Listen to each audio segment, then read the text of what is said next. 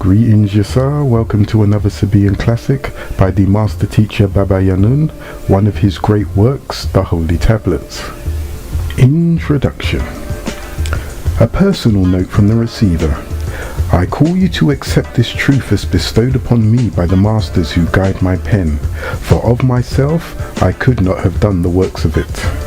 There were a host of great Nuwaubian leaders such as Dusi Ali, the Honourable Elijah Muhammad, Sheikh Al-Hajj Dawood Faisal, Clarence Jawa Smith, Clifton E. March, Noble Jura Ali, Marcus Garvey, to name a few, who have all contributed to the upliftment of the fallen and trodden over, and much abused Nuwaubian Moors. Many newsletters, books and newspapers have been written, yet the conditions of the Nuwaubians have not changed. As the saying goes, Allah does not help a people until they help themselves. It's time for you to get up and do something for yourselves. This is the scripture that is divinely inspired that will bring about a long overdue change, like the phoenix bird rising from its ashes. Up, you mighty people, come forth like Lazarus from the tomb. This tablet is food to feed the hunger and to nourish the soul, to give it strength. Rise up, stand up, be counted amongst the people of this world. This tablet will restore the savour to the salt, that you may spice the whole world, that you may taste the sweet savour, and that you may spice up the lives of all that you come in contact with. For in these tablets is no doubt. It's the true guidance that you can be sure of. But only those with an inner ear will be able to hear the voice of our Heavenly Father calling to His children to gather on the Holy Kodesh, the golden city of Wanahi, and sit at the feet of His Son, the Lamb, that has been transformed into the Lion, Tammuz, as known to many as HaMashiach, the true Messiah, when He returns, as heralded by the receipt of this most holy text, the Holy Tablets, Naya Malachi Zadok El. This holy scripture is needed. The Holy Tablets come from the ancient original tablets inscribed in cuneiform, later borrowed and in part to form what became the Torah, which became the Holy Bible, which yielded many scriptures, old as well as new, and even later the Holy Quran. This is by far the greatest of all, for it contains all they were trying to express, but couldn't because they didn't have the whole truth and all the facts. Look at the world today, when human beings and angelic beings alike no longer have an effect on the minds and souls of a people on a planet such as this one. Then Anu, who is Aliyun Aliyun El, the Most High, called by Arabs Al-Aliyu, the Most High, and its 36 number of the 99 best names of Allah, the Source, brings into being a supreme being referred to as a Zadok, or one of the Anunnaki Allahum, and endows this being an Ila Mutajasid, an avatar, with the right knowledge, right wisdom and right understanding. We are at such a time now, and the answers are to be found within the pages of the Holy Tablets, also called the Book of the Lamb. Many leaders and teachers claim to be your saviors, but all use just the same books, Bibles or Qurans, or books written thousands of years before their time, outdated information.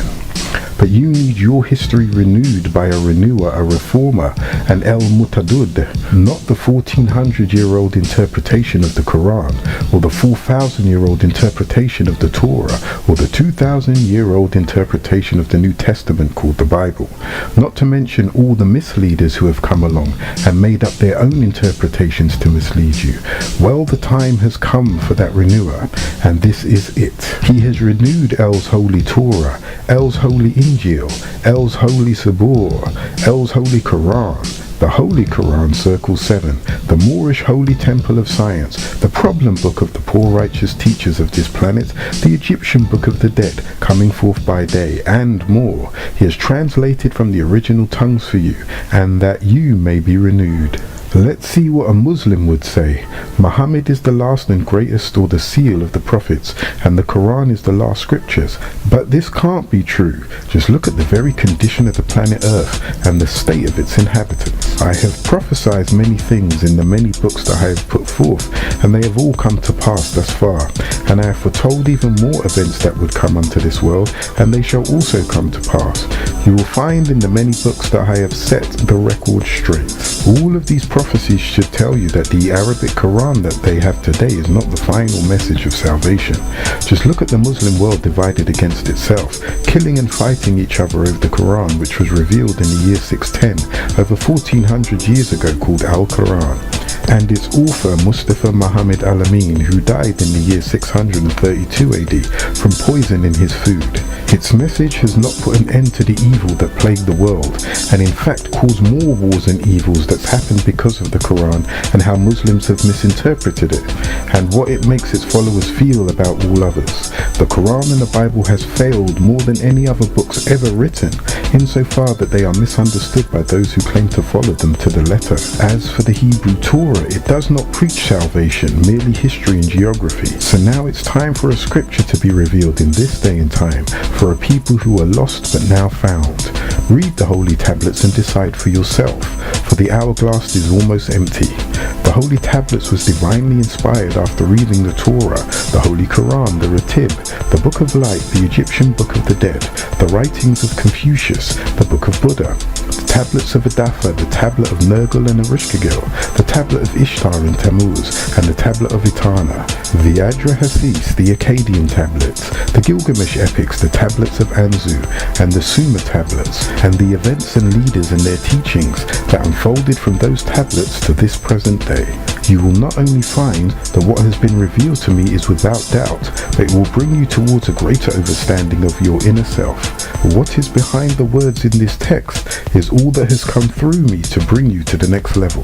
This is why I have been sent to you, in order that you receive this divine revelation, one that has never before been compiled into one text. I am one of those teachers who have come with a message for a people, so gather yourselves and know that within the confines of these pages is the right knowledge, the right wisdom, and the right understanding, which leads to sound right reasoning. Walk with me on the narrow path and take the overdue first step, and read with the intent of understanding all that has been given. For in this text there is undisputed truths, which are facts beyond any doubt. This holy tablets will not only lead you to right thinking, it will take you to the next level. It will, if understood, break the spell of ignorance, ignoring the facts, the spell of sleep, the spell of spiritual ignorance and racial blindness. Within these tablets you may find a similarity to many holy scriptures, such as the Torah, the Injil, the Zabur, the Quran, and many spiritual writings, as well as learned people whose information in these days and times are being forgotten or misused. I have read most of what has been recorded on this planet. Find the truths of their message is necessary for the people on the earth to get a full and complete understanding of the truth. It's no coincidence that these tablets are laced with these messages, for truth is truth, and the Uwupu surpasses their teachers' interpretations. This scripture is a holy scripture, divinely inspired from the spirits who incarnate in the form of prophets, apostles, and sires, who have spoken to my heart and activated my mind to bring you this final revelation. Within its covers you will find guidance from this to the next world and on. My child, in this world you must understand that the most authentic and safe means of achieving purity of the soul and contentment of the heart is to devote your tongue to the remembrance of the All. To know the All is to ponder over the significance of your growth as an individual, and to accustom yourself to the absorption of facts in your mind and heart in perfect faith and awareness. The Holy Tablets affirms that you are all in the All, and the All is a part of you. And know this holy tablets that is divinely inspired is to prepare the way for the end. The best course to achieve this end is that you should recite the words within the confines of these pages with zeal and fervor, and develop the habit to study regularly. Study also with devotion and concentration the teachings of our great teachers. This is how it was revealed to me, and this is how I give it unto you. Chapter 1. The Creation. Begin all acts and thinking by using El Kalum, the All. Tablet 1. The Epic of Creation and Before. 19 times 6 equals 114. Hello, my children, allow me to speak with you, for it is that time again, every 25,000 years for the renewal of your way of life, Nuwupu. Let me speak with you of the beginnings of life before and after the knowledge bestowed upon you of your very own creation, and making of this planet that you call Earth, and many other planets of which you have no knowledge of. Your soul, that is the emotional you, is about to embark on a journey through time and space within existence, through a time not yet encountered by the behemoth, the human beast, and the humming beings, and the children of the Allahum. The humming being of Hu, creative force of will, and Mim, also Mami, meaning the deity of birth, which is another name for Mother Ninti, who gave birth to the mortals. The human beings of Hu, the creative force of will, and Main from the Latin spirits of the dead. Within the confines of this holy tablet you shall embark on such knowledge which has never been made so clear before this for you by any. Let me start by telling you about the beings that existed trillions of Earth years ago, before the Precambrian period. Before you, human beings were created in physical form upon the planet Tiamat, now called Earth from the word Iridu. There existed supreme beings of green light, ethereal and sub-supreme beings of the impure amber light, fire. You cannot fully comprehend their beginnings because their time zone is much greater than you and your ability to comprehend at this point. Yet this very tablet which you are holding in your hand will open your eyes to their time zones that are in and beyond space. These supreme beings, called the Anunnaki or Natiru, whose way of life was called Nuwarpu, were endowed by El Kulum the All with a superior overstanding of 720 degrees in all, 360 degrees of spiritual or ethereal state, the circle, and 360 degrees of physical material state, the square. Glory be to the one appointed, who is called in tones Anu, and on earth El Elo, known to many by different titles, and the best of which is known to you as Ansars is Allah, in which he is 360 degrees of the physical world, and the light of this heaven and earth, in which he is also.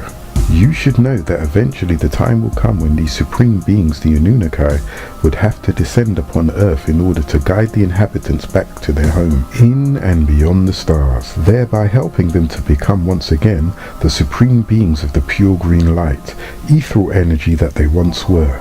But first one must be sent to prepare a way, and that one is myself. And so it was, for once Hummims became rulers of the planet Earth, you gradually forgot that your purpose in life was to gain your way back towards the sustainer, which would be the token home, but instead you became engrossed in your own desires. While in pursuit of physical gratification and material gain, Hummims forgot the purity with which they were formed. As a result, you have strayed from the original ways of the universe and the spiritual path that led you to your true destiny, universal right knowledge, right wisdom, and the right overstanding, on to sound right reasoning called Nuwarpu. Nuwarpu informs you that there were three creations: original or primary creation, primus, from premise first. Before the lightest atom, hydrogen, energies existed as a form of energy existing in the form of gases. 9 levels of them, from quarks to biops to zeals, referred to as subatomic energy. Before weight or the sum of any weights, registering as nothingness, yet existing being lighter than the first form of existence, hydrogen. Secondary or evolutionary creation, the evolving of existence from density to matter to atoms to cells to organisms to bodies. And tertiary, tertius, from tertus third or ghostational creation, the breath of life, the living soul, the existing conscious being. Primary creation was performed by the 9 ether beings, simply etherans, whose science is Nuwarpu. 9 ether represents birth, conception in a 9, and birth or sum total of numbers. There are no numbers actually higher than 9. Nuwarpu means to convey a message that results in sound right reasoning, so there must be a conveyor and a listener of the message. The message is life, the conveyor is existence.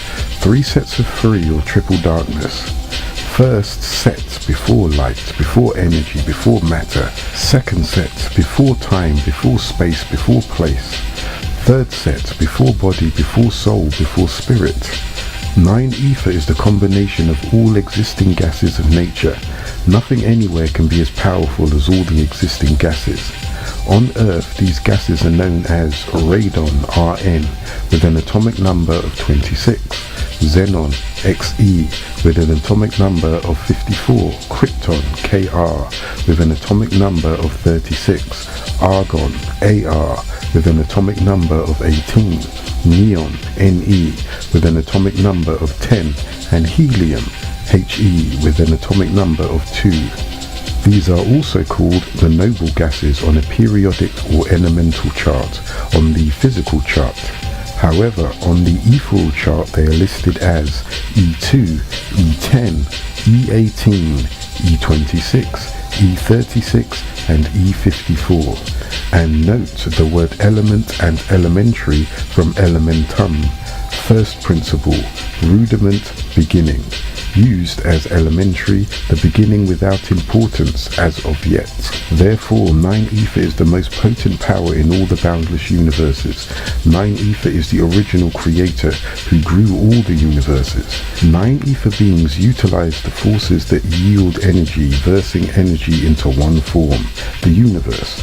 Uni meaning uni, from unus, one, and verse meaning verta, to turn a spiral, spiraling outward from a single point.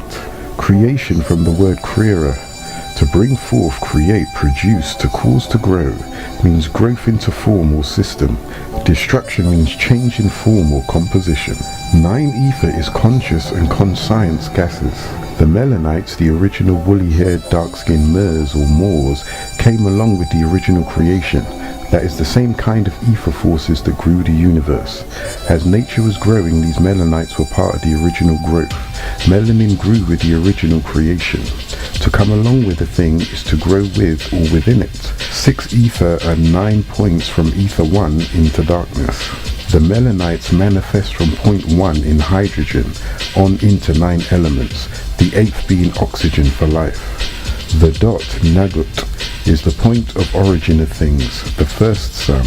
Therefore, the Melanites and their evolutionary descendants are the personification of the original creative forces, who, 7 in all. As the 7 species of Riskians, you have 7 species of Melanites or Nuwarpians, called Negroids. And you have 3 species of Mongoloids and 2 species of Caucasoid, all growing out of the original Nuwarpians. Simply, these Melanites created the universes in their etheric form. 9 ether then personified themselves as flesh and blood beings. They became human beings from atoms to atom. There are 2 kinds of ether, 9 ether and 6 ether in human form. 9 ether Negroid produce 6 ether Caucasoid, and 6 ether produce ghost, death. Not to be mistaken with the ethers of hair that range from 6, 7, 8 and 9 in hair texture, from flat to hollow to round. 9 ether will become 6 ether through time and age, die. 6 ether becomes ghost through time and age. 6 ether albino is 9 ether Nuwarpians in death, and ghost is the death of 6 ether. After the death of 6 ether, 9 ether resurrects again. 6 ether is the moon and 9 ether is the sun. Hence 6 ether is adverse to 9 ether, just as death is adverse to life. All this takes place within the all. It was then that the true force of the universe personified those supreme beings, the original Melanites, dark-skinned woolly-haired Moors, personified by both sound and electric energy.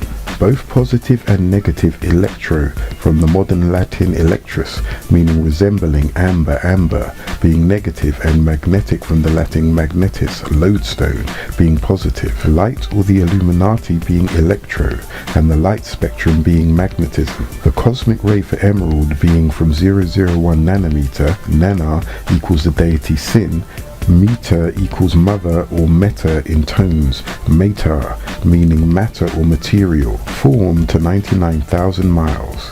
Nanometer is the modern term used, preferred over angstrom, used in measuring visible light. 1 nanometer is 10 to the 9 1/billionth of a meter and is equal to 1 angstrom, being a unit of length equal to 100th millionth of a centimeter, used especially to specify radiation wavelengths. After Anders Jonas Angstrom, a Swedish astronomer and physicist, light is defined by wavelengths, which is the measure of the distance from one peak or top of a wave of light or energy to another. Cosmic rays being the shortest and the longest being electric power. Between the two are gamma rays, which is electronic radiation sent from radioactive decay, ranging from 10,000 to 10 million electron volts. X-rays, which is a relatively high energy photon or amount of electronic energy used for penetration power. Also ultraviolet light rays, which are a range of invisible radiation ranging from 4 nanometers to 380 nanometers, just beyond the color violet in the visible spectrum. Infrared light rays, a range of invisible radiation bordering along microwaves about 750 nanometers. Microwaves, a high frequency electromagnetic wave measuring 1 millimeter to 1 meter in length. Television waves, the transferring of visual images and sound using electromagnetic waves with the reconversion of received waves into visual images. Radio waves are wireless transmissions through space with a frequency of 10 kilohertz to 300,000 megahertz. And electric power, coming from the reaction of attraction and repulsion of unalike and alike proton and electrons. Television waves and radio waves are also forms of light laser. There is also the visible spectrum, which runs from 400 nanometers to 700 nanometers in wavelength. Nanometers being 1 billionth of a meter, from the word nana, the Sumerian deity Sin, and meter from the Greek metron, meaning measure, with all light flowing through a prism or a medium that represents whatever is seen through it, used to separate white light coming from the Latin prisma, from the Greek prisma, things sawed off, prism, from prane, prisine, to saw. The light becomes 6 colors: yellow, blue, red, green, orange, and purple. Light in its spheric form is at its atomic level. When you see full spectrum light in physical state, it manifests as blackness. That is, all light and color combined are blackness, and the manifestation of the solid form of light is melanin. Thus they manifested from the great circle and throne of wisdom to this meager place. This is how the events of creation and pre-creation were recorded, when life existed in and beyond the stars. The all is, was, and will be, felt with love, a divine love that is unknown or felt by those disagreeable beings, and thus emotions were. At the first birth of emotions was the birth of motion. Things gradually began to move about, and it was then that movement and motion were conceived out of triple darkness, for the light birthed the chaos. Thus the motion to create did manifest in existence, and all that exists within the all. Thus things became what they were to become known as, before they existed, or what they would exist as. This is true caring. If you say you love Anu, then why do you not have faith in Anu, who is also known as El Elo, who is called in rhythm Allah by the Muslims, meaning ones who are of peace? Be on your guard, for they have been invaded by the disagreeable one's children as well. Anu is also called Yahweh by the Hebrews, Theos by the Christians, and God by many others. He was appointed by the All as your caretaker. Anu appointed one of the Yahwehans called Tammuz, son of Ishtar or Inanna, daughter of Nana Sin, also called Isis or Aset, also called Astarte, Astaroth, the Phygrian Sibyl, and Kali. This Tammuz was also called in tones Horus, Theos, Yeshua, Isa, Jesus, Christos, a son of the Muzi, who is also called Osiris, Usir, Dion, Eushidist, and Eli, and the Abba of Tammuz, or Obatala, the Heavenly Father, son of the Heavenly One Anu. Thus it is said of Tammuz, then the Enoshites began to call upon the name of Yahweh. If you say you have faith by way of him, who is your caretaker Anu, who appointed Yeshua HaMashiach, called Isa, Jesus, and Tammuz, then I ask you, why do you not trust him? For it is Anu, also called El, that is trustworthy. If you say you love him, why do you not strive towards him? And if you say you are sensible, then why do you not tremble at the mention of Anu? Surely it is Anu who has been appointed your caretaker, and has appointed the anointed one, a Yahuwah called Tammuz, from which the door at the gate of Yahuwah, the women of that house wept for Tammuz. This is merely one of the many houses of Yahuwah. This is recorded in the scripture of Ezekiel, 8th degree, the 14th verse. This appointment of Anu was done by the All, within the All, for as Anu became who he is, it had to be in accordance with the will of all, and the appointment of the anointer was done by Anu, both being Yahwehans in the All. It is he, Anu, who has transformed from Ether into a flesh-embodied being, and then returns at will to Ether. He was an appointed El Elo Allah, who saw the confusion which was caused by the fusion of emotions. The collision of emotions in this solar system came into being as time passed. It became known emotionally as that which is the right to do and that which is the wrong to do. Those who agree and those who disagree. The act that is good and the act that is evil. Thus, the birth of will is the beginning of confusion. Confusion arose, and this somberness, a dull feeling, was felt in his, Anu's heart. Out of divine love and great concern, with compassion and caring, he began to call out and ordered all the blessed and chosen children of the All, the Ephrains, who incarnated into the form of the Anunnaki, which is known to many as Allahum or Natiru, as known to the ancient Egyptians. He ordered them to incarnate in his spirit, with the responsibilities for this now desolate solar system. It was here that life of all kinds and spiritual beings lived and thrived.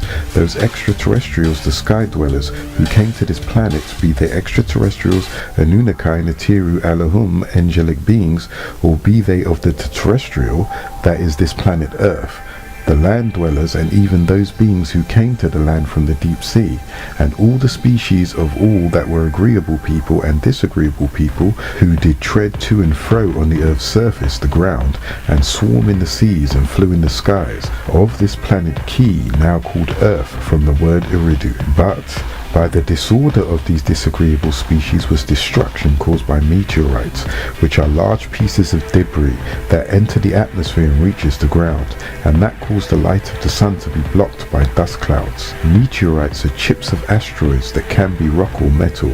The daylight had gone where pure light once was, and no light reigned.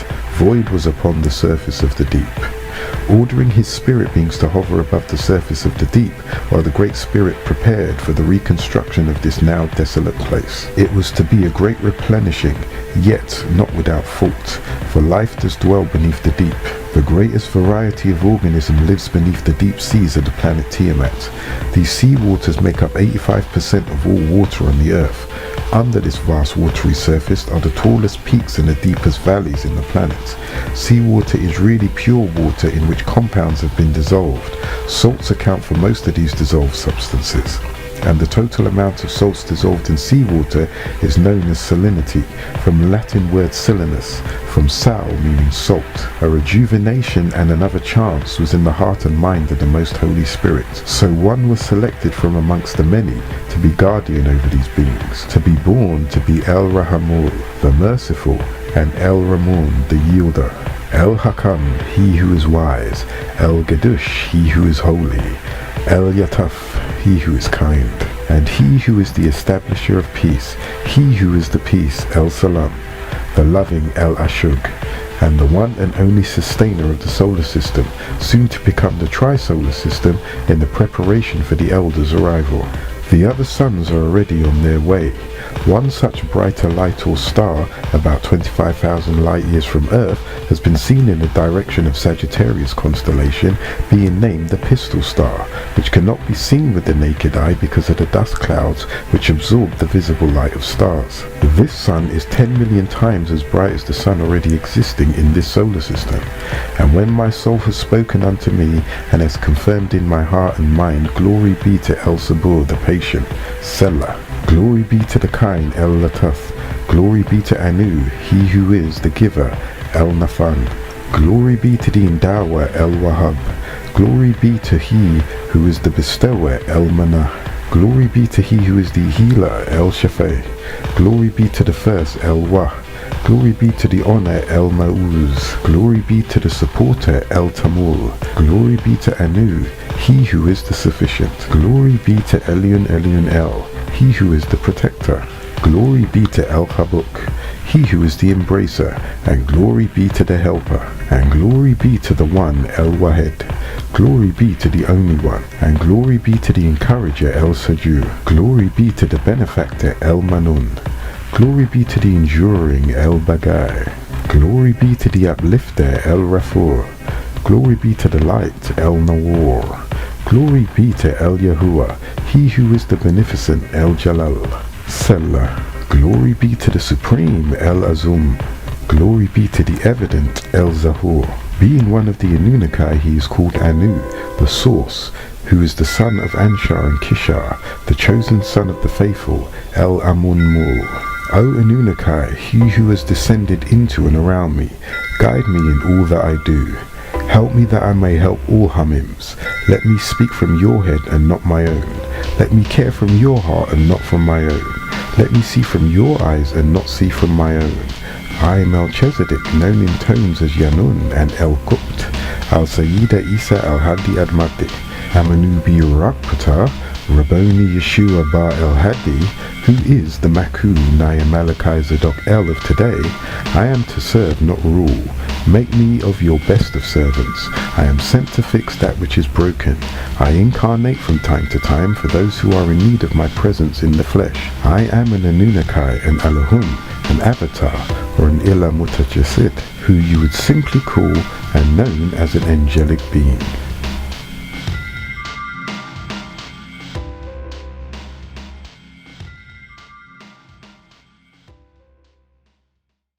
Chapter 1, The Creation. Begin all acts and thinking by using El-Kalum, the All. Tablet 10, The Replenishing of Tiamat. 19 times 1 equals 19. Lo, now when the time had come for this marvelous replenishing of this desolate place known as Tiamat to begin, the Anunnaki Elohim, also called angelic beings, reconstructed 2 places under the command and rule of the selected one, El-Malak, he who ruled from the heavens, being called the light of the heavens and earth, to whom there were no partners. El-Elo, who is also Anu, first commanded the Anunnaki to reconstruct the 2 places, the firmaments. Up there in the firmaments, which is the asteroid belt in the skies, which is between the lower planets and the outer planets where the water is, and the planet Tiamat, Earth, is one of the lower planets, because Tiamat, the planet Earth, had become empty and desolate.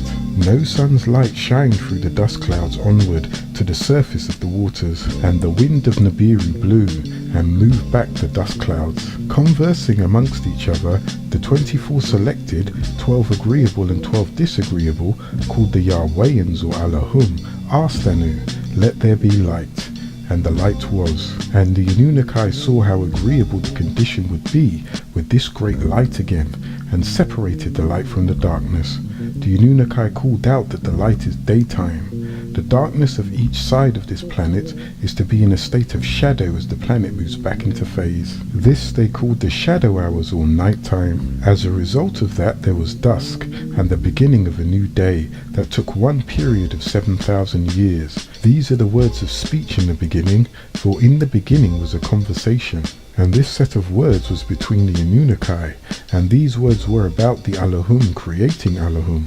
This is how it was in the very beginning of this new cycle. By way of these Anunnaki, all the new things were made. Thus, there was not anything that was made or reconstructed that was not made by them under the command of Anu.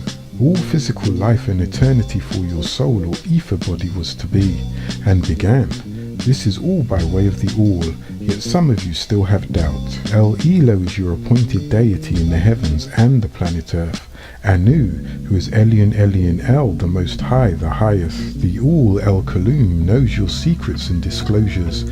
El-Kalum knows what you will earn and lose, as your body knows your every thought and move. The prayer. This is what they taught of prayer. You pray in your distress and you pray in your need, that you might pray also in the fullness of your joy and in your days of abundance. For what is prayer but the expression of yourself into the living ether? And if it is for your comfort to pour your darkness into space, it is also for your delight to pour forth the drawing of your heart. And if you cannot but weep when your soul summons you unto prayer, she should spur you again and yet again through weeping, until you shall come laughing. When you pray, you rise to meet in the air those who are praying at that very hour, and whom save in prayer you may not meet. Therefore, let your visit to the masjid be invisible for naught but ecstasy and sweet communication. For if you should enter the masjid for no other purpose than asking, you shall not receive. And if you should enter into it to humble yourself, you shall not be lifted. Or even if you should enter into it to beg for the good of others, you shall not be heard. It is enough that you enter the temple invisible. I cannot teach you how to pray in words. Listen to the messages of Anu from the Elohim to your words, save when he himself utters them through your lips. And I cannot teach you the prayer of Yam, meaning the seas and the forest and the mountains. But you who are born of the mountains and the forest and the Yam can find their prayer in which are thine in today's, which are thine also. We cannot ask you for aught, for thou knowest our needs before they are born in us. You are our need, and in giving us more of thyself, thou givest us all. But those who know, pray this prayer. Our Heavenly Father, for you are of the all, and you are in the all, and all is in you. Your head of the 300 Agigi of those Anunnaki who are still in the skies, O most holy. Your name is found amongst the holy ones, the Anunnaki of the heavens, for you were to name all the things that were brought into existence. Blessed is your name, O most holy. Your name is found amongst the holy ones, the Anunnaki of the heavens, for you were to name all the things that were brought into existence. Blessed is your name. Nothing and no one can give you a name, for your name is of the all. You have been appointed Anu. O Anu, your kingdom will come, and what you will and ask of us will be done, on earth Tiamat, just as things are done in the heavenly skies amongst the Anunnaki. We ask you to please give us the breath of life each day where we raise, and we will procreate as you wish, and forgive us if we disagree, as we forgive those who disagree with us, and protect us from the evil ones and their temptations. For you are the ruler of all kingdoms, and all power is yours, and the glory forever and ever. And we know you have appointed one of the Yahwehans, your own grandson Adonai Tammuz, as our shepherd. And we have all we need, as you and the Anunnaki declare. Verily we have given you all the abundance, so pray unto your sustainer and offer. Verily your enemy shall be the one cut off. His seed will be cut off after 6,000 years from the most holy day. He let us rest in the outer fields of green grass, and leads us to quiet pools of fresh water. He gives us new strength. He guides us in the right path as he has promised. Even if we go through the deepest fears of death, we will not be afraid, because we know that you are with us. Your flail's rod and your was protect us from disagreeableness. You prepare a table for us, where all our enemies can see you welcome us as an honored guest upon your ship, and fill our cups to the brim. We know that your goodness and love shall be with us all of our lives, and your house will be our house as long as we exist. Tablet 11, the firmaments, 19 times 3 equals 57. Lo, now the selected 24 Anunnaki Elohim, of which there were 12 agreeable and 12 disagreeable, commanded the firmament, which is the asteroid belt, to be in the middle of this solar system, between Mumu Mercury, Lahamu Venus, Tiamat Earth, and Lahmu Mars, and Kishar Jupiter, Anshar Saturn, Anu Uranus, and Ea Neptune, the two sets of planets with water in the heavens above and the heavens below, so that it would separate the water on the planet Earth, which is below, from the water on the other planets above and the clouds. And the Anunnaki made an arch firmament, an asteroid belt in the sky, as a necklace to be donned visible, which is above in the planet's atmospheres, and separated the two waters, one which was beneath the beaten out firmament, Mumu Mercury, Lahamu Venus, Tiamat Earth, and Lahmu Mars, from the other which was above, Kishar Jupiter, Anshar Saturn, Anu Uranus, and Ea Neptune. And this happened. The Anunnaki named the firmament skies, and the dust period and the new second day of 7,000 years was over, and the 24 selected elders, one for each hour of one earth day. The Anunnaki sat in a circle and said amongst each other, the waters beneath the skies are to be brought together as one mass, as oceans, rivers, streams, and lakes, and let the dry land be seen.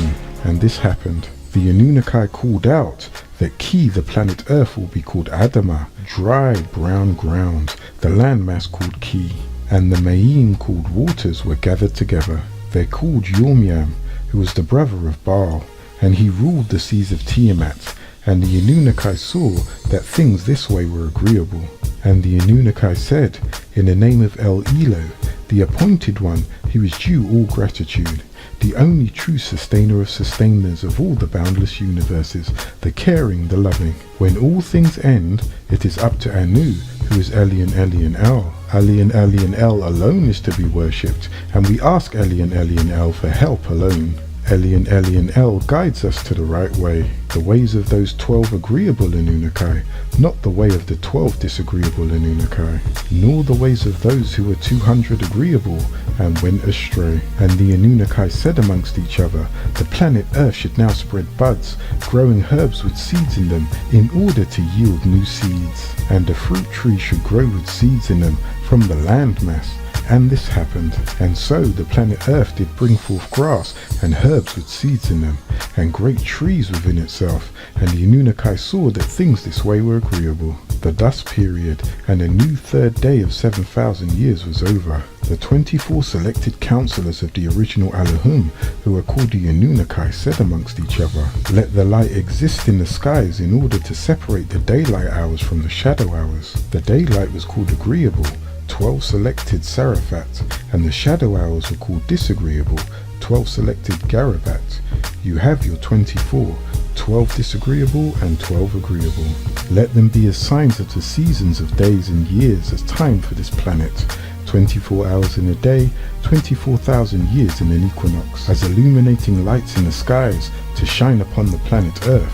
And this happened. The Anunnaki caused the older and brighter light to be seen in the sky in order to overpower the daytime. The symbol of the agreeable was the star, as a great surface for life, the sun, to shine ever so brightly from the pure darkness, the very first state before light, to make things seen. The younger light of the lesser brightness has to be seen through the shadow hours. The symbol of the disagreeable was the crescent moon, which was ruled by the sun. They also made many outer suns as stars visible, and the Anunnaki made them appear in the skies in order to shed light on the planet Earth. This was to overpower the day in the shadow hours called night, and to separate daylight from shadow hours. The Anunnaki saw that things this way were agreeable, and the dust period of the new fourth day of 7,000 years was over.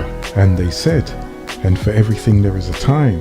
Everything that will happen in this new world will happen on time.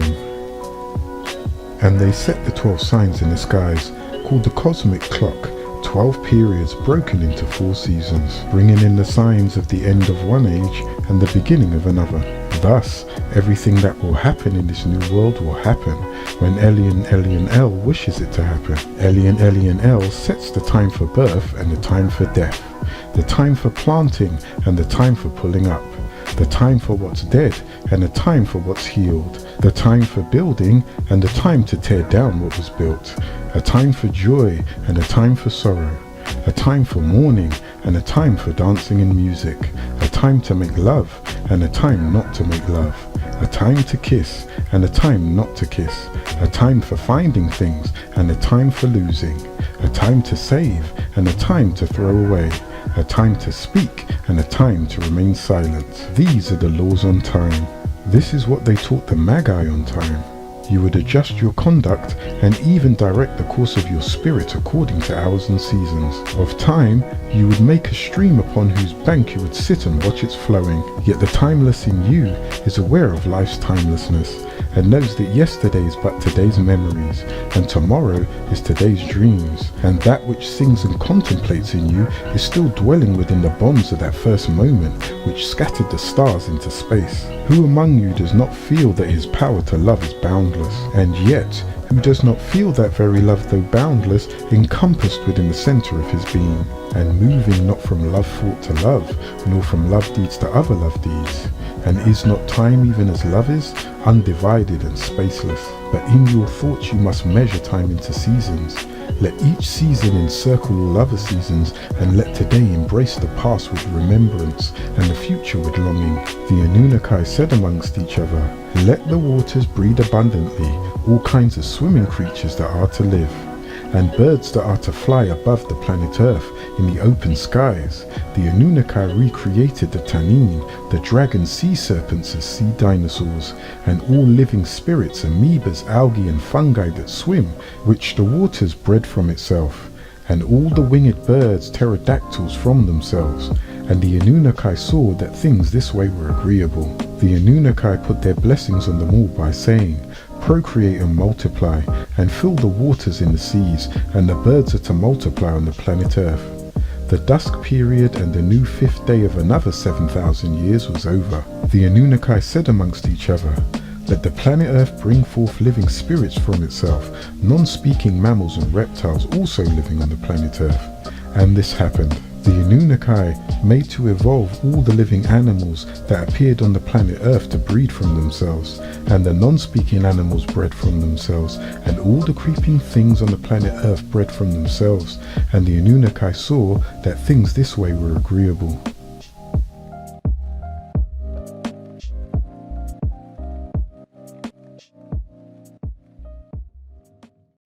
Chapter 1, The Creation. Begin all acts and thinking by using El Kalum the All. Tablet 14. In our image and after our likeness. 19 times 6 equals 114. Lo, and we had mercy upon your kind.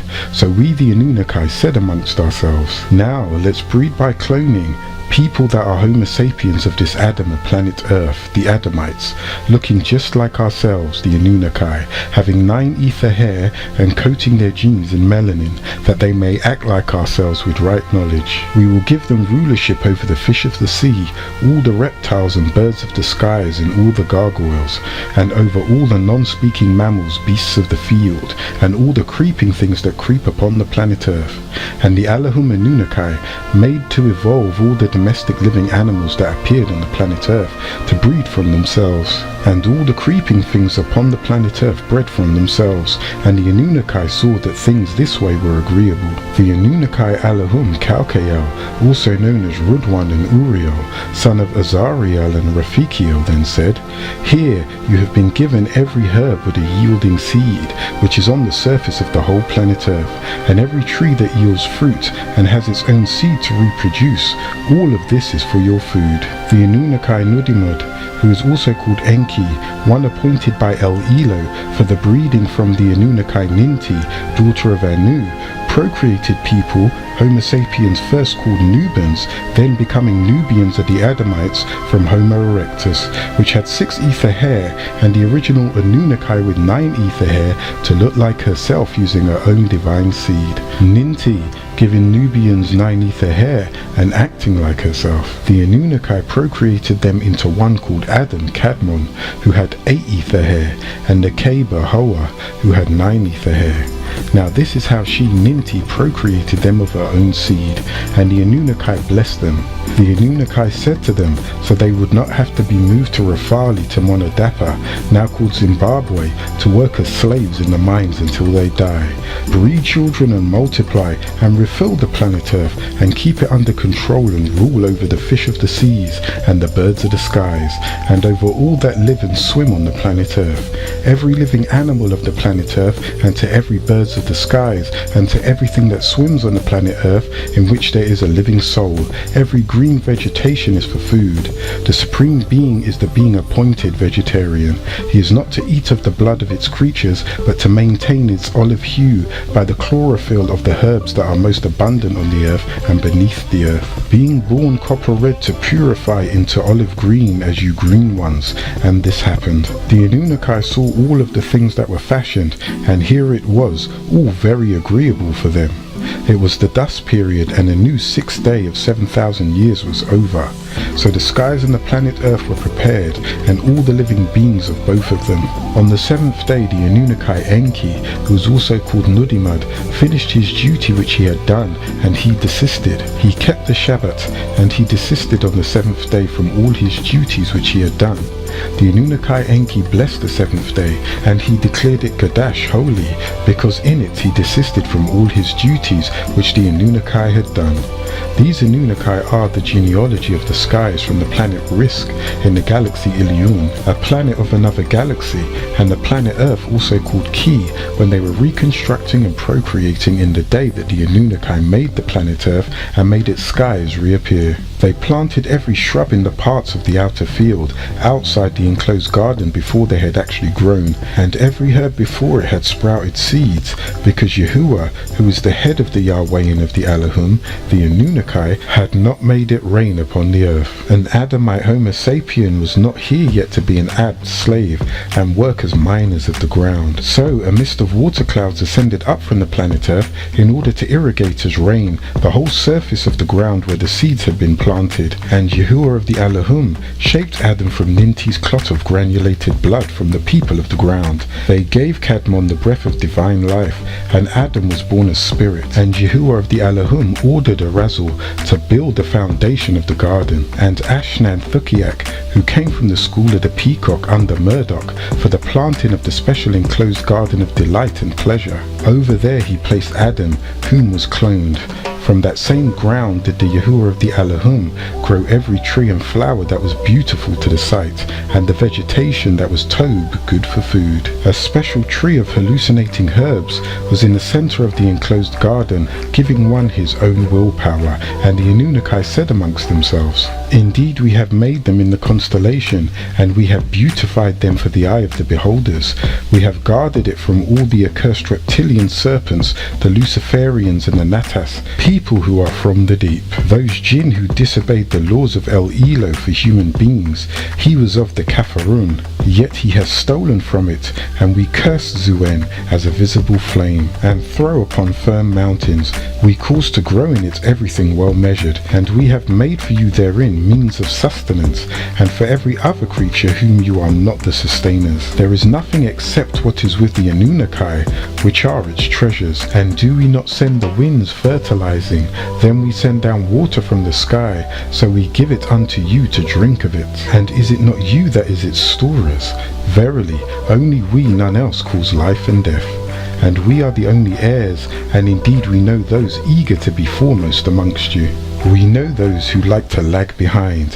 Verily El Elo your Rab, who is the sustainer, he will gather them together. Verily he is El Hakam, or the wise one El Alam, or the one who knows. And indeed we the Anunnaki created Enoshites of black mud, fashioned and shaped. The jinns we created long before Adam, of fire, of Samum or Summon, from which the name Samael, son of Shakar, comes from.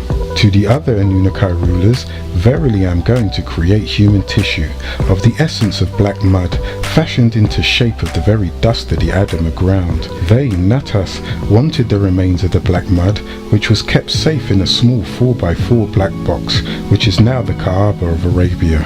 It is the Anunnaki who assigned you a period of time to live on earth, created all of you from clay, then only by you. You still harbor suspicions, and its termination is known. So when I have completed him, and have breathed into him of my own soul, then all of you are to fall down and prostrate before him.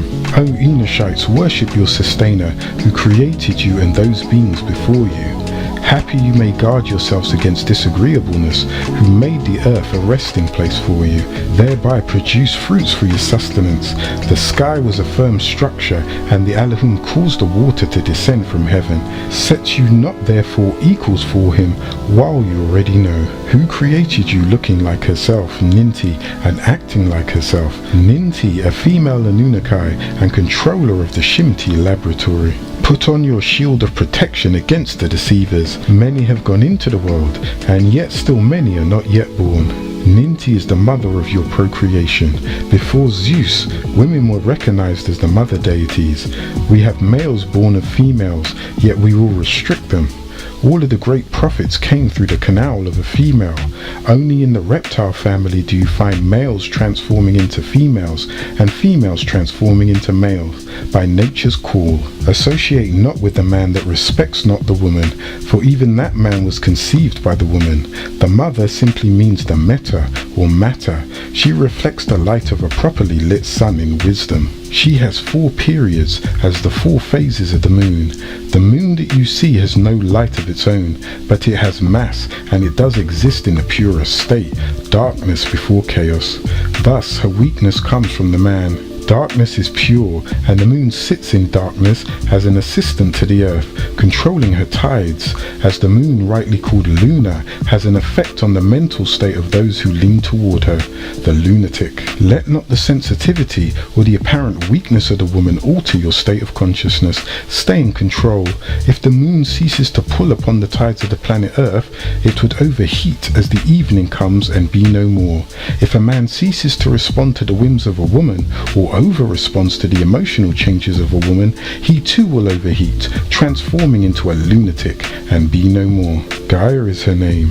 She has been worshipped by many names, be they agreeable or disagreeable, as Bunbulma, Buto, Aegisit, Aditi, Hina, Chalkaliku, Atta, Maat, Nikea, Sibtu, Amaterasu, Asit, Attis, Amphitrite, Ait, Attis, Andata, Arainrid, Arena, Kali, Artemis, Artoi, Assessia, Adunia, Yemia, Arzit, Asherah, Asiak, Badbekatha, Athena, Atagan, Ujal, all mother deities in many tongues and places. This is how it was recorded, and this is how it will be.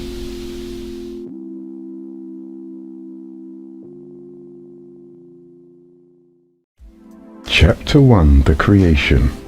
Begin all acts and thinking by using Al-Kalum, the All. Tablet 2. The Beginning. 19 times 6 equals 114. Lo, in the very beginning was the Word. Existence was this Word, and creation came afterwards. Nothing would exist if Anu, Elion, Elion, El didn't create it. In order for Anu to create it, he must have existed. If the Christians say that God is the creator of all things, or the Hebrews say that Yahweh is the creator of everything, or the Muslims say that Allah created everything, then Yahweh, Allah, or God must have existed. So there's existence before creation. Nothing was created except by way of Allahu Akbar. He, Allah, who originally was known as Anu, and An was and is and will be the intellect. Intellect, intellectual, lecture, the speaker of the word that existed in the beginning, or simply where things began from hydrogen, on through the elements. Overstanding these points, where things sum up to something and existence predates creation as darkness predates light, as ether before the lightest hydrogen is weighed to have a sum, and from ether on into triple darkness, the root of all thinking. That is 1. The state of quirks, the first degree of darkness, the first degree of nothingness. 2. Biaps, the second degree of darkness, and 3. Zeals, the third degree of darkness. The weight or the sum of things, or of a thing pre-weight nothingness, yet exists. Knowing these truths is called right knowledge, right wisdom, and right understanding. He was not always the green solar light, but created himself into a green light to be witnessed of his creation as El Elo. El Rab, sustainer of glory, illuminating the green light of Makael from himself to rule Malakut. So the green essence of presence was necessary for identity, and that identity was ruler. El Malak, which is the third point in existence and the third attribute of Allah. 1. El Rahman. 2. El Rahamal. 3. El Malak Mikael Murdoch, being the highest of all the rabbis of the Anunnaki. The Allahum of the crystal essence, which is the splendor of beauty. Light is a manifestation of energy detectable, not speculated, but calculated. So Anu manifested himself, the unform in form, to be detectable and logged in what's called time and space. And that energy began as a light, a color in light, which is the presence of a sun. And the color green is growth, as in life through herbs, vegetation and trees of the land, and algae of the seas. The color green is conceived between the blue sea's water and the color yellow sun rays, the fourth color of the prism, the fourth point in growth or creation, the mental plane. The crystal essence became divided in 2 parts.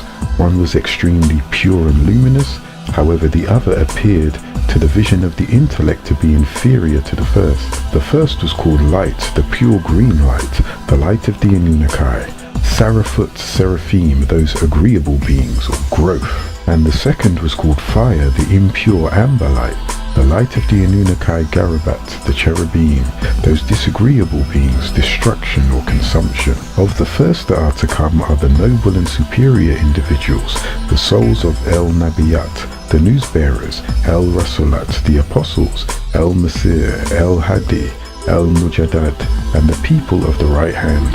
All agreeable things are created from the green light of the benevolent beings, concealed. The Anunnaki Yahwehan, simply called Yah, Sarafat, and did manifest as green, but in time, as iron replaced the magnesium molecule in the blood, the pure melanin was lost. Thus from green to rust your color did become. Of the second, the fire, was created the malevolent beings, reveal the Illuminati, which are the jinns, jinni, the disagreeable Anunnaki, the disagreeable Yahwehan, simply called Way, those who are Garobat, a race of disagreeable Anunnaki who were created before Kadmon Zakar. These are the followers of Tarnash of Shakar, the Luciferian. 1/3 of these beings from Ilion were cast from their home in the 19th galaxy Ilion, where the Akasha records of agreeable acts are kept, as opposed to Sejin, where the Azaret records of all disagreeable acts are kept. To make a new home in the Orion star constellation, the disagreeable ones made their homes in Betelgeuse, Rigel, and Bellatrix. The cycles. The first cycle was a dot in the universe, then that dot became a line. The line became a wall. The wall became a square. The first dot split like a daughter cell into two. The second dot formed a circle by completing one cycle around itself. No one knows save itself where the circle begins and ends. Then it began to spin, to form an orb, and thus 360 degrees of square and 360 degrees of circle. The circle was turned inside out and placed within the confines of the square. This was accomplished by first dividing the circle into 4 parts. Geometry was created and dimensions were formed. Geo, Chi, and Metri, measure. The square that you know on this plane is not the same as its counterparts on the spiritual plane and the plane of force. These planes are not perceived by the ordinary human eye. The energy which was confined in the square tried to escape. It pushed upward and outward and downward. This constant friction created heat to the degree that the square could no longer withstand, and an explosion of enormous force occurred. This event had not yet been manifested on the physical plane as the birth of the universe, the formation of stars, galaxies, and planets on the physical side. When energy beings manifest atoms, they make up atoms, which then become compounds and elements, as opposed to physical beings, atoms, who manifest and make up cells, which become organisms and bodies. When the Anunnaki Elohim of 360 degrees splits into 2 beings of 180 degrees each, meaning the disagreeable is on the outside. If the male child is agreeable, the female twin counterpart is disagreeable. If the female is agreeable, the male twin or counterpart is disagreeable. The one must conquer the other to become agreeable or to become a child of light, imperfection, that was clicked on in the darkness of perfection. In this way was the disagreeable being created, calling them twins. Every person born was a twin. One defeated the other, and that is how each of you were born. This is called the concept of survival of the fittest. The concept of survival of the fittest begins from the very moment sperm is ejaculated into the vaginal canal.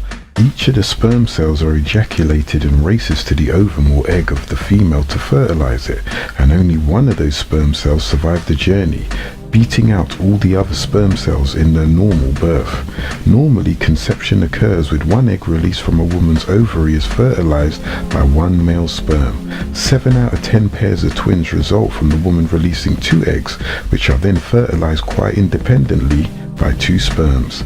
Fraternal twins.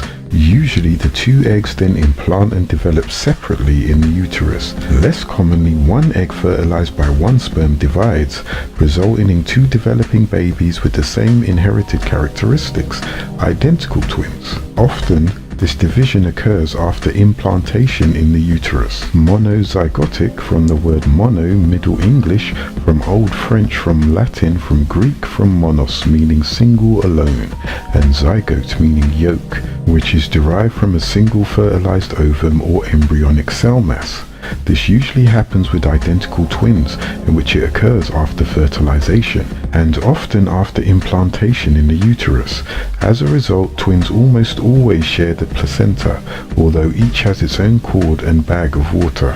Fraternal births are dizygotic, meaning they have two zygotes, di-2 and zygote, which is a cell formed by the union of two ganymedes, especially a fertilized ovum before cleavage. From Greek zooketos, yolk, from zygone, meaning to yolk, derived from two separately fertilized eggs. There are also polyzygotic fraternal twins, from the word poly, Greek polou, from polis, meaning much, many, and again zygote from zygote, which are births that are caused by fertility drugs. They arise from two or more fertilized eggs and may be from either sex. Fraternal twins have separate water bags and cords, and separate placentas as well. Occasionally, the two eggs implant closer together in the uterus, so that the placentas become fused, and it looks as though the twins are sharing the same one. So each time an agreeable Anunnaki was born, whether male or female, her twin was to be disagreeable. The creation of the Luciferians order, or genie, was the end of the first cycle. The beginning of the second cycle was half a diameter of 7,000 years, in which you have what you call the angelic beings, be they agreeable, Sarafat, or disagreeable, Garubat. They, the race of Natas, were cast down to the fourth plane, the mental plane, and made to dwell on the second plane, the plane of force, before their physical form. El Elo, the source, gave them ruling comfort until the end of the second cycle, or the 14,000 year after their creation. At the beginning of the third cycle, which took 7,000 years, you have the disagreeable Way, Garubat, and the agreeable Yah, Sarafat, both of which are called the Yahwehans or Jehovans, and you also have the process of the Adamites, of the 14 generations before the completion of the Adama project in the laboratory in Sidonia, called Shimti, the Lamahou Mars project, or the Sphinx project. This genetic breeding and splicing, chromosome tampering, is that which gave birth to the Kadmon, also called Zakar, and even Adam. These Yahwehan or Jehovans were both personifying in the physical form to come to the planet Earth as physical beings, for there was no place found any more for them in the fourth plane, the heavens. For when the Wayans heard the news of the creation of the Adama project and the prototype that was laid before them, they created much war and mischief in the heavens. This war is recorded in the scripture Revelation 12th degree 7th verse as, "And there was a war in heaven. Murdoch and his Sarafat fought against the Draco Helal and his Garubat, and the Sarafat did win, so there was no place found any more in Uranus, Orion, for them. And the great Drago, who was Halal, son of Shakar, was cast out, that old reptilian called the devil, and the serpent which deceived the whole planet Earth. He was cast out into Earth, and his Garubat did personify with him." After that, the Natas began to do disagreeable acts and disobey El Elo, their head Yahweh, the Most High deity of all deities, the source, and he condemned them. Natas, also called Lucifer, was an extra being on Terra, or what you would refer to as an extraterrestrial. The Luciferian order came out of a group of extraterrestrial beings called the Yahwehs, sometimes called the Jehovahs. The Luciferians would interfere with the beings on this planet called Earth and pass themselves off as gods. The Luciferians, after taking their independence, were allowed to work with the Yahwehans together at one time to conquer certain portions of the planet. But one such Luciferian named Halal, son of Natas or Shakar, wanted to rule all the stars of the heavens, meaning all the Yahwehs. Leviathan, the serpent people, one of the reptilian seeds, or the Luciferians, have been trying to gain control over this planet for many thousands of Earth years. They are called the sex spirit force, also called Porne. They are able to seduce and deceive all those with desires on Earth, turning lust into luster, thereby attracting and controlling all with it. As Nkebu was seduced by the Leviathan powers of lust, it is the death of divinity and the birth of morality. That's why the Intergalactic Federation quarantined the planet. If enough entities were looking for freedom from the control of the Luciferians, the Intergalactic Federation would remove these forces from Earth. Yet Hamims love to lust and lust to love, expressing energy in motion, overexerting their emotions, bringing about their spiritual death. There is a group called the Satanists who are not the same as the Luciferians. Their other names are the Divines, or Nakashites, or Kanaz. These Satanists are more sadistic than the Luciferians, whose leader was Lucifer, also called Natas, which is simply Satan spelled backwards. They are also called Shayatinium. They have supplanted themselves in every facet of life that you can think of, and now they have you naming yourselves after them. The Satanists seek mind control and dominance, while the Luciferians seek to control the energies of others. They are best described as vampires who draw energy from others, also called Dracula, Dracos, Dragos, or serpent dragon called Leviathan. These Luciferians are from a planet called Maldek, the 11th planet. This planet called Earth even has Luciferians and Yahwehans, and some of them are disagreeable Allahum. They don't usually work together. However, they will come together if there is a common interest. The Yahwehans were the original 24 elders. There were 12 ex-Luciferians, the dissatisfied. The other 12 were the agreeable deniers. That's why you have 12 satisfied and 12 dissatisfied. Shakar, who is also called Humbaba or Zuen, and Tarnish subjected all of them, the Jehovahans called Luciferians, to the chastisement of the eternal damnation, except for the weak ones of the family of Allahum. These he has pardoned, and has appointed one of them, Halashai, to be their governor. And he granted them a new law called religion. It was other than the Warpu sound right reasoning. When the cycle elapsed, the wicked sons of Shakar or Tarnish blasphemed and committed disagreeable acts, because their nature was intended to be recalcitrant or to show defiance. Anu, Elion El, the Most High, sent Murdoch, the son of Enki and Damkina, who is called Mikael, and the agreeable beings to admonish them and advise them. However, it was in vain. Murdoch was sent because he knew their nature, having been the disagreeable twin of his sister Balat, who was agreeable. So in the beginning of the fourth cycle of 7,000 years, you have Sarafat, Garabet and Hamims, later called humans, be they agreeable or disagreeable. You see, the cycle is broken up into fours. When these disagreeable beings were cast out, one third of them were cast out from the 19th galaxy Ilion with Tarnish. Now you have the sun and you have the 10 planets. Planets speed up when they get closer to the sun. The ancient Greeks called certain points of light in the skies the planetai or planet, a word that means wandering stars, and named them after their gods Hermes, Aphrodite, Ares, Zeus and Kronos. Instead of using the names of the Greek gods, these planets are now called by the names of the Roman equivalents: Mercury, Venus, Mars, Jupiter and Saturn. Planets shine by reflected light. The planets in your solar system are captives of your largest star, the sun. Like the planets, the Earth gives off no light of its own. When a planet shines brightly during the shadow hours, it is reflecting the sun's light. These 10 planets are Mercury, Venus, Earth, Mars, Jupiter, Saturn, Titan, Uranus, Neptune and Pluto, which are your calculations of the planets. However, you shall know the truth. Now let me continue. You have the Sun and you have the planets Mercury, Venus, Earth, Mars, Jupiter, Saturn, Uranus, Neptune and Pluto. Earth is the third planet from the Sun, which is 93 million miles away, and the 93rd attribute of Allah is El Nawar, meaning light. He is called the light of the heaven and the earth, which is the Sun, the true light of the heaven and the earth, simply Ra or Ray, said Ray as in the sun's rays. The Sun is the light, the 93rd attribute, and the number 93 million miles is the distance, and this is no coincidence. The Sun is the bright morning star, which the planet Venus is also known as. Venus is often referred to as a star on account of its dense atmosphere of carbon dioxide, which reflects solar radiation and causes a very bright visual effect. The circumference of the planet Earth, which is the circle around it, is 24,896 miles. That varies because, as you know, your planet expands and contracts seasonally.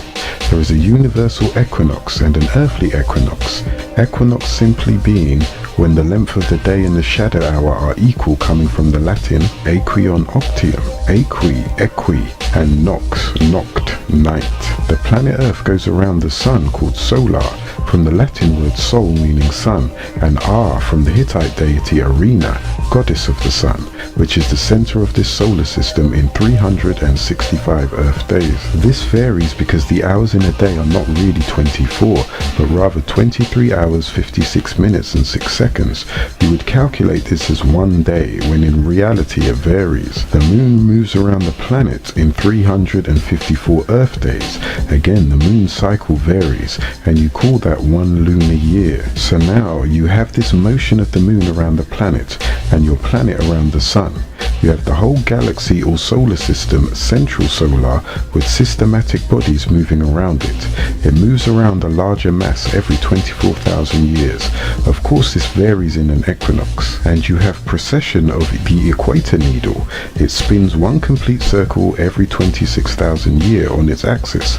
Precession is the motion of the axis of a spinning body, such as the wobble of a spinning top, when there is an external force acting on the axis. It's a slow gyration of Earth's axis around the pole of the ecliptic, caused mainly by the gravitational pull of the Sun, Moon, and other planets on the Earth's equatorial bulge. From the Latin praecessius, precession, from the past particle of preceder, meaning to go before. Your equinox varies from 24,000 to 24,896 years. The planet called Earth positioned itself in the location of the revolution of Earth in the year 1970, which was the end of the third cycle as you know it, the end of the moon cycle of water, and the birth of the sun cycle of ether, which was also the beginning of this writing, which was sent to renew your Earth story. Make note, there is no such word as their story, only history, his story, which he says of us, and mystery, my story, which we say of us. When the Euro-American is making reference to the story of the original woolly-haired beings, Moors, they refer to it as history, meaning his story, and when making reference to their story, it's called a mystery, my story, because they really don't have a beginning in the origin of things. Be not arrogant of our knowledge. Take counsel with the ignorant as well as the wise, for the limits of knowledge in any field has never been set, and no one has ever reached them. Wisdom is rarer than emeralds, and yet they are found amongst the women who gather at the grindstones. Be diligent as long as you live. Always do more than is commanded of you. Do not misuse your time while following your heart, for it is offensive to the soul to waste one's time. As you can see, the wise Riskians, the Anunnaki, have made land to equal 1 mile per year, and the circumference of the planet Earth is 24,896 miles. It takes 24,896 years for that cycle to take place. The wise round the figure off to 4 cycles of 6,000 years, which you can call one equinox an age. The other years are in constant speed in movement of the planet, making it right and exact. They, the elders, have made land 1 mile to equal each year, of which time is to renew our history or our story. What happens is we have 4 cycles of 6,000 years. In this cycle called an equinox, 24,000. Thus, you will see that a single cycle has gone, and now we're into a quad cycle. Overstand that. Then we have an epoch of 50,000 years. By that I mean the quad cycle, which is this, assuming your sun and your planet is moving, it doesn't move perfectly around. It moves in an egg-shaped motion, an oval. It is broken up into points 1, 2, 3, and 4. There are 2 points where the planet is far away from the sun, called solstices, which mark the 2 times when the sun is seen during the day, the longest and the shortest times of the year, with Sol relating to the sun. Thus you have 4 seasons, 1 winter, 2 spring, 3 summer, and 4 fall, called the seasons or sea suns, the child of the sea, who lived here before Adam's creation. They lived beneath the sea called the deep, and watched the Elohim create and make that which was good, all determined by the water. Thus you have sea suns, sons of the sea. Humans are also a sea people, living in an atmosphere of air, which is water. First, from water of seamen, to the sac of the womb, to the atmosphere of air, which is water, and the human body, which is 3/4 water, the 4 sons of water. Now that is just the planet and its motion around the sun. But note, when we take your solar system and cause it to revolve around a larger mass, the universe, there are also 4 periods. The furthest periods from the sun are called the silver periods, or the silver ages. That is the moon cycle. You have 2 silver or moon cycles. Because of the magnetic pull that the sun has, the Earth's elliptic motion speeds up and slows down, and is elliptic, or the great annual path of the sun as seen from the Earth. Your planet is not going around and around at the same speed as you may think. You will see that each one of these periods, because of the number 24, has been divided into 4 6,000 year cycles. The first 6,000 year period was from the first silver moon cycle, which was the first cycle that the Earth was furthest away from the sun, to the first gold cycle, which was the first cycle that the Earth was closest to the sun. The second 6,000 year period was from the first gold sun to the second silver moon. The third 6,000 year period is from the second silver moon to the second gold sun, and the fourth and final 6,000 year period is going to be from the second gold sun back to the beginning of the very first silver moon period, from light back to the pure supreme balancement of blackness. In the fourth cycle, the Luciferian race made war upon the Anunnaki of the pure green light. The Anunnaki Elohim triumphed over the race of Jinn, as Anu had done over his brother Alelu, who descended to the seventh, the blue planet inward, then called Tiamat, and after his defeat, Anu ascended up to the throne of Nibiru. Marduk captured one of the Jinn who was under the age of maturity, named Balas Iblis, meaning despaired or rebellious one. His other name was Lucifer, being the liberated Luciferian. Balas was educated amongst the Anunnaki, and he improved by degrees so much that he was honored and made a teacher of the Anunnaki. You must remember that Lucifer, being one of the most rare Luciferians, was almost all in all polarized, meaning he had 2 conflicting natures, being part Anunnaki and part reptilian. Lucifer was a product of a mixed marriage, being the son of 2 beings. The reptilian Tarnish raped the Anunnaki Melita, which made Lucifer part reptilian and part Anunnaki. This is why he is called the serpent that spoke beside the tree in the enclosed Garden of Delight, located in what is called today Bali. Thus, there were beings who appeared to have a compromising attitude or personality, yet it was Lucifer who appeared to be headstrong and have a disagreeable nature and an uncompromising attitude or personality. However, from his loins came Jabarians called the Gibborim, the majestic or mighty ones. The strength of the Luciferians made them able to better deceive the seed of Adam by their physical human-like appearance. He, Balas, inspired to become the guiding light, the ruler, the sultan of all the stars of the heaven, and the prince of the cherub Gareb in his heart. He sought the very throne of Anu.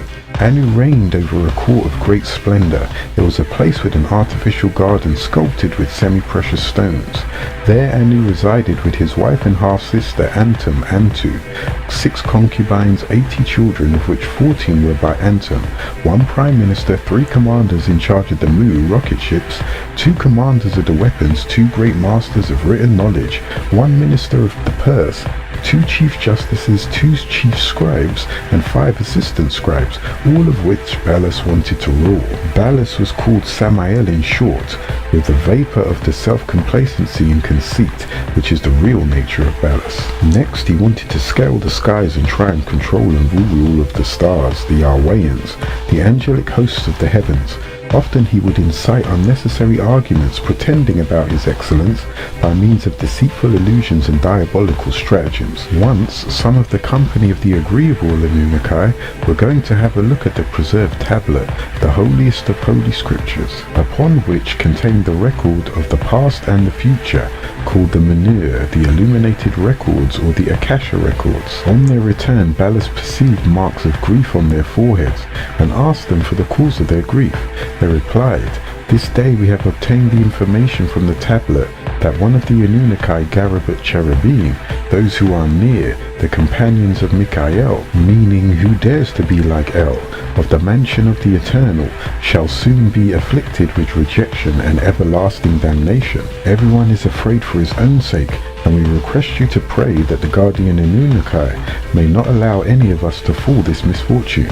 We are very much terrified and dismayed." Then Balas answered them, saying, "Let none of this even disturb you, for that judgment refers neither to you nor to me. I have years ago been aware of it, and have not communicated it to anyone. The pride and arrogance of Balas did not allow him to weigh the words of the Anunnaki. At that time, the blessed proclamation reached the hearing of the inhabitants. The echo of the success of Cadmon Zakar reached their ears. On hearing the news, their depression was ejaculating from them, and that permeated their being from the kindled anger of the unhallowed disagreeable doer Balas. He spoke, saying, "How can mortals created of dust claim to be a being of superiority, and I am created before him of fire from the previous sun cycle?" So the Anunnaki, having guessed the event to come from the sons of Tarnish, said to El Elo, "Will you make a mischief maker in it, one who shall shed blood?" This was repeated by the Kuthites on the planet Earth, by the command of Anu El Elo, by Murdoch, son of Enki, and Damkina, the grandson of Anu, who would descend to the fourth planet, advised and warned the race of Natas, who had gone astray from the straight path. This took place before the physical war was waged with them. It was a mental war. The agreeable Anunnaki were victorious. This, however, would not be the last time that the forces of the benevolent agreeable and disagreeable malevolent would do battle.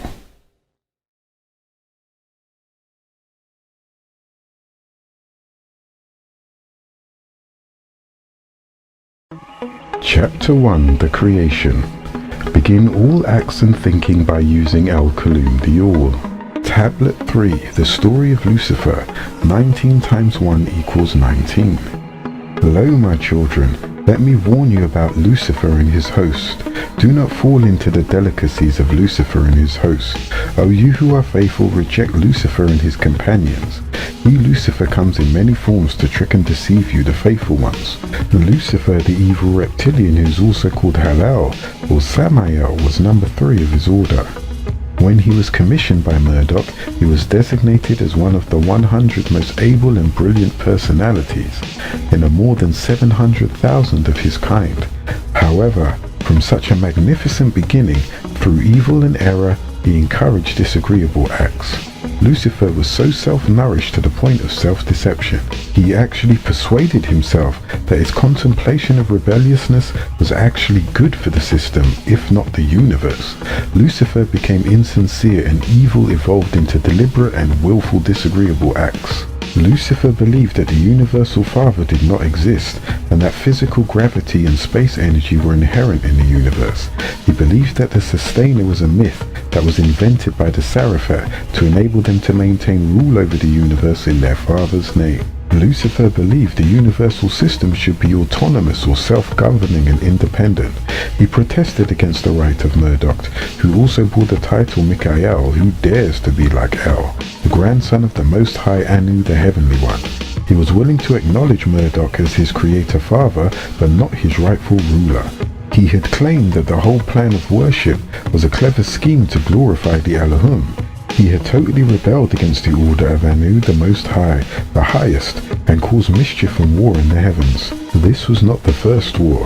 The first war was with his father Humbaba, or Tarnish, against Murdoch. Tablet 4. The War in the Skies. 19 times 3 equals 57. Lo, the first conflict was in the skies of Ilion, the 19th galaxy, also called the Great Galaxy, known as the Place on High, where the etheric records called the Akasha records are kept. The first conflict was when Tarnish, also known as Humbaba, son of Tagut and Sin, tried to take over Ilion. Balas wanted to rule the stars and the Anunnaki of the skies. Tarnish was second in command under Murdoch, son of Enki and Damkina. Tarnish felt that Murdoch was not qualified for leading the fleets of his grandfather Anu. During this time, the planet Titan, which is considered a moon of the planet Saturn, was the home base of Humbaba, who is also called Cronus, and Saturn, husband of Ops, companion of the fire goddess Lua, father of Picus. His reigning period was called Saturnalia, and to this day it's celebrated between December 17th and December 25th. Those under Cronus were claiming Anshar, foremost of the heavens, which is today called Saturn, which is the astrological sign of Anshar, father of Anu, as their home base. The ring planet named Saturn rotates very quickly. It takes 10 hours and 40 minutes for it to turn once on its axis.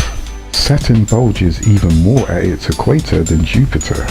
Saturn has a very deep atmosphere, which is made up mainly of hydrogen and helium, with some methane and ammonia.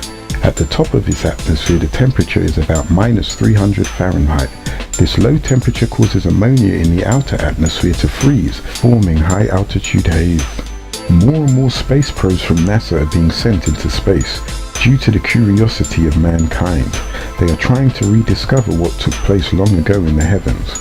Space probes to Saturn are being sent to various planets and moons such as the Cassini that was sent in 1997 AD, filled with 72 pounds of high radioactive plutonium. The probe being named after Giovanni Domenico Cassini, an Italian-born French astronomer.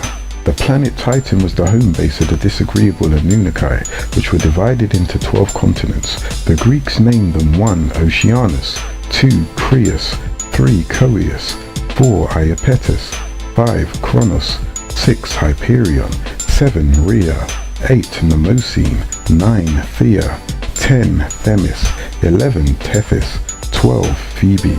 The disagreeable Anunnaki made Titan an alternative when they were cast out, and the capital was Phoebe, from whence you get the word phobia, the irrational fear of a specific thing or situation to avoid or dislike or an aversion.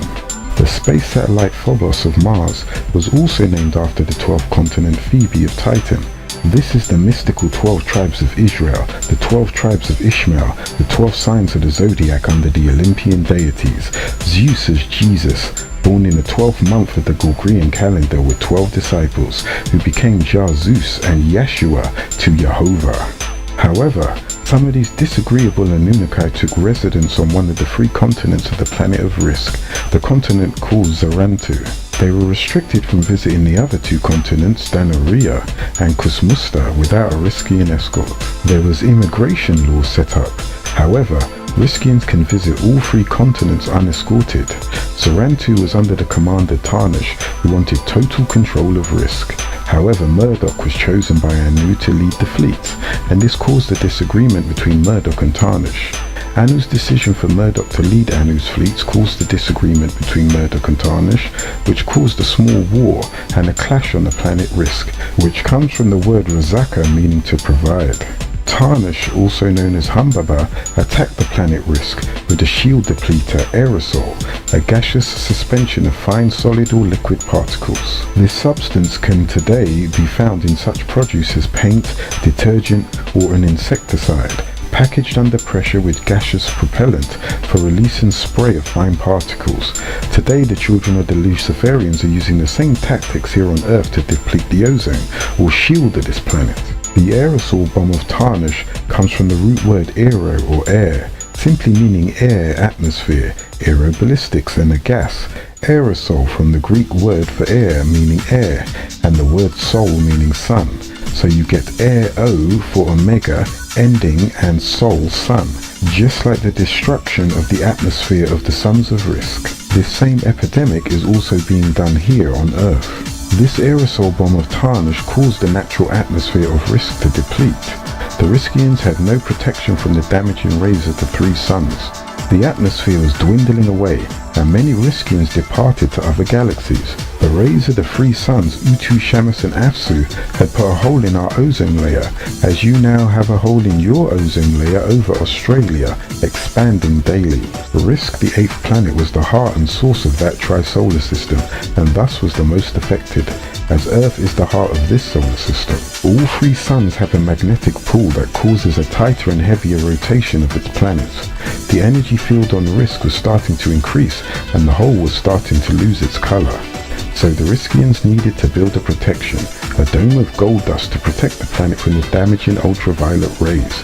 Gold reflects the sun's rays. Pure gold can easily be beaten or hammered into a thickness thinner than paper, and can be stretched for more than 60 miles long. It can be made thinner than any metal. This is one of the reasons why gold is a very precious metal and is greatly valued by Hamims today. It is one of the softest metals, and it is a good conductor of electricity and heat, and it can be easily vaporized better than any metal. Gold is also capable of reflecting intense heat and holds up under any condition. Having this and much more advanced knowledge about pure gold, other metals and minerals, the Riskians knew exactly what they were coming for. Gold, having existed since the creation of the planet Earth as you know it, can be found deep in the Earth's crust, volcanic ash, as well as in vast oceans of this planet. Anu and other Elohim knew that the gold of the Earth was good long before the birth of man. The Riskians had to abort Risk and go to Kessel Orion, which is a 6-star, 6-major sun constellation, thus having hundreds of galaxies. The Riskians took residence in the planets and star constellations of Mazzaroth, Aish, Arcturus, and Gamma Pleiades, making them also temporary homes. Exploration was necessary, thus the grafting of explorers became a necessity.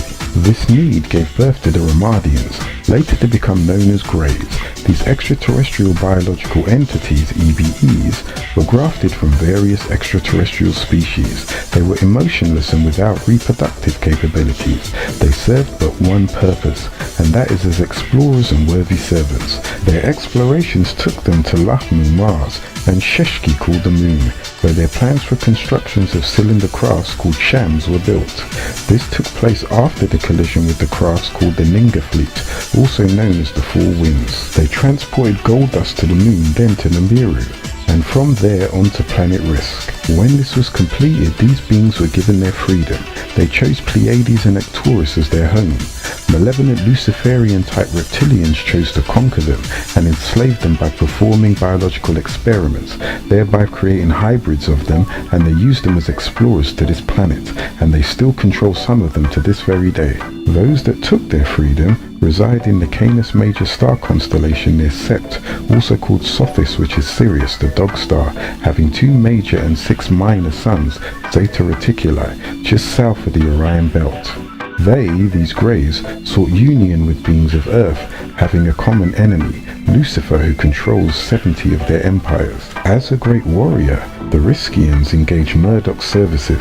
They needed somebody who was a warrior type to go and seek out the gold and transport it by Nibiru to Risk. The Riskians were being ambushed by reptilians, and at that time Murdoch was a disagreeable Yahwehan, or what you would call a warrior. So he was chosen to lead this mission, which first had to be started by attacking Humbaba. Murdoch was given the Tilu weapon, a red beam of light, or a light beam ray gun, from the gemstone Sardius, a laser that was created by his grandfather Anu to stop Tarnish in his disagreeable ways. He succeeded in his mission. The gold was being transported by cylinder-shaped crafts, 30 to 60 miles in size. They were assembled on Lahmu, Mars, and parked on the dark side of Sheshki, the Moon. The smaller craft were 1.5 miles by 2 miles. They had androids called robotoids that would scout out the mineral of the planet controlled by the Ramadians. So, Humbaba and his followers who supported him, which was 1/3 of Risk, were cast out and was never to return there. Humbaba had taken residence in the planet Titan, which is considered a moon of Saturn, with a breed of reptilian beings. The largest of Saturn's 18 known satellites is Titan. The diameter of Titan, including its atmosphere, is 3,400 miles. This satellite in your solar system has a thick atmosphere and is about 2 and 1.5 times as dense as that of Earth. Titan's atmosphere is mostly nitrogen, with small amounts of methane and other hydrogen compounds. They, Humbaba and his followers, were mammalia, any various warm-blooded reptile animals of the class of mammals, from late Latin mammalis, from the breast, from Latin mamma, meaning breast. This mixture bred human-looking snakes called serpent people who speak with a whisper. Because of the damage that Tarnish had done to the planet Risk, the Riskians started expeditions looking for gold. Murdoch and a group of the Anunnaki were chosen to seek this gold, which they knew could be found in abundance on the planet Tiamat, meaning Maiden of Life. They made many trips in a mothercraft called Nibiru, which means planet of the crossing, or that which crosses the skies. So Murdoch found minerals in Tiamat, and he set up a base on Lahmu, meaning the deity of war, today called Mars. He also went to the dark side of Sheshki, where people had already lived under the rule of Luna or Lunar, who originally came from Gaga, Pluto. The planet Gaga, Pluto, at the time was an emissary of Anshar Saturn before it was thrown into its own wobbling orbit when one of the satellites of Nibiru crashed into the planet Tiamat, now called Earth. Those were some of the planets that were on Nibiru's regular routes. The planet Tiamat was a regular stop-off as well, along with the planet Mars, which to the Romans is known as the father of Romulus and Remus. He was a consort of Rhea Silvia, the god of war, originally called Mars Silvanus, god of desolate places. Silvanus was symbolized as a half-man, half-goat, the father of war, symbolic of the ancient Egypt deity Ra, the symbol of the ram deity of the sun, fertility of life and growth, which is pronounced as Re, as in the rays of the sun. The reverse of the word Mars is rams, and the inversion of the word Mars is wars, a symbol of blood, called the red planet, also called Almiric, the long arrow symbol of war. Other names for it is Alcanas and Abara. Mars's distance from the sun is 142 million miles. Its diameter is 40,022 miles. The time Mars takes to orbit the sun is 680 days. The time Mars spends on its axis is 24 hours and 37 minutes. Its tilt on its axis is 25.2 degrees. Mars shines in the sky with a reddish color and is sometimes called the red planet. The orbit of Mars is more oval than that of Earth. Mars's thin atmosphere is made up almost entirely of carbon dioxide. Temperature on the planet's equator may occasionally reach 60 Fahrenheit. However, during the shadow hours, temperatures can drop to nearly -202 Fahrenheit. Tons and tons of rocket fuel could be synthesized out of Mars air, making traveling to and from Mars even easier than trips to the moon. The Martian soil also contains an abundance of gypsum, which can be baked by adding some Martian water and iron-rich dust. On Earth, this is cement. It has two moons, one called Phobos, 19 miles at its widest point, and it circles the planet at a distance of 2,462 miles. Phobos completes its orbit in about 7.5 hours, which is less time than it takes Mars to turn once on its axis. The other, Deimos, is 12 miles at its widest point, and it circles Mars at a distance of 14,700 miles. Both Phobos and Deimos were born by meteorites, captured as asteroids in its orbit. Here you will find prototypes of Homo sapiens, thus the word parthenogenic, which explains that at this site, where there are pyramids and ruins of temples of the Anunnaki, were used for the cloning of Homo erectus to Homo sapiens, called the Adama Project. This is where the face of Cadmon can be found. Today the site is called Sidonia, or Sidonia, from Sidon, the first son of Canaan, father of the albinos, the cursed seed of Ham. Sidon is and means the fortress and is fortified.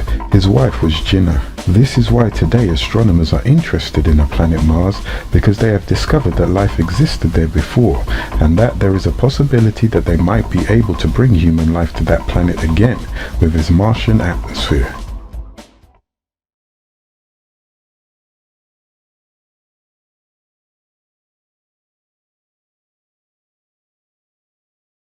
Chapter 1. Begin all acts and thinking by using Al-Kalun the All. Tablet 5. The Journey of Nibiru. 19 times 7 equals 133. Lo, the planet Tiamat was a site used for excavating different metals, elements and minerals such as plutonium, chlorine, chlorophyll, ammonia, gold, platinum and silver, as well as scanning the ocean floors for other elements that were beneficial to these beings in other planets.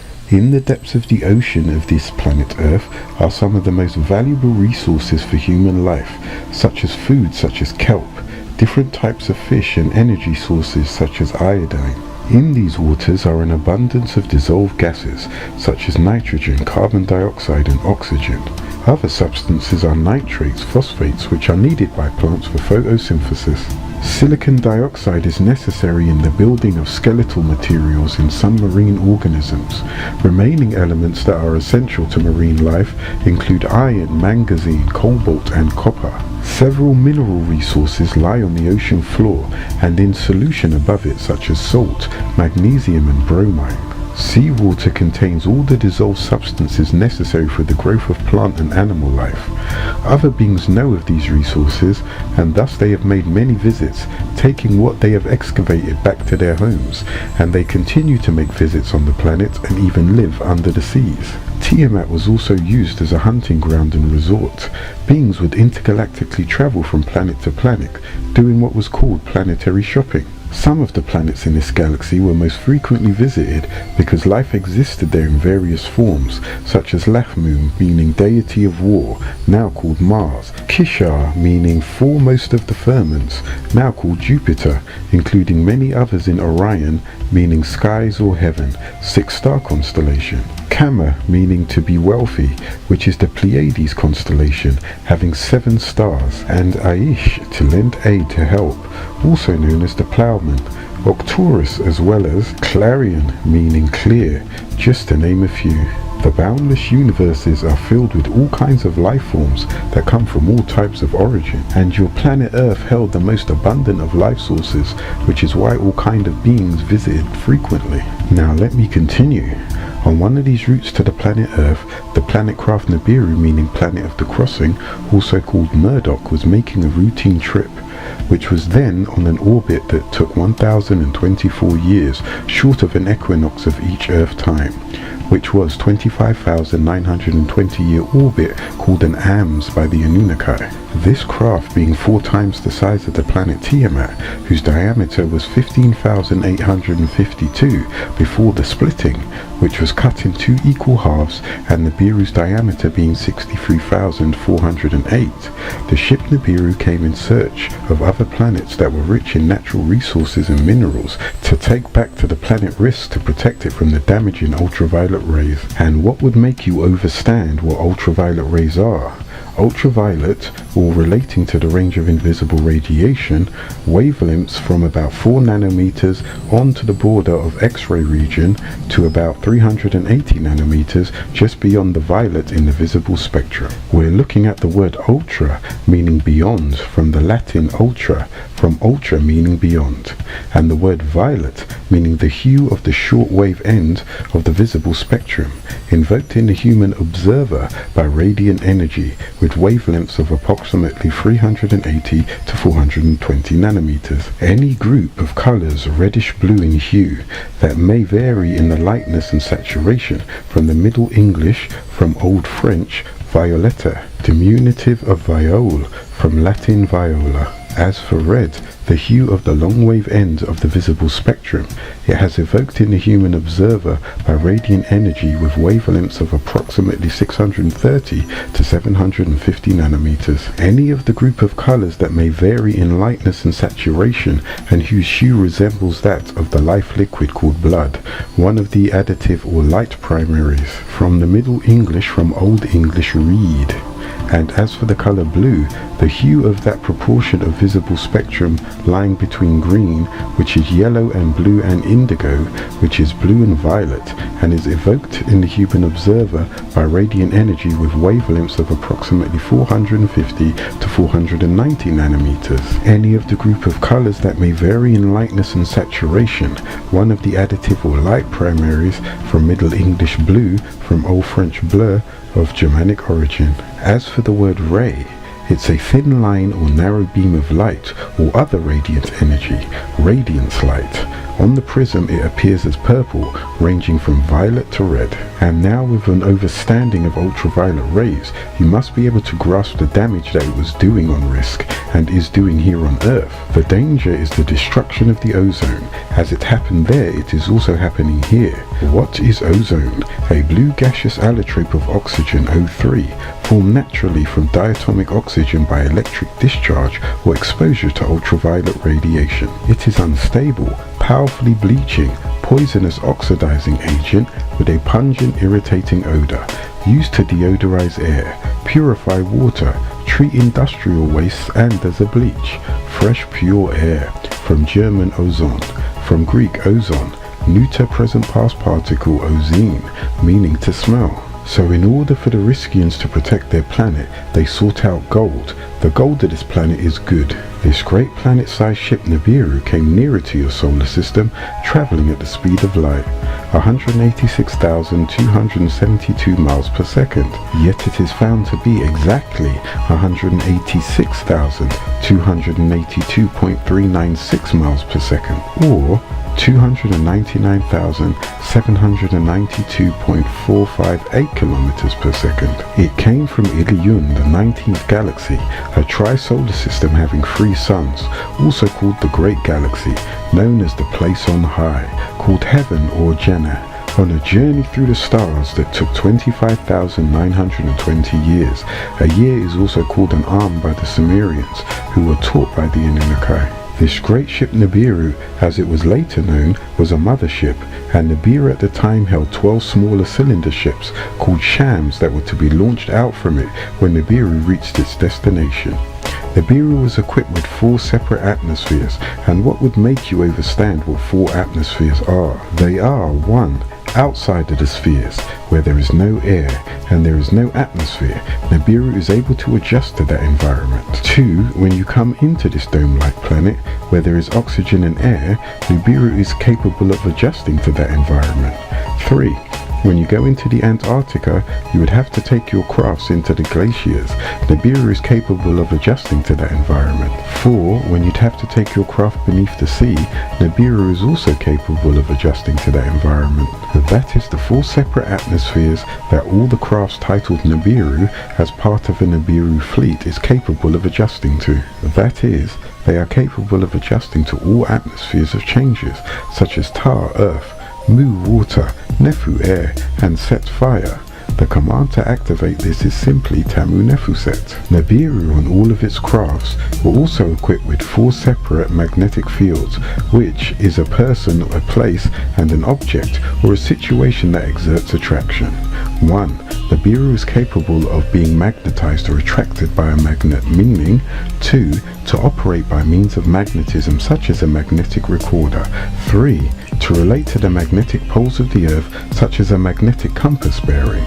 4. Have an unusual power or ability to attract, a gravity form of magnetism, from the whirling vortex of each planet at 30 degrees and its magnetic attractions, creating a magnetic grid, the flow of electricity when an object comes in contact with the pulling or attracting powers, and the magnetic attraction by appearance, emotion, or desire. The Grand Mothership Nibiru can hold many thousands of crown-shaped ships, but this mission only had 2,880 crown-shaped shams.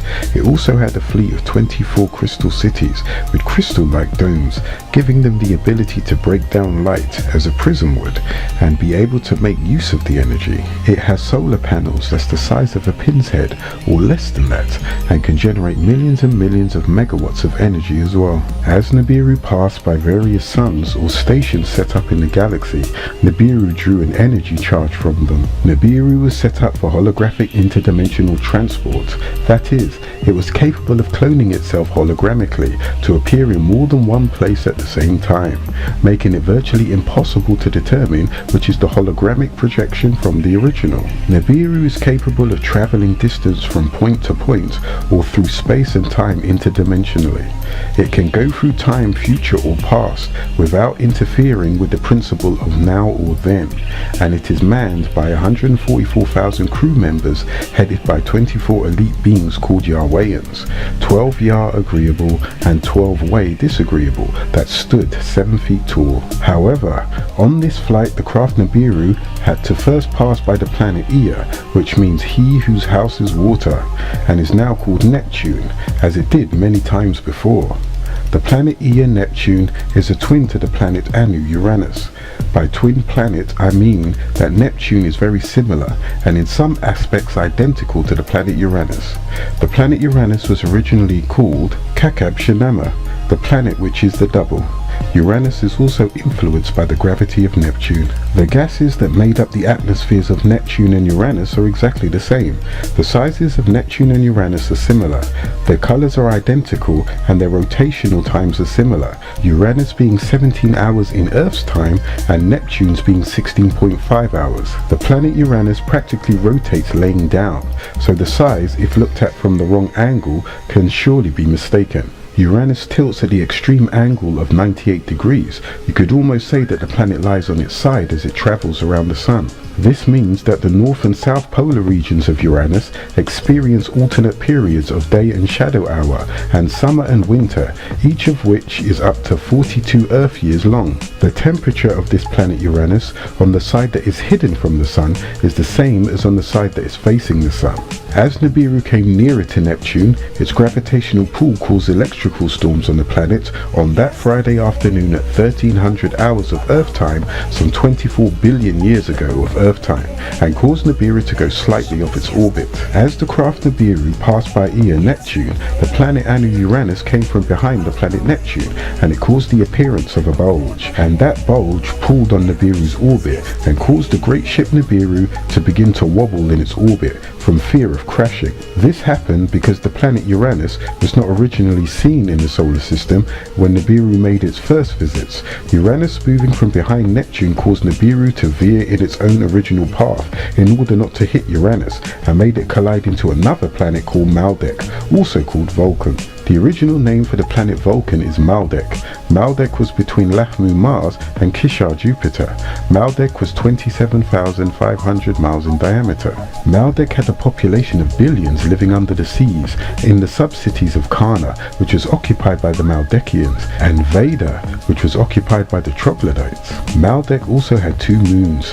This was the planet of Masmukia, or Troglodytes, dragons and Voltex. The Troglodytes' average height is 3.5 to 4.5 feet, and their heads are extremely large. These were the slaves.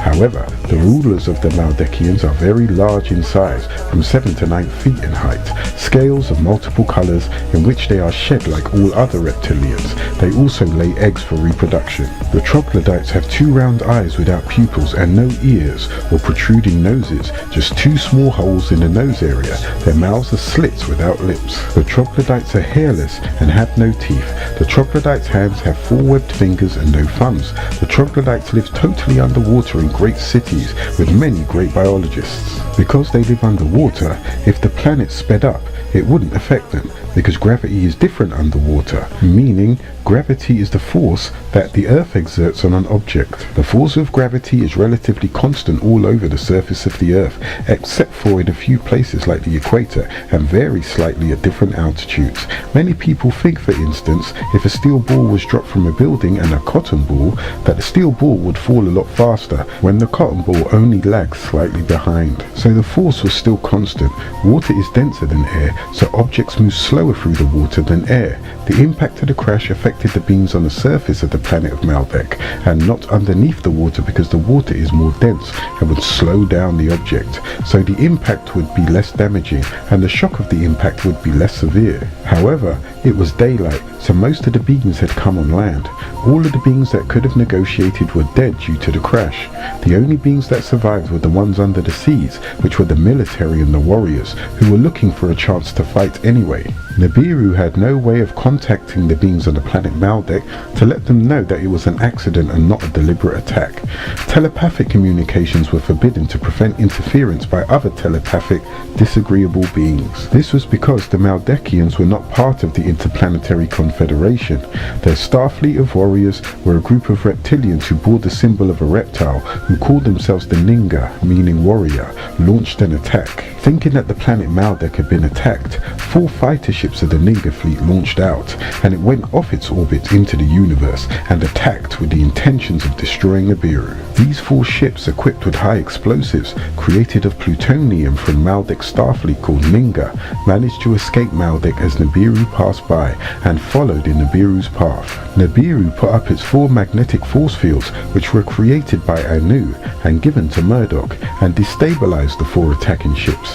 Nibiru created the magnetic cube called the Kaaba. These 4 great ships called the Ninga fleet moved on as 4 powerful wings that were trapped by Nibiru's force field and unable to break loose. Maldek is now referred to as the Lost Planet. The 4 fighter ships of the Ninga fleet are called the North Wind, South Wind, East Wind and West Wind. These 4 fighter ships that originally surrounded Nibiru and appeared to launch an attack were now trapped. The great ship Nibiru activated its 4 magnetic force fields, incapacitating the ships. All of their controls and equipment ceased to function. A force field was put up, and they were trapped in the environment of Nibiru. Its new wobbly satellites were caught in Nibiru's gravitational pull and began to circle, making 4 whirlwinds. Nibiru immediately launched 2 ships to return to Ilion to inform the elders of the incident, in case of the need for assistance.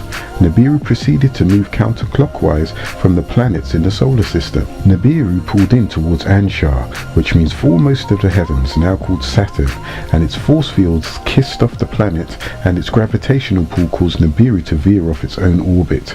The 3 satellites were added to Nibiru's force field called the Evil Wind, Whirlwind, and Matchless Wind. The orbit of Nibiru was originally on a 25,920-year orbit called an Alms. It shifted into a new orbit of 3,600 years called a Shah. Its orbit was caught in this solar system, always to return.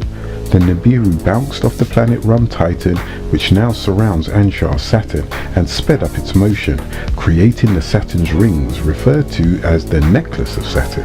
At this point, Gaga Pluto was released from its natural orbit around the Sun and was pulled into the direction of Lahmu Mars and Lahmu Venus. The path of Nibiru was now bent even more towards the center of the solar system, directly towards Tiamat, which means Maiden of Life, now called Earth. As it moved into your solar system, Nibiru caused problems amongst the other planets in the solar system by pulling their moons. Nibiru, making one complete spin, threw the winds off into space. The approach of Nibiru began to disturb Tiamat, and it alarmed the beings of Tiamat that something was entering their atmosphere, causing volcanic eruptions, storms, hurricanes, and floods. Tiamat was forced to launch 11 ships headed directly for this bright gleaming, or what appeared to be a planet entering its airspace. It was Nibiru. The star fleet of 11 ships from Tiamat was led by Kingu, the great emissary, which was once ruled by the Maldekian deity Luna. The great ship Nibiru had 7 warships accompanying her, and they were launched at the 11 ships that were launched from Tiamat. Kingu was the name of the head defense force of Tiamat, and it later became the name of the imperfect planet, now called a moon, one of many moons which was originally accompanying the planet of Tiamat before the crash of the satellites of Nibiru. The 11 ships which were launched from Tiamat and Nibiru were immediately detected by the force field of Nibiru and eliminated. One of the 4 satellites that came with Nibiru from Maldek, called the North Wind, was lined directly for Tiamat. The impact of the North Wind caused Tiamat to split into 2 parts because of the high explosives that the ship contained, called plutonium. The hole which the North Wind brought into Tiamat caused the upper part of Tiamat to wallop in its orbit, setting large portions of it on fire. The North Wind then came back around, shattering the half into pieces, making comets, of which Halley's Comet is one, and asteroids. Comet coming from the Greek word cometus, long-haired star, from comb, hair. The length of time a comet takes to complete its orbit is known as its period. Some comets have periods of less than 7 years. Comets are considered a part of the solar system since they never leave the limits of the same system. The comet's tail always points away from the sun due to the pressure of the sun's light on the dust particles, and it's usually 5,000 miles in length. The comets are often caught by a planet's gravitational pull, which causes them to shift from their course. Many of the pieces of the comet that caught on fire form the asteroid belt that is in the center of the solar system. The East Wind, another tremendous ship from Maldek, coming with Nibiru from Maldek, swung around and put a hole straight through the upper half of the planet. The planet Tiamat had turbulence and was unstable, while other planets nearby were still wobbling in their orbits. Tiamat was pulled in many directions, on one side by the 2 larger planets Lahmu, now called Mars, and Kishar, foremost of the firmaments, Jupiter, on one side, and the other 2 smaller planets Lahmu, Venus, and Mumu, one who was born, Mercury, on its other side, all pulling and tugging. Nibiru's 7 ships broke off into 2 separate fleets, and first 4 circling the planet Tiamat, which is now called Ki, creating a net-like web, which was a magnetic field. One of the 3 warships from the second part of the fleet of 7 from Nibiru, located on the outskirts of the force fields, then launched a bright flame of light, much like ball lightning. The ball lightning was filled with brilliance, and it pierced straight down into Tiamat, completely neutralizing Tiamat's electric and magnetic force fields. A portion of this massive ball of light, which was launched by one of the 3 warships from Nibiru, was called the West Wind, and also known as the Evil Wind, tore straight down as a ball of lightning into the center exploded and gouged out a large hollow space into the center of Tiamat. And the West Wind became a tremendous 600-mile diameter sun called Sol, and was trapped in place there, with a sunscreen to direct the heat waves through the North Pole away from the planet, creating the Northern Lights, or what is called the Aurora Borealis, which are solar flares or sun flares. This ball of light now in the center of Tiamat was named Apsu, meaning one who exists from the beginning, and the place was named Escherah. 3 satellites launched off of Nibiru, creating a tetrahedron 4-sided force field of energy at a 19.5 degree angle around the new half of Tiamat, with a hole through it, and a smaller sun, Sol, also called Apsu, was placed inside Tiamat's center. Now, this newly formed planet called Tiamat, also Ki, New Earth, was trapped in its orbit where no planet had been orbiting before, protected by forces by the guidance of these ships while she healed herself. The 600-mile diameter sun called Sol, Apsu, traveled through the great hold called the Abyss for a distance of 3,963 miles to the center of the half of the planet Tiamat, which the west wind bore a hole through called Ki, now called Earth from the word Eridu. So, it was indeed one of the satellites of Nibiru called Winds from Maldek that crashed into Tiamat and not Nibiru itself. The Voltex troglodyte that manned the ships that crashed survived and thrived in the seas of this new planet called Ki, or Gaia, or even Gi, once called Tiamat, which much later became known as Earth from Eridu, starting the new restoration or reconstruction of life on Earth, including evolutionary process of plant and animal life. Now the last of the winds, the south wind, crashed into Ki and created the Grand Canyon and gave birth to another small planet in its own orbit and rotated around this newly formed planet Ki, which became the moon that you see today, creating a lunar orbit called a Sheshki, meaning celestial deity who protects Earth, Ki, and called Kingu, which had become the chief amongst them, ruled by Luna, which Murdoch Nibiru made shrink as a Dagai, massive lifeless clay, and thrown into outer space to wobble in its own orbit. Deprived of its orbital momentum, Kingu was reduced to the status of a mere satellite, a moon, today known as a Keres, which is today known as the largest of the minor planets and or asteroids. The upper half of the planet Tiamat, which became oval-shaped after the moon had broken away, was now 7,926 miles in diameter and 24,896 miles in circumference, and it was set for replenishing or restoration on the part of the great Starfleet responsible for its damage. The newly formed planet Ki was trapped in its orbit, protected by the forces sent from the guidance of the 4 ships that were part of the 11 of the fleet from Nibiru, of which 2 returned back to Ilion to inform them of what had happened. Now this new planet had 2 suns, one in its belly, 3,963 miles from its surface, creating an inner tropical environment, and the other sun, Shamash, which was 93 million miles away from Ki's surface. Ki was now trapped in its new orbit around the outer sun, Shamash, to create a year of 365 days. Thus a new time zone was created for this new planet. The south wind crashing into Tiamat also created a black dust cloud to cut off Earth from the sun.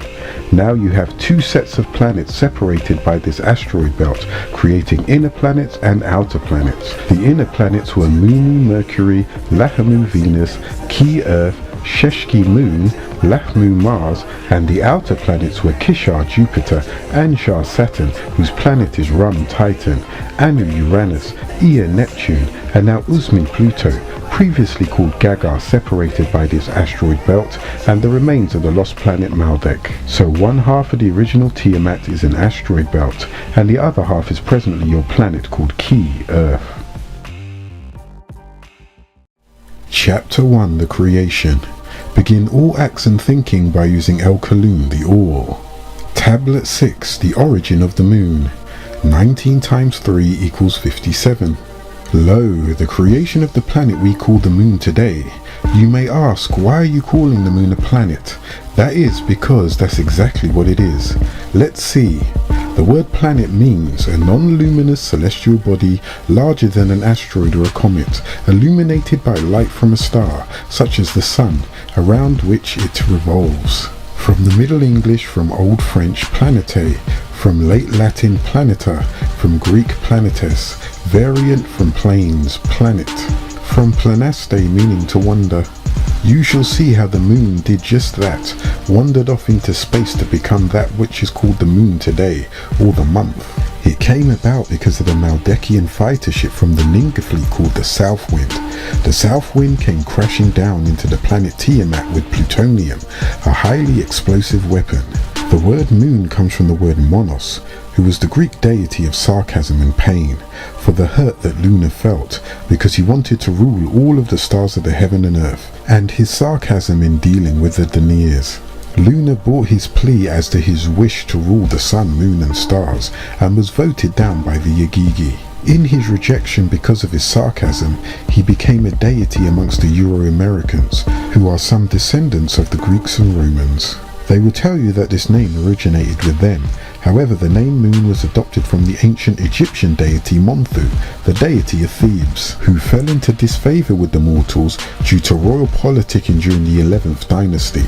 He was a lunar deity, where the Greeks stole their concept from. The planet Earth key was known as Tiamat. This explosion created what is called today the Grand Canyon, and gave birth to another small planet in its own orbit, rotating around the newly formed planet Ki. This newly formed planet was named Sheshki, meaning celestial deity who protects Earth Ki, now called the Moon, which created the lunar orbit around the planet Ki.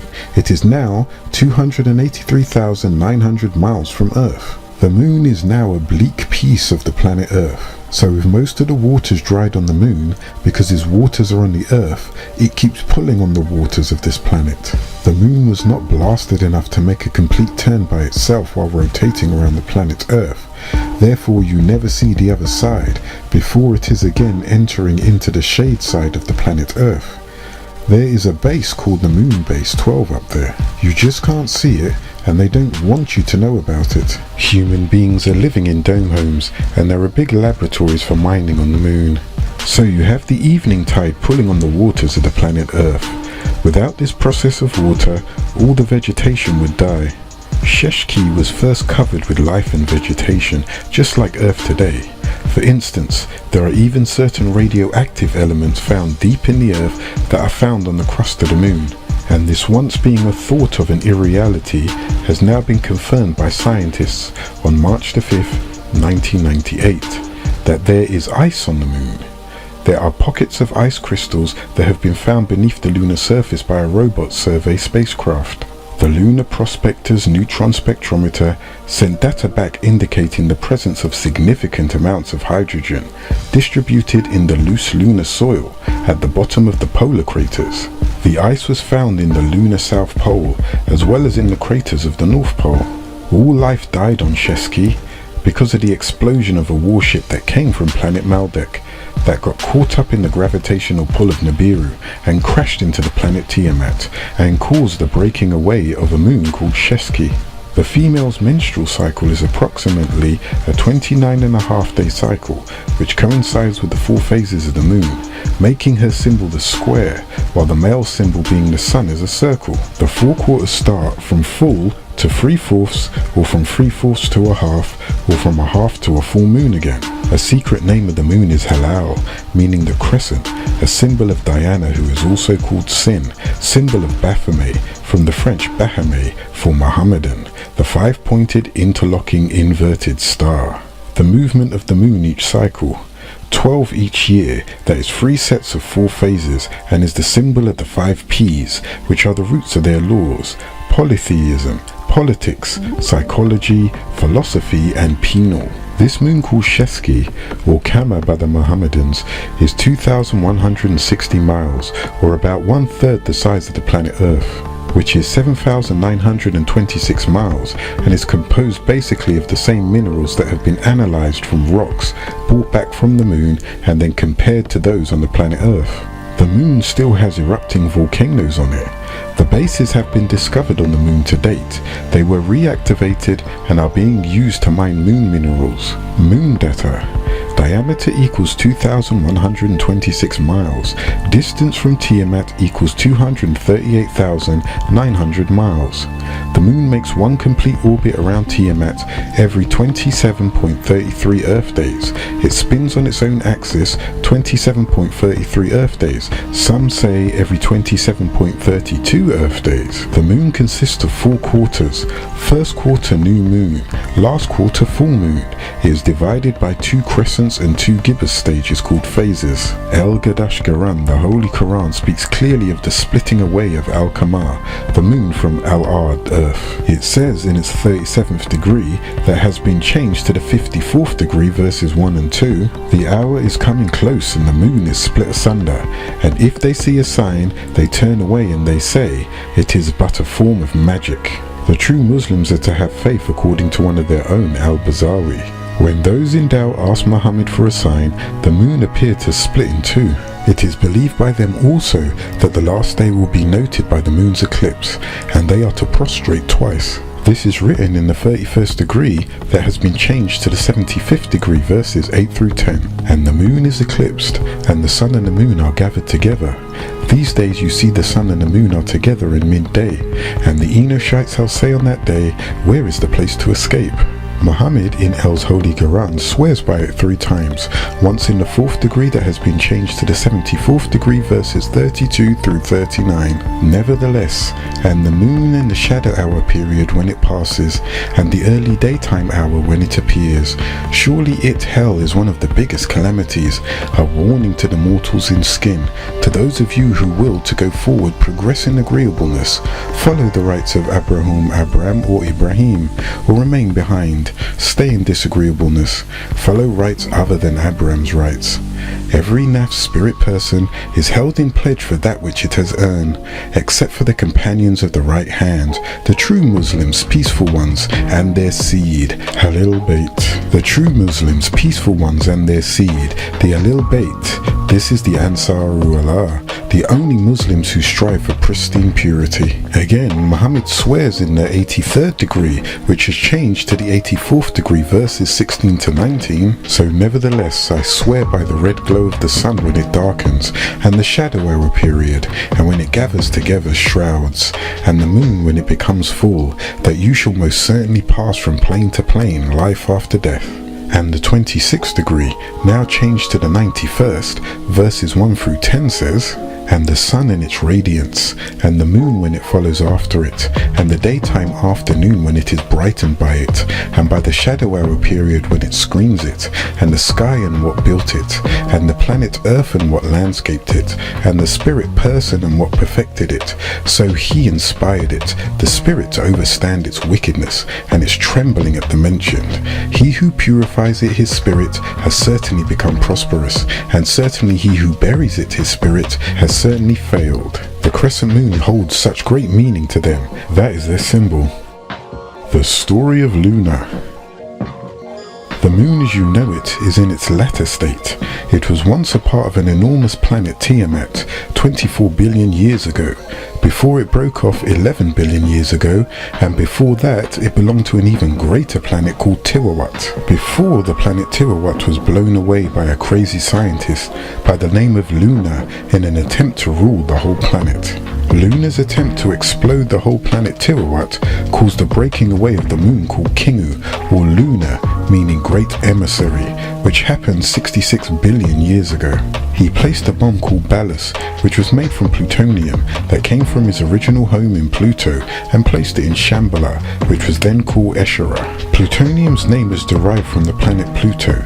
It has a radioactive chemical element and bears the symbol Pu. Its atomic number is 94 and its atomic weight is 239.13. Plutonium is one of the main elements used in nuclear weapons. In the center of the planet Earth is a long 30-mile tube due to the plutonium bomb. When Kingu the moon broke away, Luna himself was on that part. Luna or Lunar wanted to rule the sun, moon and all the stars. He only ruled the lower half of the planet Tiwawat that you call Earth today, He equaled in power with the ruler of the upper half.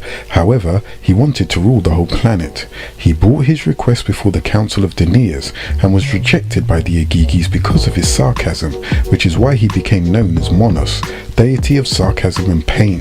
His rejection angered him, and he decided to blow up the planet Tiwawat. Luna is an old deity who was disagreeable and ruled the planet Kingu before he died, and its waters dried up, due to it being thrown off into its own orbit by Nibiru. He was the deity of the moon, Kingu also called Luna, and his intentions were evil. Luna lived and ruled Kingu 66 billion years ago after it broke away from Tiwawat, the original Earth, which came with the original creation of this solar system that exploded from the Milky Way. The Milky Way was formed from a massive sun called Sol, collapsing and exploding outward. Then the Milky Way exploded again and gave birth to our present-day sun called Shamus, or Helios, which is 93 billion years old. Before this sun called Shamus became a ball of gas containing hydrogen and helium, it was an active planet called Om, containing all of the planet's moons and satellites which make up this solar system. The sun was one tremendous mass, a planet called Om. The solar system was one of 19 planets that surrounded a more massive sun called Sol. Sol was named after its original ruler Sal or Sol, whose wife was named Arena.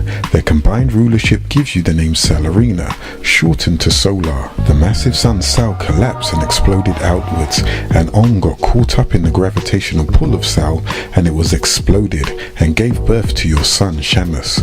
All 19 of the planets were hurled off into space and exploded to create 19 galaxies in space and beyond. Galaxies are recorded as population 1, population 2, population 3 and population 4 and on. Population 1 galaxies are based on their age, are from hundreds of thousands of years old to 25 billion years old. Population 2 is from 25 billion years old to 100 billion years old, and population 3 from 1 trillion to 25 trillion. Population 4 is from 25 trillion to 100 trillion and on. The Milky Way, from the Latin via, way, and lactea, milky, which is the 18th galaxy, has taken its name from the Greek sea nymph Galatea, from the Middle English Galaxy, the Milky Way, from late Latin Galaxius, from Greek milky, from Gala, galact, meaning milk. This Milky Way galaxy exploded again to create the present solar system. The new heaven and new earth will reveal a second and third sun. Yet at this point you have one sun called Shamus or Helios, and 10 planets called 1 Mercury, 2 Venus, 3 Earth, 4 Mars, 5 Jupiter, 6 Saturn, 7 Titan, 8 Uranus, 9 Neptune, 10 Pluto, and on the outside the 11th planet being Maldek, and also Planet X, another name for the 12th planet. When you include the Sun and the Moon as planets, it becomes Nibiru. This was the making of the 18th galaxy, ruled by the signs of the zodiac called solar biology. This all took place 76 trillion years ago. It's called the birth of the universe from triple darkness. Luna wanted to rule the whole universe, so he used over 30 million tons of atomic energy to blow up Tiwawat, thinking that it would shift the orbit of the planets and cause a planetary collapse or star holocaust. He was originally a humanoid type Maldek from Gaga Pluto, who lived on Tiwawat after they had crashed down, and he tried to rule all the beings on Earth. The Maldekians and their slaves, the troglodytes, also known as the Masmukia, have been using the vast seas of the planet Earth for billions of years as a home base under the Bermuda Triangle, also called the Angel's Triangle. Luna was originally from Gaga, which was later called Pluto or Platoon, a planet that was also occupied by the Maldekians or troglodytes, as well as Hindus, who resided on Pluto after they left their planet Nirvana and mixed with the Maldekians, of which Luna was a product of.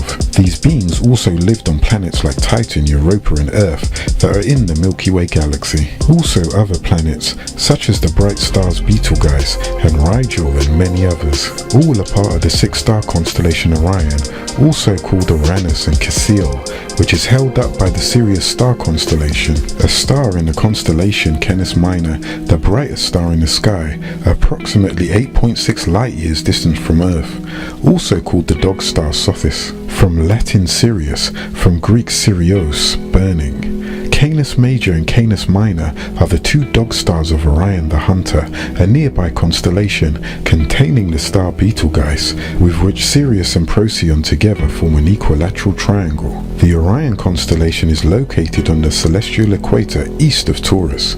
It is an oblong configuration with 3 stars in a line near its center in the Orion's belt called the nebula. It is represented on pictorial charts as the figure of Orion. It was called Sahu, the soul of Osiris. The 3 bright stars represent his belt: 1 Al-Natak, 2 Al-Nilam, 3 Mintaka. This is the home of the agreeable Anunnaki or Elohim, and the disagreeable 4 winds, which make up 1 Betelgeuse, 2 Bellatrix, 3 Rigel, 4 Safe, under the watchful eye of Sept, also called Sirius and Sothis, where Nibiru took residence. There is also 3 fainter stars aligned south of the belt. Alpha A Uranus, or Betelgeuse, is located in the left corner of the oblong, which corresponds to Orion's shoulder. Beta B Uranus, or Rigel, is diagonally opposed to Betelgeuse. A nebula surrounding the 3 stars marking Orion's sword is one of the most conspicuous bright nebulas in the heavens. Luna's daughter was also called Luna, and his wife was called Hyperion. Luna also had a daughter named Persephone, and she married Pluto, also known as Hades, a son of Kronos and Rhea, ruler of the underworld. Rhea was from Uranus, which was the name of the ruler of that planet, and his wife Gaia, mother of Poseidon. Gaia was ruler of Titan, where there were great cyclopses, which are any of the race of one-eyed giants who reputedly descended from Titan, inhabiting the island of Sicily. From the Latin, from the Greek kuklos, kuklos meaning circle eye. There were also Furies, which were the 3 terrible winged goddesses with serpentine hair, Alecto, Megara, and Tisiphon, who pursued and punished evildoers of unavenged crimes. From the Middle English Fury, from Old French, from Latin Furia, from Furiae, meaning to rage, and also there were giants, meaning a person or thing of great size. From Middle English, from French jaunt, from Vulgar Latin gagus, from Latin gigas, from the Greek gigas. These were the rulers in this solar system, after and before the crash of Nibiru's winds into Tiamat. Yes, there were giants in the earth before Cadmon and Adam, the Zamzamims meaning plotters, the Emims meaning terrors, the Philistines meaning immigrants, and the Rephaims meaning healers, with the wind ships of the Maldekians, also known as the Vulcans, when trillions were billions, and billions were millions, and millions were thousands. This is in accordance to the motion of your planet around Afsu the Sun, and how far your planet was from it. So the Moon, as a satellite of the planet Earth, has 3 birth date records. 11 billion, it breaks off from the planet Tiamat Earth. 24 billion, the recreation of the planet Earth, and 76 trillion, the original creation of the entire universe. Just as the conception of a mortal goes through 3 phases to birth, that which is declared the Moon today had went through 3 separate periods in its path to becoming what it is.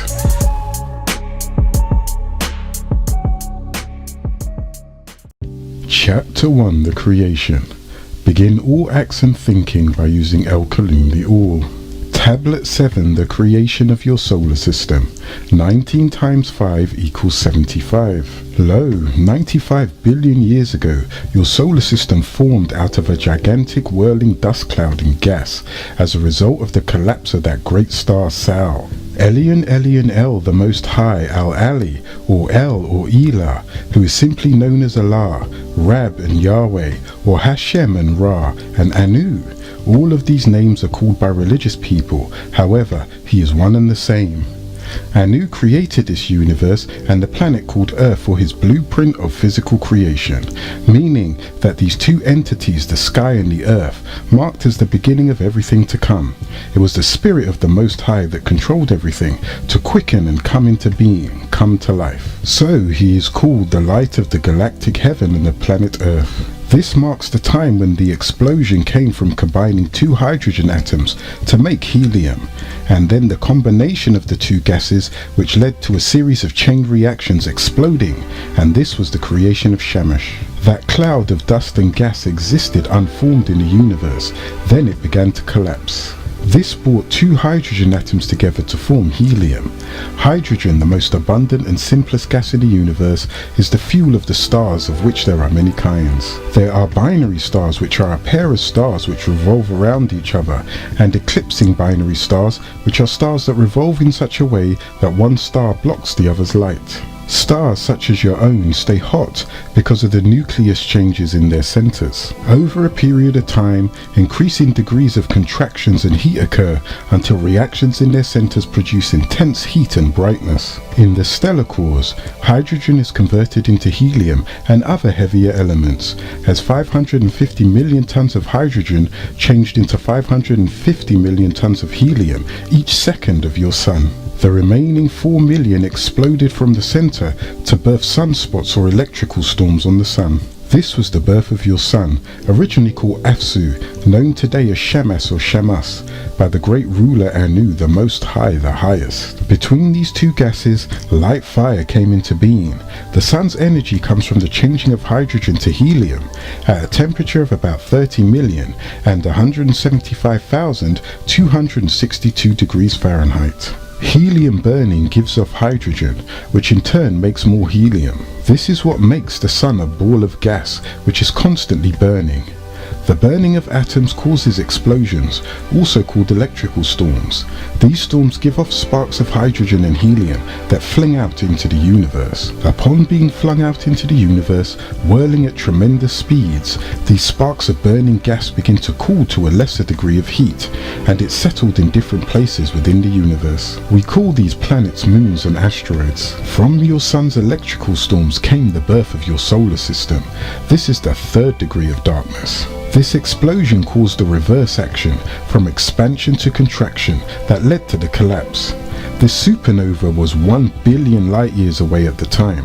After becoming red giant supernovas from the word super, meaning above, over, upon, superimpose, superior in size from the Latin, from super meaning over, above, and the word nova meaning a star that suddenly becomes much brighter and then gradually returns to its original brightness over a period of weeks to years, from the Latin stella, nova, new, star, nova, feminine of Latin novus, meaning new.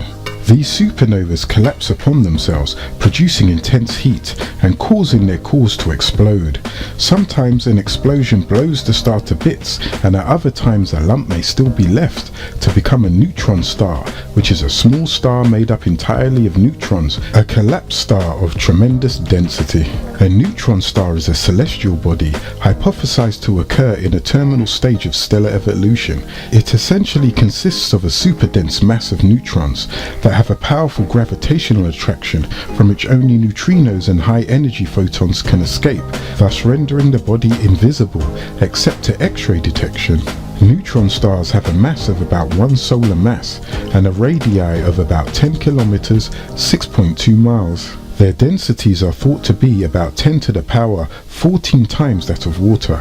Because of their identification with pulsars, rotating neutron stars are thought to have extremely strong magnetic fields on the order of 10 to the power of 12 Gauss, compared to a field of 0.2 Gauss on Earth and a few thousand Gauss in sunspots. Every time they spin, they give out a flash of energy like a lighthouse. The largest remaining bit of star may also become so compressed and possess such an intense gravitational pull that it becomes a black hole. At the center of a black hole, the star that died is crushed out of existence by the force of gravity. Black hole gives off no light and acts like stellar vacuum cleaners, sucking up matter and energy from space. They can be compared to the effect that is produced when a cup of liquid is stirred at high speed. Once the spoon is removed, a hole is made in the center like a miniature whirlpool. Floating objects are drawn and sucked into the center. So black holes will absorb any stray matter or energy that passes within a certain range of its horizon, including light. Dwarf stars, which are also dark brown, are made of protons. Novas are stars that explode and become thousands of times brighter and then becomes dim again. The white dwarf is a small white star with a large amount of material packed into an extremely small space. A white dwarf star is about the size of the Earth but weighs as much as the Sun. The weight of the sun's outer layers compress the gas of the innermost region to a density about 100 times that of water and raises the central temperature to about 15 million K, 27 million degrees Fahrenheit. Then there are supernovas, an extremely bright star exploding suddenly appearing in the sky, generally decreasing rapidly in brightness. Giants have a relatively large radius for its mass and temperature, and supergiants are any relatively enormous stars with a greater magnitude than a giant star. Their lifetimes are short in comparison to other stars. Some of the smaller stars are called neutron stars, which are made up entirely of neutrons, a collapsed star of tremendous density. A light year is the distance light can travel in 1 year.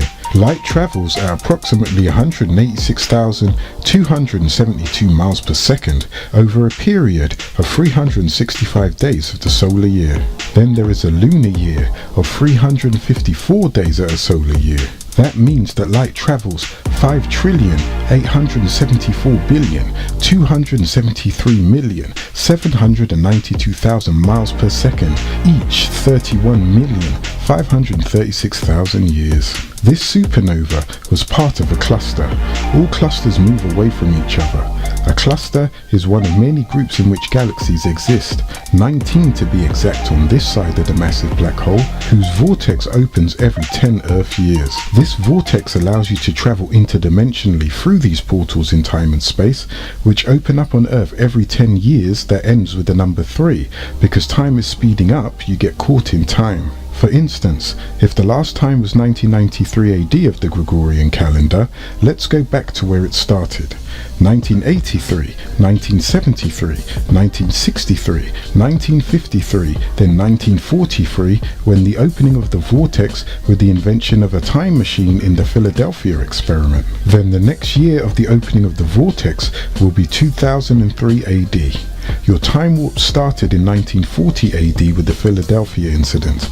This experiment is what caused the vortex to open up, causing extraterrestrials to come into this dimension because of the magnetic pull from the big generators that supplied energy for the invisibility project in Philadelphia. The vortex can be opened by extraterrestrials from the 6th density from their time reference, and one such incident occurred on June the 6th, 1966 AD, which was the birthday of the 13 sons who were born to the devil. All types of malevolent beings came through to Earth during this time. The Philadelphia experiment was an experiment to accomplish teleportation of a warship. The USS Eldridge from Philadelphia was to dock near Norfolk, Virginia by using Albert Einstein's unified field theory. This experiment originally began in 1930 in Chicago, Illinois, with a team of scientists. A strange phenomenon happened where 2 Navy men, Alfred Balick and Duncan Cameron, jumped over the side of the Eldridge and they landed in Montauk, Long Island, New York. Where the scientists went wrong was that they did not take into consideration that the sailors all had emotional involvements at the time of the experiment. So in trying to link up the USS Eldridge, an object, versus the biorhythms of a living entity, the human body, and the Earth, which had a half peak at the time, caused the problems. The scientists had no understanding of the human psyche, love, nor metaphysics of the Earth, which also has a biorhythm like the human body, because it's also a living entity.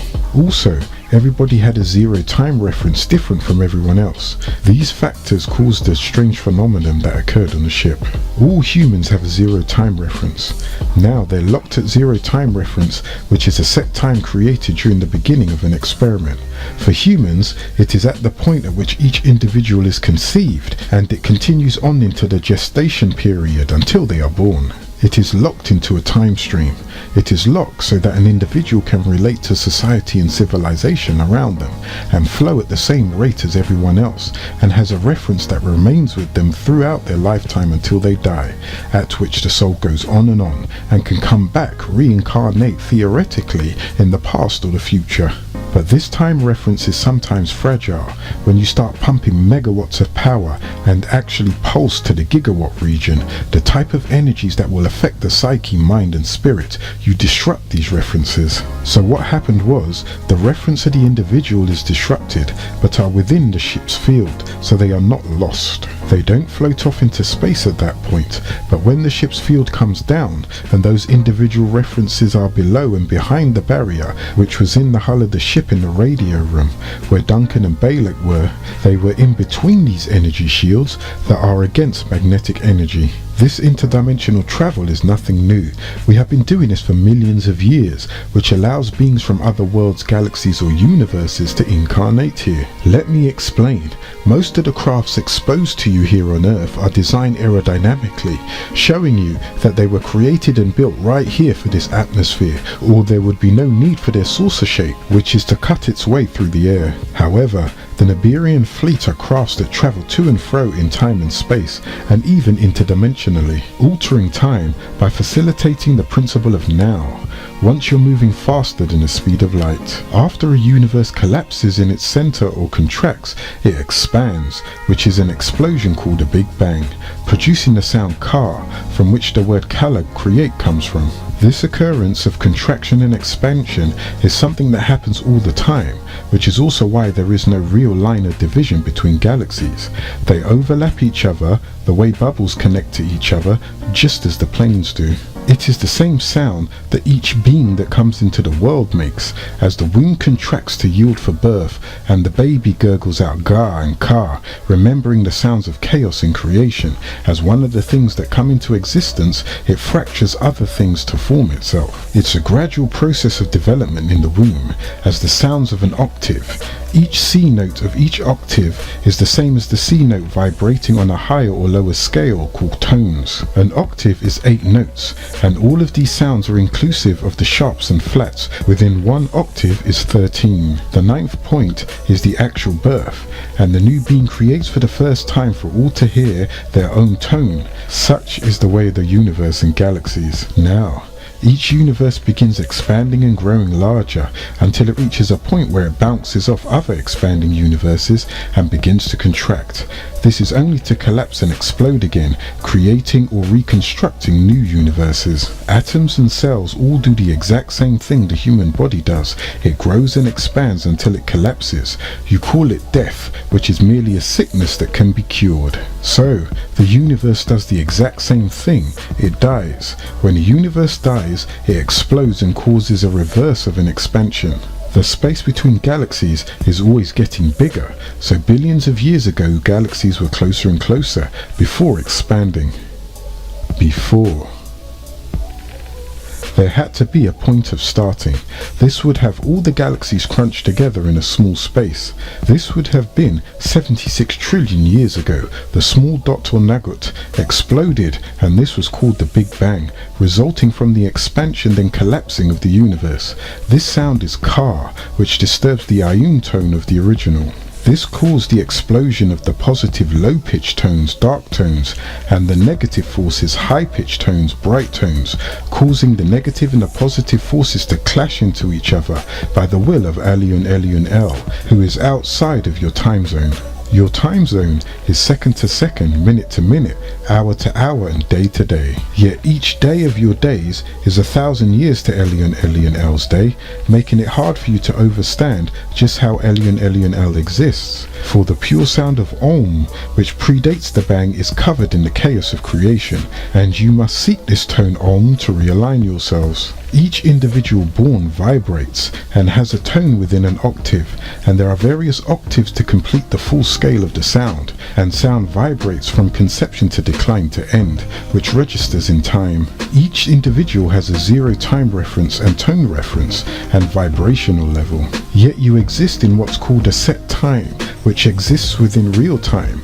That is, each individual's real time, their point of origin. All hearts do not beat like a metronome at exact beats per second. Sound flows and is utilized, cut on and cut off. Life flows and is utilized, cut on and cut off. Elyon El's time does not have a then, only a now, whereas each individual is at the point of now and looks back at multiple thens and looks forwards to multiple thens. Thus on both sides of the present you find past and future. That was the very beginning, not the beginning. The time, El Wagat, El Asr, it says in El's Holy Quran, the 13th degree, which has been changed to the 183rd degree, verses 1 through 3, pertaining to the time when the Enoshite soul will be squeezed from his body and is overcome by death. And the squeezing of the Enoshite soul, it shall be squeezed from his body. Surely this is the age when the Enoshites are overcome by defeat, except for those who are faithful and work to perfect their being and are advocates of patience by the measurements of time, when it begins and when it ends. To humans, your reference time began at the recreation of this planet, then called Tiamat Taki, and now Earth from Eridu. Time does not move forward, nor has it come from behind. It has always been. Time does not ascend upwards, nor has it descended from above. Time is now. Now is the time. Time is. Then now is not then.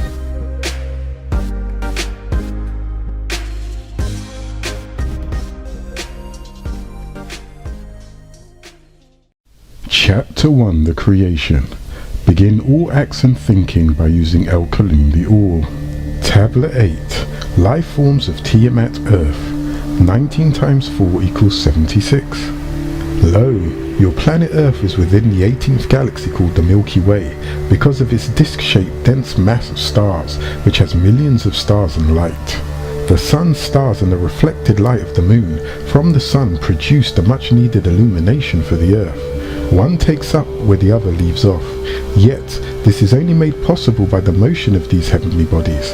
It will take 30,000 years to go from Earth through the Milky Way at Earth's speed. Each individual conceived has a zero time reference from the moment of inception, the moment or incident, in pure and holy darkness, before cause or effect, before right and wrong, good and evil, before chaos and conception, process or growth. In the unpure and unholy light of this world, where there is will, good and evil things happening. That point is real time in each individual's existence. In the physical world, from conception is fake time. You exist in what's called set time. You set the time from life to death. It all exists before you and will exist after you. You in your life is only a short space in real time, which exists in all when the light of life is cut on. It begins real time, yet existence already was in pure darkness, and under set time is each individual's real time existence, their point of origin. Alien L's time does not have a then, only a now, whereas each individual is at the point of now and looks back to multiple thens and looks forward to multiple thens. Thus, on both sides of the present, you find past and future.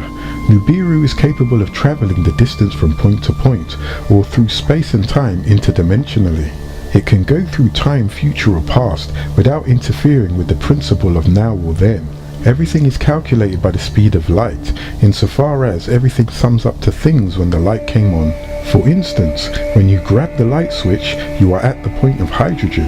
When you click the light switch, you are at the point of helium, and both hydrogen and helium burning gives you the light of the sun. When beings enter into our planet, they travel interdimensionally, using real time, and that's why they can pop up any time within our zero time or fake time. Zero time is the first time for each individual as they come into this world, while being born in real time. If humans were to try and travel past the speed of light, their G-force would cause them to explode. They would have to learn to travel at the speed of light and controlling the G-force. That is, the forces that affect the body as it escalates in speed in relation to how 1 G affects the body per second. A G is a unit of acceleration equal to the acceleration caused by gravity at the Earth's surface, about 33 feet per second. The Milky Way is a spiral galaxy and is inside of the universe and is very minute. The light from the sun comes to the Earth. Light travels from the sun in 8 minutes and approximately 20 seconds, some say 4 minutes. Your universe contains 19 galaxies. There are 1 billion other galaxies. The distances in your universe reach up to 26 billion light years. Your universe is the smallest and innermost of the 7 universes, which are part of a galactical federation of 19 galaxies. As the universe increases, the universes get larger and larger. Your mind cannot comprehend the circumference of the universe. It is unimaginable to you while in your body. The word that best describes it is infinity. The universe doesn't end. You're merely limited by your imagination. My child, for a time it was hard for you to understand the very beginning of your existence. It was difficult for you to accept that you were made to evolve from intelligent amoeba, which are single-celled organisms with a definite nucleus that move by way of a pseudopod or false foot. A pseudopod is a temporary projection of the cytoplasm of certain cells, such as phagocytes, or certain unicellular organisms, especially amoebas, that serve in locomotion and phagocytosis. The word amoeba is from New Latin genus name, from Greek amoebi, change, from amoeban to change, and fungi, which are single-celled or multicellular organisms that excrete enzymes that actually dissolve their food, then absorb their food through their cellular walls. However, this was your beginning, a beginning unknown to humans. Thus, as you read this tablet, you will have a great understanding of how you became who and what you are today. The first kind of life forms on this planet were the evolution of the amoebae, fungi and algae that live underwater and evolved onto land, which were transplanted here. Early Earth was composed of the gases ammonia and methane, in addition to water, H2O. The cooling of the Earth and the subsequent falling of the vapor rings allowed these gases to reach the waters upon Earth, forming solids and a molten crust. The exposure of ultraviolet rays from the sun caused these gases to form simple organic molecules from things here. These began to form larger molecules until protein was formed. It was this formation which ultimately resulted in a prototype of the living cell, which occurred 46 trillion years ago. Bear in mind that these chain reactions did not occur by blind chance, but only by the will of the Most High Anu. The stage after the creation of the first cell took place in the lab of Shimti, where the breath of life is breathed, which is located on Mars. This cell or cells was then placed inside the Vulcan deity, a dolphin. Dolphins are members of the most intelligent group of animals living in the sea. However, what many people don't know is dolphins are actually small whales that range in length from 4 to 12 feet.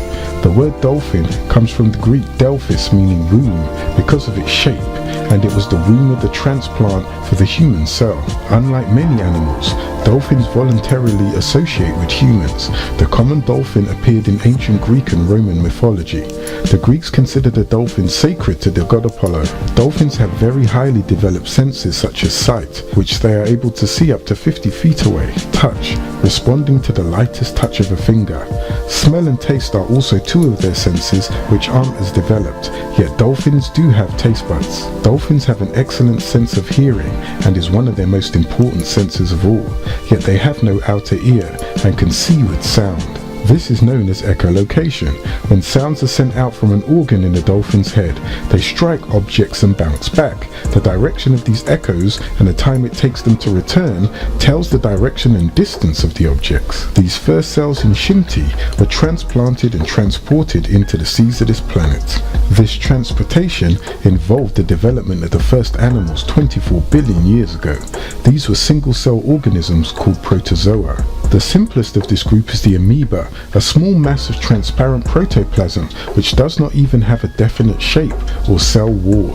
The first single-celled animal to originate was the amoeba, which is found in water or moist soil and reproduces asexually. This means they reproduce alone, they don't need a partner. Fungus arose from this single-celled organism and played an important role in nature. They break down the bodies of dead organisms into chemical substances that can be used by other organisms. Fungi live as parasites and reproduce either sexually or asexually. The simplest particle of life is H1 hydrogen. What is smaller than that is a quark, of which atoms are composed. The atom is the smallest unit of an element that retains all of the element's properties. All things are made of atoms, which are composed of quarks, and even smaller called exotic mesons or biaps, such as protons, units of positive electricity, neutrons, units of neutral electricity, and electrons, electrically negative parts of the atom, to name a few, which are made of zeeds or zeals. Together, these form a specific pattern. The zeal is the smallest part of any substance. This is called quantum physics, my child, the doorway to reality. The atom is too small to be seen, even with the most powerful electron microscope, yet all that is in parts, and is part of existence. The average diameter of an atom is approximately 1 to 1/1,000,000th of an inch. At the center of an atom is a smaller particle called a quark, the father of energy, which in itself was produced by the mother of all energy, BIAPS, as in the cells beneath the cell or in the DNA, deoxyribonucleic acid. Then there is the nucleus, a dense cluster of protons and neutrons on the outside of a quark. Why do we refer to it as the mother? The mother mitochondria, located on the Y chromosome, is the male equivalent to the mitochondria DNA called YAP DNA. This is the same as when a female is pregnant with a male child, only without the male sperm, as in a so-called asexual cell splitting into a daughter. This practice of splitting and parting and becoming individual life forms is only found in the female or mother. So in actuality, asexual cells are really F-sexual cells for female sexuality. The word mitochondria is from the Greek mytos, meaning warp, thread, and the Greek chondrion, diminutive of chondros, from grain or granule. Mitochondria are the tiny bodies within a cell that are responsible for the production of energy through the breakdown of sugars. The mitochondria DNA is in the female, which produces the male in a so-called asexual fashion. This is your original hermaphrodite, which comes from Hermaphroditus, the son of Hermes, who is the son of Zeus and Maya, and Aphrodite, the daughter of Uranus. When you look at the word phonetically, you see her, as in a three-letter prefix, and her is always identified with she, or the female gender, as in most hermaphrodite cases, yet it includes male strands that create Y chromosomes. Now, the very word her is from Middle English, from Old English higher. Important derivatives are he, him, his, her, it, here, hence. Note that her is inclusive of he in its root meaning. He is from Middle English, from Old English he. The pronouns he, him, and his are male person or animal. So he is always identified with the male factor, when her, on the other hand, is inclusive with male and female factors, making her the mother. M equals mitochondria, and add other, and you get the word mother. Together, the protons which have a positive charge and neutrons which have no charge are called nucleons. Outside spinning around the nucleus in orbits are electrons, which have a negative charge that makes up what is called the shell of the atom, atom. All atoms vary in the amount of protons, electrons, and neutrons according to the elements to which they belong. In reality, no atom has a definite size in space and time. However, it gets its form from its surrounding electrons. Atoms are building blocks from which molecules are made, and a molecule is the smallest unit of a pure substance that can exist independently and exhibit all the properties of substance: carbon, hydrogen, nitrogen, and sulfur. These gases formed into simple organic molecules, at which time these organic molecules began to form larger and larger molecules until protein was formed. Listen, my child, concerning the recreation of the planet Earth. It was this formation which ultimately resulted in a prototype of the living organism. The stage after the creation of the first cell involved the development of the first animals, which is called a protozoa, which comes from the Greek proto, first in time, and zoa, from zoia, meaning animals. When producing, the protozoa splits into two separate animals or cells, just as, at birth, the mother splits in two beings. Over a period of 19 million Earth years of time, these animals multiplied and diversified and evoluted into many types of creatures and animal life forms. The protozoa were originally transported and planted here on this planet Earth by beings from the planet Risk, the Anunnaki, called the Allahum.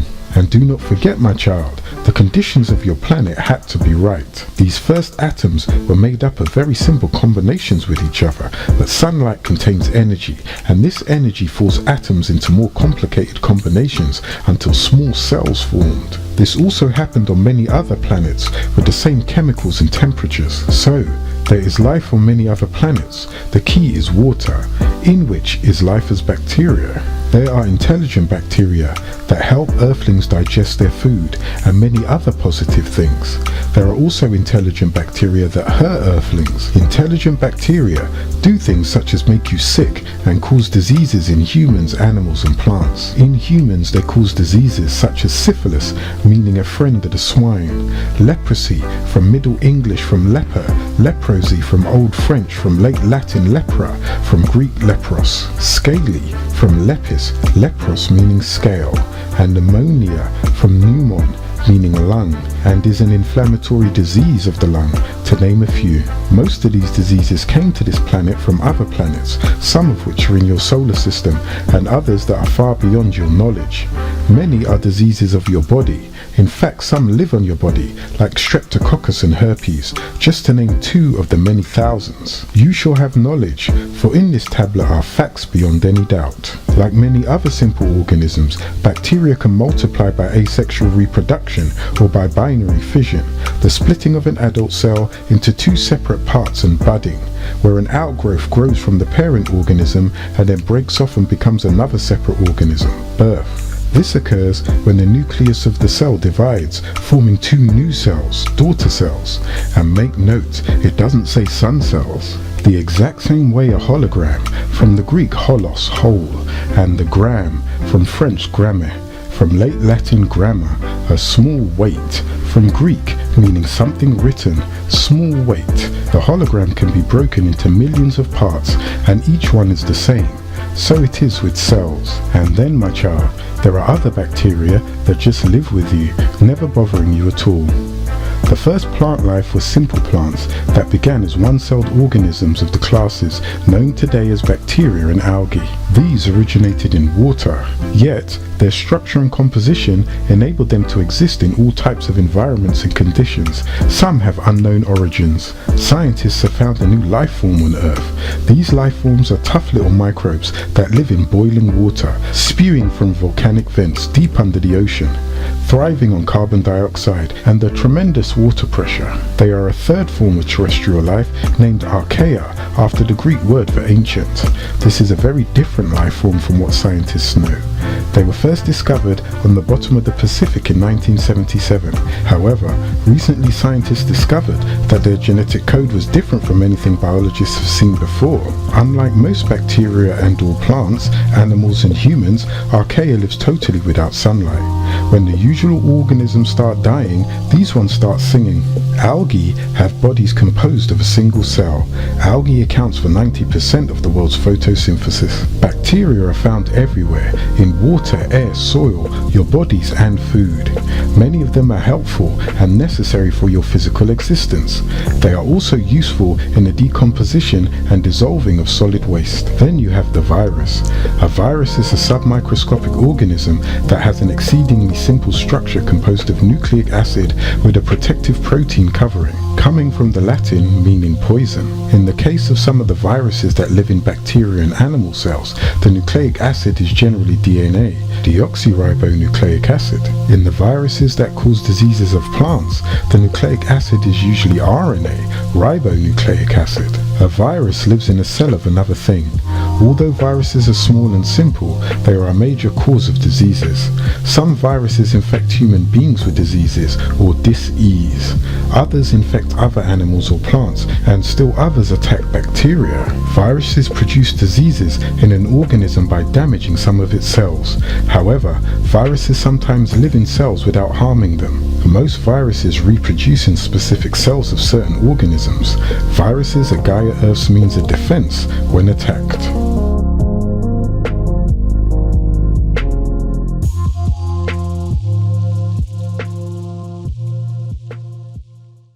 Chapter 1, The Creation. Begin all acts and thinking by using Al-Kalim, the All. Tablet 9, The Evolutionary Process. 19 times 14 equals 266. Lo, you are about to embark upon the truth. I shall take you a step further into the world of true right knowledge, right wisdom, and the right understanding.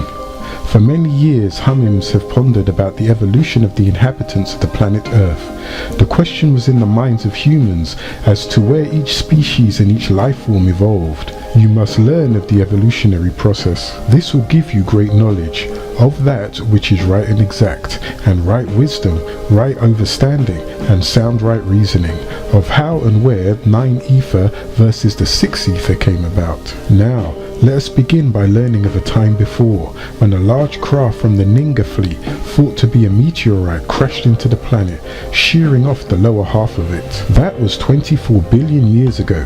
This caused the development of Earth's shape and form as you know it today, bringing with it new kinds of life forms, some to make residence beneath the seas of what is called the Bimini today, where the great empire of the reptilians thrive, even unto this day.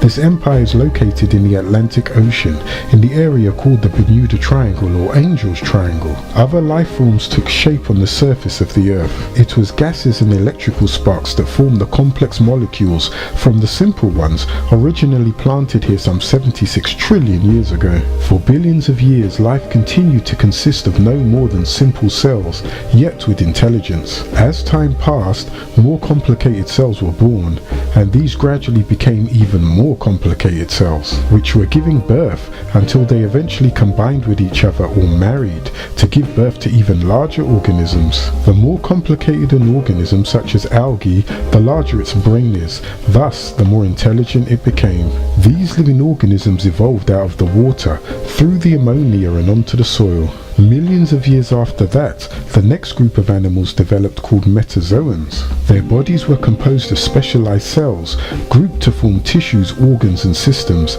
much like the animals of today. These animals multiplied and diversified, and over a period of 19 million years evolved into man, many types of animals and dragons, called terrible lizards or simply dinosaurs. This was the first evolution of life on the planet Earth. These inhabitants went through many changes, such as the Ice Age glaciers, volcanoes and earthquakes. During this time there were also problems with the dinosaurs and humans. The evolution of the dinosaurs and humans were in balance, to the point that the dinosaurs were much bigger than the humans, and they were killing them off. These humans were of the Homo erectus species. They had 6 ether hair covering most of their bodies. Dinosaurs are classified or divided into separate groups. One being the Saurischia, lizard hips. He's a 4-legged plant-eating dinosaur and can also be a meat-eating dinosaur. The other being Ornithischia, bird hip. This group of dinosaurs is your 2-legged plant eaters and all of your armored dinosaurs. In your Ornithischia, the forward pointing bone has swung around in order that it can point backwards and forwards. And Saurischia have hip bones that are found within reptiles. These bones point in different directions. These two names are in reference to the arrangement of 3 bones of the pelvis. In the Saurischia, these bones were arranged similar to that of modern crocodiles and lizards. These are your tanine, while the pelvis of the Ornithischia was bird-like. Therefore, humans developed from a 1-cell animal, which developed into a water creature, and these humans are tadpoles or reptilians for the first 3 months in their mother's womb. This is why humans still have webbed hands, gills and scales. In their own evolution, with the help of their mammalian parent, they become the root seed of mammals, later called the human being. In its primeval state, they climbed upon the landmass and developed into land creatures, and then onto genus Homo, onto Homo erectus. And these land creatures that were once tadpoles or reptilians grew while in their mother's womb. From 3 months plus 3 months more, during this period, they were connected to an umbilical cord, umbilicus or navel, that is on the abdomen of the fetus and is connected to the placenta. This mark on the surface of the abdomen of mammals who once dwelt in a marina or water is where the umbilical cord, also called umbilicus, was. The central point or middle is attached during gestation. The very word navel comes from the Middle English word nephala and is the same as the Aramaic Hebrew word nephala, nephilim, to fall down, which is the same word. It's in the phonetics of the language. It is a clear picture in these days and times that the words navy, navel, naval and marina tie in. This is a confession that man was a tadpole and was considered a sea creature. Life forms that evolved from the sea were water vertebrates. They did not appear until 500 million years ago, and land vertebrates followed about 100 million years ago. About 225 million years ago, there were fish in the waters as well as sea plants. Most amphibians had made the transition from dry water to land. The plants on the dry land attracted the amphibians to evolve into reptiles. The dolphin as a whale went from the stars to this planet in the sea, then onto land, then back into the sea as a whale. Crocodiles are the remnant of that evolutionary phase also. From 225 million years ago to 65 million years ago, which is the period of time often referred to as the dinosaur age, evolved two main lines of egg-laying reptiles. Those who could fly, which evolved into birds, like the pterodactyls from the Greek pteron, meaning feather, wing, and dactylus, from the Greek for finger, and those who roamed and dominated the earth as dinosaurs, called the Tyrannosaurus rex, tyrant reptile, or terrible lizards. These reptiles evolved alongside with a variety of amphibians and water lizards, away from the oceans and their water life, which is full of activity. When humans came out of the water, your evolution jumped billions of years. When humans crawled on the land, they were in the form of what looked like crocodiles. If you examine the back or the spinal columns of humans, you can see knots up and down the spinal column. Millions of years ago, it was a fin. This fin or sail was used to conduct heat and regulate heat, and the body had to mutate. Behemoth, mankind to this day, still has it at the end of his spinal column, an extension called a coccyx, that is a tail, as well as wings under the arms and webbed hands. This human developed from what you would call a dinosaur today. This dinosaur was called Dimetrodon. It got its name from it, having that which is unique, that being two sets of teeth. No other animal had two sets of teeth. The Dimetrodon lived about 60 to 300 million years ago, which means that it lived at the end of the Paleozoic era. Dimetrodon was a large meat-eating reptile which measured some 10 to 12 feet from nose to tail and 5 feet in height, which explains why many human beings have a craving for flesh. When Dimetrodon, who was of the Paleozoic era, ruled, this deadly creature roamed the valley before the dinosaurs of the Mesozoic era. The Dimetrodon was the first to inhabit the land. It was a warm-blooded reptile. Dimetrodon is a deadly reptile known for the enormous sail on its back. This sail was used for the purpose of regulating body heat. By turning the sail to face the sun, the Dimetrodon was able to warm up much more quickly, in about less than an hour, which allowed the Dimetrodon more time to hunt. A reptile can't stay active if it's too hot. However, without heat, reptiles become more sluggish still and helpless. But mammals can regulate the heat of their bodies because they are warm-blooded.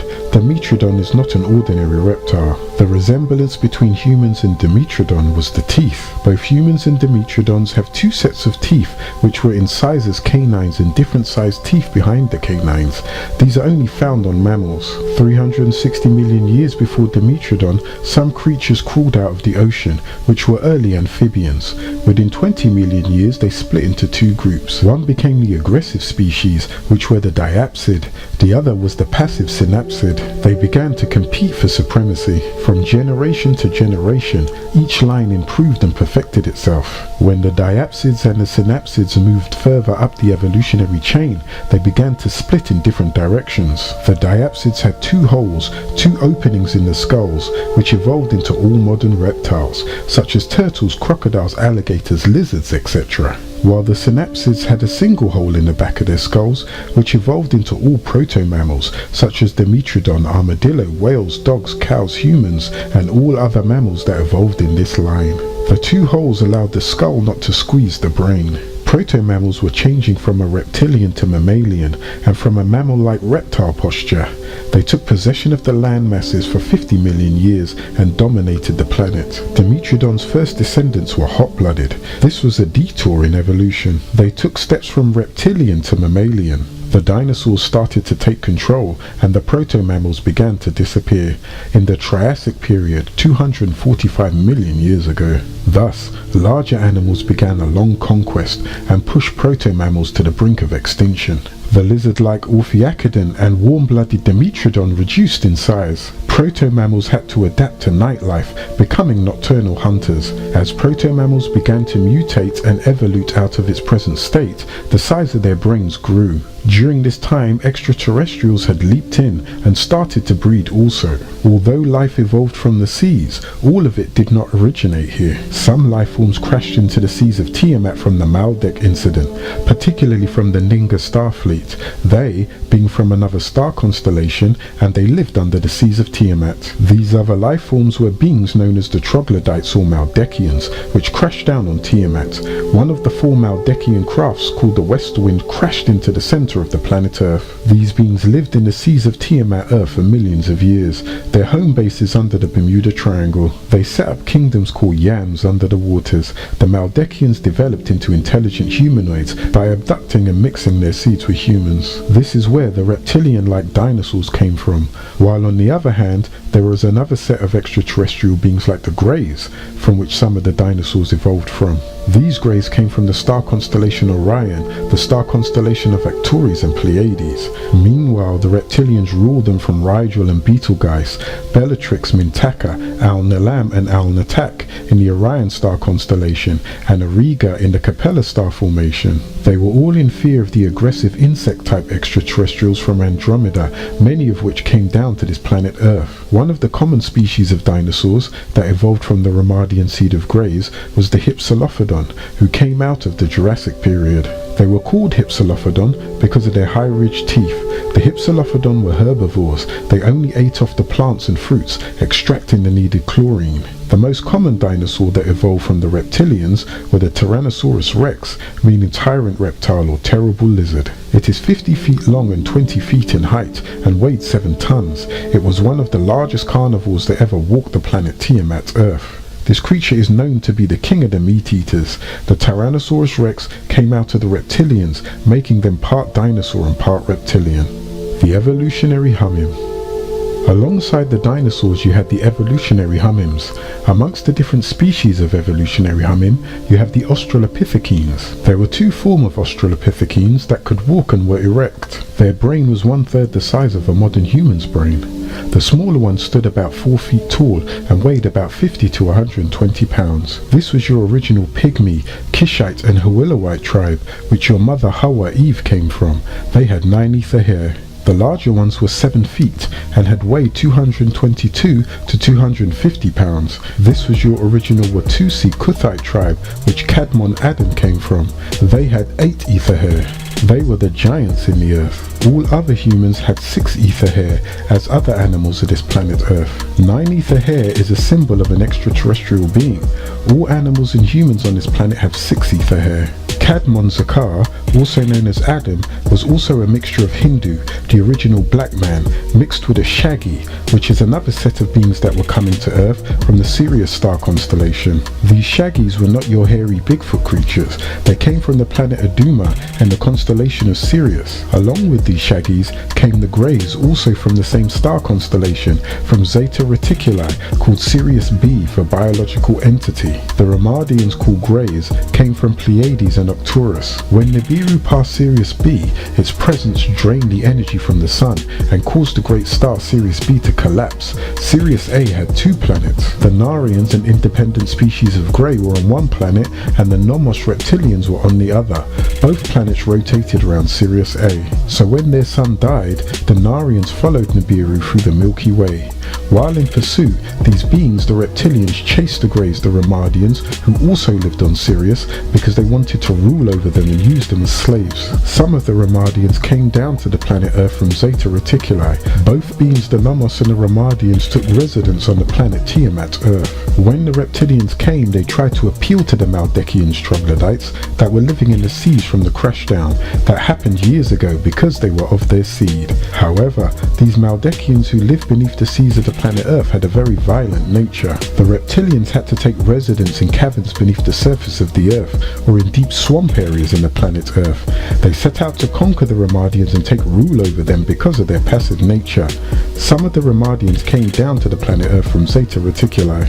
They went directly to the original pygmy tribe of Bushmen in South Africa, who were the Kishites, Kushites and Hawilloites. They lived amongst these beings, and the Ramadians taught this tribe of the Anunnaki and of the beings from the star Sirius. The Kushites and Hawilloites became a mixture of these supernatural beings or extraterrestrial beings. These supernatural beings are the Ramadian Greys that existed in the Nile River of the barren and rocky land of Nuba. They were associated with peace and harmony only. The Pygmies called these supernatural beings Baha-Malakat, or river angels. They lived in underwater castles. They were associated with 4 categories of human preoccupations: fertility, cultivation, marriage and health. Then, on the arrival of the reptilians, who in pursuit of the Ramadians also crashed down amongst the Dogon tribes and began to teach them by the shadow hours and would retreat to the sea by day. They told them they were the Nomos, who had come to guide them, if they would tell them the location of the secret caves that the agreeable Ramadians dwelt in. These Bushmen, the Kishites, Kushites, were of the family of Nekeba,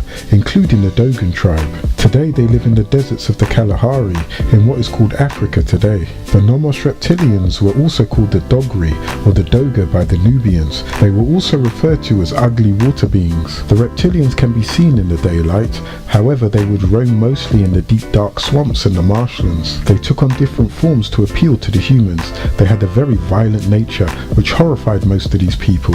They always came out at the shadow hour and hung around the date trees. The Dogri enjoyed eating the dates of the trees. They also came onto land during the shadow hours to teach and mix with the Dogons. They would kidnap the virgins and rape them to implant their seed. It became a ritual to offer virgins in order to prevent the bloodshed. A negotiator was elected called a Hogan. Every 60 years they would seek these virgins. This in turn led to female child sacrifice rituals to these serpent people, becoming willing blood sacrifices to what became known as Ha-Satan, the head of the reptilian tribes, also called Shaitan, becoming a common practice and like an honor and a way to appease these malevolent beings. The Dogons of Mali in West Africa teach and speak of what they have been taught by these 2 tribes of extraterrestrials to this very day. The reptilians told the people of Nubia that they were lawgivers, and the people called Nomos, which is summon, Nasamun, poison, in Soraic Arabic as found in the Quran. They taught them about calculations and about the Sagai, a 60-year period. They also lived in underwater cities linked to caverns deep in the earth. You have 8 caverns occupied by extraterrestrials. This does not include Agartha. The ruling species of the underworld are many. Dawanis called gnomes, which stand 3 feet tall and have porcupine-like quills protruding from their bodies. They live near lava and other volcanic environments. They live off insects and worms. They are extremely intelligent, taking pride in mastering all of the science and literature of the surface people. I once met a Dawani who could recite all of William Shakespeare. He knew the best of wines from the 17th century up. He could discuss everything from the Quran, the Bhagavad Gita, the Upanishads, the Torah, onto Sigmund Freud and the architecture of Frank Lloyd Wright. They are extremely friendly and are of no threat to human beings, yet they have no interest in coexisting with human beings on the surface, who they see as killers without purpose. Next there's the Samin, Dero, called Ganesh by the Hindus, who are born by hatching from eggs that are 4 to 6 feet in diameter. They grow to 7 feet and are extremely obese, having 2 stomachs, and they chew off the cud. The Samin Dero have no apparent fingernails or toenails, nipples or navel, or rectum. They regurgitate their food. Their eyes are light blue. They have blonde eyebrows and pinkish grey-coloured skin, much like the corpse of a Kakadu. Their home was in caverns beneath Turkey, having not been exposed to the inner or outer sun. They have no teeth, but their mouth appears to be full of a gummy, slimy substance. They are nocturnal and hear extremely well. They're not very peaceful and have a great dislike for humans. They are very human in appearance, yet far from it. They have a long trunk-like nose, much like an elephant. They contend that the planet Earth was theirs originally, and it will be theirs again one day. The Samin Dira are constantly in conflict with the Dawani, who hold the same faith, that they were both the original owners of the planet Earth. While on the surface, on the other side of the Red Sea, eastward of Eden in Chaldea, the demon beings Shiva, Vishnu and Brahma were coming back and forth to the Earth from their star constellation social procyon, the planet Nirvana, for thousands of Earth years. They are savage animals and are also called Chaldea, meaning demons. They became known as the original Asiatics. While all of this was going on, there were different kinds of evolutionary homins, human and behemoth, that were living on this planet Earth in the same era also.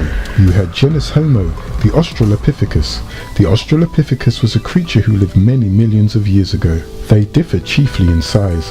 There were two types of Australopithecus. The first form was the ones who stood 4 feet and could walk erect. The second form was the Java man, who was called Pithecanthropus, meaning monkey man or ape man. The other species was Paranthropus. Then you had other types like the Neanderthal, who lived for 100,000 years and then disappeared. Then there is the Cro-Magnon, who is said to have roamed Europe 400,000 years ago, including Homo erectus and many other species in between. The Peking man also belonged to this species, who was here 500,000 years ago, long thought to be along the migration of modern man. The Peking man was a type of prehistoric man who lived about 375,000 years ago in what is now northern China. Members of the species Homo erectus, erect man, stood about 5 feet tall or 150 centimeters tall. They had a brain about twice the size of an Australopithecines. Most of these species of evolutionary man came from the ape family. Among the different species of ape man, you have the black-haired La. This is where you get the word lord or master from. Lars, plural for La, were recognized for their intelligence. These Lars were the head monkeys or spiritual monkeys well known. This is where the word monks come from. When the Anunnaki chose to breed by gene splicing through Gestu, one of the Anunnaki, and Ninti to breed the first Mami here, they chose to breed with the Lars because of their high intelligence. The red-haired orangutan was also a very intelligent ape, and the brown and black-haired chimpanzees had the best brains on the scales of evolution. The orangutan is a large rare ape. Some males have an arm spread of 7.5 feet, one of the largest of all the apes. The orangutan's arms reach to its ankles when it stands. The orangutans live in trees and rarely comes down to the ground. It moves through the forest by climbing from branch to branch. The orangutan feeds off fruit and leaves. The other type was the chimpanzee. The chimpanzee has the intellect of a 4-year-old child and can be brought up to the level of a 7 or 8-year-old. The chimpanzee is one of the most intelligent animals and resembles human beings more than any other animal. They usually walk on all fours and can stand erect when excited or trying to see over tall grass. The orangutans were used by certain beings to breed with. They used the species known as the baboon, the dog-like monkey, and the orangutans together. The baboon is a large monkey. It has a large head, long sharp teeth, and a muzzle much like that of a dog. A baboon's arms are about as long as its legs. Some baboons have short stumpy tails, but others have tails more than 2 feet long. The baboons are part hyena, jackal and monkey. The breeding with them resulted in your behemoth-type carnivores called mankind, one of the many species of Caucasus. You have the red-haired, light green-eyed, yellow-haired, blue-eyed, brown-haired, grey-eyed and many others. While on the other hand, certain beings use the chimpanzee and the gibbon, which are an offshoot of the Lars for breeding. There are several species of gibbons. They all have long arms and no tail. Gibbons travel through the tops of trees in small groups. A group usually consists of a male, a female, and 1 or 2 young. The chimpanzees and gibbons evolved into humans, and they became your Nubans, the original pygmy tribe. Their woolly hair comes from the supreme beings with 24 strands of genes coated in melanin. These are your original Anunnaki Alahum.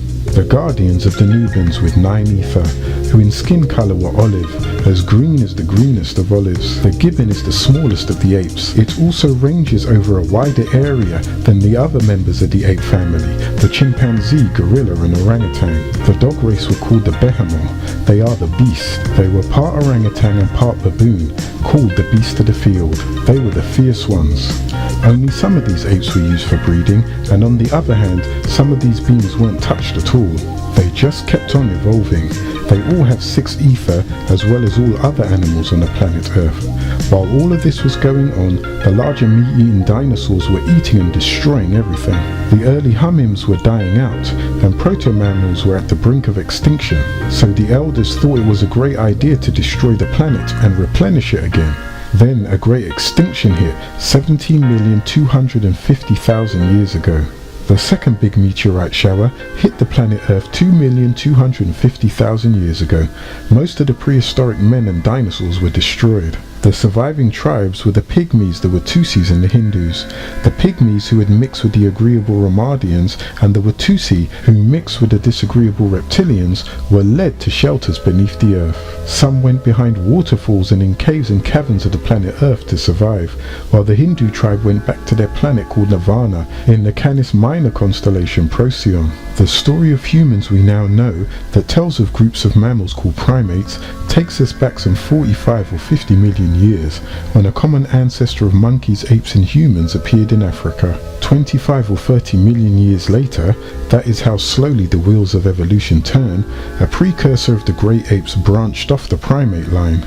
In the 1920s, fossils of this early ape proconsul were found by chance on an island in Lake Victoria. Besides proconsul fossils, they also discovered in the area remains of Ramapithecus, the first erect ape or man-like primate. It was some 14 million years old, some 8 or 10 million years up the evolutionary tree from proconsul. The richest fossil finds have been in Olduvia Gorge in Tanzania, near Lake Rudolph, renamed Lake Turkana in Kenya, and in the Afar province of Ethiopia. A Neanderthal skull was found near the Nile in Egypt, which dated back 80,000 years old. Because a person's DNA keeps getting mixed by the genes of the generational fathers, comparison of the DNA in the nucleus of the cell, which comes half from the mother and half from the father, do not work well after several generations. It was discovered that in addition to the DNA in the cell's nucleus, some DNA exists in the mother cell, but outside the nucleus in bodies called mitochondria. This DNA does not get mixed with the father's DNA. Instead, it is passed on unaltered from mother to daughter to granddaughter, and so on through the generations. Thus it is perfect to trace ancestral relations. This discovery by Douglas Wallace of Emory University in the 1980s led him to compare this mitochondria of about 800 women. The surprising conclusion, which he announced at a scientific conference in July 1986, was that the mitochondria of all of them appeared to be so similar that these women must have all descended from a single female ancestor. The research was picked up by Wesley Brown of the University of Michigan, who suggested that by determining the rate of natural mutation of mitochondria, the length of time that had passed since this common ancestor was alive could be calculated. Comparing the mitochondria of 21 women from diverse geographical and racial backgrounds, he came to the conclusion that they owed their origin to a single mitochondrial Eve, who lived in Africa about 300,000 and 180,000 years ago. This led to the search for Eve. Rebecca Cann of the University of California at Berkeley had obtained the placentas of 147 women of different races and geographical backgrounds who gave birth at San Francisco hospitals. She extracted and compared their mitochondria. The conclusion was that they all had a common female ancestor who had lived between 300,000 and 150,000 years. The upper limit of 300,000 years, paleoanthropologists noted, coincided with the fossil evidence for the time Homo sapiens made his appearance. The mitochondrial DNA is only given from mother to daughter. The male species do not have any mitochondrial DNA. This is just further proof that the first person to walk on the planet Earth was a female.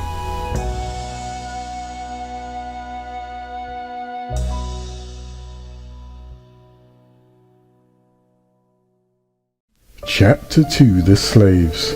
Begin all acts and thinking by using El Kalum, the All. Tablet 1. A mission to the planet Earth. 19 times 10 equals 190. Lo, it is important for you to receive this communication because of the misconceptions that have been embedded in you for thousands of years that must be eliminated. You must change your thought patterns. Listen to me, my children. Accept only the facts, and it will lead you if you are worthy. We have had in our midst some great teachers, such as Dusi Ali of Nubia, teacher of these teachers. He followed the teachings of the Ansaru Allah of Sudan, Northeast Africa. He was under the teachings of the great Muhammad al-Mahdi of the Sudan. Noble Drew Ali, teacher of the Moorish American Moabites, was taught by Dusi Ali, 1866 to 1945. Noble Drew Ali came from the Cherokee, North Carolina in America. Words of one of our great teachers, Noble Drew Ali, 1886 to 1929, a warning for all young men. Beware, young man, beware of all the allurements of wantonness, and let not the harlot tempt thee to excess in her delights. The madness of desire shall defeat its own pursuits. From the blindness of its rage you shall rush up on self-destruction. Therefore give up not thy heart to her sweet enticements, neither suffer thy soul to be enslaved by her enchanting delusions. The fountain of health, which must supply the stream of pleasure, shall quickly be dried up, and every spring of joy shall be exhausted. In the prime of thy life, old age shall overtake thee, the sun shall decline in the morning of thy days. But when virtue and modesty enlighten her charms, the lustre of a beautiful woman is brighter than the stars of heaven, and the influence of her power is in vain to resist. The beauty of her bosom transcendeth the lily, her smile is more delicious than a garden of roses. The innocence of her eyes is like that of the turtle, simplicity and truth dwell in her heart. The kisses of her mouth are sweeter than honey, the scents of the perfumes of Arabia breathe from her lips. Shut not your bosom to the tenderness of love, the purity of its flame shall enable thy heart and soften it to the receive of the fairest impressions. Social duties. When thou considerest thy wants, when thou beholdest thy imperfections, acknowledge his goodness and remember his mercy. O child of the Anunnaki, who honoured thee with nobility as a member of humanity, who endowed thee with speech and placed thee in society to receive and confer reciprocal helps and mutual obligations, protections from injuries, thy empowerments of the comforts and pleasures of life, all thee thou owest to the assistance of others, and couldst not enjoy but in the bands of society. It is the Anunnaki who endowed thee with speech, the ability to see and touch, for without these you would have no perception of the greatness of the Most High El, then placed you on the planet Earth key to give and receive from others an award equal in assistance to each other.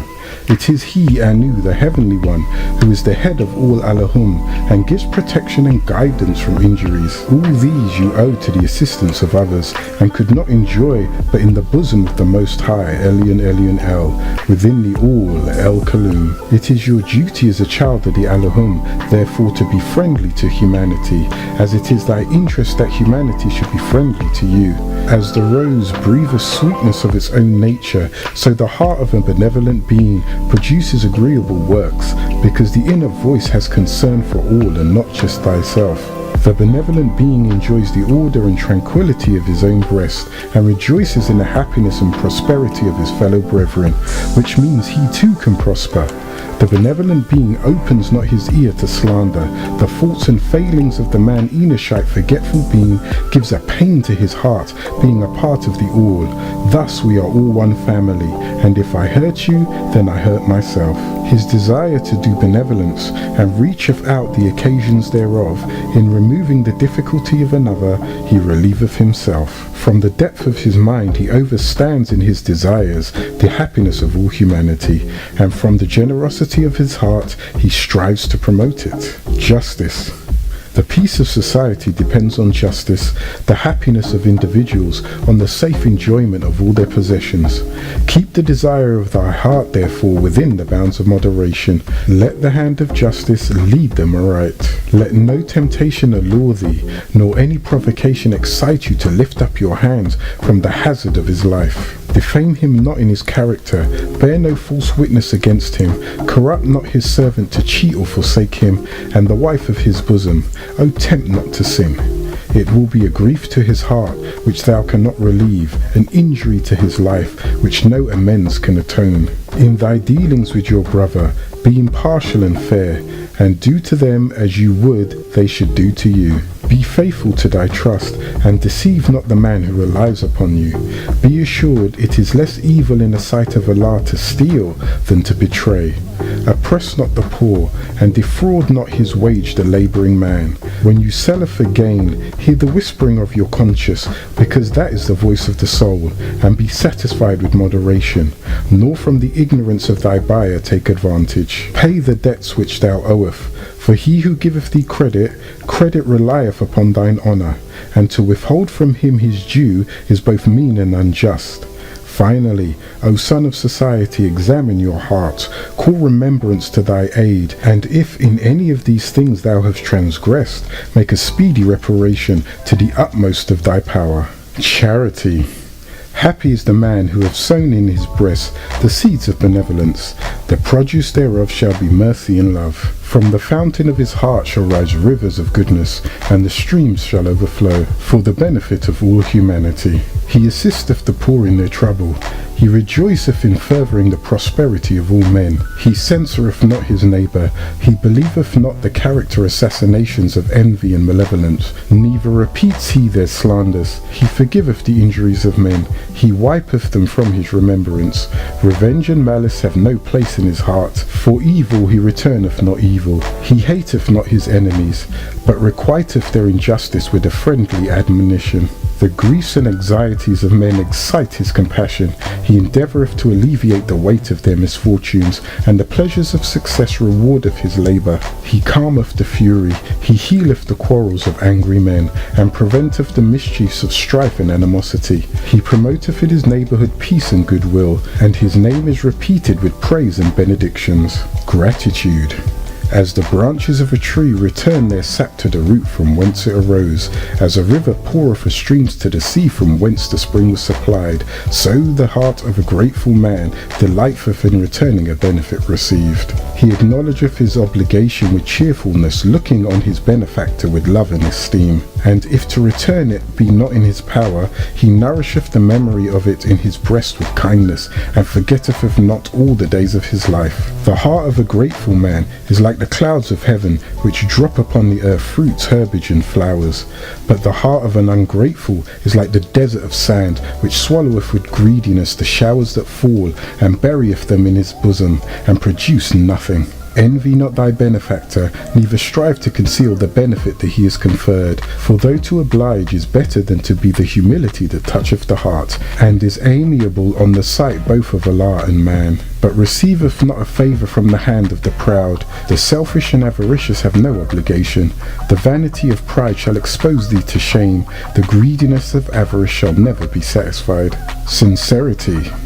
O thou who are enamoured with the beauty of truth and facts, and hast fixed thy heart on the simplicity of her charms, hold fast thy fidelity unto her, and forsake her not. The consistency of thy virtue shall crown thee with honour. The tongue of the sincere is rooted in the heart. Hypocrisy and deceit have no place in his words. He blusheth at falsehood and is founded, but in speaking the truth he hath a steady eye. He supporteth as a man the dignity of his character. To the arts of hypocrisy he scorneth to stoop. He is consistent with himself as an honest being. He is never embarrassed. He has courage enough to always speak the truth, and is never afraid. He is far above the meanness of dissimulation. The words of his mouth are thoughts of his heart. Yet with prudence and caution he opens his lips. He studies what is right and speaks with discretion. He advises with friendship, and he reproveth with freedom. And whatsoever he promises shall surely be performed. But the heart of the hypocrite is hid in his breast. He makes his words in the semblance of truth, while the business of his life is only deceit.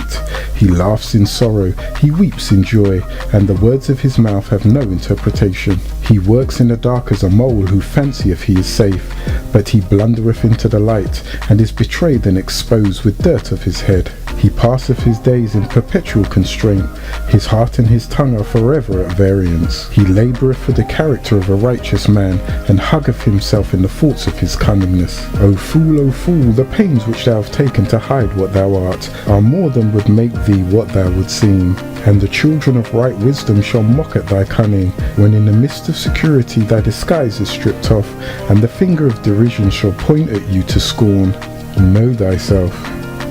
Weak and ignorant as thou art, O man, humble as thou oughtest to be, O child of dust and ground, wouldst thou raisest your thoughts to infinite wisdom, wouldst thou see omnipresence displayed before thee. Contemplate thy frame, fearfully and wonderfully art thou made. Praise therefore thy Creator with awe, and rejoice before him with reverence. Wherefore of all creatures art thou only erect, but that thou should behold his works. As the laws of nature, you are responsible for your brother's life as well as your own, raised above to give reverence to those who added in your creation.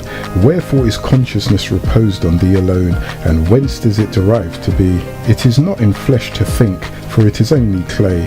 It is not in bones to reason, for they are but the skeleton of the clay. The lion knoweth not that worms shall eat him.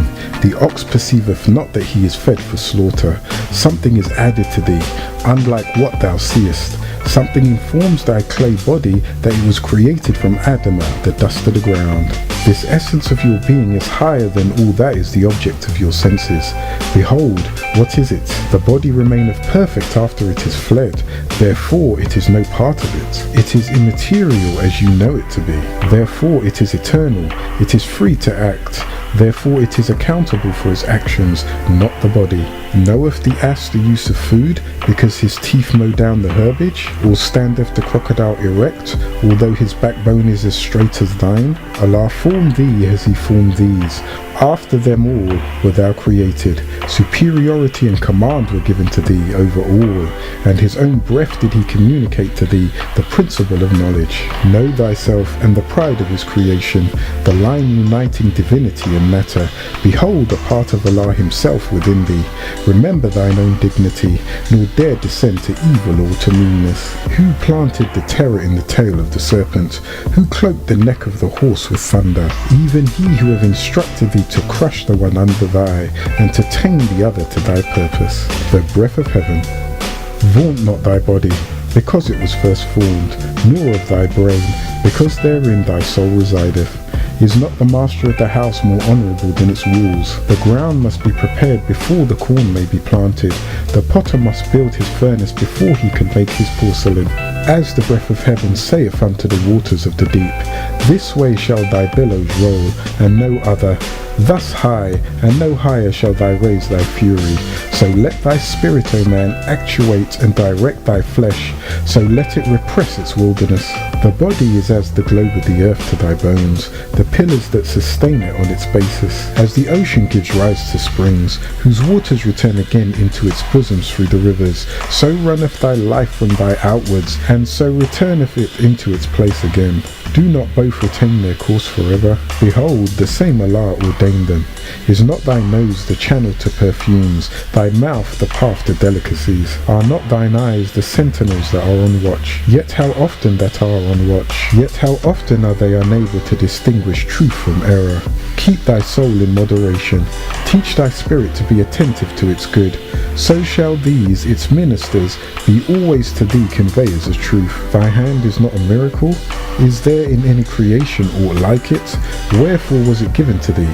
But that you might stretch it out to the assistance of your brother. Why of all living are thy alone made capable of blushing? The world shall read thy shame upon thy face, therefore do nothing shameful. Fear and dismay, which robs your countenance of its ruddy splendour. Avoid guilt, and thou shalt know that fear is beneath thee, and that dismay is unnamely. Wherefore to thee alone speak shadows in the vision of the pillow. Reverence them, for know that dreams are from on high, Ilium. Thou man alone can speak. Wonder at thy glorious prerogative, and pay to him who gave to thee a rational and welcome praise, teaching your children wisdom, instructing the offspring of thy loins in piety. The instability of man. Inconstancy is powerful in the heart of man. Intemperance swayeth it whither it will. Despair engrosses much of it, and fear proclaimeth, Behold, I will sit unrivalled therein. But vanity is beyond them all. Weep not therefore at the calamities of human state, rather laugh at its follies. In the hands of the one addicted to vanity, life then is but the shadow of a dream. The hero, the most renowned of human character, what is he but the bubble of his weakness? The public is unstable and ungrateful. Why should the man of wisdom endanger himself for fools? The man who neglecteth his present concerns to revolve how he will behave when greater, feedeth himself with wind, while his bread is eaten by another. Actors becometh thee in thy present station, and in more exalted ones thy face shall not be ashamed. What blindeth the eye, or hideth the heart of a man from himself like vanity? Lo, when thou seest not thyself, then others discover thee more plainly. The heart of the vain is troubled, while it seemeth content.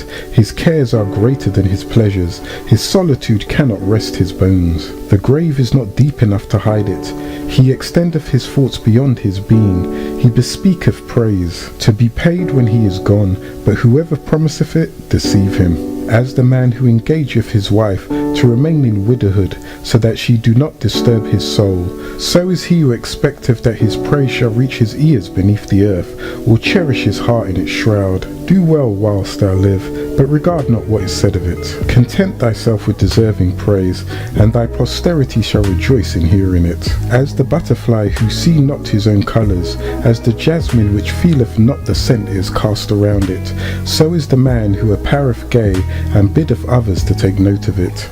To what purpose, saith he, is my vesture of gold? To what end are my tables filled with dainties, if no eye gaze upon them, if the world knows it not?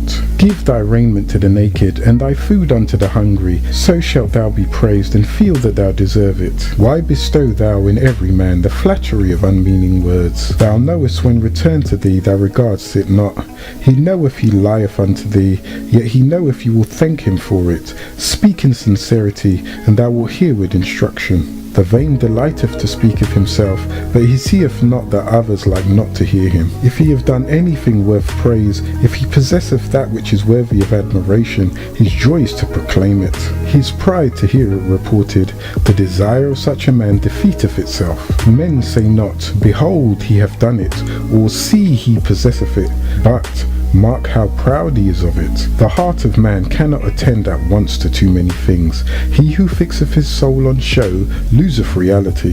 He pursueth bubbles which break in their flight, while he treads to earth what he honour. Inconsistency. Nature urge you to inconsistency, O man, therefore guard thyself at all times against it. Thou art from the womb of thy mother, various and wavering, from the loins of thy father inheriteth thou instability. How then shalt thou be firm? Those who gave thee a body furnished it with weakness, but he who gave thee a soul armed thee with resolution. Employ it and thou art wise, be wise and thou art happy. Let him who do well beware how he boasteth of it, for rarely is it of his own will.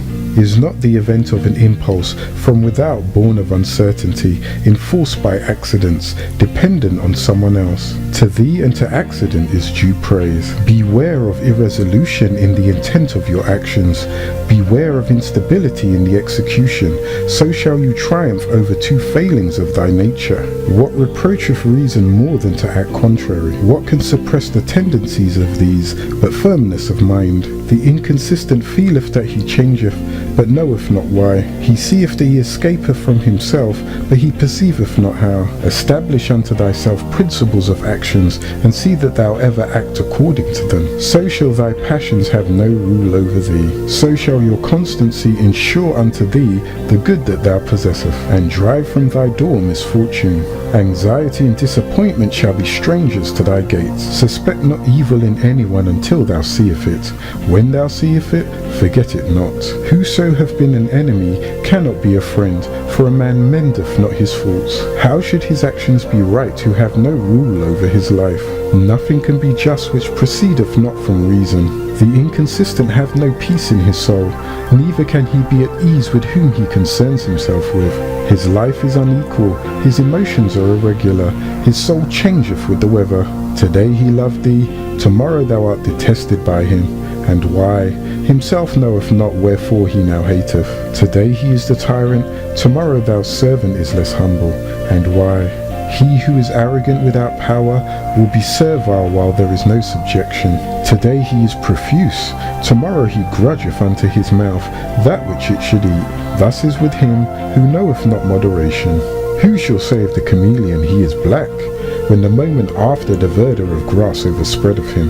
Who shall say of the inconsistent he is joyful, when his next breath shall be spent in sighing? What is the life of such a man but the phantom of a dream? In the morning he riseth happy, at noon he is on rake. This hour he is good, the next below a worm. One moment he laugheth, the next he weepeth. He now willeth, In an instant he willeth not, in another he knoweth not whether he wills or not. Yet neither ease or pain have fixed themselves on him, neither is he waxed greater or become less, neither have he had cause for laughter or reason for his sorrow. Therefore none of them abide with him. The happiness of the inconsistent is as a place built on the surface of sand. The blowing of the wind carrieth away its foundation. What wonder then that it falleth? But what exalted form is this that hitherward directs its even, its uninterrupted course, whose foot is on the earth, whose head is above the clouds? On his brow sitteth majesty, steadiness is in port, and in his heart reigns tranquillity. Though obstacles appear in his way, he condescends not to look down upon them.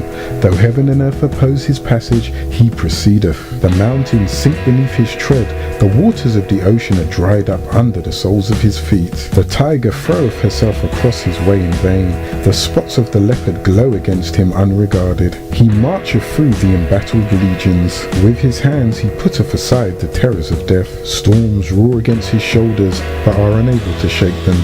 The thunder burst over his head in vain, lightning serveth but to show the glories of his countenance. His name is resolution, he cometh from the utmost part of the earth. He seeth happiness afar off before him, his eye discovereth her temple beyond the limits of the pole. He walketh up to it, he entereth boldly, and remaineth there forever. Establish thy heart, O man, in that which is right, and then know, the greatest of human is to be immutable. Vain and inconsistent as thou art, O child of imperfection, how can you be weak? Is not inconsistency connected with frailty? Can there be vanity without infirmity? Avoid the danger of the one, and thou shalt escape the mischiefs of the other. Wherein art thou most weak? In that wherein thou seemest most strong, in that wherein most you glorieth. Even possessing the things which thou hast, in using the good that is about thee. Are not thy desires also frail? Or knowest you even what it is thou wouldst wish? When thou hast obtained what most thou sought after, behold, it contenteth thee not. Wherefore looseth the pleasure that is before thee its relish? And why appeareth that which is yet to come the sweeter? Because thou art wearied with the good of this, because thou knowest not the evil of that which is not with thee. Know that to be content is to be happy. Could you choose for thyself? Would your Creator lay before thee all that your heart could ask for? Would happiness then remain with you, or would joy always dwell in your gates? Alas, thy weakness forbiddeth it, thy infirmity declareth against it. Variety is to thee in the place of pleasure, but that which permanently delighteth must be permanent. When that is gone, you repent of the loss of it, though while it was with you, you despise it. That which succeedeth it have no more pleasure to thee, and thou afterwards quarrelleth with yourself for performing it. Behold, the only circumstance in which thou arrest not. Is there anything in which thy weakness appeareth more than in desiring things? It is the possessing, and in the using of them. Good things cease to be good in our enjoyment of them. What nature meant as pure sweets are sources of bitterness to us. From our delights arise pain, from our joys sorrow. Be moderate in the enjoyment, and it shall remain in your possession. Let your joy be found in reason, and to its end shall sorrow be a stranger. The delights of love are ushered by sighs, and they terminate in languishment and dejection. The objects you burneth for nauseates with satiety beyond compare, and no sooner hast thou possessed it, but thou art weary of its presence. Join esteem to thy admiration, unite friendship with love. So shalt thou find in the end content so absolute that it surpasseth rapture, tranquillity more worth than ecstasy. Allah hath given thee no benevolence without its admixture of malevolence, but He has given you also the means of throwing off the malevolence from it. As joy is not without its alloy of pain, so neither is sorrow without its portion of pleasure. Joy and grief, though unalike, are united. Our own choice only can give us to them entirely. Melancholy itself often giveth delight, and the extremity of joys are mingled with tears. The best things in the hands of a fool may be turned into his destruction. and out of the worst the wise will find means of good. So blended is weakness in thy nature, O man, that thou hast not strength either to be benevolent or agreeable, nor be malevolent or disagreeable entirely, but both, because you possess both natures. Rejoice that thou cannot excel in evil, and let the good that is within thy reach content thee. The virtues are allotted to various stations. Seek not after impossibilities, nor grieve that thou cannot possess them all. Would thou at once have the liberality of the rich, and the contentment of the poor? Shall the wife of thy bosom be despised because she showeth not the virtues of a widow? If thy father sink before thee in the divisions of thy country, can at once thy justice destroy him and thy duty save his life? If you behold your brother in the agonies of slow death, is it not a mercy to put a period to his life? And is it not also death to be his murderer? Truth is but one, thy doubts are of thine own raising. He who made virtues what they are, planted in thee a knowledge of their preeminence. Act as thy soul dictates to thee, and the end shall always be right. Knowledge. If there is anything lovely, if there is anything desirable, if there is anything within the reach of man that is worthy of praise, is it not knowledge? And yet, who is it that attaineth it? The statesman proclaimeth that he have it, the ruler of the people claimeth the praise of it, but findeth the subject that he possesseth it. Evil is not requisite to man, neither can vice be necessary to be tolerated. Yet, how many crimes are committed by the decree of the council? But be wise, O ruler, and learn, O thou that command the nations. One crime authorized by you is worse than the escape of 10 from punishment. When the people are numerous, and when thy sons increase about your table, sendeth thou them not out to slay the innocent, and to fall before the sword of him who they have not offended.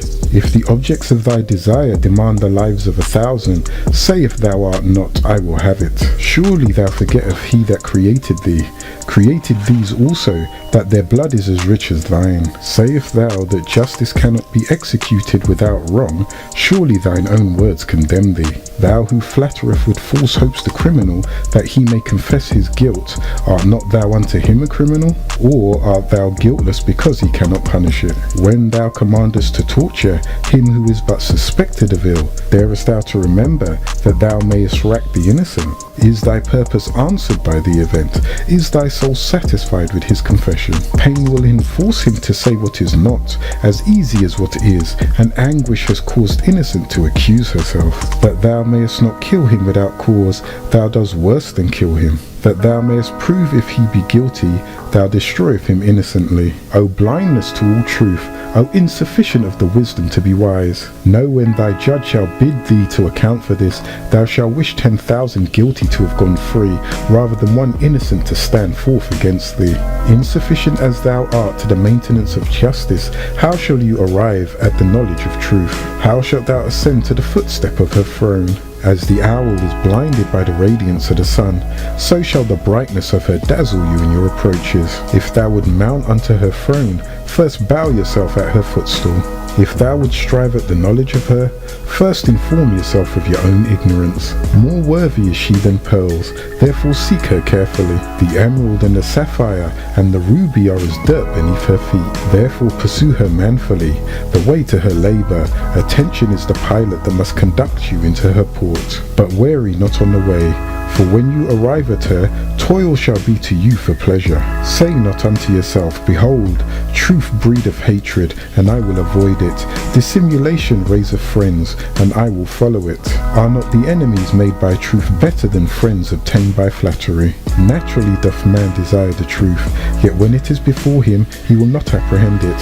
And if he will not apprehend it, and it forces himself upon him, he is not offended at all. The fault is not in truth, for that is amiable, but the weakness of man bears not its splendour. Would you see your insufficiencies more plainly? View at your devotions. To what end was religion instituted, but to teach thee of your infirmities, to remind you of your weakness, to show you that from heaven alone are you dust? Doth it not remind you that you are dust? Doth it not tell you that you are ashes? And behold, repentance, is it not frailty? When thou givest an oath, when thou swear you will not deceive, behold, it spreads shame upon your face, and repentance may be forgotten. Learn to be honest, and oaths are not necessary. The shorter follies are, the better. Say not therefore to another with boldness. He that heareth his own faults with patience shall reprove another with boldness. He that giveth a denial with reason shall suffer a reproach with moderation. Thyself I will not play the fool by halves. The tender of heart is turned from his purpose by supplications. The proud is rendered more obstinate by entreaty. But to be just, thou must hear without passions. Misery. Feeble and insufficient as thou art, O man, in good, frail and inconsistent as thou art in pleasure, yet there is a thing that thou art strong and unshaken. Its name is misery. It is the character of thy being, the prerogative of thy nature. In thy breast alone it resideth. Without thee there is nothing of it. And behold, what is its source but your own passions? He who gave thee these also reason to subdue them. Exert it, and thou shalt trample them under your feet. Thine entrance into this world, is it not shameful? Thy destruction is not glorious. Lo, men adorn the instruments of death with gold and gems, and wear them above their garments. He who begetteth a man hideth his face, but he who killeth 1,000 is honoured. That is in his error. Know thou, notwithstanding, custom cannot alter the nature of truth. Neither can the opinion of man destroy justice. The glory and shame are misplaced. There is but one way for a man to be produced. There are 1,000 by which he may be destroyed. There is no praise or honour to him who giveth being to another, but triumphs and empires are the rewards of murder. Yet he who hath many children hath as many blessings, and he who hath taken away the life of another shall not enjoy his own. While the savage curseth the birth of his son, and blesseth the death of his father, doth he not call himself a monster? The greatest of all human ills is sorrow. Too much of this thou art born unto. Add not unto it by thine own perverseness. Grief is natural to thee, and is always about thee. Pleasure is a stranger, and visiteth thee by times. Use well thy reason, and sorrow shall be cast behind thee.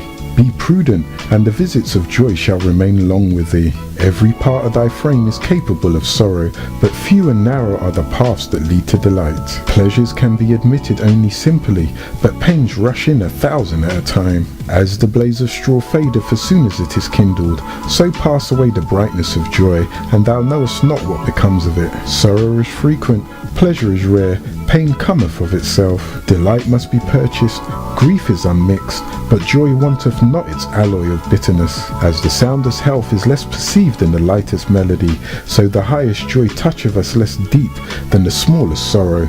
We are in love with anguish. We often fly from pleasure when we purchase it. It costeth not more than its worth. Reflection is the business of man. A sense of his state is his first duty. But who remembereth himself a boy?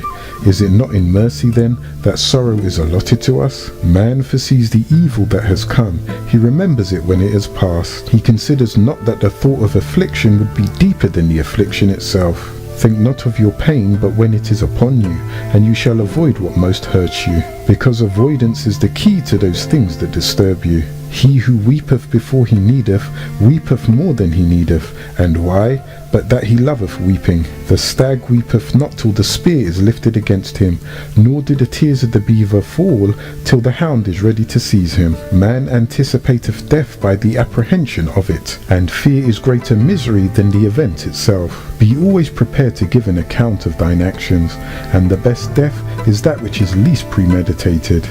The Honourable Elijah Muhammad, teacher of the Lost and Found Tribe of Shabazz, came from Sandersville, Georgia, America. Words of one of our great teachers, the Honourable Elijah Muhammad, 1879 to 1975-73 AD. My mission is to give life to the dead. What I teach brings them out of death and into life. My mission as a messenger is to bring the truth to the world before the world is destroyed. When asked who is the mystery God, he answered, there is not a mystery God. The Son of Man has searched for the mystery God for trillions of years and was unable to find a mystery God, so they have agreed that the only God is the Son of Man.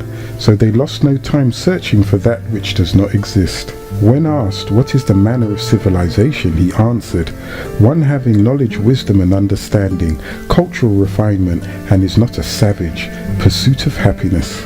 When asked what is the duty of a civilized person, he answered, to teach the uncivilized people who are savage, civilization, righteousness, the knowledge of himself, the science of everything in life, love, peace and happiness. When asked what is the prescribed law of Islam, said a person of that ability, he answered that the civilized person is responsible for the uncivilized and that he must be punished by the Nation of Islam. When asked, to make a devil, what must you do first?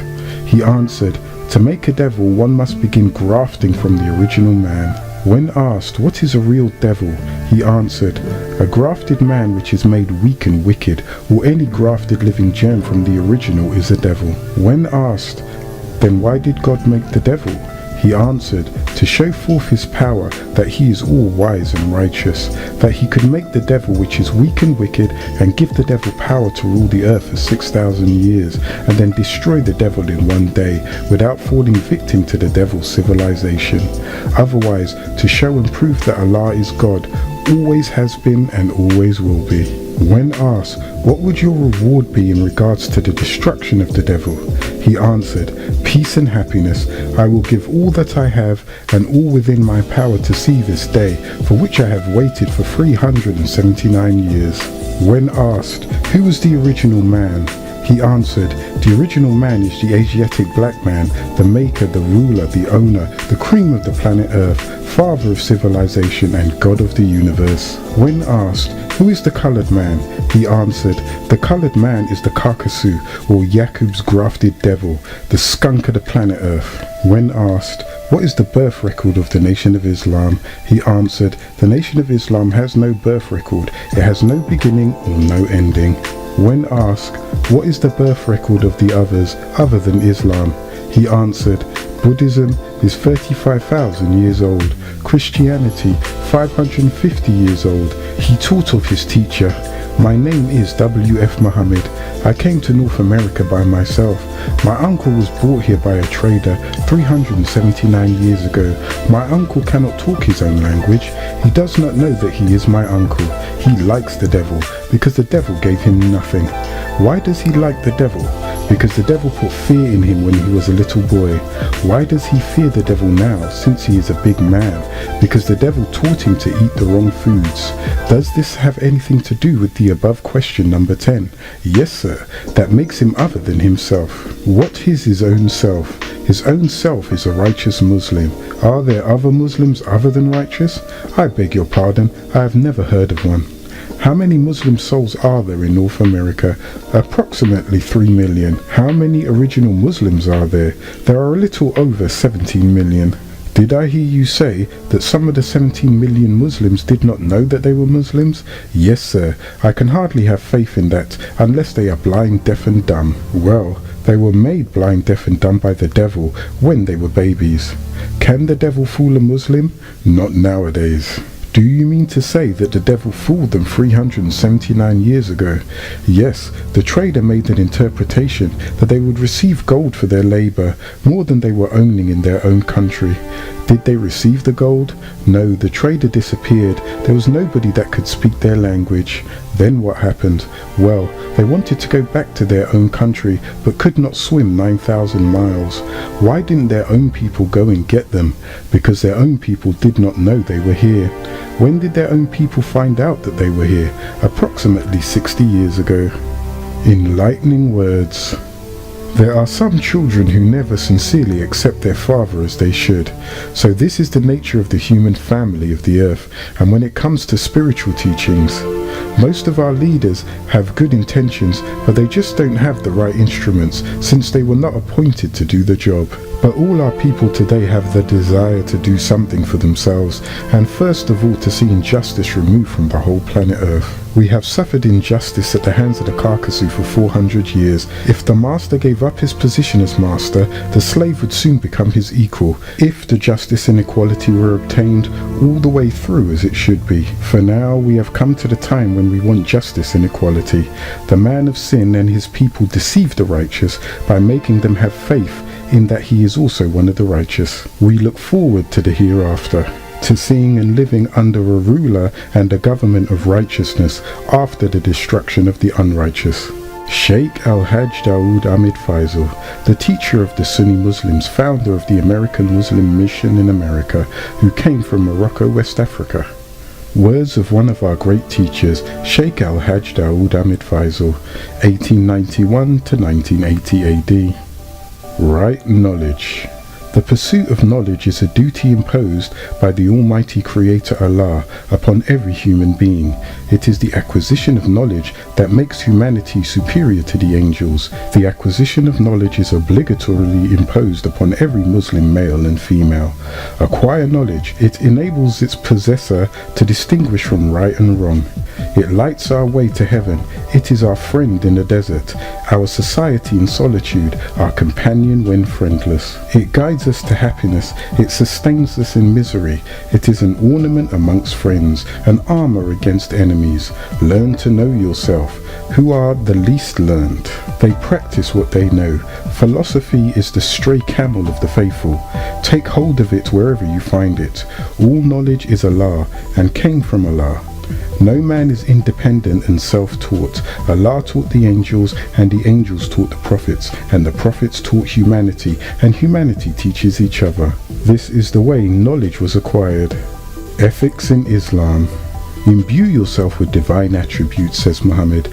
Allah is the prototype of man, and his attributes form the basis of Muslim ethics. Righteousness in Islam consists of leading a life of complete harmony with the divine attributes. Sin is to act otherwise. Charity or almsgiving. All the faculties of man have been given to him as a trust from his Lord for the benefit of his fellow creatures. It is man's duty to live for others, and his charity must apply without any distinction of persons. Charity in Islam brings man nearer to his Lord. Charity and the giving of alms has always been made obligatory, and any person who possesses property above a certain limit has to pay tax, levied on the rich for the benefit of the unfortunate. Sanctity of labours.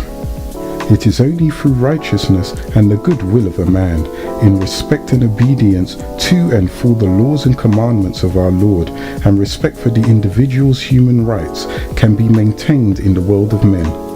But with your help and your goodwill, and help in guiding obedience to the laws and commandments of the Lord in the hands of our Lord, we can restore peace to the world, security of our person, and the security of our homes, and the homes of our human brethren. And this can only be accomplished through Islam. You must work hard in order to create industries of your own, in order to be able to employ yourselves and your human brethren alike. You must stop depending on others for livelihood, and servants who do not have faith in the Lord our Creator, who respect and regard not his holy laws, nor have any respect for your rights, nor the rights of humanity in general. But as Muslims, if you return to the worship of the one true Creator of our fathers in humanity in Islam, and obey the laws and commandments, we can help to restore peace and security to the world of humanity with the help of Allah, the Almighty Creator. We shall, as a last warning, stay away from evil things, evil and unclean men and women. Be honest, just and truthful at all times and at any cost in accordance with the laws of Islam. Clarence Jowers Smith, teacher of the 5% Nation, came from Danville, Virginia, America. Words of one of our great teachers, Clarence Jowers Smith, also known as Clarence 13X or Clarence 37X, 1929 to 1969 AD. Supreme Mathematics Knowledge. Supreme mathematics knowledge starts at birth and is the foundation of all things in existence. Knowledge is the original man, who is the foundation of the earth's family. Knowledge is simply to know. Right knowledge is to know the right way to use it. Wisdom comes with age and is the wise words spoken by the original people of the planet Earth. Women are the moon because she receives her light from the sun, which is the Nubian man, and reflects it to the star, which is the child. Wisdom is the manifestation of one's knowledge. Understanding grows into an overstanding. You have an understanding when you have baby knowledge. You have an inner standing when you have adolescent knowledge. And you have overstanding when you are a supreme being. Culture is the Nubian's true way of life. Thus, accept the word cult, for you are cultivating your culture, which is Islam, as taught by a God incarnate called Puddin. and means I, self, Lord and Master, which is Islam. Freedom is to free the dumb, deaf and blind into a state of awareness so that they can see that the Nubian man is indeed a deity. Power, refinement. Power is the truth, which is the light of intellect that brings one out of the triple stages of darkness into their true way of life, which is Islam. Refinement is to be clean and purified mentally as well as physically. Equality is to be equal in all things such as knowledge, wisdom and understanding. When you share your knowledge through wisdom and brings forth an understanding, it only shows and proves equality. Knowledge 1, wisdom 2, understanding 3. It is all being born to equal 6, God, the letter G, and the 7th letter of the English alphabet. God is a deity that is the original Nubian man, who has power to build or destroy. Deity is the Nubian man, who has knowledge of himself and all this around him. Build or destroy. Build is to add on or elevate to positivity. Destroy is to take away negativity. Build a righteous nation and destroy the devil's civilization is to be brought into existence physically as well as mentally. Physically through the mother's womb and mentally through Allah's mathematics. Zero cipher is a 360-degree circle consisting of 120 degrees of knowledge, 120 degrees of wisdom, and 120 degrees of understanding, making it complete. Peace equals positive energy always creates elevation. When the number 10 is manifested, it would be knowledge add-on cipher or knowledge cipher. Knowledge representing the number 1 and cipher representing the number 0. The 12 jewels, as taught by a God incarnate pudding. Knowledge is the foundation of all things in existence. Wisdom is the manifestation of the knowledge one acquires. Understanding is the mental picture projected through knowledge and wisdom. Freedom is to free the dome that you may express your culture, Islam, with no restrictions. Justice is the reward or penalty given to the one according to their own deeds. Equality is to deal with one another in all things, each one teach one.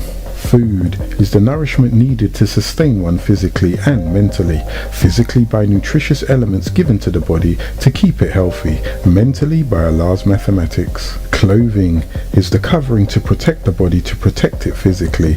Mentally, it is the covering of the mind to protect it from the negative thoughts or suggestions. Shelter, physically it is a home or place of residence where one finds peace and protection from negative weather. Mentally, it is the mind. Love is the highest elevation of understanding with a force so strong that it cannot be broken. Peace is a universal greeting coming out of love because without love there could never be peace. Happiness is the state one achieves out of love and peace. The supreme alphabet. A. Allah is the original Nubian man, the maker and owner of the planet Earth, and is the one who made the Holy Quran, which he applies to every mile of land, 1 year to equal his home circumference, who is the all-seeing eye, Allah, see all. B. Be or born. You must be born physically first, then you must be born twice mentally. And the one who hasn't been born twice mentally are the 85%ers, the poison animal eaters, slaves of a mental death and power, people who worship a mystery God. These are the ones that have to be born again. C. To see. To see is to understand. At one time we couldn't truly see the trick that was planted in our path because we had the all-eye mattress thrown over our eyes. But we've been born twice and now we know that we are Allah, the supreme eye that can see all. D. Divine or destroy. In order for you to be divine, you must destroy all negative thoughts in your brain by building on positive thoughts, and in this day and time, the only way that you can be divine is by building with I, Self, Lord and Master. E. Equality is to be equal in every form of knowledge with your alike, in order to take back the planet from the devil who is the unalike or disagreeable. F. Father is to father, fat her, the young with the knowledge of self, which is righteousness, and by teaching them the science of everything in life, which is love, peace and happiness. G. God is the supreme being, the original man, the one who is a winner without an opponent in everything he deals with, because God put all things here by wisdom, his power and knowing, his equality from all things he built upon. H. He or her must refine her with the knowledge of He, which is God, in order to build and born as a strong foundation to carry out civilization through the Queen her. I. One, Islam or I, is the only universal way of life for the black man, woman and child. This is Islam, the only one that knows and understands this is God, and God must resurrect the dead with Islam, teaching that which brings them to freedom, justice and equality. J. Justice. All those who can't deal with mathematics will be just ice at 32 degrees below zero because they fail to understand the wisdom of God, which deals just and true with all human families on the planet Earth. K. King or kingdom. The king is the founder of his kingdom, so he must acknowledge the knowledge in his circumference so that he can enforce his laws to be recognized as being the king of his kingdom. L. Love, hell or right. Love is the overstanding, and misunderstanding is what brought forth hell. But this is all going back to the degree of supreme understanding, because this is the only truth that is right and exact at all times. M. Master is the only one who has experienced a certain type of skill, but the master of all is God Allah, because he knows and understands all circumstances on earth as well as in the universe. N. Now nation or end. Now is the time for the black man to end all his weak ways, so that the black nation on earth can uprise the knowledge of all its creation and put them all in order once again, or surely it will be their end now. O. Cipher is a person, place or thing. It is most commonly called cipher because see I power her through the equality that I gave her, which is truth, and the truth is 360 degrees of purified knowledge. P. Power. Mental and physical powers of a devil is nothing in comparison to that of the original man. The devil has 6 ounces of grafted brain, which are weak and wicked 100%, but God's power is original, meaning the first, and possesses 7.5 ounces of brain, which put all things here, which is also 100%. The understanding in God is what makes him Allah. Q. Queen. The most purified particle of Allah, better known as the true rich black soil, the mother of civilization, who has the scale of justice within her, but is still blind to her powers, which is being the queen of the universe and earth below, but has the power to control both from the energy that God gave her. R. Rule or ruler. God is the only ruler there is. By acknowledging his building powers and making it born to all planets of the universe, they can go according to it and bear witness to who the true ruler is. S. Self or savior. You must be a savior to yourself, so that in the atmosphere you're in, you can be capable of saving yourself for the best part, because self is the nation of the 5%ers, from knowledge to born self. T. Truth or square. The truth is the only light that can stand by itself in the surrounding darkness and yet be noticed shining in the square of the universe, which is 360 degrees. When the wisdom adds a cipher, it shines that energy of truth and breaks through the darkness. You or universe. You are the universe because you are the producer of the sun, moon and stars, the original people. V. Victory. Wisdom brings about a bad culture when one's wisdom is destroying instead of acting according to the way of life, which makes the culture I God, which is Islam, the only victory known. W. Wisdom is an expression of knowledge, while the understanding brings about a clear picture of both through the eye of understanding. X. Unknown. Equality is unknown to those who don't know themselves, the 85%ers, dumb, deaf and blind so-called Negroes that need to grow from their mental deafened power because they are unknown to themselves. Why is the question most frequently asked by those who are blind, deaf and dumb, because they don't know how to wisdom their power to show and prove why you God, manifesting the making of God you why. Z or Z, zigzag zig, meaning knowledge, wisdom and understanding. Peace God. This is how it was conveyed from Clarence Jarrah Smith, known as Puddin and Allah, to his followers, the 5% nation.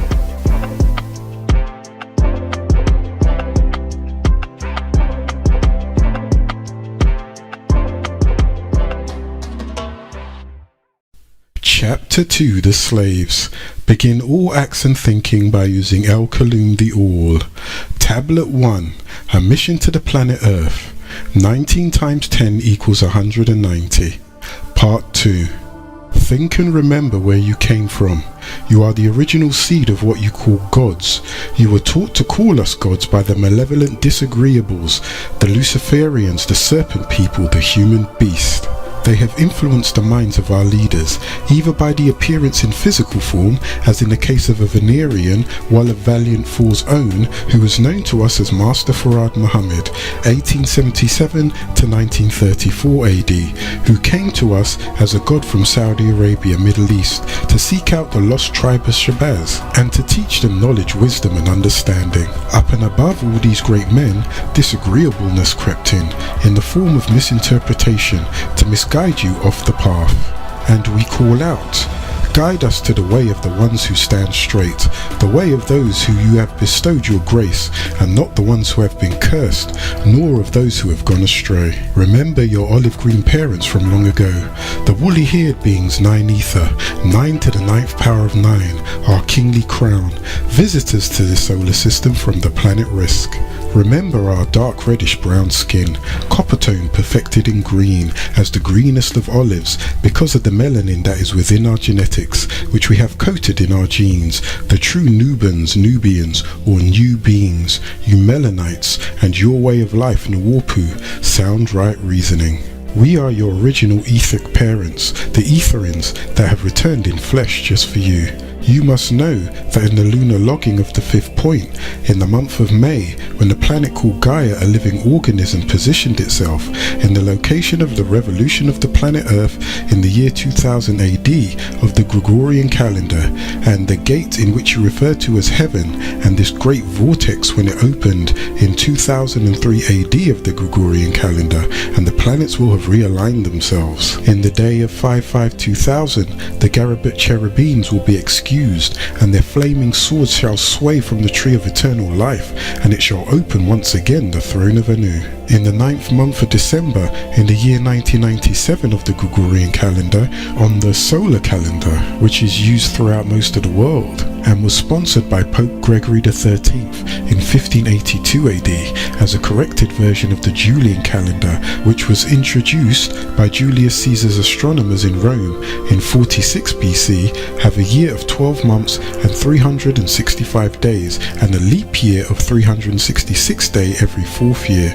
A smaller alignment of the inner 7 planets in the solar system would have already taken place. 7 bright planets will line up like pearls on a string. The planets align from west to east, beginning with Gaga Pluto, then following Mumu Mercury, Lahmu Mars, Lahamu Venus, Ea Neptune, Anu Uranus, Kishar Jupiter, and Anshar Saturn, with a crescent moon alongside. This will be the alignment of the major planets, and the mothership Nibiru, whose diameter is 63,408 miles and can make itself bigger or smaller, will be nearing your solar system and waiting on the other side of the asteroid belt, which is the necklace of the firmament beneath the firmaments. For the time which will be in the lunar logging of the 12th point in the month of August, when a planet called Earth positions itself in the location of its own revolution in the year 2003 AD of the Gregorian calendar, which is when the vortex will reopen. Nibiru's appearance on November the 15th was confirmed by scientists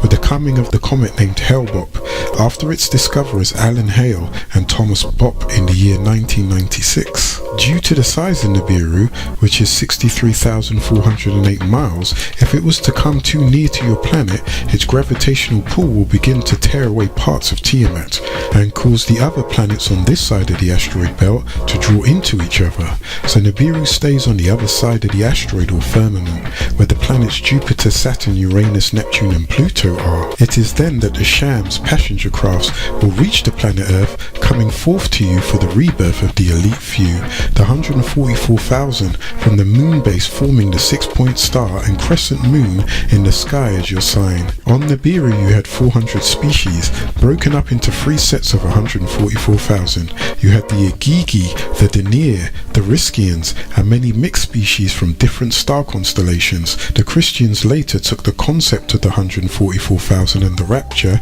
and used it in their Bible. If we are blocked, we shall continue to try and abduct you up until the lunar logging of the 26th point in June, when the Earth positions itself in the location of revolution of Earth year 2003 2030. This is what the so-called Christians call the rapture.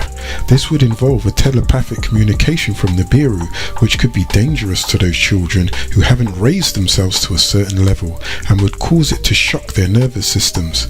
Many would be cut off, causing us to sever our etheric tie, although it may be a necessary step. Know this, my child, in the lunar logging of the 12th of August 2043 AD of the Gregorian calendar, this vortex will reopen and we must depart with or without you, so be prepared. My child, listen and understand. These crafts are coming to pick you up, their children. However, the evil Luciferians in human form, aided by the cursed seed of Canaan, and their brothers, the Halabeans, Flugoroids or Hulab, are on the rise in many names and organizations throughout the world today, and are trying their best through the media and mind control to make you, the children of the Anunnaki Elohim, regress back to a state of Homo erectus with the aid of black devils. If you regress back to that state, then, my children, the elders have no reason to come for you, for it is Homo sapien that is in our image and after our likeness. Let me explain to you how it all began. It all started when we, the Anunnaki,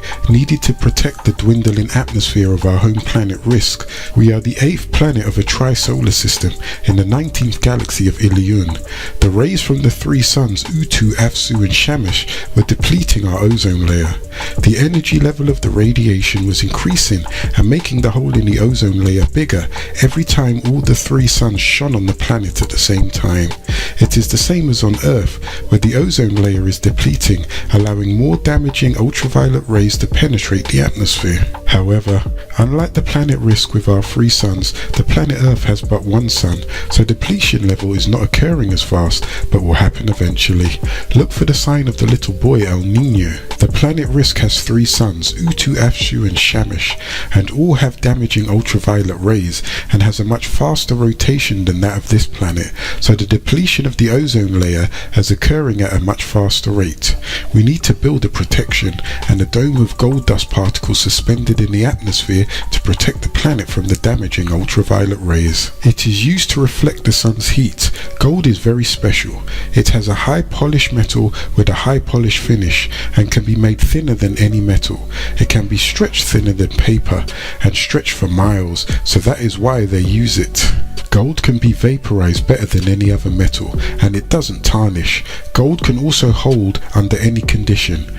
We had to abort our planet until it could be mended, thus we moved on to Cassiel, known today as the Orion Galaxy, which was originally a 6-star, 6-sun constellation. Others went and started living in Aish Arcturus, which is the brightest star in the Boots constellation, and Gamma Pleiades, a star cluster in the Taurus constellation, which has many life forms, but we made our home in the 3-star belt of Cassiel, or Kessel in the Warpic, which is Orion. We had to get closer to the Milky Way and this sun, which is exactly 1 billion years left to burn itself out, if the ozone layer doesn't deplete or the 7 plagues don't destroy it. We moved to Lathmu, which means deity of war, which is now called Mars. Then we moved to Gaga Pluto and various other planets to set up civilizations, as the Moon and as in the Canis Major star constellation. This is why the face on Mars is believed to be that of Homo erectus, which is in fact the face of Homo erectus being cloned into Homo sapien,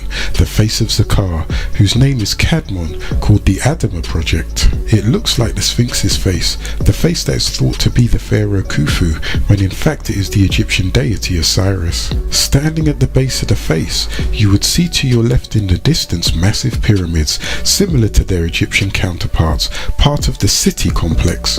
Within the cluster of pyramids called the city, there are 7 major pyramidal forms in various states of preservation. Among these are some half-dozen smaller objects. Some have pyramidal forms, but others have apparent domes, cones, walls, and buried rectangular markings to the southwest of the main complex. Anunnaki Elohim came to the planet Earth to set up the first laboratory, called Shinti, that you call an Egyptian civilization on Key Earth, also called Tar or Ptah. This occurred 450,000 years before the coming to Tiamat Earth. The name Utu is the son of Ra, and their head deity they called Osiris, who is Usir after the Sirius star constellation, also called Sothis in Greek and Sept in Egyptian. We the Anunnaki originally came here to the planet Earth to mine for gold that we would take back to our planet Risk. First we sent Ramadians, who built androids, which are machines that are almost humans, called robotoids, robotic machines. Then biological graftation was added, needed for thinking beings to complete the mission. So the Anunnaki was sent to scout and survey this very planet. When Anu first came to Tarpatar, called Earth, or Terra, 500,000 years ago, the dragon people or the draconian people and the snake people were already here, living in the vast tunnels under Terra Earth's crust, or some lived in the deep seas to protect themselves from the frequent radiation storms and the magnetic shifts.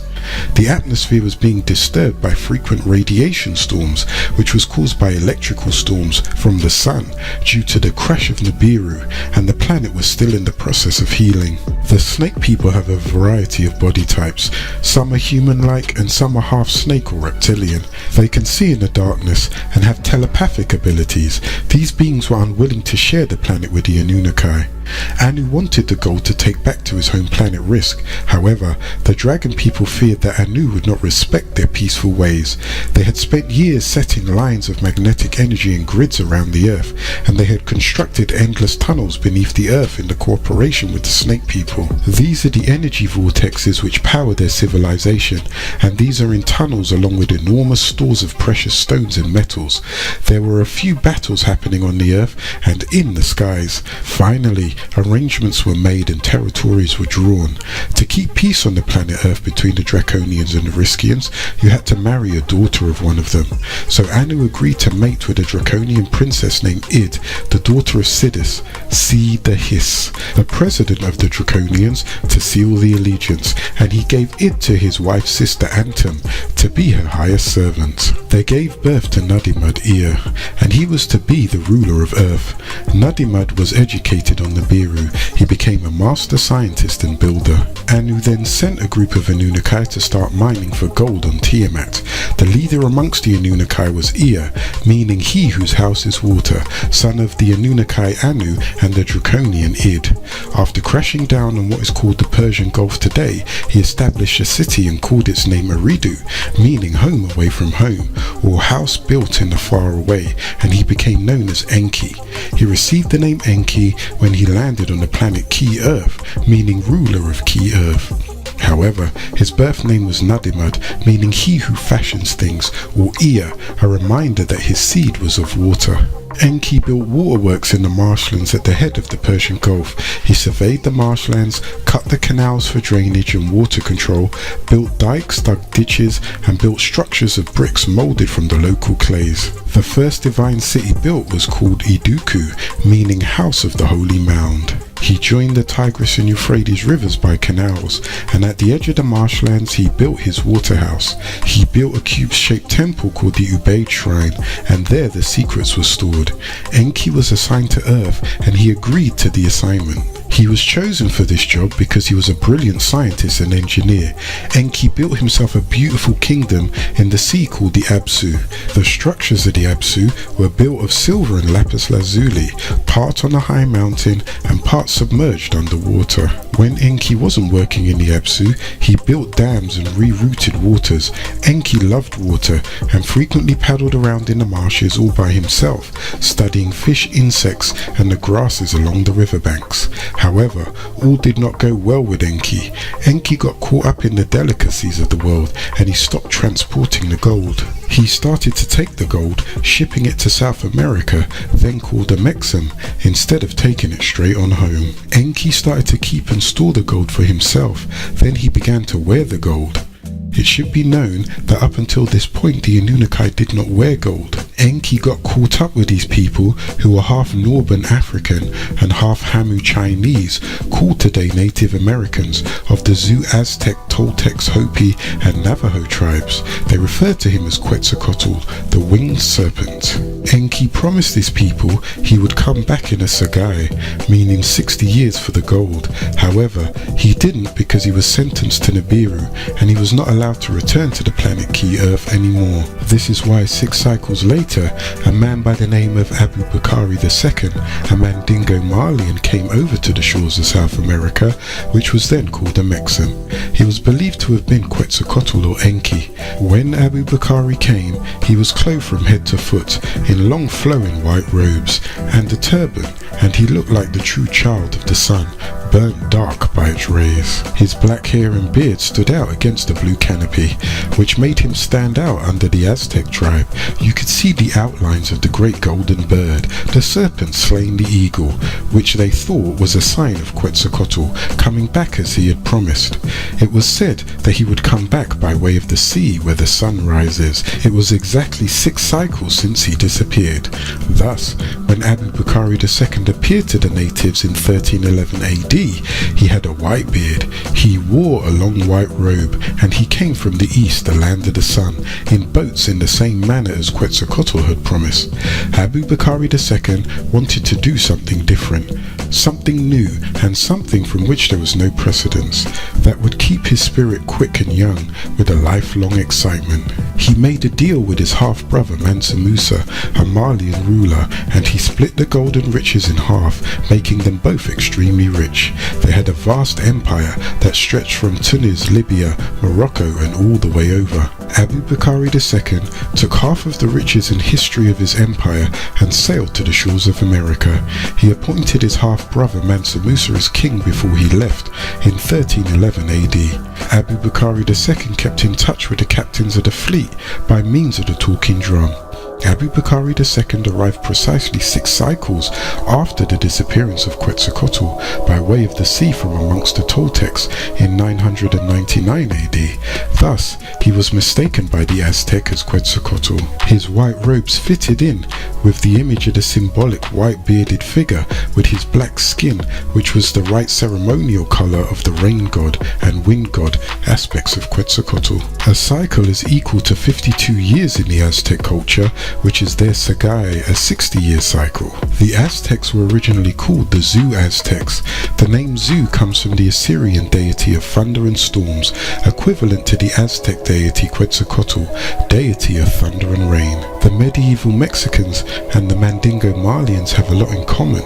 For example, the plumed serpent motif of ancient Mexico and the feathered serpent cult in medieval Mali. In medieval Mali, the equivalent of Quetzalcoatl is the Zari of the Bambara, the tribe of the Mandingo from which Abu Bakari came from. The Dazari is the protector of the village, the beneficent spirit whose sacred animal is a snake. The Feast of the Dazari takes place at the beginning of the year, like that of Quetzalcoatl.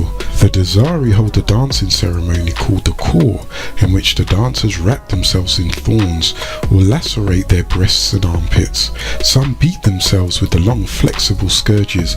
In the Quetzalcoatl ceremony, the same self-chastisement and the use of thorn pricking occurs. In both the Mexican Quetzalcoatl and the Mandingo Dazari worship, these thorn prickings and whippings were designed to bring blood out in drops. This blood drop symbolized the falling of raindrops. Now, 4 cycles later, a man by the name of Hernando Cortez, also known as Hernan Cortez, and his band of bearded conquistadors landed from Cuba, not far from the same spot. Montezuma II, the Aztec ruler, received first-handed reports of the visitors which accorded closely with Toltec tradition of Quetzalcoatl's return. Cortez came at the end of one of their 60-year cycles in March of 1519 AD, when he sailed along the coast of the Yucatan and landed in Mexico. Those innocent people, the Aztecs, thought him to be Enki returning, as their ancestors had predicted for thousands of years. Some also thought him to be Quetzalcoatl, the winged serpent, because Cortez fit the appearance of one of the Aztecs' prophecies of the bearded legendary god king. He was received with honor. His soldiers were allowed to roam through the city at their pleasure, and they found a lot of gold and other treasures in the storehouses. Cortez, born in 1485 to 1547 AD, explored the coast of Mexico, finally stopping near modern Veracruz, where he founded a city in order to legitimize his expedition. People were trying to conquer Mexico from the natives of that land. This is why Cortez was there in Mexico. After gaining important information regarding the political situation in the highlands of Mexico, Cortez marched inland and made an allegiance with the Native Americans of the Tlaxcala, who were the traditional enemies of the Aztecs. He began to pose as Quetzalcoatl. The natives believed that this legendary ruler and deity would eventually return to Mexico from the east. Thus, Montezuma II, the reigning Aztec king, was too mystified to organize a resistance, and the Spaniards entered Tenochtitlan, city of Tenoch, named in honor of their ancestors who came from the Pacific, the Aztec capital, unopposed in 1519 AD. This was a stepping stone to Cortez's eventual conquest of Mexico. Thus, thinking Cortez was Quetzalcoatl, they turned over all the gold to him, showing him and his crew the massive amount of gold stored in the underground caverns in what is called Ecuador today. Cortez was easily thought to be Enki because he was 6 feet tall and he had a beard like the description that they had of Enki, when in fact he was not Enki. He was a Spaniard of European descent, part of a larger plan to deceive the Native Americans out of their gold. Enki's restrictions from returning to Earth, he did not like that, but was forced to comply. Since all did not go well with Enki, the transportation of gold had been slowed up.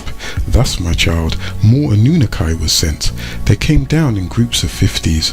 One of the groups was led by Murdoch, meaning leader of the deities, son of Enki, and Damkina, blood of the 50 Earth. She was a faithful wife. The plan that Enki had, which was to extract gold from the seawaters by the laboratory-like process, did not work as well as expected. However, the gold was still badly needed, and the Anunnaki faced a tough decision.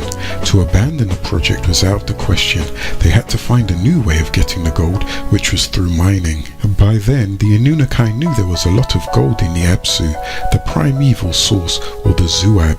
Apsu was also called Monadapa, located in what is now called Zimbabwe, formerly Rhodesia near South Africa, which was then called Rafali. However, the African gold had to be extracted from the depths of the earth through mining, and the Anunnaki had to go from the easy water treatment process to the hard toil process, which was to extract the gold from below the surface of the earth. They called it the Abaddon. By that time, Enlil, meaning ruler of the skies, or Nanamnar, meaning the light of the fish, which was his other name, son of Anu and Untum, was sent down to take charge of the Earth mission and to organize the gold deliveries to Nibiru. This caused a rivalry and jealousy between the two brothers Enki, god of the earth, and Enlil, god of the heavens, who were sons of Anu, the Most High God. The male species of the dragon people didn't want to cooperate with brother Enlil. They naturally preferred Enki, as he was one of them, being the son of a Draco, or a being from the Draco star constellation. His mother Id was a Draconian. There were many strands and breeds of Dracos. One commonly known as the Vulcans, that were living in the seas, also known as the Maldekians, lived in the Bermuda Triangle, in Mu and Atlantis, not to be mistaken with the other type of Maldekians called the Primitives. The Vulcans that lived in the sea were from the Mizar constellation, which is also referred to as Zeta Reticuli. They originated from the planet Maldek. However, their planet was destroyed. Some took residence on the planet Earth, while others took residence in the constellation Draco and Zeta Reticuli. One group were known as the Primitives and one were known as the Dragon or Draco. Both of these beings were testing with humans in hope of breeding a more humanoid type being to take over the planet Earth. The Primitives from the Bermuda Triangle, sometimes called Atlantis, refused to cooperate and surrender to their ancestors. The ones who came in were hoping that the Primitives from the Bermuda Triangle would accept the old ways from which they lived on the planet Maldek and follow their old leadership. However, they were wrong. So there has been a battle going on the planet Earth, beneath it and interdimensionally, between the two groups of reptilians and greys. One group is set on evacuating the planet Earth and taking control of it by imprisoning human beings and using them as food, which are the Primitives. The other group is interested in the divining humans by breeding the genes into the humans. This is the group that Id, mother of Enki, came from. The word Zeta is the 6th letter in the Greek alphabet. The early letter Zeta was originally an I. The Greek alphabet came from the Phoenicians. The letter Z is the replica of the cobra snake, which resembles the symbol of the Zeta Reticulans. The letter Zain Z is the 7th letter of the Hebrew alphabet, and it means weapon. In the Canaanite language, they use the letter Z, also means weapon. The letter Z is the 11th letter of the Ashuric Arabic alphabet. As a numeral, Zayn denotes 7. Another type of draconian species is called gargoyles that have special wings which are flaps of skin supported by long ribs of the dracona. They can be folded back against the body. It is obvious that the qualities have been ascribed to vampires. Take a close look at this word vampire, V-empires. So what do you get? Vulcan Empire. The male species of gargoyles are also called Valkyria, and they have the ability to fly. They nurture eggs, and the females just lay them. These beings are also known as the dragon race, and the symbology usually includes the winged serpent. There are elements of their species which do not have wings, called the soldier class and the scientist. There are many different breeds of draconians, just as there are many different breeds of humans. The draconian women loved Enlil because he was bringing down groups of Anunnaki men to Ki, which gave them the opportunity to copulate with them. The leader amongst the draconians, Sidious, felt that if they mixed their seed with other beings, then they would be included in the Interplanetary Confederation. However, whatever decisions Enlil made, Enki disagreed with. This called chaos in Ki. However, Nadimad Enki's and Anamnar Enlil's disagreement began with Antum, the wife and half-sister of Anu, who gave her highest servants Id to her husband Anu to bear him a child. Antum gave Id to Anu because she could not beget children. Id and Anu had a son named Nadimad, later to be called Enki, who was the firstborn son of Anu. A messenger came to Anu to tell him that Antum would bear a child, whose name would be Nanamnar, later to be called Enlil. Antum had given birth to Enlil, and after some time Antum became jealous of Id's relationship with Anu, so she asked Anu to put Id and a child out. Anu complied and sent Id and Enki to Eridu, referred to as the desert.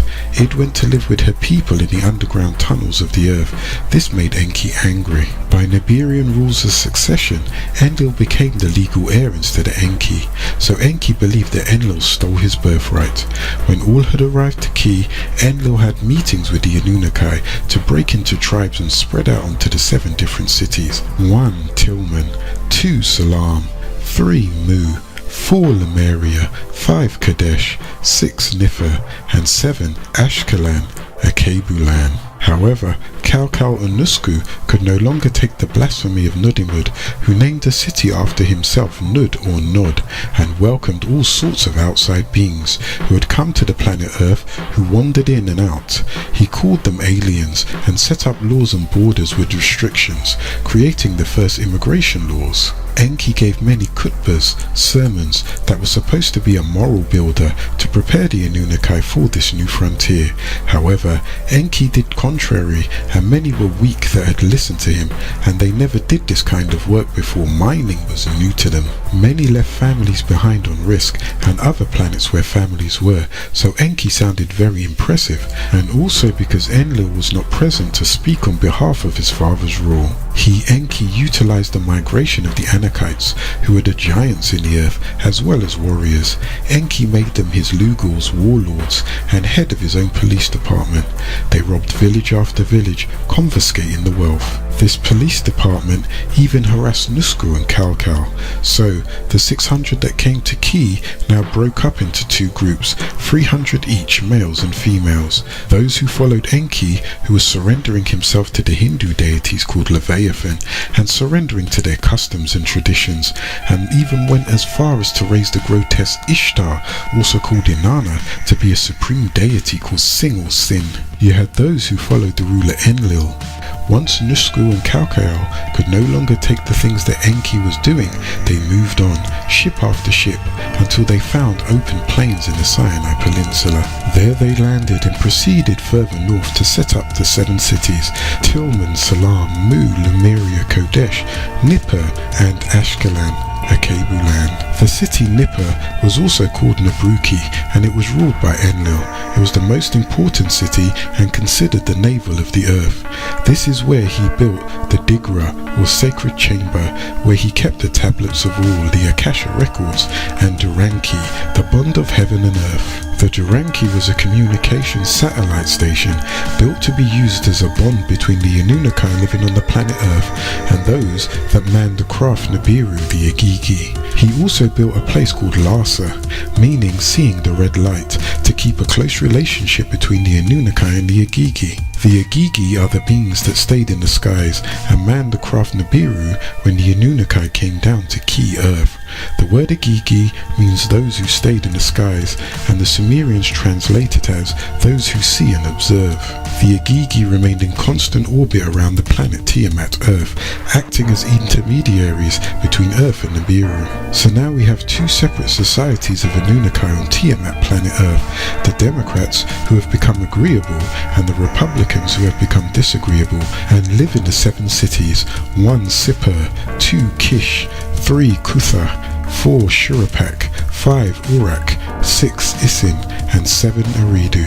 Enlil set up a democracy from the French democratie, from the late Latin democratia, from the Greek demos, meaning people, and the government was set up as their original home on planet Risk was ruled. Enki set up a republic from the French République, from Old French from Latin Republica, res thing, publica feminine of publicus, meaning of the people, to repopulate the planet Earth. He told the Anunnaki that he would bring their families back together so that they can rule the planet. Thus, they had the administrators and workers. The people of Enlil wore nose rings in their right nostril, and the people of Enki wore gold earrings in their right ear. However, the ruler of the groups wore both nose rings and earrings in their left ear when there was peace and happiness. The women wore it both in the nose and in both ears. This was passed down from generation to generation. The people of Enlil became the Ishmaelite tribe of today, and the people of Enki became the Israelite tribe of today. This created 2 castes of 4 groups of people that were to work the actual mines called laborers, and 3 groups that were to work the laboratory, processing all these materials, logging, charting and managing. So in time, after many years of living on the planet Ki, many problems arose. A revolt was starting in the lower mines amongst the lower class of Anunnaki, and it was bothering the higher class. The Anunnaki were complaining that the work was too hard and tiresome.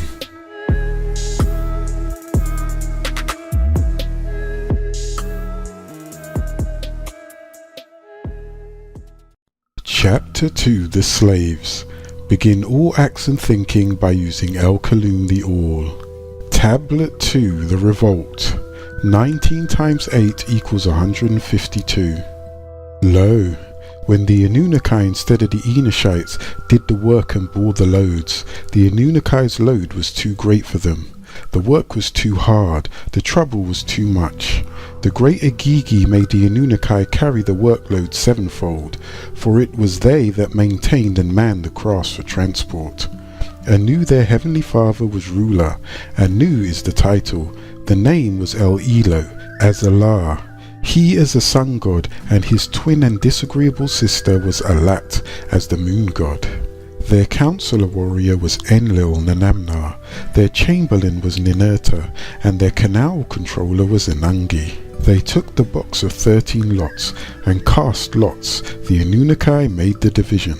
Anu went up to the ship Nibiru, which was hovering in the sky above, and Enlil Nanamnar, the just ruler for his people, took the earth from his brother Enki Nadimad, and became God or Allah of the heaven and the earth, called the light Afsu the sun. The name Allah is from the cuneiform Elu, which is to become Eli or Elo. This Allah of Anu appointed another Allah, Enlil, who appointed another Allah, Tammuz, his great-grandson, being the son of his granddaughter Ishtar and Dumuzi, the youngest son of Enki. Tammuz became known as Yahweh and Allah, the light of the heaven and earth, the first or one God over the earth, and those Enoshites on it. He who has a perfect nature, to be God of the Enoshites, knowing good from evil. The sea was assigned to far-sighted Enki Nadimad. He was given the ability to see long distance at a glance. When Anu had gone up to the ship Nibiru in the sky, and the Anunnaki of Argata, the inner world, had gone below, above became heaven, and below became hell to the Anunnaki and their clones. The Agigi of the sky made the Anunnaki bear the workload. The Anunnaki had to dig out the canals, they had to clear the channels, using the crafts to bore tunnels into the inner world. The Anunnaki dug out the Tigris River and then dug out the Euphrates, for there was much gold to be mined in the deep.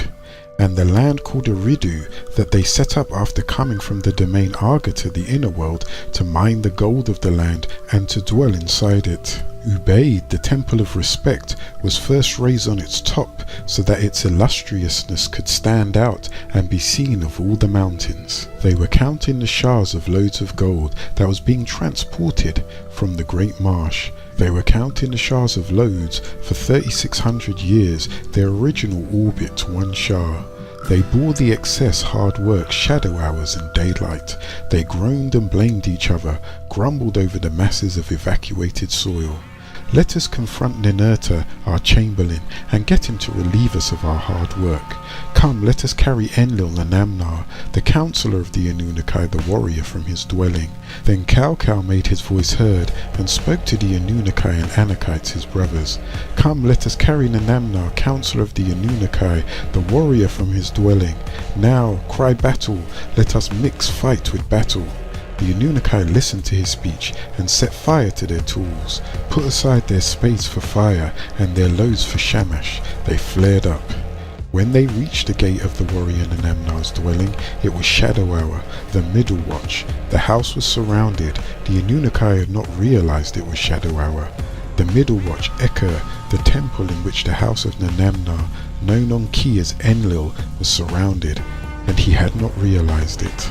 Yet Kaukau was attentive, and he had it closed. He held the lock and watched the gate. Kaukau roused Nusku. They listened to the noise of the Anunnaki. Then Nusku roused his master and summoned him to get out of bed. My Sultan, master, your house is surrounded. A rebel is running around your door. Namnar had weapons brought to his dwelling. Namnar made his voice heard and spoke to the chief Nusku, who bore the title Gabriel, saying, Nusku, bar your door and take up weapons and stand in front of me. Nusku barred his door, took up his weapons and stood in front of Namnar. Nusku made his voice heard and spoke to the warrior Namnar. O Namnar, my ruler, your face is frowning like you have tasted the date root of the tamarisk.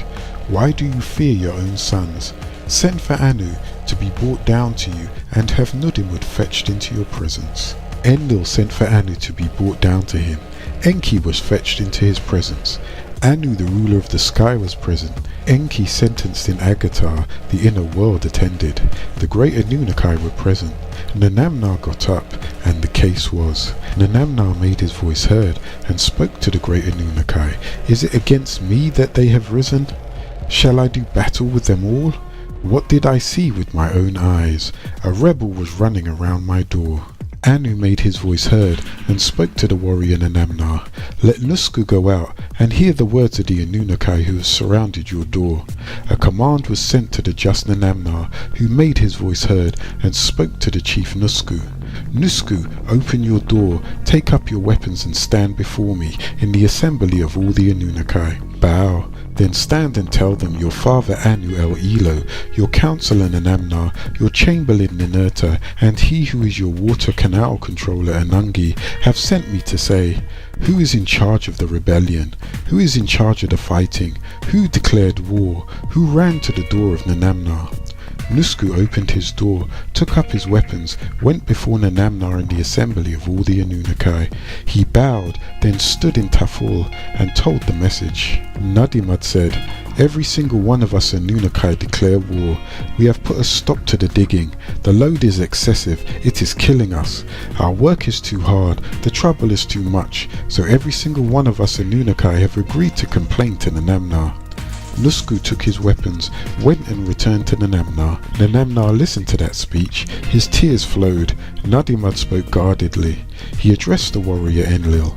O Naya, noble one, take a decree with you to the sky. Show your strength while the Anunnaki are sitting before you. Call up one Anunnaki and let them cast him for destruction. El Elo as Anu made his voice heard and spoke to the Anunnaki his brothers. What are we complaining of? This is for the youth. I will take my leave and return to Nibiru. The decision I leave in your hands, but make it right. When his craft had departed, the Allahum began to reassert their personal feelings concerning the works. It was said that their work was indeed too hard, their trouble was too much. Every day the earth resounded. All those on earth called out.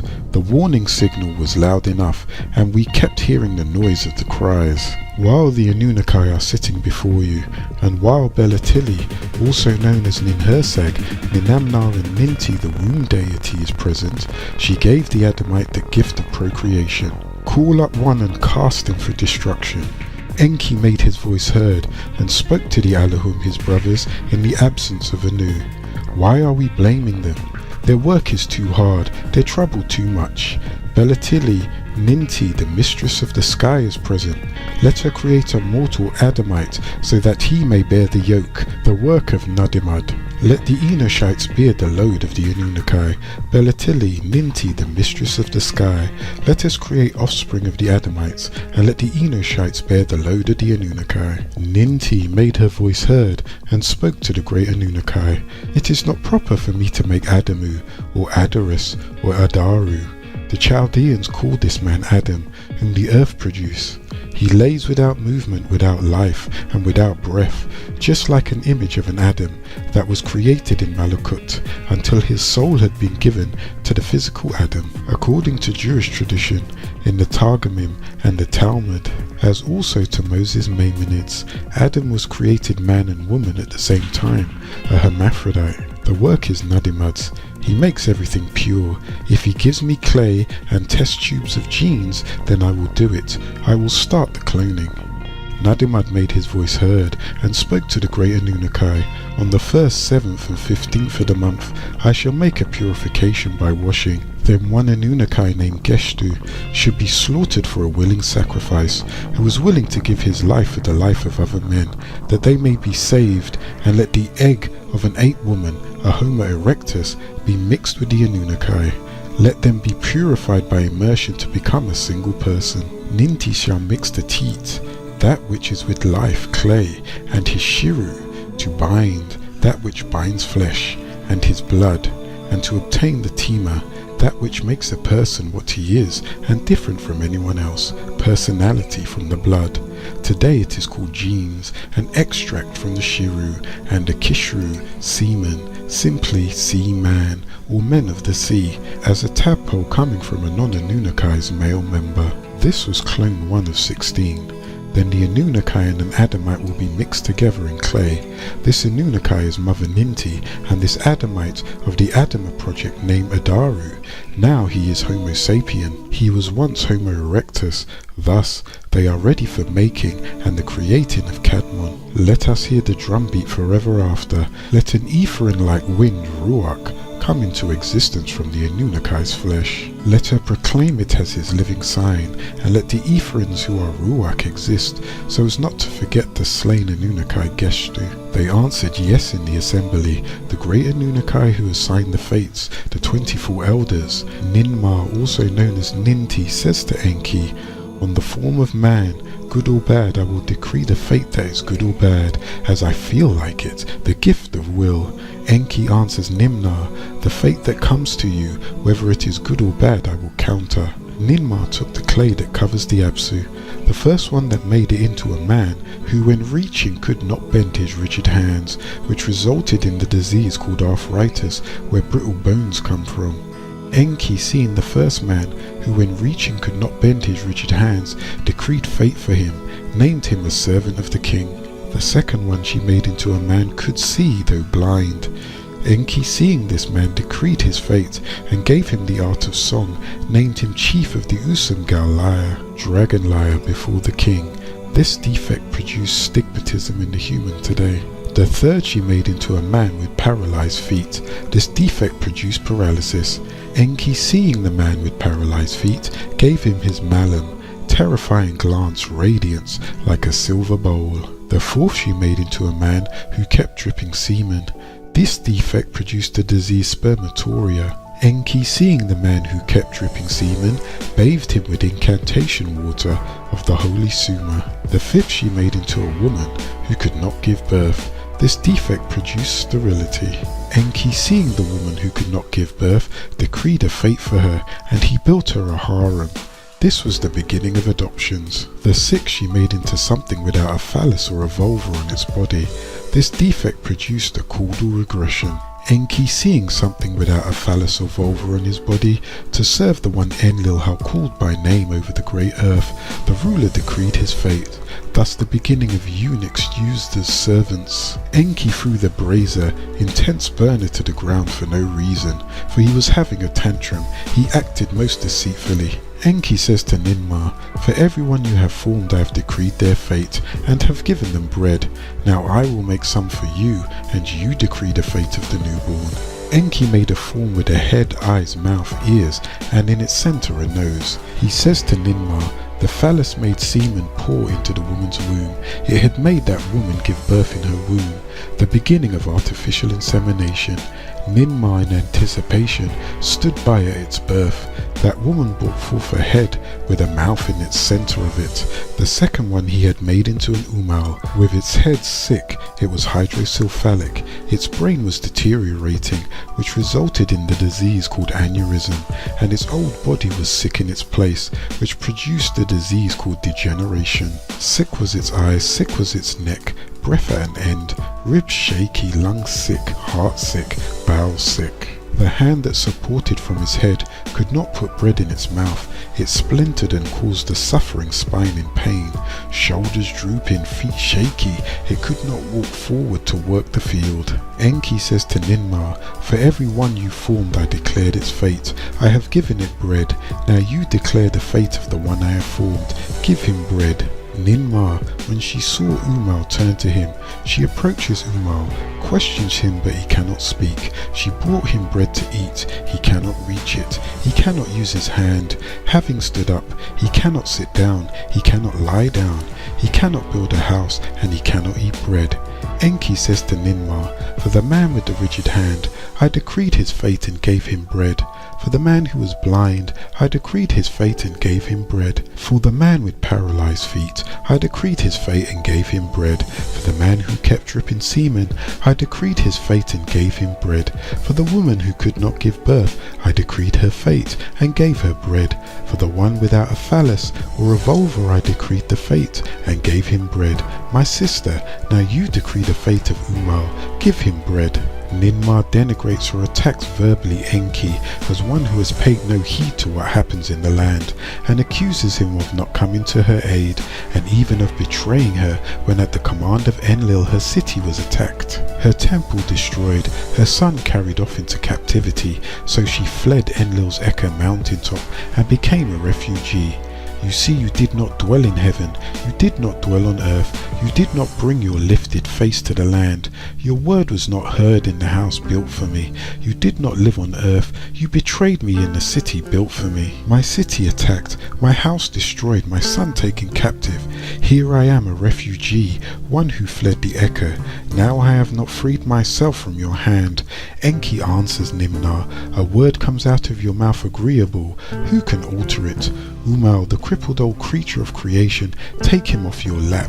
All has surely looked with favour upon your work. He has given you an imperfect hand. Who can oppose him? Take my hand, for worthless is its use. Take back this hand. Put your hand on its mouth. Now may my phallus be acclaimed. May it become a wisdom in Dowra. May the Enkum, your rulers, the Ninkum, noble ladies, exalt you forever. O my sister, do you extol my heroic strength? Do you utter songs for me? The deities who hear them will rejoice. The Umal, let him build my house. O Father Enki, sweet is your praise. On the 1st, 7th and 15th of the month, he made a purification by washing. Geshtu the Anunnaki who had intelligence they slaughtered in their assembly. He was a willing sacrifice. Ninti first washed her hands, then mixed his shiru, flesh and blood. They heard the drumbeat forever after. A Ruach soul came into existence from the Anunakai's flesh, and she, Ninti, proclaimed it as his living sign. The Ruach existed so as not to forget Geshtu. After she had mixed that clay, she called up the Anunakai, the great Allahum. The Agigi, the great Allahum, spat spittle onto the clay. Mami, who was also called Ninti and Ninhursag, made her voice heard and spoke to the great Anunakai. I have carried out perfectly the work that you ordered of me. You have slaughtered an Anunakai together with his intelligence. I have relieved you of your hard work. I have imposed your load on Hamim. You have bestowed noise on Hamims. I have undone the fetter and granted freedom. They listened to this speech of hers and were freed from anxiety and kissed her feet. We used to call you Mami, but now your name shall be Mistress of all Anunakai, the giver of Nefesh, spirit.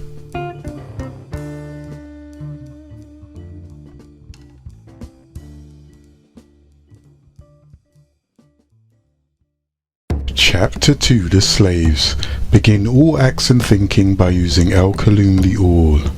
Tablet 3, The Birth of Slaves. 19 times 16 equals 304. Lo, Nadimad and wise Mami went into the room of fates. The womb deities were assembled. He trod the clay in her presence. She kept reciting an affirmation for Nadimad, staring in her presence, made her recite it. I am in the love of the All, and all love is in me. I am a part of the All, and the All is a part of me. I can succeed as a part of the All, and fail as an individual. I can be all that I wish in the All, as long as my wish is to stay in the All. I am never alone. The All is, I am. The All can, I can. The All does, I do. When she had finished her affirmation, she pinched off 14 pieces of clay and set 7 pieces in the right and 7 on the left. Between them, she put down a mud brick. She used a reed, opened it up to cut the umbilical cord. She called up the wise and knowledgeable womb deities 7 and 7. 7 created males, 7 created females. For the master of the sky is creator of the flesh, that he breed them 2 by 2 in her presence. Mami made these rules for people in the house of a woman who is giving birth, Belatili.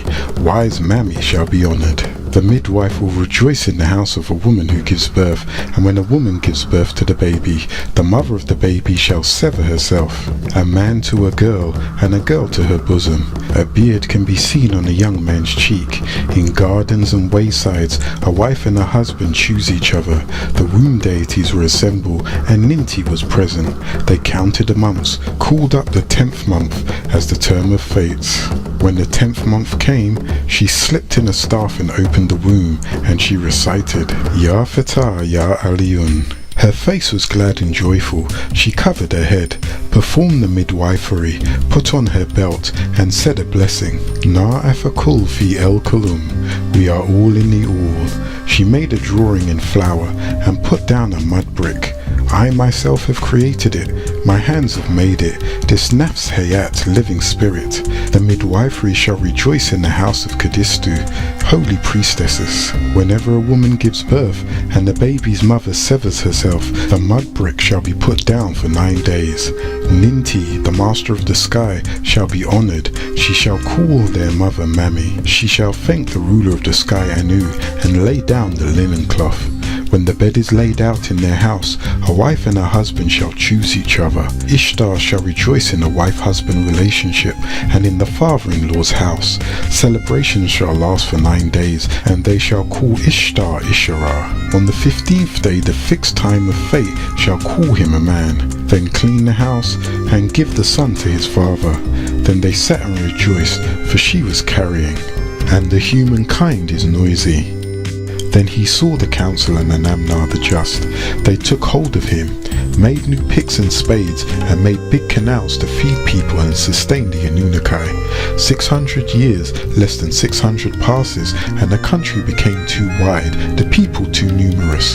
The country was as noisy as a bellowing bull. The Anunakai grew restless as their racket increased. The Namnar had to listen to their noise. He addressed the great Anunnaki. The noise of humankind has become too much. I am losing sleep over their racket. Give the order that Surapu disease shall break out. Now there was one, Adrahasis, whose ear was open to his Anunnaki Nadimad. He would speak to his Anunnaki, and his Anunnaki would speak with him. Adrahasis, who is also called Murdoch, made his voice heard and spoke to his Sultan Enki. How long will the Anunnaki make us suffer? Will they make us suffer illness forever?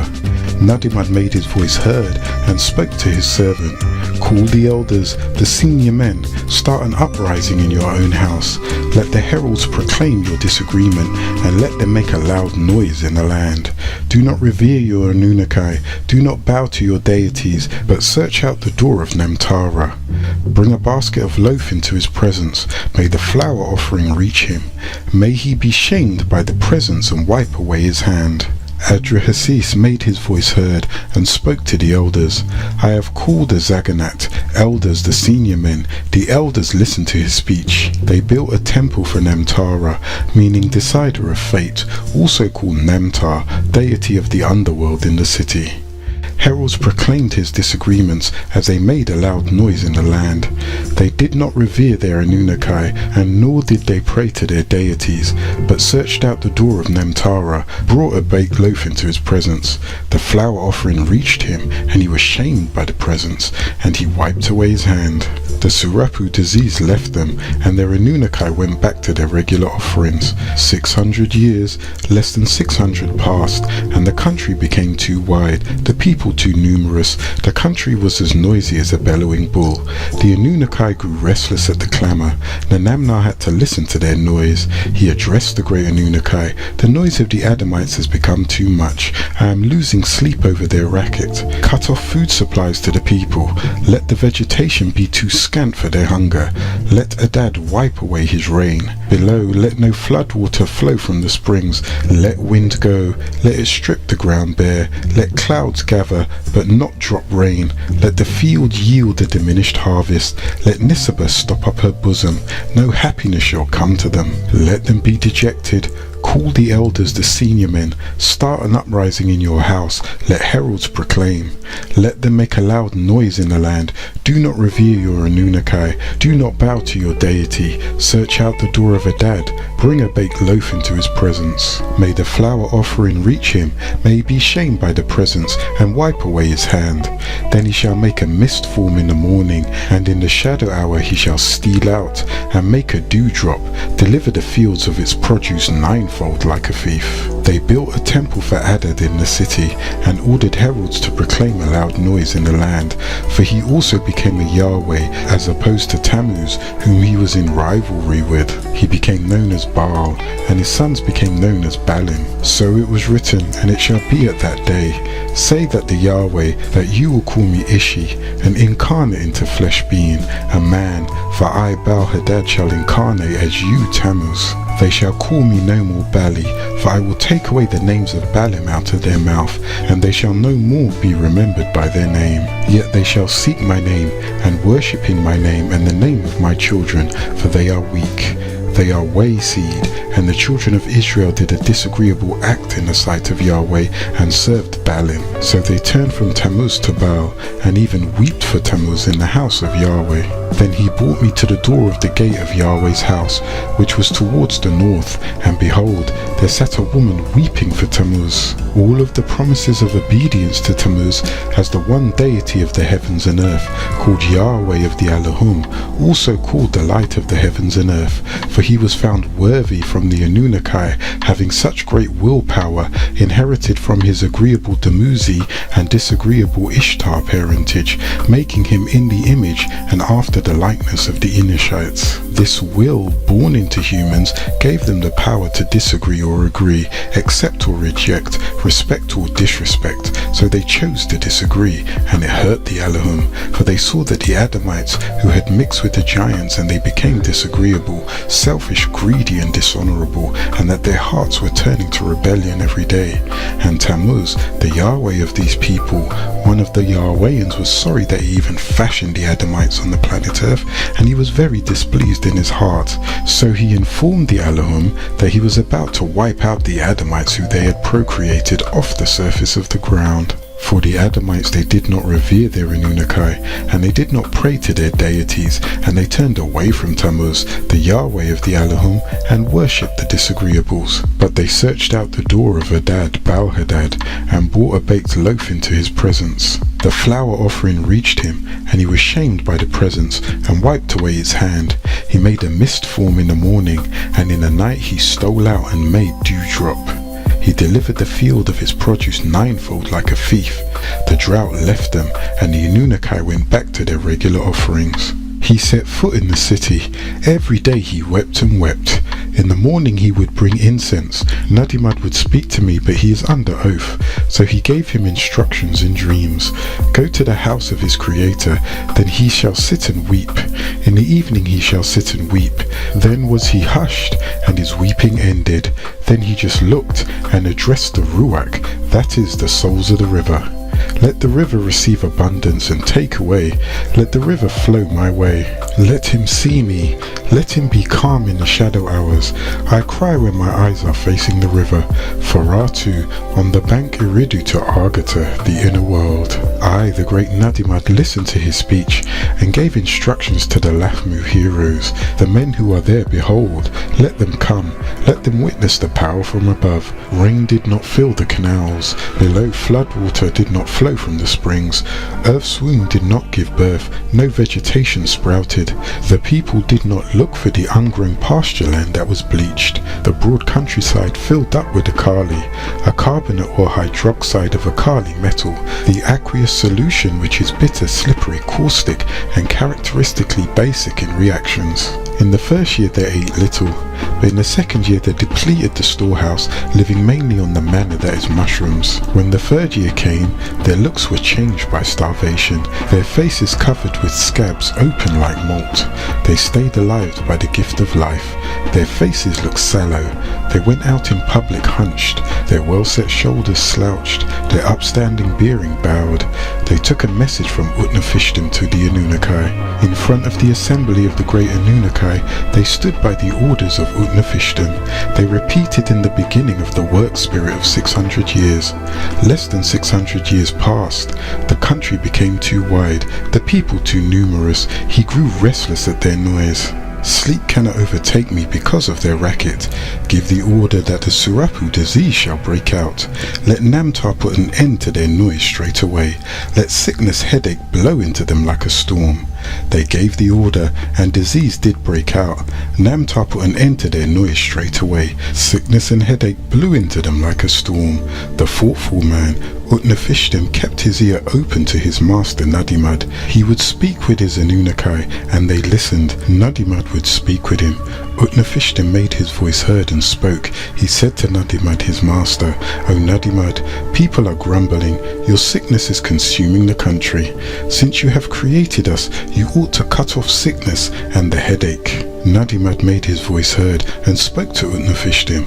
Order the heralds to proclaim, to make a loud noise in the land. Do not revere your Anunnaki. Do not supplicate to your deities. Sincerely withhold his rights. Let the flower as an offering be brought before him, whose hands are raised in her presence, and say a supplication before the presence of him with his raised hand. Nanamnar Enlil organized his assembly, addressed the Anunnaki his sons. You are not to inflict disease on them again. Even though the Enoshites have not been diminished, they are more than before. I have become restless at their noise. Sleep cannot overtake me because of their racket. Cut off food from the people. Let vegetation be too scant for their stomachs. Let Hadad on high make his rain scarce. Let him block below, and not raise flood water from the springs. Let the field decrease its yield. Let Nisaba, the daughter of Anu, turn away her breast. Let the fertile fields become unfertile. Let the broad countryside breed a Kali. Let earth clamp down her womb, so that no vegetation sprouts, no grain grows. Let Asaku, the group of demons, be inflicted on the people. Let the womb be too tight to let a baby out. They cut off food for the people. Vegetation became too scant for their stomachs.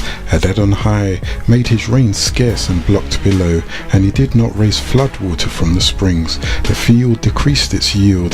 Nisaba turned away her breast. The fertile fields became infertile. The broad countryside bred a Kali. Earth clamped down her womb. No vegetation sprouted and no grain grew. The womb was too tight to let her baby out. Nadimad kept guard over the bolt that bars the sea, together with his Lahmu heroes. When the second year arrived, they had depleted the storehouse. When the third year arrived, the people's looks were changed by starvation. When the fourth year arrived, their upstanding bearing bowed. Their well-set shoulders slouched. People went out in public hunched over. When the fifth year arrived, a daughter would eye her mother coming in.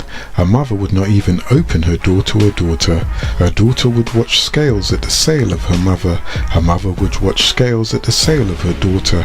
When the sixth year arrived, they served up a daughter for a meal, served up a son for food. When only one or two households were left, their faces were covered with scabs, raw like malt. People stayed alive by the gift of life. The thoughtful man Utnapishtim kept his ear open to his master Nudimud. He would speak with his Allahum, and his Allahum Nudimud would speak with him. He left the door of his Allahum and put his bed right beside the river, for even the canals were quite silent. Nanamnar was furious with the Agigi. We, the great Anunnaki, all of us agreed together on a plan. In the absence of Anu, Adad was to guard above, and I was to guard the earth below. Where is Nadimad?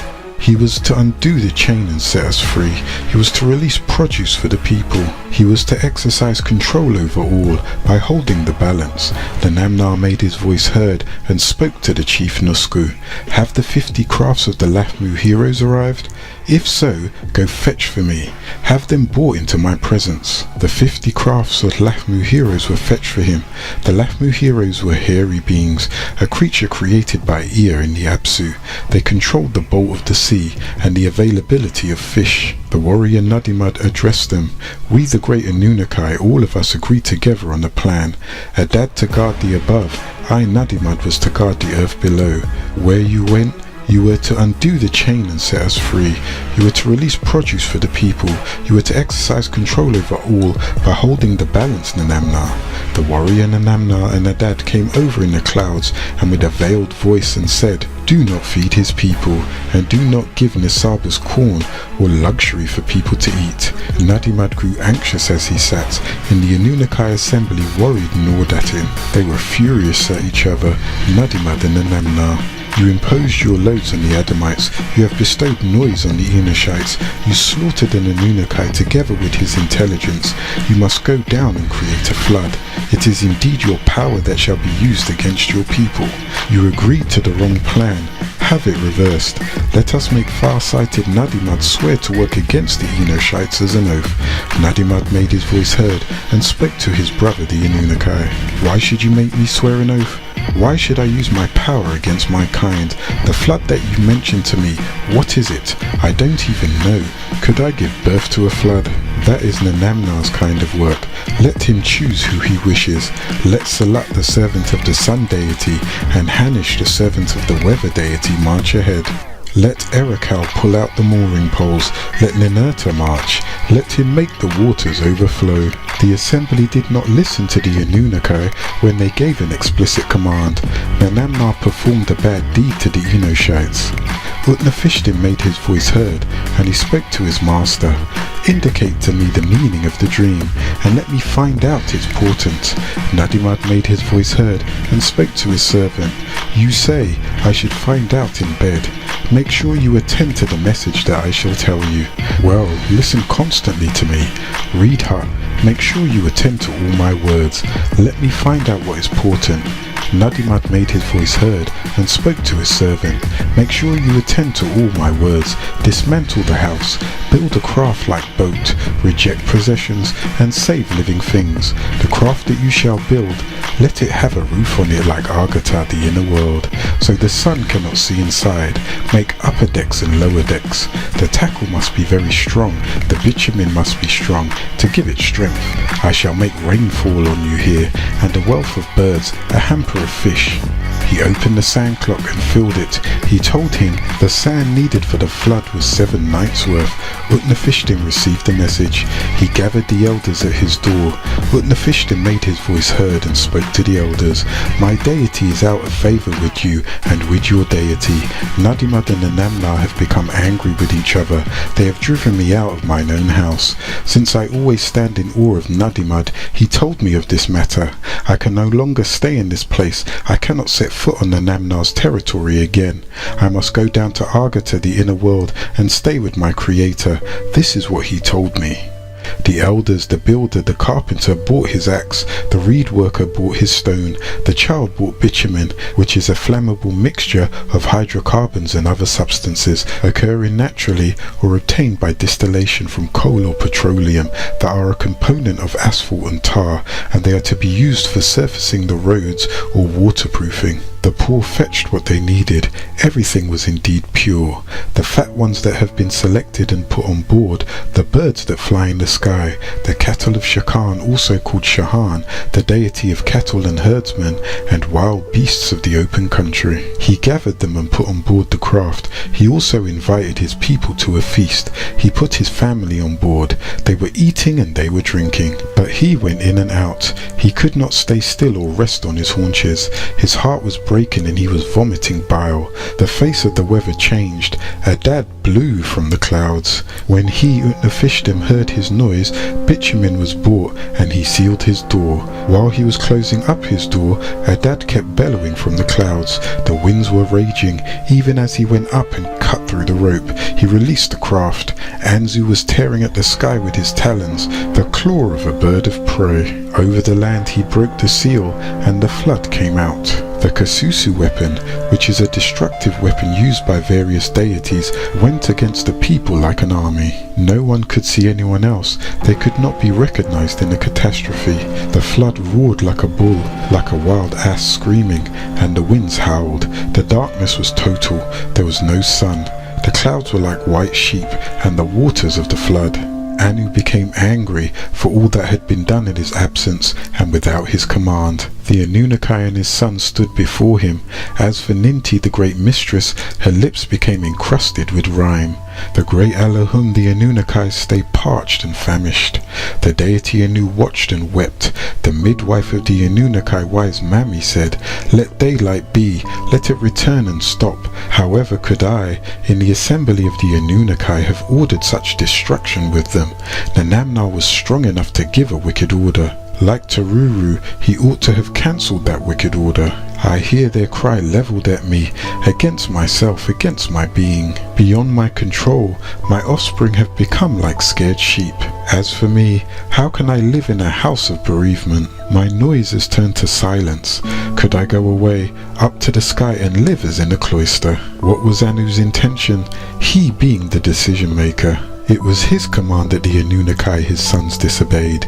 He who did not deliberate, but sent the flood. He who gathered the Enoshites to catastrophe. The noble Ninti was wailing. Why this? Would a true father have given birth to a rolling sea, so that they could clog up the river like dragonflies? They are washed up like a raft on a bank. They are washed up like a raft on a bank in the open country. I have seen and wept over them. Shall I ever finish weeping for them? She wept. She gave vent to her feelings. Ninti wept and fueled her passions. The Anunnaki wept with her for the country. She was satiated with grief. She longed for a drink of beer in vain. Where she sat weeping, there the great Anunnaki sat also. But like sheep, they can only fill their windpipes with bleating. Thirsty as they were, their lips discharged only the rime of famine. For 7 days and 7 shadow hours, the torrent, storm and flood came on. Anu put down his rule, provided food for the Anunnaki. Smelling the fragrance, they gathered like flies over the offering. When they had eaten the offering, Ninti got up and blamed them all. Whoever made decisions from himself over Anu? Who makes the decisions? Did the Namna dare to come to the smoke offering which Anu had gathered for us? Those two who did not deliberate, but sent the flood, gathered the Enoshites to catastrophe. You agreed to the destruction. Now their impure faces are pure forever. Then she went up to the big flies, scarab beetles, which Anu had made, and declared before the Anunnaki. His grief is mine, my destiny goes with his. He must deliver me from evil and appease me. Let me go out in the morning and all be gone.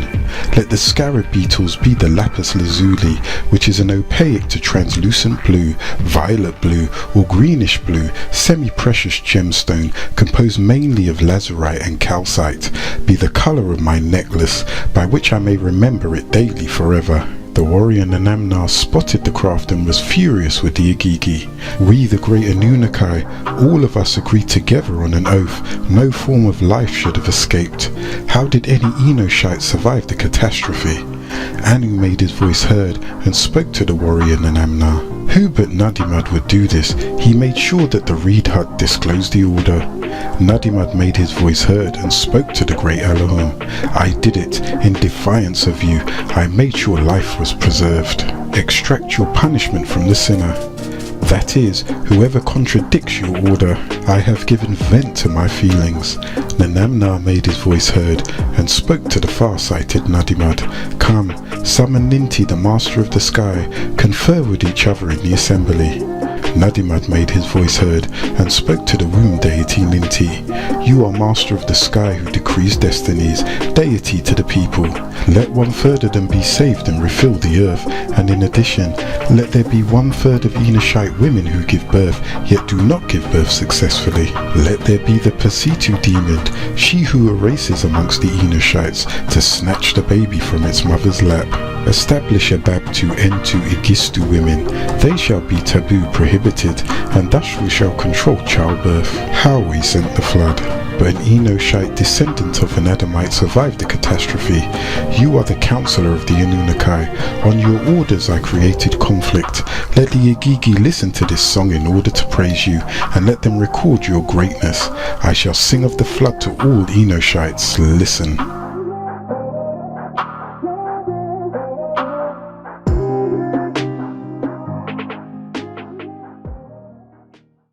Chapter 2, The Slaves. Begin all acts and thinking by using El Kalun the All. Tablet 4. Adam, a slave made to order. 19 times 10 equals 190. Lo, my child, you ask, why did we fashion you to be slaves? Why are you a slave made to order? First, know that all of you are Adama of the ground. Know that we created you, the Adam, for the purpose of helping your species. After the crash of your planet, your species were becoming extinct, so we had recounseled and we said amongst ourselves without the permissions of Anu, let us make Adamites in our very own image, being in our likeness in all ways, and able to produce on their own. However, all did not go well with this plan. The Anunnaki Elohim of the mines were complaining that their jobs in the mines were too hard, so they decided amongst themselves, without the permission of Anu the Most High, to create you for the purpose of doing their work. This was the Adama project. There was no Adam to till the land. These are two important unsettling hints to who had created Humims and why. You must know the truth, and it shall make you free. The truth is that back-breaking work in the gold mines in Rafali had become unbearable. Enlil, their commander-in-chief, summoned the ruler of Nibiru, his father Anu, to an assembly of the great Anunnaki and demanded harsh punishments of his rebellious crew. But Anu was more overstanding. What are we accusing them of? He asked as he heard the complaints of the mutineers. Their work is heavy and their distress is much. Was there no other way to obtain the gold, he wondered out loud. Yes, said his other son Enki, Enlil's half-brother and rival, the brilliant chief scientist of the Anunnaki. I saw that it was possible to relieve the Anunnaki of their unbearable toil by having someone else take over the difficult work. I resolved to let the primitive worker be created. The idea appealed to the assembled Anunnaki. The more they discussed it, the more clear their clamour grew for such a primitive worker, an Adamu, to take over the workload. But they wondered, how can you create a being intelligent enough to use tools and to follow orders? How was the creation or bringing forth of a primitive worker to be achieved? Was it indeed a feasible undertaking? Enki answered saying, the creature whose name you uttered, it exists. All you have to do, he added, is to bring upon it the image of the Anunnaki. The Anunnaki did not create humans from nothing. The being was already there, on Gaia, Earth, the product of evolution, Homo erectus. All that was needed to upgrade it to the required level of ability was intelligence, its Nefesh Kayim, divine life. To bind upon it the image of the Anunnaki, the image of the Elohim themselves. The process envisioned by Enki was to bind upon the existing creature the image, the inner genetic makeup of the Anunnaki. He wanted to take the Homo erectus monkey and breed it with the DNA of the Anunnaki gods. This first endeavor was taken without permission or approval from the Most High Elyon El, because that would be interfering with the ecology of the planet Earth, the chain of life, evolution and mutation, where each living thing plays a part in keeping the environment balanced. Every living thing on the planet and in the planet's Earth seas are one, depending on each other for existence. To pull out just one life and alter the system by upgrading or downgrading would throw everything off. Stepping into the chain of events, selecting one breed of creatures from the rest, would disrupt the natural system of things. This Anu knew, yet the assembly of all the Anunnaki resolved amongst themselves to proceed with the project. Enlil stated that these Lulus were to be created asexual or hermaphrodites. However, Enki disagreed. He felt that the Lulu should be given total control of their reproductive organs so that they can produce on their own. This is what Anu didn't approve of. Anu was against unruly activity, uncontrolled sex. Enki took his thoughts to the Anunnaki Ninti, whereupon she also agreed to breed the Lulus with their own reproductive organs so that they wouldn't have to keep cloning and engineering. They proceeded on with their project without informing Anu, so they did this without the permission of Anu. Enki assigned the task to Ninti, their chief medical officer, who was under the impression that Anu had approved of his project. They summoned and asked Ninti, the midwife of the Anunnaki, the wise birth giver, saying, "Create a creature, give life. Create workers. Create a primitive worker that he may bear the yoke." This process took place in the laboratory Shimti, meaning house where the wind of life is breathed in. After the purifying and the extracting procedures were completed, the Anunnaki Elohim who purifies the Nephishtu, Enki, spoke up. Seated before her, Ninti, he was prompting her. After she had recited the affirmation, she put her hand to the clay. The mixing of the clay with all the component extracts and essences was not yet the end of the procedure. The egg of the ape woman was fertilized in the purifying baths with the sperm and genes of the 7 young Anunnaki Elohim, was then deposited in the mold where the binding was to be completed. Enki announced to the gathered Anunnaki that his own spouse Ninki, Lady of the Earth, had volunteered for the task. "Ninki, my spouse," he announced, "will be the one for labor." She was to be the one to determine the fate of the new being. The newborn's fate you shall pronounce. Ninki would fix upon it the image of the Anunnaki, and what it will be is Hamim, the female Anunnaki chosen to serve as birth Anunnaki if the experiment succeeded. Enki said, "One should stay to observe closely for the first 3 months that the Nakashians are present. In the second 3 months, the Ramadians are present, but in the last 3 months, the Elohim are present. So guard against the thievery by the Luciferians, those disagreeable Yahwehians. Keep a watchful eye over what is happening." The birth Anunnaki were kept together. Ninti sat counting the months. The fateful 10th month was approaching. The 10th month arrived, and the period of opening the womb had elapsed. Hamim's creation, it appears, was compounded by a late birth. Medical intervention was called for. Realizing what had to be done, Ninti covered her head with an instrument that made it possible for her to see an opening. With this done, that which was in the womb came forth. Grabbing the newborn babe, she was overcome with joy. Lifting it up for all to see, she shouted triumphantly, "I have created, my hands have made it. The first Adam was brought forth." Now enough mixed clay was prepared to start pregnancies 14 birth Anunnakis at a time. Ninti nipped off 14 pieces of clay. 7 she deposited on the right, 7 she deposited on the left. Between them she placed the mold. Now the procedures were genetically engineered to come up with 7 males and 7 females at a time. The wise and learnt, or double 7, the birth Anunnaki had assembled. 7 brought forth males and 7 brought forth females. The female Anunnaki brought forth the wind of the breath of life. The creation of the Lulu Amalu primitive worker, the Homo sapiens, came about through a feat of genetic engineering and embryo implantation techniques. The new being had 9 ether hair and was known as the benevolent ones, called the Danakiel, and they possessed the hydrocephalic state, but they were going through a long process of evolution. However, the Anunnaki jumped in and sped up the Adamites' evolutionary process, creating you sooner than you would have evolved on your own. In any case, just as the Anunnaki had done on Nibiru, both coming forth from the same seed of life. So this creation was done by genetic manipulation. It was not done in an instant. It took 600 years in the grafting and making of this being. Male called Hu Min and female called Hu Mim. They went through a lot of trial and error to get the perfect being, which accounts for all of your defects in this world today. It took them exactly 600 years, that is 400 years for the breeding of 4 generations, as in all cloning and genetic splicing or grafting. That's 10 people per 100 years, and comes out to 40 people over a period of 400 years. 100 years was used for the preparation of this process, that is, collecting of choice species for breeding, or what is now called abduction, and the building of the laboratories on the planet Lahmu, Mars. 400 years was used for the actual breeding, but the last 100 years was used for educating and civilizing. The transplantation of the Homo erectus was done on the planet Lahmu, Mars. The Anunnaki had set up bases on Mars and on the dark side of the moon 450,000 years ago before coming to the planet Earth. The Anunnaki assembled 30-mile-long crafts to transport the minerals that they collected. Homo erectus was being abducted from the planet Earth and then taken to the laboratory called Shimti on the planet Mars, where they were being made into Homo sapiens. The laboratory Shimti was originally located on Nibiru. The Anunnaki had been going to Mars long before your existence.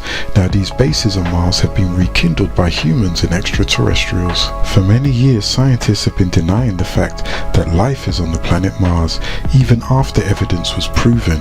They were in opposition to the idea of a modern Martian civilization that was brought forth in 1877 AD. The face on Mars was an ancient marker for incoming extraterrestrials to know about the project of the Homo erectus. Mars was one of the bases used by the Anunnaki for the creation of Homo sapiens. Homo erectus were gathered from the planet Earth and then abducted to Mars for breeding in a laboratory which is called Shimti, meaning the place where the wind of life is breathed. This marker was made for other extraterrestrials to be aware of the experiments of changing Homo erectus to Homo sapiens. The Anunnaki did this without the permissions of Anu, Elion Elion El. They were not supposed to jump in and speed up your evolutionary process. This was the birth of your Zakar, the Hamin, Hu, creative force of will, and Min, the deity of reproduction, called Adam of the red soil, copper toned, with the atomic weight of 63.546, and its chemical symbol is Cu, with its atomic number being 29. It's always in a perfect oxidized state. When the electrons of this magnetic earth field dissipates, the higher form manifests in the color green by the absence of the atmosphere filled with oxygen, with its atomic weight being 15.9994. Oxygen has the atomic number of 8 and its chemical symbol is O. It's a diatomic molecule. It makes up 20.95% of the volume of dry air. Diatomic oxygen is colorless, odorless and tasteless. When the breath of life is breathed into the being in the form of Ruach, a great wind, mixed with the life of the Elohim and life of the earth, it is the intake of oxygen. The earth life produces ions, which are molecules bearing electrical charges having with it a greater number of negative electrons, unequal to the number of positive protons in the nuclei. These negative ions are very helpful and refreshing. There is an abundance in the air after a storm or even near a waterfall. This process of breathing in oxygen transforms the color of the being, manifesting the positive charges through the melanin. There is melanin and neuromelanin, which is a form of melanin found in the peripheral nervous system, which is the central nervous system. The Luciferians, who are the Halabeens, Flugelrods or Halab, the fathers of one of the albino races today, tries to reduce the importance of melanin. They, being being the most melanin recessive. Yet controlling propaganda and the media tries to hide the very word melanin. They try to reduce the importance of melanin by overlooking the significant difference between brain melanin and skin melanin properties. Neuromelanin does not run parallel with your skin melanin, whether white, red, yellow, black, brown or albino. Neuromelanin plays an important role in the function of the brain and nervous system. Oh, melanite children. My child, melanin was a gift to you from your parents, the Anunnaki Elohim, and the scientists that protect it are called the Danakiel. The residents of Shambhala and Agartha, called also the benevolent ones, the gift being the finest of the refined chemicals known to your species. It was given to you, the melanite children, being that you were procreated as a new being or Nubian. It dwells in your very essence and in your environment. The melanin that is throughout your body is the same thing that colours the planet Ki, now called Earth, the very thing that colours the bark of the trees brown, and the soil of the earth, and everything that lives, and the fowl of the air and the fish of the sea. Know that it does not matter what colour your skin appears to be. Know that all genes in all creatures on this very planet Earth known as Gaia, the living organism, has melanin, for all things are coated with melanin. Melanin is the most ancient and worldwide pigment in living organisms. It is found in abundance in the original organisms such as fungi, as well as advanced primates. Thus, within each and every living organism, melanin appears in that which aids the human body, and all parts that allow it to function, such as with vertebrates. It not only dwells in the skin, eyes, ears, central nervous system, pineal gland, pituitary gland, thyroid gland and bathyry gland. It is also found abundantly in the inner parts of the body, including the heart, lungs, liver, kidneys, the intestines, the arteries, the muscles, the gastrointestinal tract, and the gonads. Melanin controls all mental and physical body activities. Melanin is an extremely stable molecule and highly resistant to the digestion of most acids and bases, and is one of the harder molecules to ever be analyzed. If you doth not purify your melanin molecule that lays within you, you will not heal your body of its ailments. It is vitamin B that keep melanin clean within you. Know that it manifests as pigmentations in the skin. It appears as different shades and hues, colors being black to brown, from red to yellow to white. It is the amino acids tyrosine found on each strand of your DNA that controls the hue or shade of color. Thus, there are 6 different types of melanin carrying beings that are known to you. They are of different hues, from very dark brown to the blackest of blacks. They are found in the depths of the land of Nubia, called Africa today, and the land of frogs, called North America. They live near the equator. From the land of Kemet, where the original Nubans, those of the black hue, do dwell. From Kush, the land of the original Ethiopians, those of the greenish hue. From the Nigerians, those of the brown hue. From the Bushmen of Zimbabwe, those of the yellow hue. From the Sudanese, those from the copper tone, reddish-brown hue. It is also seen in the Muurs in America, who mix with the original Hopi tribes and are the real Native American tribes in America, as the ancient Nubans, who originally crossed over to Atlan, also called Aztalan, from the word Utla, meaning vacation before the division of the continents, as well as mixing with the cursed seed of Canaan, the Caucasus. Thus, there are certain climates that change these descendants of the Halabian Flugorod into different hues, such as red or brown, yet they can be easily distinguished from the original Nubians, who ranges in hues of dark brown, yellow or red. The wrongly called Negro varies in shades of all the above, all producing an abundance of melanin in your skin, and in most cases wrinkling doth not become a factor until the age of 60. This inheritance of melanin is inherited from generation to generation. Again, you have a Caucasus who is blonde-haired and blue-eyed, descendants of the Halab Flugorods. These Halab Flugorods are now living in a cavern beneath the Antarctic. They are the fathers of the Nordic race, not to be confused with the Canaanites, whose leprosy is the result of a curse of albinism cast upon Ham's son Canaan by Utnapishtim, also called Noah, after the craft that rested down on the surface of the earth after the waters decreased. The albino seed's name comes from the Sea of Albion, called the White Island. It is in the land of the Saxons and the Angelicas, called Britain today. These Halab-Flugel rods are originally from the Aldebaran star constellation and the Pleiades. They produce extremely low levels of melanin. What is the importance of this thing called melanin? The pigment melanin is responsible for the color of skin. When melanin does not appear in the skin, it is a deficiency. However, this has nothing to do with the amount in your brain, called neuromelanin, and the rest of your organs. For instance, with albinos you will still have a certain level of melanin in their heart, arteries and liver, although they lack it in their skin. This deficiency comes about because of the absence of melanocytes. That which synthesizes the melanin is deficient, which interferes with the journey of the pigment cells to a developing embryo. The deficiency of tyrosine, with a copper-containing enzyme that works as a catalyst or vehicle that causes the production of melanin and other pigments from tyrosine. These cells, called melanocytes, are responsible for all the colors of hair from yellow to black. The tree-like melanocyte cells in the deep epidermis is what produces the dark brown pigment called melanin. The pigment is introduced into the nearby cells through the branch tips of the melanocyte cells in units called melanosomes. Know that hair turns grey when the melanocytes die. There are different types of textures of hair, 6 to 9 ether. Hair can be straight 6 ether, meaning 6-point melanin, wavy curly 7.5 point melanin, or kinky 9-point ether. And it is in that kinky or kingly hair that was given to you from your parents, the Anunnaki Elohim. Then there are those beings who are albino. This genetic disorder, albinism, is a group of genetic disorders affecting 1 out of every several thousand humans and other animals. The first being Canaan himself. This curse was the removal of the divine, which was the reduction of melanin, thus cutting off his family ties with the Elohim. He transformed from a son of the Elohim to a son of Sam. For you that are born an albino, if both your parents are albinos, then you can only be an albino. This is because your parents do not possess any of the dominant genes.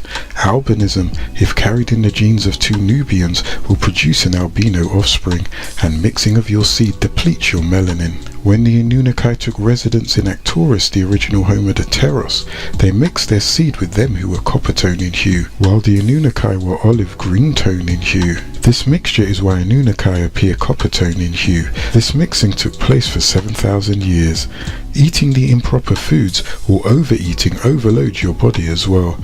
Overeating overexerts all the organs in the body just to digest the food, which is why you shouldn't eat after a certain time, because it keeps the body constantly working when it should be resting. Then your connection is blocked, thus disease manifests. Melanin is deranged only when it becomes toxic, and any individuals who might have toxic melanin will act in a very similar manner, that is, primitive, animalistic and barbaric. This is why there is a great concentration on drugging the Nubian to the Western world. Melanin has physical properties and personality traits which distinguish it from others. Melanin smells sweet.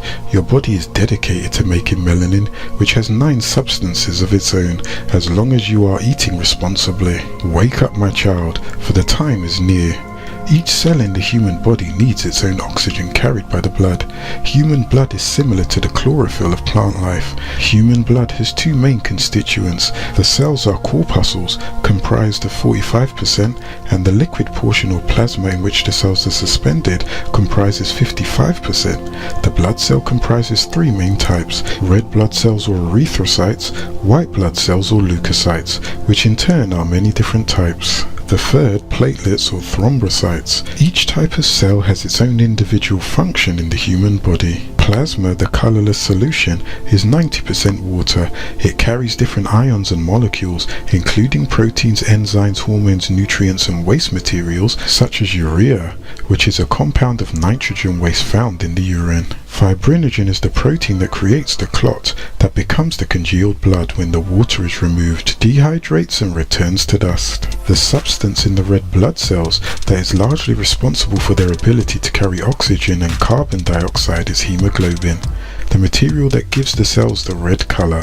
This is a protein complex comprising many linked amino acids and occupies almost the entire volume of the red blood cells. Essential to its structure and functions is iron. Iron is needed now solely for the magnetism in the blood that keep the involuntary functions of the body working properly. Its atomic weight is 55.847. Its chemical symbol is Fe and atomic number is 26.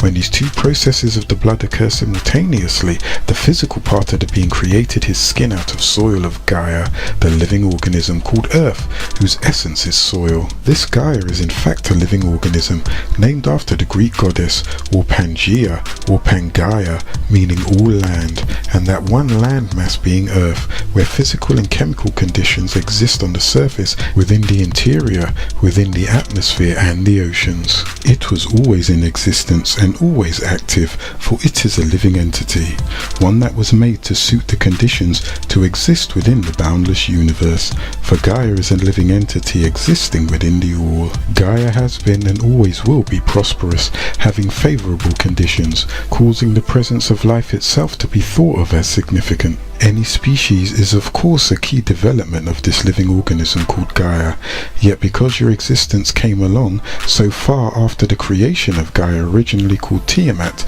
it is inappropriate to question whether life of any species has a significant meaning to why Gaia came about. Know that Gaia is a complex entity involving the Earth's biosphere. It is a self-regulated organism that grows and has climate changes. Gaia is living matter. The air, the oceans and land surface forms this now complex system, which has the capacity to keep it existing. Why call Earth a planet when 3/4 of its surface is sea? That's why when pictures are taken of it from above, it appears to be a blue sapphire.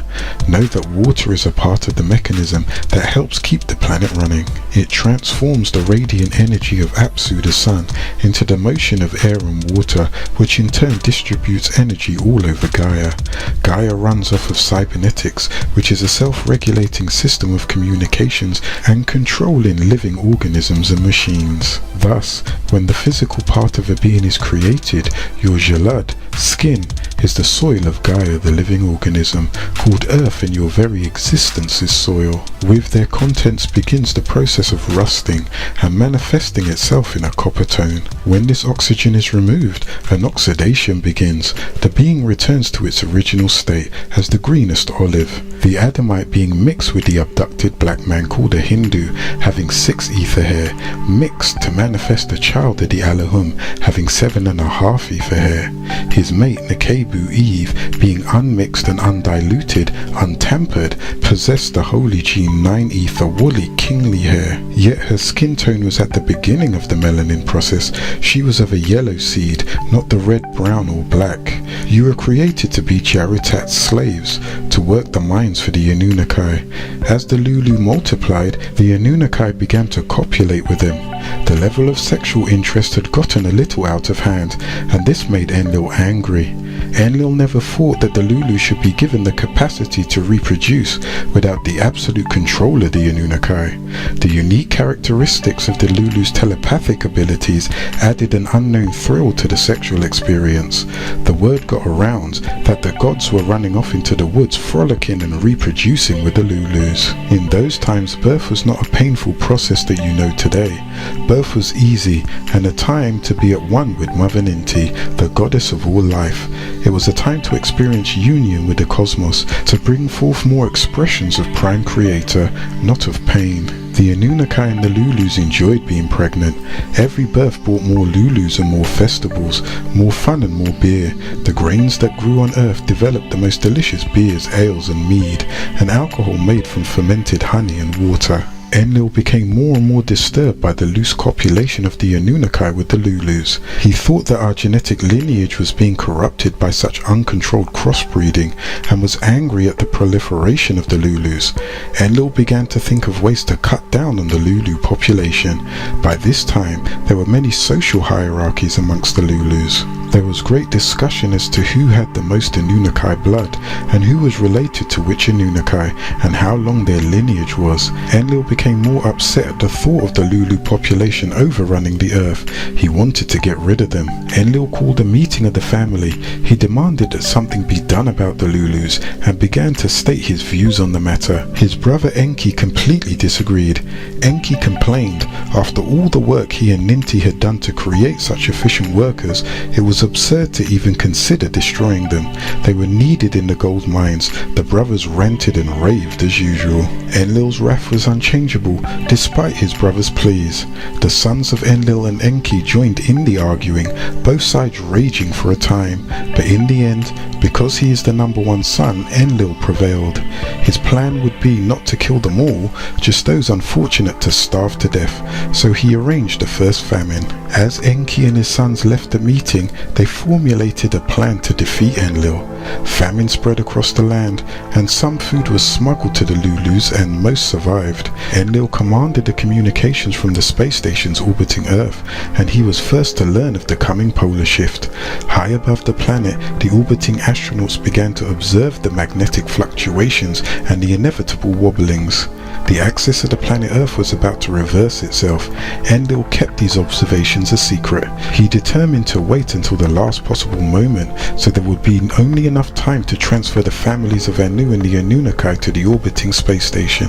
He made certain there could not be sufficient time to rescue the Lulus. The spies of Enki had informed him of the coming polar shift every 50,000 years, called an epoch.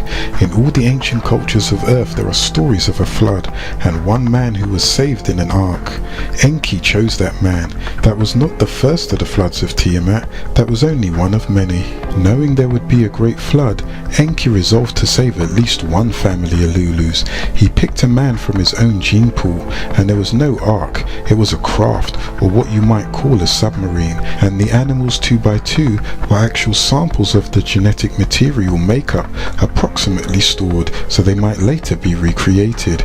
Defying Enlil, Enki rescued the Lulus. When Enlil found out about the surviving Lulus, Enlil was angry. He and his sons accused Enki and his sons. Enlil said that Enki defied the laws of Anu. Enki made a great speech where he said, in the greatness of his visionary wisdom, Enlil has been fated to engineer a method of sorting through the rubbish of the species to arrive at a prime genetic material of all the Lulus, and if these lone survivors were deemed to live through the horrors of the deluge, their genes must be worthy of serving Anu and the Nibirians. Enlil agreed, and each member of the family of Anu then swore a vow to each other. All manner of laws were subsequently made to regulate the copulation and breeding of the Lulus.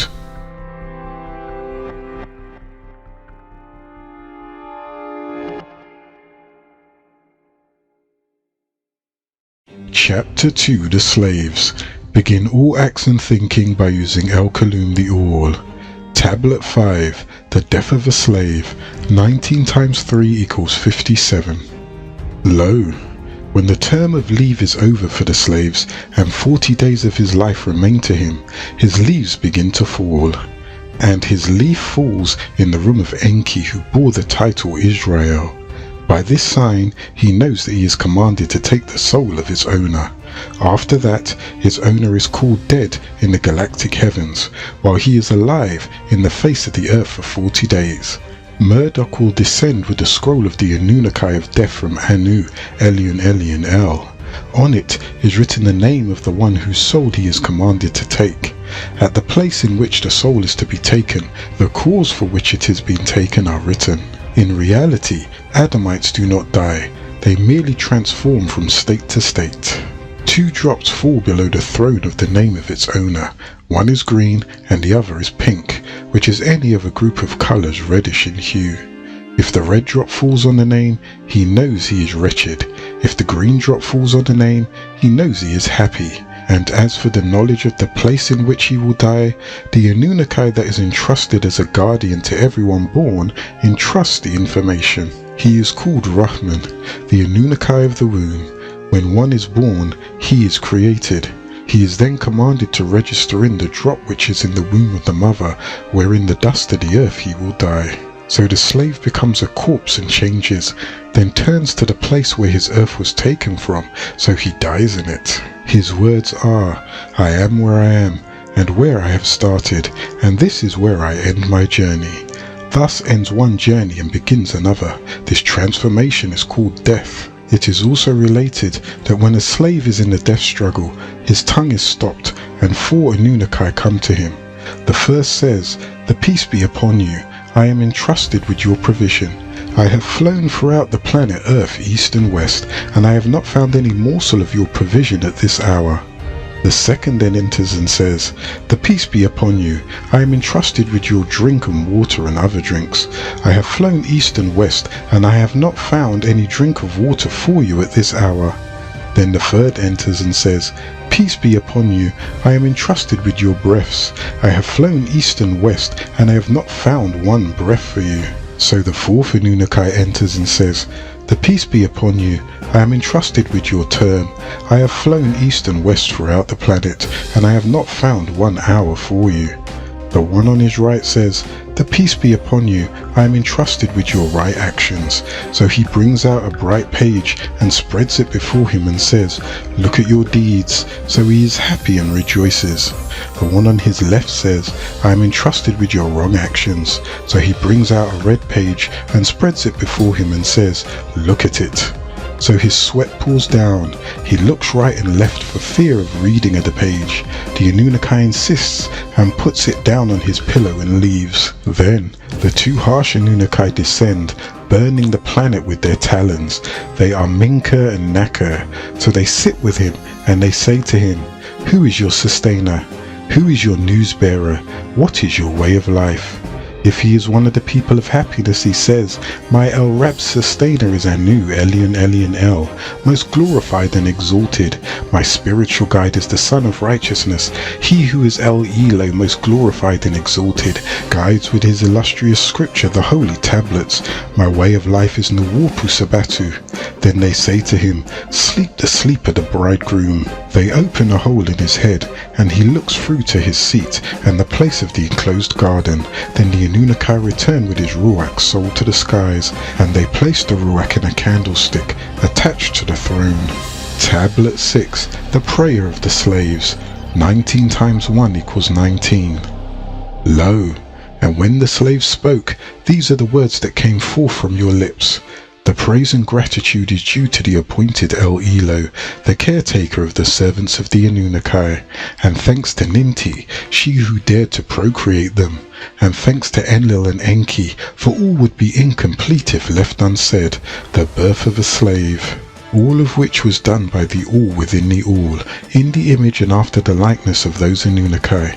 And I proceed to say in the name of Anu, he who is also called Allah, the Gracious, the Most Merciful. We the servants, the aiders of the Anunnaki, the Ansaru Allah, were procreated to work that we may give praise and show gratitude to Anu, the Yielder, the Most Merciful, our Master, our Saviour, the beloved appointed one, who has sent us guidance through his anointed one.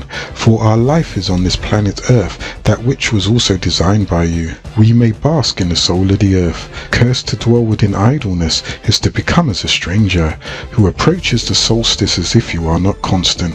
For everything that lives is constant as change. For all is real in change, for change is the only absolute. To deviate from the holiness that has been breathed within the essence of life, that readily submits to the All with the affirmation, when I work, I should be as the strings of a guitar, through whose soul the silence of the moment becomes harmonious.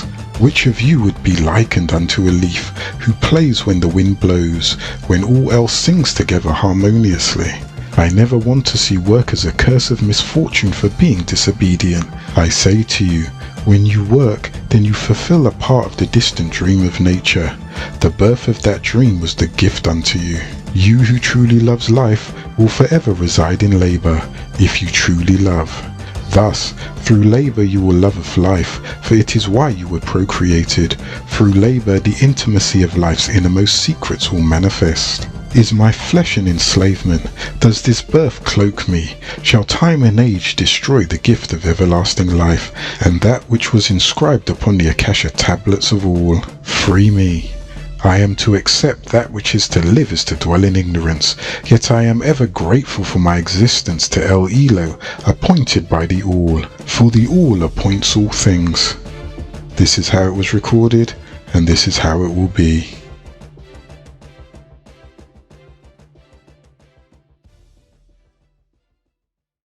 Chapter 3. The Scientist.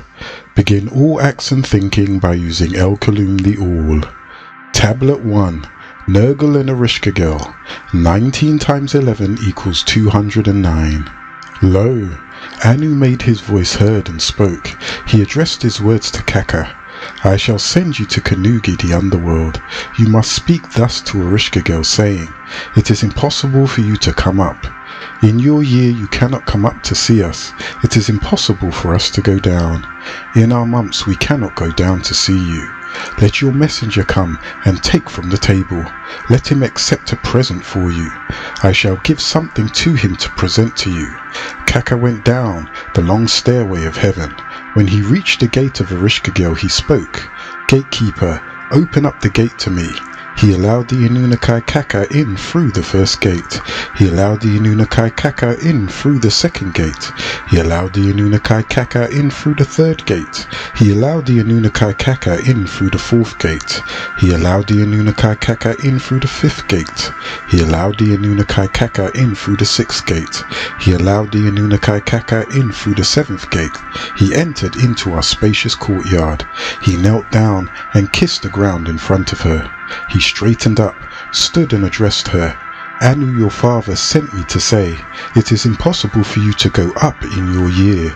You cannot go up to see us. And it is impossible for us to go down in our month. We cannot go down to see you. Let your messenger come up and take from the table. Let him accept a present for you. I shall give something to him to present to you.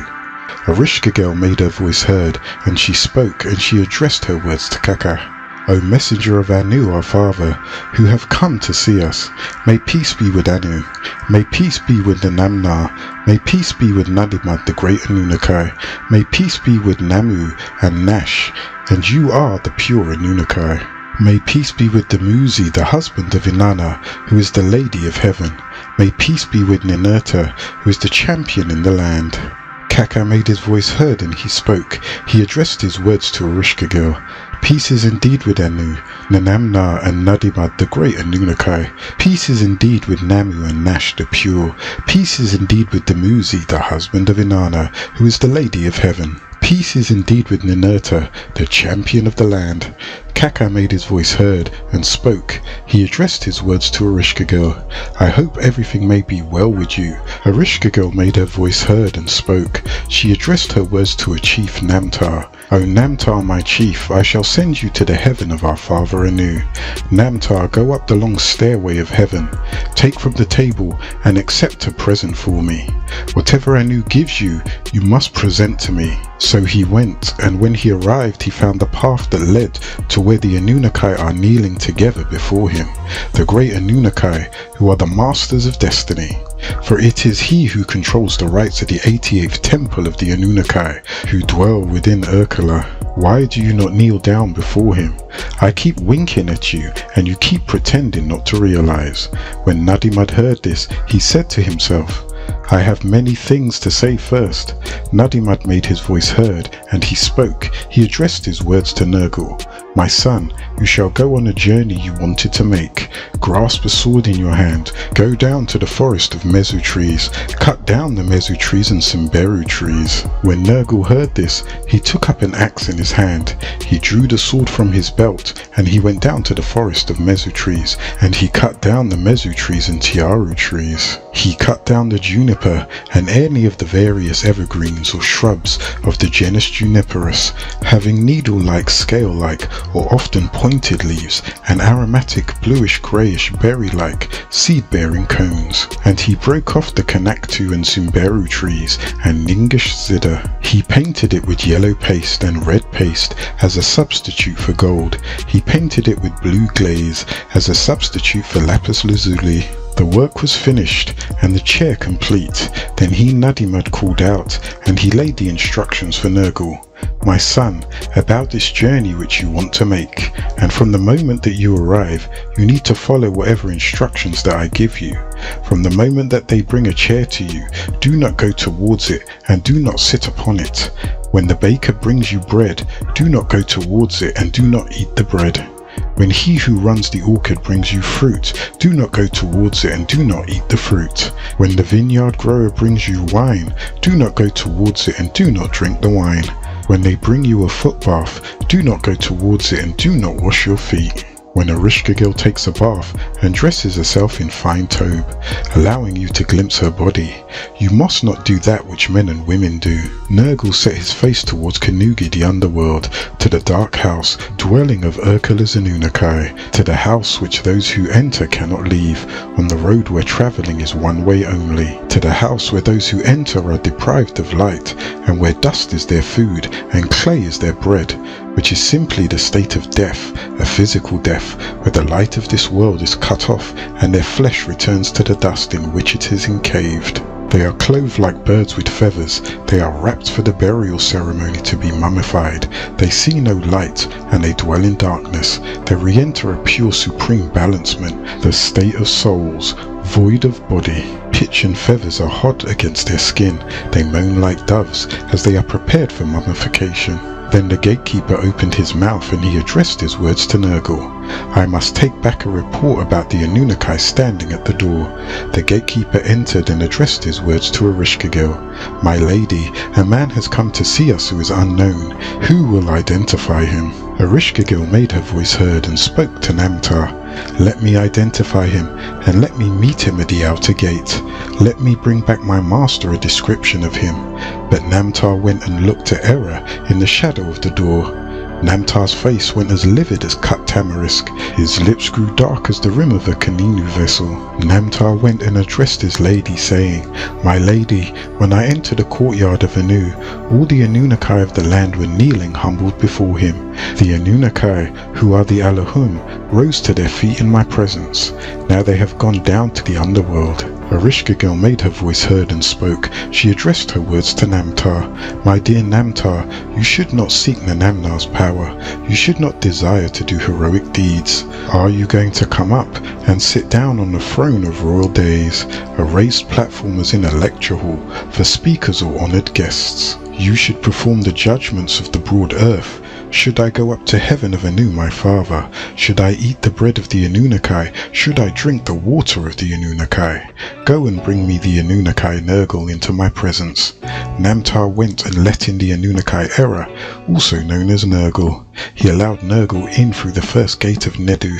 He allowed Nergal in through the second gate of Kishar. He allowed Nergal in through the third gate of Ender Shurima. He allowed Nergal in through the fourth gate of Enurala. He allowed Nergal in through the fifth gate of Endukuga. He allowed Nergal in through the sixth gate of Endushuba. He allowed Nergal in through the seventh gate of Anugi. He came into the broad courtyard and knelt down and kissed the ground in front of her.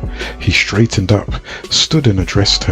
Anu, your father has sent me to see you. He was saying, sit down on that throne, judge the cases of the great Anunnaki who live within a curl or a great city. As soon as they brought him a throne, he said to himself, don't go to it, and he did not sit on it.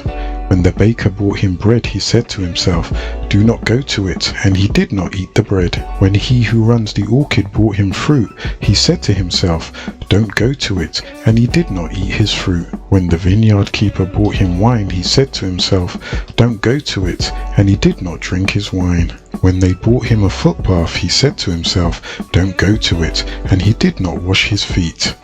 When she went to bathe and dressed herself in a fine tobe and allowed him to catch a glimpse of her body, he resisted his heart's desire to do what men and women do. She went to bathe and undressed herself and allowed him to catch a glimpse of her body.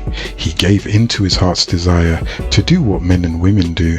The two embraced each other and went passionately to bed. They laid there, Maluka and Era, for the first day and then the second. They lay there for the third day and then the fourth. They lay there for the fifth day and then the sixth. When the seventh day arrived, Nergal went away without any help. After she allowed me to go, now I will return to the underworld later. Her mouth turned wicked with rage against Nergal, who went before the Allahum to address his speech to the gatekeeper. Ereshkigal, your lady, sent me, saying, I am sending you to the heaven of Anu, our father. You shall allow me to leave out. The messenger said no. Nergal came up the long stairway of heaven. When he arrived at the gate of Anu, Nanamnar and Nadimad, Anu saw him and said, the son of Ishtar has come back to us. Ereshkigal will search for him and forget. Nadimad, his father, must sprinkle him with water. Then bareheaded, blinking and cringing, let him sit in the assembly of all Allahum. Ereshkigal left to bathe at home because her body became unclean, which would be for a period of 7 days, which is in accordance with the 7-day uncleanliness laws after sexual intercourse of the Anunnaki, and they accept that the essence of the being that you interchange fluids with and emotions will stay with you for 7 days, and Ereshkigal called out her pardon, that is, that she may be pardoned for this act. The chair is free to sprinkle the room with the water of the spring. The seed of the 2 daughters of Lamashtu and En-Meshera sprinkle with the waters of the spring. The messenger of Anu, our father, who came to see us, shall eat our bread and drink our water. Namtar made his voice heard and spoke. He addressed his words to Ereshkigal, his lady. The messenger of Anu, our father, who came to see us before daylight, has suddenly disappeared. Ereshkigal cried out loud, and she grievously fell from the throne to the ground. Her tears flowed down her cheeks. Error, the lover of my delight, I have not had enough delight with him before he left. Namtar made his voice heard, and he spoke, addressed his words to Ereshkigal. Send me to Anu your father, and let me arrest that Allahum. Let me take him to you, that he may kiss you again. Ereshkigal made her voice heard and spoke. She addressed her words to Namtar, her chief. Go, Namtar, you must speak to Anu, Nanamnar and Nadimad. Set your face towards the gate of Anu, Nanamnar and Nadimad to say, ever since I was a child and a daughter, I have not known playing with other girls, and I have not known the romping of children. That Anunnaki whom you sent to me and who has impregnated me, let him sleep with me again. Send that Anunnaki to us, and let him spend the night with me as my lover. I am unclean, and I am not pure enough to perform the judging of the great Anunnaki, the great Anunnaki who dwell within Urkala, the great city. If you do not send that Allahum to me, according to the rites of Urkala, the great city and the great earth, I shall rise up the dead, and they shall eat the living. I shall make the dead outnumber the living. Namtar came up the long stairway to heaven. When he arrived at the gate of Anu, Nanamnar and Nadimad, they saw him and said, What have you come for, Namtar? Your daughter sent me to say, ever since I was a child and a daughter, I have not known the playing of other girls. I have not known the romping of children. That Anunnaki whom you sent to me, who has impregnated me, let him sleep with me again. Send that Anunnaki to us, and let him spend the night with me as my lover. I am unclean, and I am not pure enough to perform the judging of the great Anunnaki. If you do not send that Anunnaki to me, I shall rise up the dead, and they will outnumber and eat the living. Nadimad made his voice heard and spoke. He addressed his words to Namtar. Enter, Namtar, the court of Anu. Search out your wrongdoer and bring him. When he entered the court of Anu, all the Anunnaki were kneeling humbled before him. He went straight up to one of them, but he didn't recognize the Anunnaki. He went straight up to a second Anunnaki and a third, but did not recognize those Anunnaki. Namtar went away and addressed his words to his lady. My lady, about you sending me up to the heaven of Anu your father. My lady, there was only one Anunnaki who sat bareheaded, blinking and cringing at the assembly of the Anunnaki. She replied, Go seize that Anunnaki and bring him to me. I expect Nadimad his father sprinkled him with water, and he is sitting in the assembly of the Anunnaki bareheaded and blinking and cringing. Namtar went up the long stairway to heaven. When he reached the gate of Anu, Nanamnar and Nadimad saw him and said, What have you come for, Namtar? Your daughter has sent me to say to seize the Anunnaki and bring him to me. Then enter, Namtar, the courtyard of Anu, and search out your wrongdoer and take him. He went straight up to one Anunnaki, but did not recognize him. He went straight up to a second and a third, but did not recognize them either. Then he made his voice heard and spoke, and he addressed his words to Nadimad. Let Namtar, the messenger who has come to us, drink our water, wash, and anoint himself. He is not to strip off the powers of error, because I shall hinder. Namtar made his voice heard, and he addressed his words to Erra. Erra explained all the rights of the great underworld, Argata, ruled by Didanakio. So now when you go from there, you shall carry the chair thyself. Do not grapple with him, lest he bind your chest. Erra, take to heart the speech of Namtar. He rose up, and oiled his strap and slung his bow. Nergal went down the long ladder of heaven. When he arrived at the gate of Erishkigal, he said, Gatekeeper, open the gate for me. He struck down Nedu, the doorman of the first gate of Nedu, and did not let him grapple with him.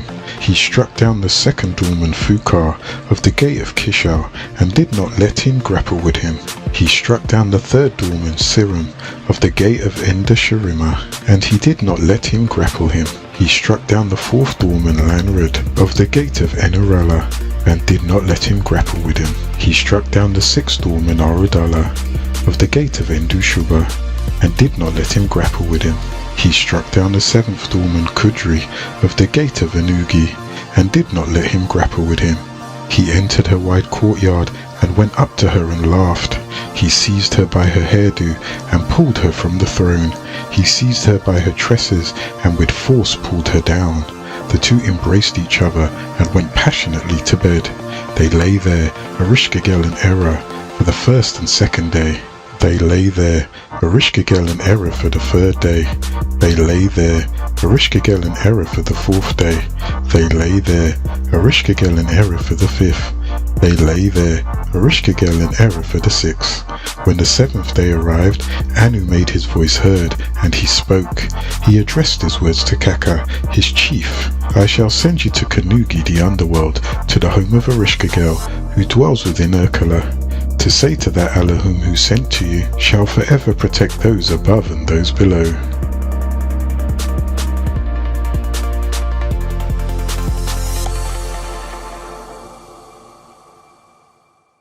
Chapter 3, The Scientist. Begin all acts and thinking by using El Kalum the All. Tablet 2, The Chosen Physician. 19 times 2 equals 38. Lo, the time had come for the special breeding of Cadman, the Adama project, who you know as Adam, whose real name is Cadman, and his mate Nakeba, who you know as Eve or Hawa, were to be put in a habitat called the Special Enclosed Garden of Delight, located in Eden, in what is called Bali. Bali is now a province of Indonesia, which is east of Java, where the bones of Java Man were discovered. The remains of Java Man are the first known fossils of the extinct species Homo erectus. They were discovered by a young Dutch anatomist, Eugene Du Bois, in a bank of the Solo River at Trinil, Java. Du Bois named his creature Picanthropus erectus, meaning erect ape man. The name was later changed to Homo erectus.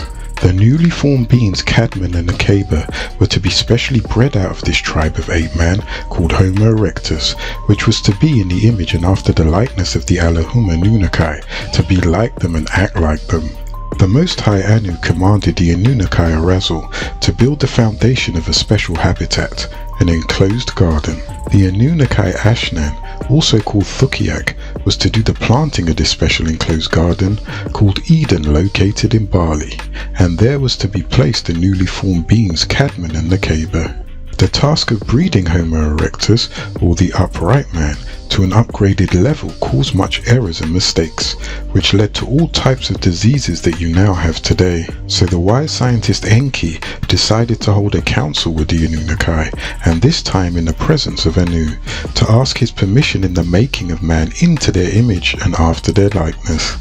And this Anu, the Most High, agreed. This project became the Adama project. He, Enki, chose out of the temple of Eshera in the lower world one of their deities named Nergal Sharesta, who is also his beloved son, for this special breeding of Cadman and Nakeba. Nergal was the greatest chemist or magi from the forbidden land of the many wanderers, the homeless, the land of Nod or Sub-Nod in Caleb, a province in the city of Uruk or Erek or Araf. Curse that wicked place. Ereshkigal the Cuthite was the wife of Nergal-Sharasta the chemist. That's the reason why he lived in that evil land, the land of the Cuthites. Ereshkigal was the daughter of Naya Nana, half-sister of Ishtar. Her mother, Nin-Nashima, was from the Raksasa species, a half-snake, half-Hindu tribe. Her symbol was the Kundalini. The first thing the scientists had to do was select the right place, so they chose the center of the planet Earth, its very navel, known then as the Lemuria of old. Right between the salt rivers and the two clear rivers, it later became known as Becca, today known as Mecca, where they both, Cadman and Nekeba, cried. Mecca is in Central Asia, called Arabia today, the land of wanderers, Arabs, where the idol worshippers gather to worship a meteorite from Orion, given to them by Elagabalus. He was the sorcerer who brought it from Syria, where it had crashed down, and was believed to be a sign from their deity Baal, or Baal-Hadad, and he had marched it into Rome. The Romans called it the Holy Stone. The Muslims call it Hajaratul Aswad, the Black Stone, El Aswad Hajja. This enclosed garden of delight was Eden. It was to be the birthplace of this new tribe of Adamites. Adamites are those of the dust of the ground of this planet Earth, which merely means ground. The Anunnaki, who are called by Cadman Allahum, were those selected to create a race of beings in their own image and after their own likeness. The agreement was complete with the divine confirmation. Exist, and into existence things come. First they created your sun, which was also a star, and this planet was to be their temporary home. All of this was planned by extraterrestrials. It was an extraterrestrial plan, or simply planet, ET plan, or plan ET. And the moon Shesky was to rotate around your planet, and the many stars also. Once everything was prepared and seen again, the elder scientist Anunnaki Zodites knew that they needed 7 periods of 7,000 years to complete this reformation and transform from genus Homo ape-like, mortal beings, to immortal beings, Homo sapiens, deity-like. While the agreeable Anunnaki extraterrestrials planned the plan, the evil one Shakar and his own son Halal, or Samael, also known as Nakash, and Shaitan planned his plan. The serpent, the Luciferians, are mixed with Maldekians and reptilians, but the Drago are more like snake than any of them. However, the agreeable Anunnaki's plan was the best of plans. The ruler of the Anunnaki, negative Anunnaki, is called Shakar, Prince of the Cherubs, who is also known as Iblis and Tarnish, who is a reptilian from Maldek, also called Vulcan. He is of the Luciferians, those who breed with frogs, who are beings of the sea that landed here 450,000 years ago. He looked on and waited his chance for vengeance, for being cast out from his orbit by Nibiru 24 billion years ago, when his seed was wounded, and for the kidnapping of his son Halal, also known as Samael, and Nakash by the Anunnaki, when they tried to reform him. In order to try to reform the Nakash, reverse breeding needed to be done, but the Anunnaki found out it could not be done. While on the other hand, Enki also waited with Shakar for vengeance, for being cast out of rulership of the planet Earth in favor of his younger brother Enlil, also known as Nanamnar, only 49,000 years ago, so this plan to breed the new being had to be prevented.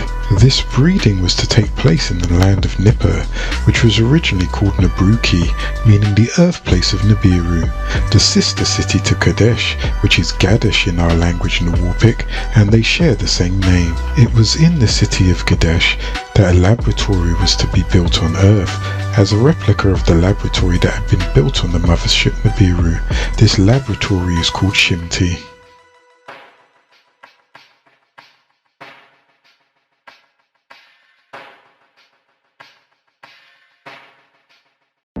Chapter 3: The Scientist. Begin all acts and thinking by using El Kalundi All. Tablet 3: The Trustworthy. 19 times 11 equals 209. Lo! The 4 scientists Ninti, also called Ninhursag, Enki, Nergal and Ereshkigal got together, and they selected the Trustworthy. These Trustworthy are also known as the Zodikites and Ambassadors. They were to go to the land of Tar, of Tamaray, who are the original Kishites, and the first Havilavites. These 4 selected Magi or Magus went as Anunnaki, speaking on behalf of Anu to the families of Aneth of the Dogon tribe, who thought them to be Nomos who had visited them from before, thinking them now to be in human form. For the Nomos told them in the legends that they would return unlike fish people, but moreover in a perfect human form. This was Aneth, whose mate was Tar of the original Bushmen of Rafali in South Africa, who were of the original seed of this planet, they who had come from the sea, having web hands and gills during the fetal stages, and having a coccyx at the end of their spine. Born into what is known as genus Homo here, millions of years before the arrival of certain species of Hindu from the planet Nirvana, which is their own heaven, known as the Enkiduites. Their purpose was to breed a daughter who had to be named Nekeba, Hawa, mother of all living, who would be able to procreate. A delegation was sent to the land of Nod amongst the Kuthites, the original Hindu people, the disagreeable Anakite of Sinji, the 6th planet of Orion, also called Nirvana and Procyon, which means before the dog, the 8th brightest binary star in the Canis Minor constellation. It is also called the Dog Star. That dog being the Sirius star constellation known as the Dog Star, also known as Caleb, where the Hindu mixed their seed with the Shaggy. Then they came down to the planet Tiamat from the constellation Orion. These Hindus that ruled from their planet Nirvana, which they called Heaven, were Saravasti, also known as Satarupa, Savitri, Gayatri and Brahman, deity of science, wisdom and music. Sita, also known as Parvivi, an incarnation of Laskmi, deity of love, prosperity and learning. Supe, deity of air. Surya Savitri, deity of the sun, the light and truth. Kotave, the female warrior who was the deity of war. Kama, deity of desire, which is one of the laws of their realm. Kartikeya, also called Skanda, the 6-faced deity of war, the Hindu demon who leads the heavenly host into battle and rides a peacock. It was wars that brought the peacock to your planet, now called Earth. Hanuman came here and is known as the monkey deity who was only part monkey. Shiva, also called Siva, Rudra and Nataraja came to Earth, and his wife Kali also came to the planet Earth in order that she may stop the war and protect the humans from demons, and Kali slew the general of the demons.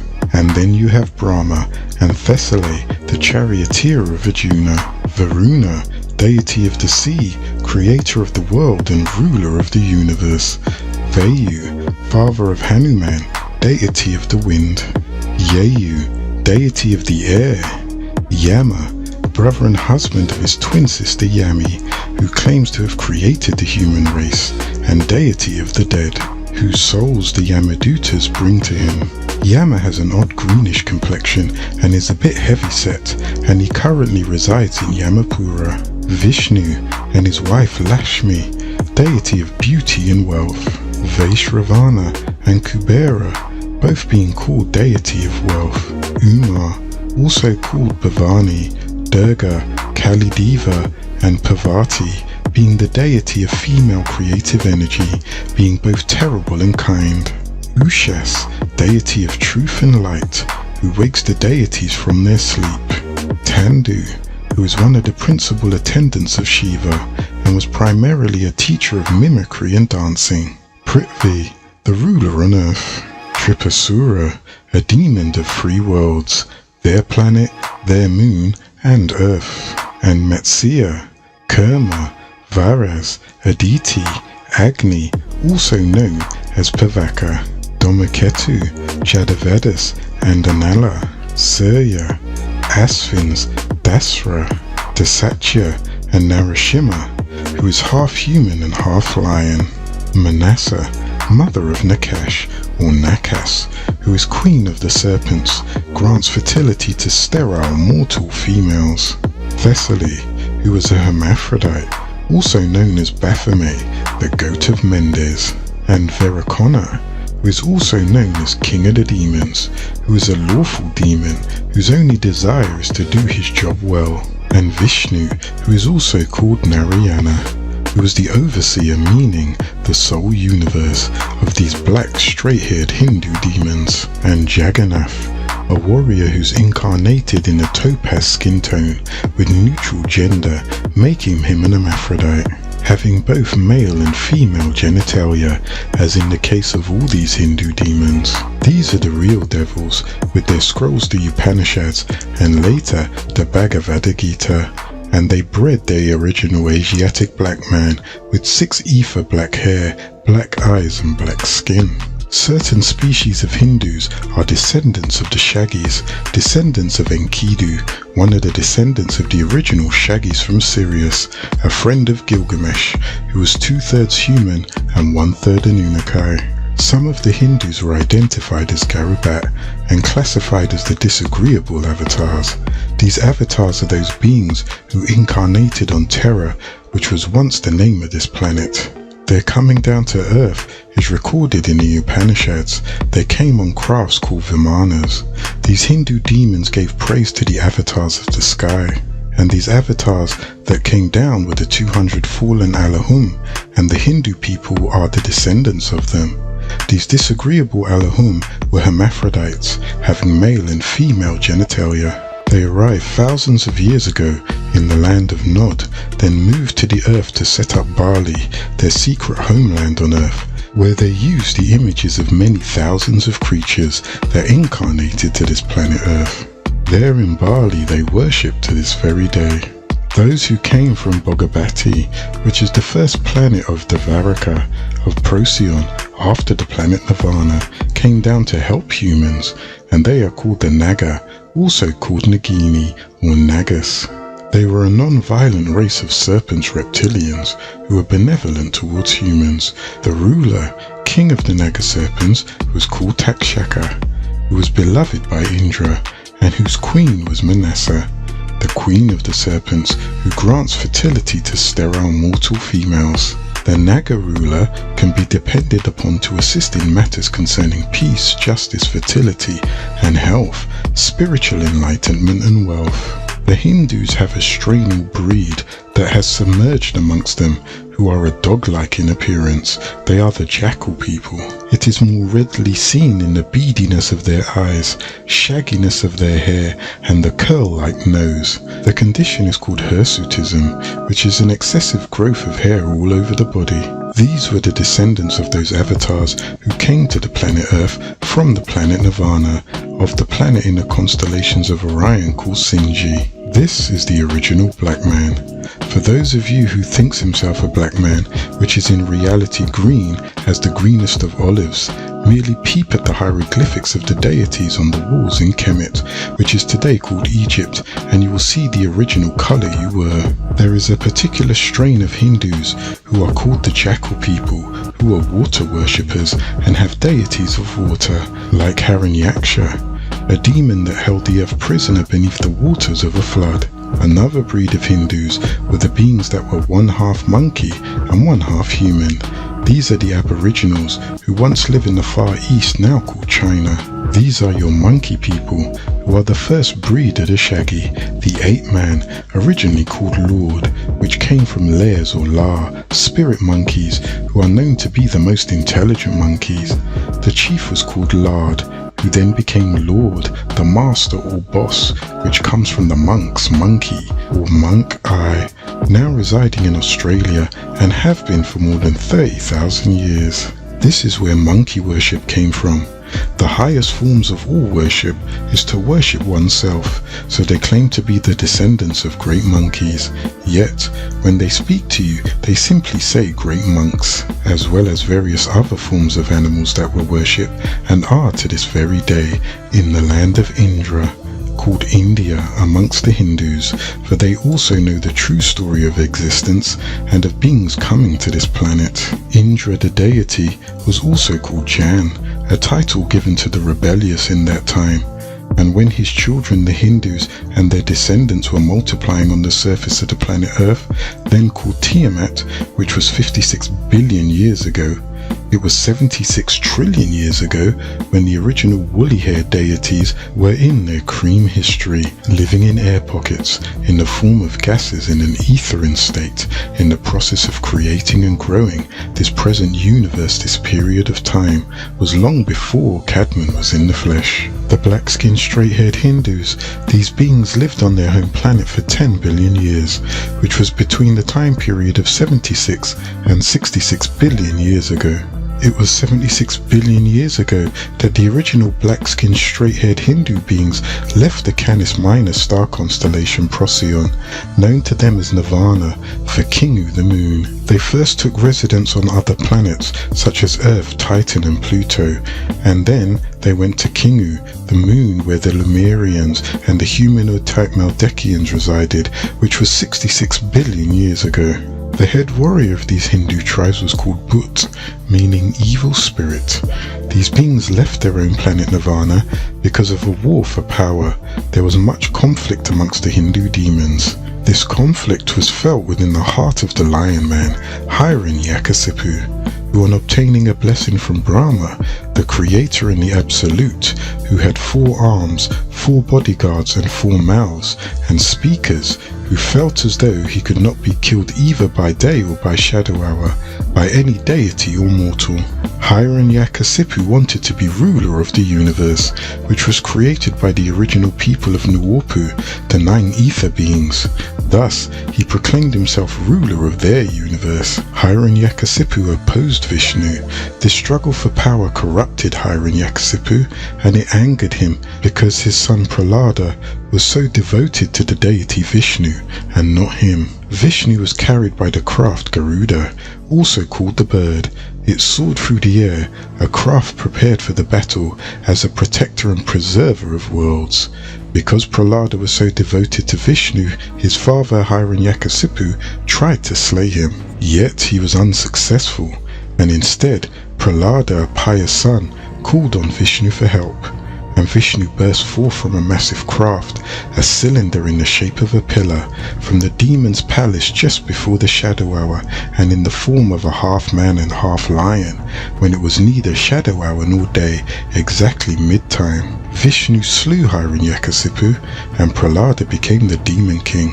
Thus, it was destined that they move on. Before they left their own planets of Procyon, Devaka or Nirvana, a demon was sent. This demon was called Candra, that explored Kingu before they went there, and he became known as the deity of Kingu. During their last 6 billion years, they stayed on Kingu. They lived and bred with the Lunarians that lived on Kingu. These Hindu demons stayed on Kingu for not more than 10 billion years. The first 4 billion in peace, and the last 6 billion or 6 days in unrest. Each 1 billion years is equivalent to 1 day in their time. They say 1 day is likened unto 1,000 years. Others say 1 billion years is likened unto 1 day, or 6 sets of 1 billion years, or 6 days in Hindu symbolic time. To the Etherians, it would be trillions of years. They used the base on Kingu to launch to the planet Earth. It was billions of years that these black-skinned straight-haired beings Hindus were deported from Kingu because of their mischief-making and the shedding of much blood. However, not all Hindus are mischief makers. Like in all cultures, you have agreeable angels and disagreeable angels. There are agreeable Hindus and there are disagreeable Hindus, just as you have agreeable Anunnaki and disagreeable Anunnaki. They, the disagreeable Hindus, were made to leave by the Lunarians, the original inhabitants on Kingu, later named after their great ruler Lunar, and his people being called Lunarians. The disagreeable Hindus made haste and left Lunar, their dwellings abandoned, while the agreeable Hindus returned to their home Nirvana in Procyon, a binary star in the Canis Minor constellation. Then, these black-skinned straight-haired beings came to the planet Tiamat, now called Earth, originally called Tiwawat. When they left Kingu, also called Lunar, now called the Moon, they landed and established the land of Chaldea, meaning land of the demons. Then they moved to Bali in Indonesia, where their rulers, who were hermaphrodites, became their deities. Their home, now on Earth, was named after Bali, the Hindu demon who reigns over 3 worlds, simply my Baal. Vasundhara, the Earth, Akasha, the heavens, the place where the sun shines, and the atmosphere between the heavens and the earth, called Apas, where the clouds exist. Bali was so demonic in his ways that his bones became diamonds and his blood became rubies. Thus, it was billions of years ago that the disagreeable Hindus came to the planet Tiamat, now called Earth. These human-type hybrid beings were brought by the hermaphrodite Hindu avatars from their planet Procyon Nirvana of the Canis Minor constellation. Long after this second group of Hindus were and are the agreeable ones who have bred the many great leaders such as Shirdi Sai Baba, Satya Sai Baba, Mahatma Gandhi, and Siddhartha Gautama Buddha. They first went to Kingu for 10 billion years and then on to Tiamat. These hybrid being deities were your mermaids, your unicorns, your minotaurs, and other half-man, half-animal creatures.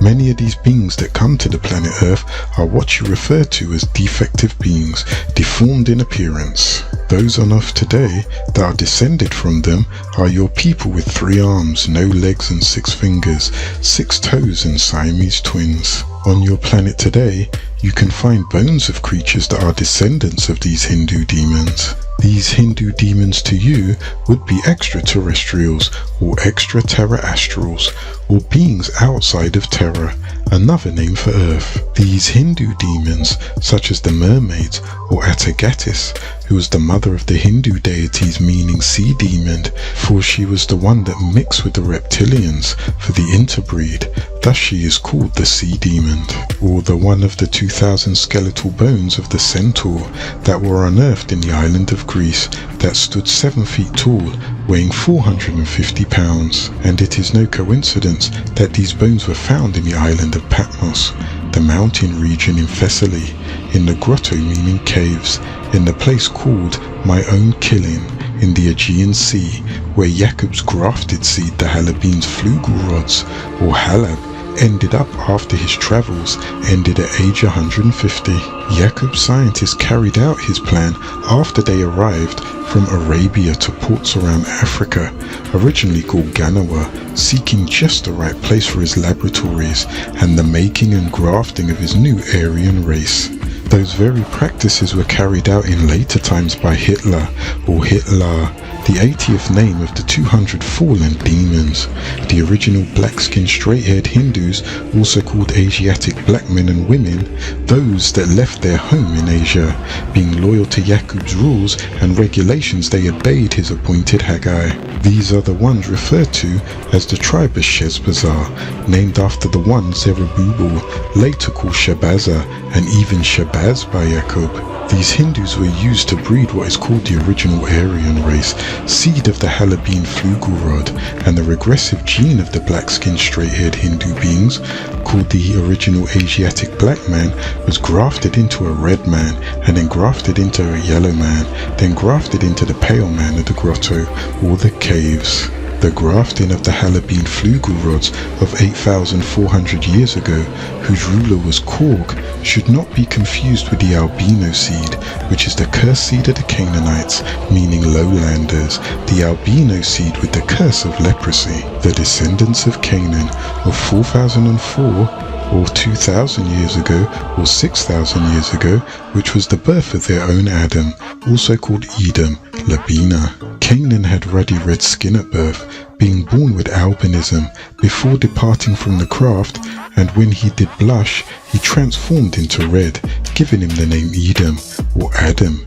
Yet his skin was white like milk at birth, and he did get the name Labina from milky white, but thereafter for his disagreeableness he was cursed with leprosy, or a malignant skin disease in the skin of his flesh, to plague him all the days of his life. To the Melanite members of his family, this recessive Melanite child was called the devil, and he was chased by his own family from the land of Cadman. and he ended up taking refuge in the Caucasus Mountains, where Labina was called Canaan, for he and his family moved from the heights of the mountains unto the lowlands. He was an albino by birth and a leper by curse, but he was destined to take his wife's sister Salah, the pure Melanite, for that was the way of the land and family. Their deportation from the land of Cadman took them to the mountain regions between the Caspian and Black Sea, where they were later known as Amorites or mountain dwellers, because his sons Amor's sons resided there. There are as many Aryan tribes as there are Nubian tribes, which is the original name for the Nubian Tarite, Ethiopian Cushite. The being that Yaqub created was first called Adam, born 8,400 years ago. His wife was named Lilith, born 8,400 years ago, which is not to be mistaken for Cadman, and his wife Nekeba, who was born 49,000 years ago. Cadman, who was born 49,000 years ago, was a being of Kuthite Hindu and Kushite Nubian descent. Most of the Australian Aboriginals have their Bathory gland, and they use their 4 higher senses, so they are called spirit monkey or monks. Hindus began to give reverence to the half-animal, half-human creatures that came from Kingu. The Australian Aborigines can have 6 ether straight hair, even blonde hair, with copper-toned skin. Also, there is an Aryan who calls himself Indo-Aryan, meaning the noble Aryan, who is also of this curse seed, and from their descendants are the Shagis, who mixed with the Hindus. The physical appearance of the Aryan, the Sanskrit word meaning noble, is the albino, who lived in the Caucasus Mountains, which is a region between the Black Sea on the west and the Caspian Sea on the east. A great mountain range which raises 18,000 feet at Mount Elbrus, from the word Abras meaning leprosy in Assyric and Sarif in the Warpic. Caucasia, a part of Russia, has an area of 170,000 square miles. The Greeks named it Caucasia, which is the home of the flugel rods, as they are called in Elmeni, or what is called Germany today, and their original name is Halabines, or Halab, which is to distinguish themselves from the descendants of Labana, Canaan, the Caucasus. Carcass Asian, Carcassu, deteriorating Asiatics, Elbrus, or home of these Abras beings, leprous of the mountains, are also called sons of Canaan. Thus, the term abracadabra, a mystical word that has been used in incantations or as charms to ward off disease, originally said abracadabra, used to mean bodies of lepers. These sons of Canaan are those of which the tribe Amorite, meaning mountain dwellers, come from. Elbrus housed the ancient volcano formed during the Tertiary period.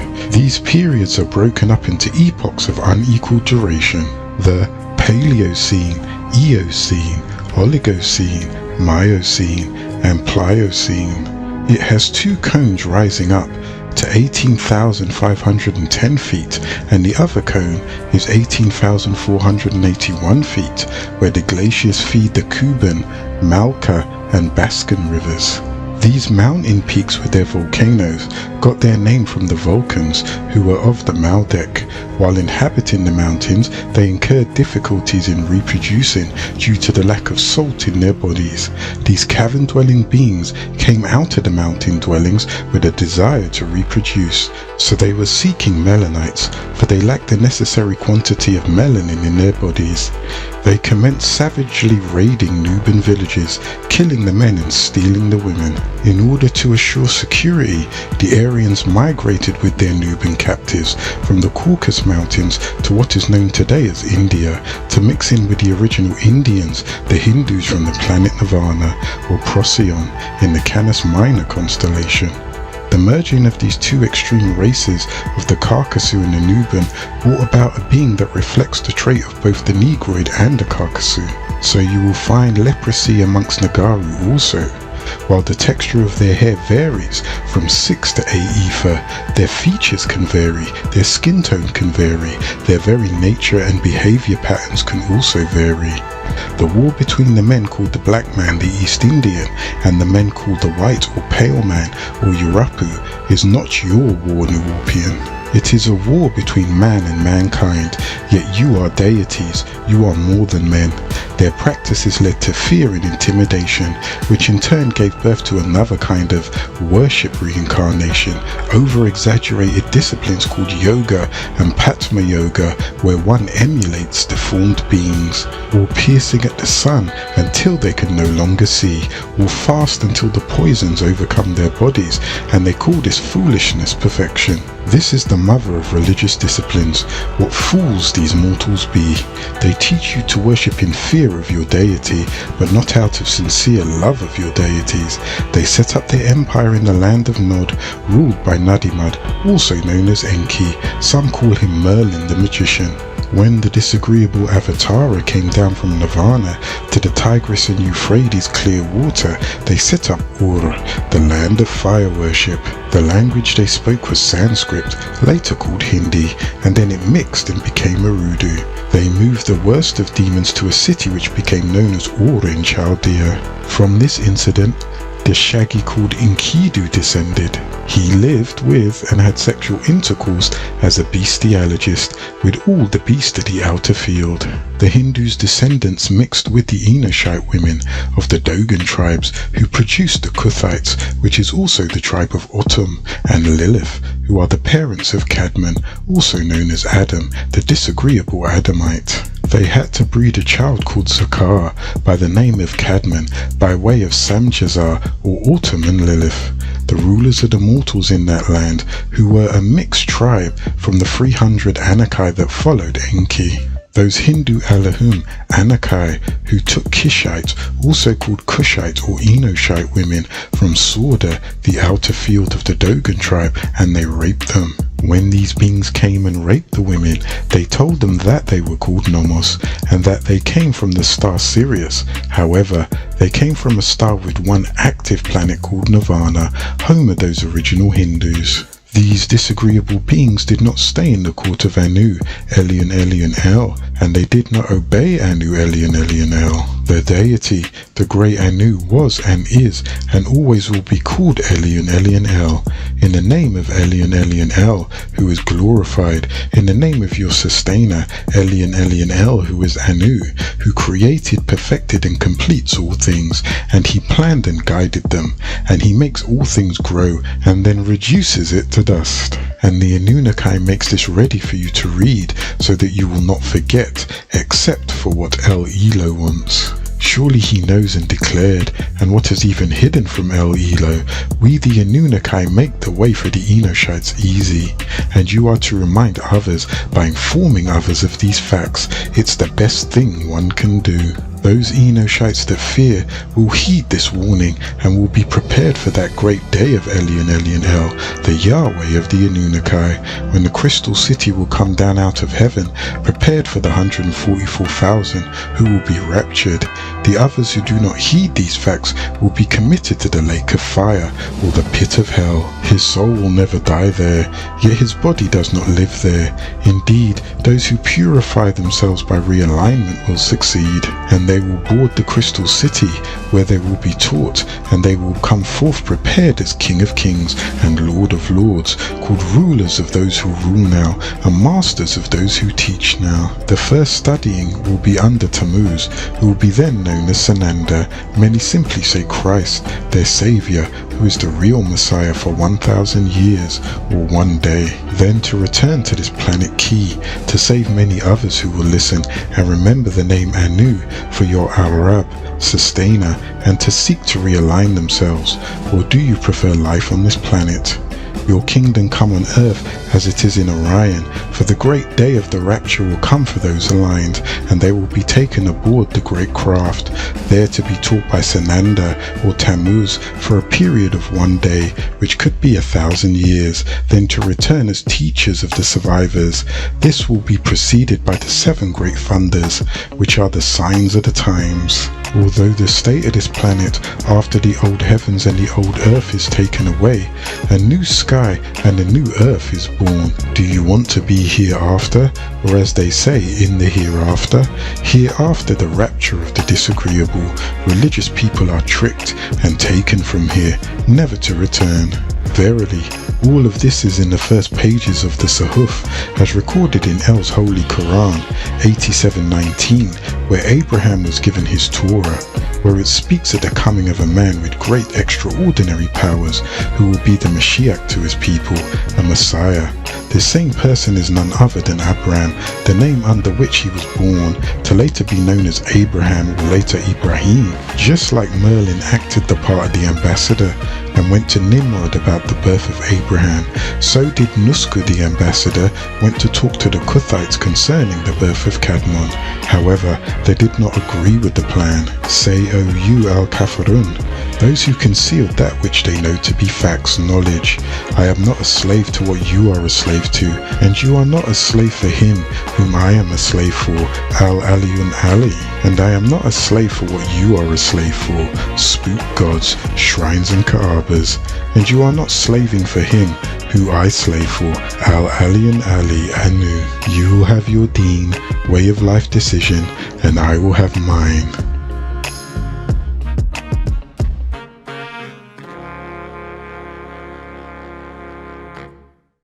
Chapter 3, The Scientist. Begin all acts and thinking by using El Kalum the All. Tablet 4, The Disagreeable Kuthites. 19 times 26 equals 494. Lo, the Kuthites rejected the ambassadors Gabriel Zadok, son of Raziel and Zamiel, and Mikhail Zadok, son of Enki and Damkina, who were called the El Muslimat. Yet they could not refuse Enki himself, also known as Israel Zadok, son of Anu and Id. Because the Kuthites were of a disagreeable nature, they were called El-Kafirat, those who conceal what they know to be true, called Kafiran in Ashuric Arabic. Nergal became ruler of the Kuthites, a disagreeable tribe. Ninti and Enki were on the surface of Eridu, falsely called Earth, while Erishkigal and Nergal were in the Zuab, or Absu. All of them were the children of Anu, who were the rulers of the skies. The Enkiduites were of a barbaric nature. They stood 7 feet tall, and they were covered with 6 ephah fur from head to toe. So from this, you would get the word barbar. The Enkiduites originally came to Tiamat, which is now called Earth, to hunt dinosaurs and other prehistoric animals. This is the pre-Adama story. They loved it so much that they claimed it as home. The Tarites, also known as Kishites, were on Tiamat, now called Earth, when the Enkiduites arrived. The Tarites came from the original genus Homo, a being that emerged from the waters, who stood 4 feet tall and were called pygmy, yet they possessed a passive nature. The scientists bred 2 extreme natures, the barbaric Enkiduites 6 ephah and the passive Tarites 9 ephah, to get the Homo erectus, which were the upright beings.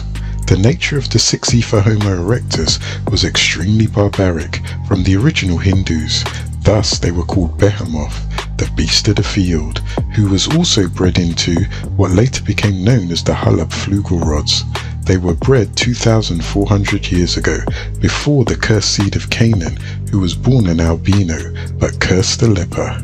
Yet, the nature of the 9 ephah Homo erectus, also called Nubans, was extremely passive, along with all of the seeds bred by their mixing between them and the taller tribe called the Danakiel. The original members of the Halab Flugelrods and the Danakiel never exited the caverns of the earth to become surface dwellers again. Many of the dissatisfied amongst them came to the surface. They are often called the 7 men of the caves, with their backs to the light, seeing only shadows of themselves. But their seeds did. These tribes of beings came, the Negroid of the Danakiel, darker skinned woolly hair, wide nose, big lips, and the Carcassu of the Flugelrods, blonde haired, blue eyed and pale skin. Also, in the caverns of the earth, not as far down as Shambhala, for there are 8 caverns, therein you will find the Teros, as they are called by the Almani or Germans. However, originally they are called Senenans or Senin. You'll also find the Duwani, also called the Leprechauns or Bucks, and you also have the Deros, originally called the Sumanin or Sumin, and the Ganesha or Ganesh, and Ganesa and Ganapti. That is the 4th favorite son of Shiva. He is also called the King of Obstacles and the leader of the impish attendants of Shiva. He was used before battles to prevent snags and hindrances. He is portrayed with an elephant's head and a pot belly and 2 forearms, often holding a pot of sweetmeats and a radish, or holding one of his tusks in his head and prayer beads. The fact that this Hindu deity has an elephant head and trunk is no coincidence. And you also have the Shuyuk, or the Danakil, who originally left the planet Risk and took residence in Shambhala, but eventually had to set up their own cavern. The chief of the Danakil, called Rabboni Fukar, the Negroid seed or Muur, married a Tero, the Mongoloid seed, a brown seed chieftain's daughter named Lucinus, against her will, just to establish peace in the caverns, for the Danakil were being attacked by the Dero, who the Tero was supposed to keep under control, because they were violent, destructive and aggressive beings. So, to bring about a peaceful coexistence, the chief of the Teros, who was named Lamsa, gave his daughter to Fukar, the chief of the Danakil. Fukar gave his daughter Radia to Lamsa, chief of the Teros, to marry his oldest son named Hatif. Lucinus bore Fukar no children. She by shadow hour left the caverns and went to the surface and sought out Fukar's brother Yiskok, who lived in the best part of the planet, the enclosed garden in Saudi Arabia, Mecca. She was welcomed by Yiskok, who hated his twin brother Fukar, who took his wife Lucinus as his own. Fukar and Yiskok had 5 other brothers, namely Amo, Hasse, Rama, Aksad and Tunde. All save the first 2 stayed within the caverns. Amo, who was also a runaway, lived 20 miles outside of the enclosed garden at a site where the bodies of Kadmon and Eve are buried, called Mount Arafat. There was originally a village within which an illegitimate birth between Yiksuk and his brother Fukar's wife Lucinus occurred. Lucinus was mad at her father Lamsa for giving her away, for she always longed to marry a Tero such as herself. So she, out of anger, had a child by Yiksuk, the disagreeable, yet reformed brother of Fukar, so her child would be of no service to her tribe. They gave birth to an unsightly being, with the head of the size of 2 men, by no fault of his own. As a child he was the object of much attention, because he had the head the size of 2 men, and when he grew up, many referred to him as the big head scientist. Yakub, as he was called, wanted to get revenge on his people for their scorn and their mockery. This was an opportune time for the disagreeable Pleiadians from the Pleiades star cluster in the Taurus constellation to tap into his brain and inspire an unsightly thing. He was led to have faith that he could create a race of people that would rule over his own people and then the whole planet. The people around him that got air of his diabolical plan would ask him, will these people be wicked and warlike? He simply answered, only I know that answer and you do not. He knew that he would be their god. He got his idea 8,400 years ago. The process would take 600 years, which would take him to the year 7,800, yet the cursed seed of Canaan would manifest 6,600 years ago, according to their story or his story. This god Yakub created his own Adam in his image and after his likeness, in the image of a human being wicked and weak-minded, that was overcome with jealousies and envies. He was born with an inferiority complex and to subject the whole world to their wish of superiority. A new man, a kind of man, simply mankind. Yakub owed his particular appearance to the fact that he was mixed, for the Tero were hydrocephalic and Yiksuk was a Danakil who also had large craniums. But his wife named Lucinus was herself disagreeable, from the tribe of the agreeable Teros, who had a dome-shaped skull. This combination produced the unsightly Yakub. The Teros lived in the adjacent caverns to the Danakils. The Tero Lucinus refused to stay amongst the Danakils, for she was always teased about her cone-shaped head.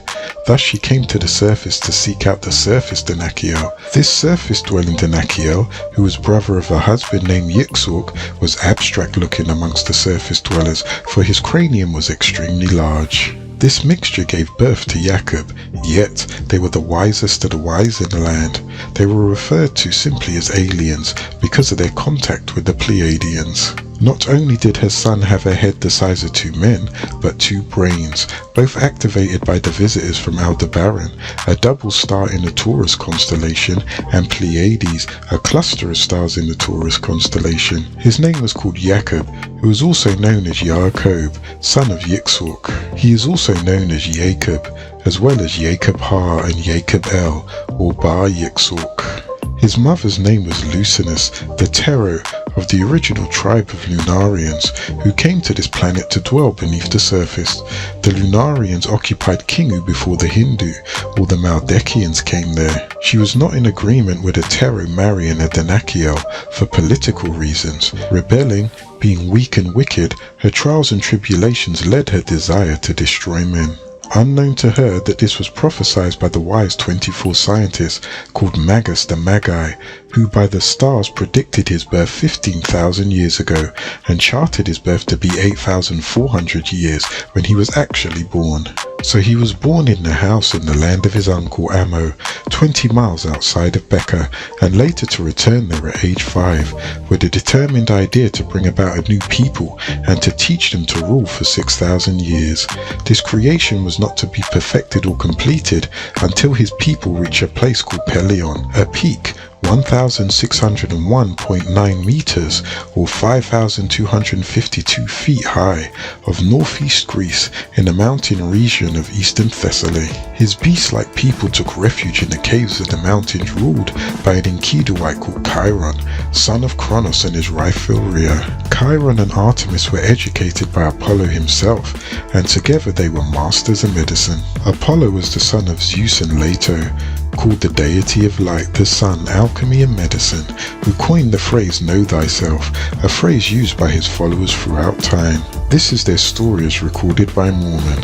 Long ago a spirit child was born named Tagut to a well-known race of blonde-haired blue-eyed beings. His parents were Jin and Jinat.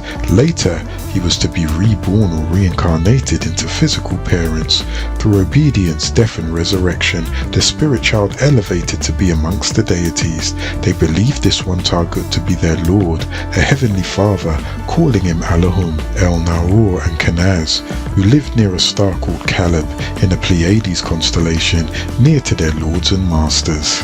Tagut became prince of the cherubs, and he had billions of spirit children called jinns that were born, giving him the title Jan, ruler of the jinns. So Elohim, as the heads of deities, called a great council meeting to decide the destiny of these disagreeable spirit children. Both of the Elohim's elder sons were there, Diabolus and his brother Zeusis.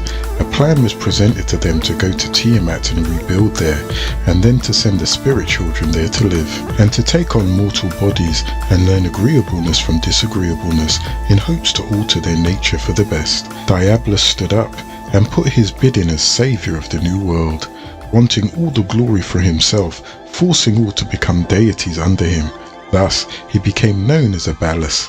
Opposing this idea, Zeusis said, why not give them freedom of choice as other beings? The vote that followed was in favour of Zeusis.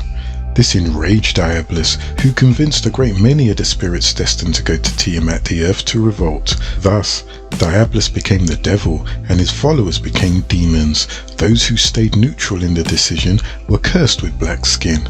This is your dark-skinned straight-haired Hindu, also called Dravidians. Those spirit children, destined to be banished from their own star constellation of Caleb, also Caleb, fought on behalf of them, not wanting them to be exiled to the planet Earth. They would in time be grafted and would become pale skin and be born to human parents. One of the Dravidians and his wife came down to Earth as their Adam and Eve to start their new race. Then thousands of years after that, a Dravidian named Cranus came in human form to Earth from the star-based Caleb to have sex with the virgin Rhea to provide Zeusis with a physical body.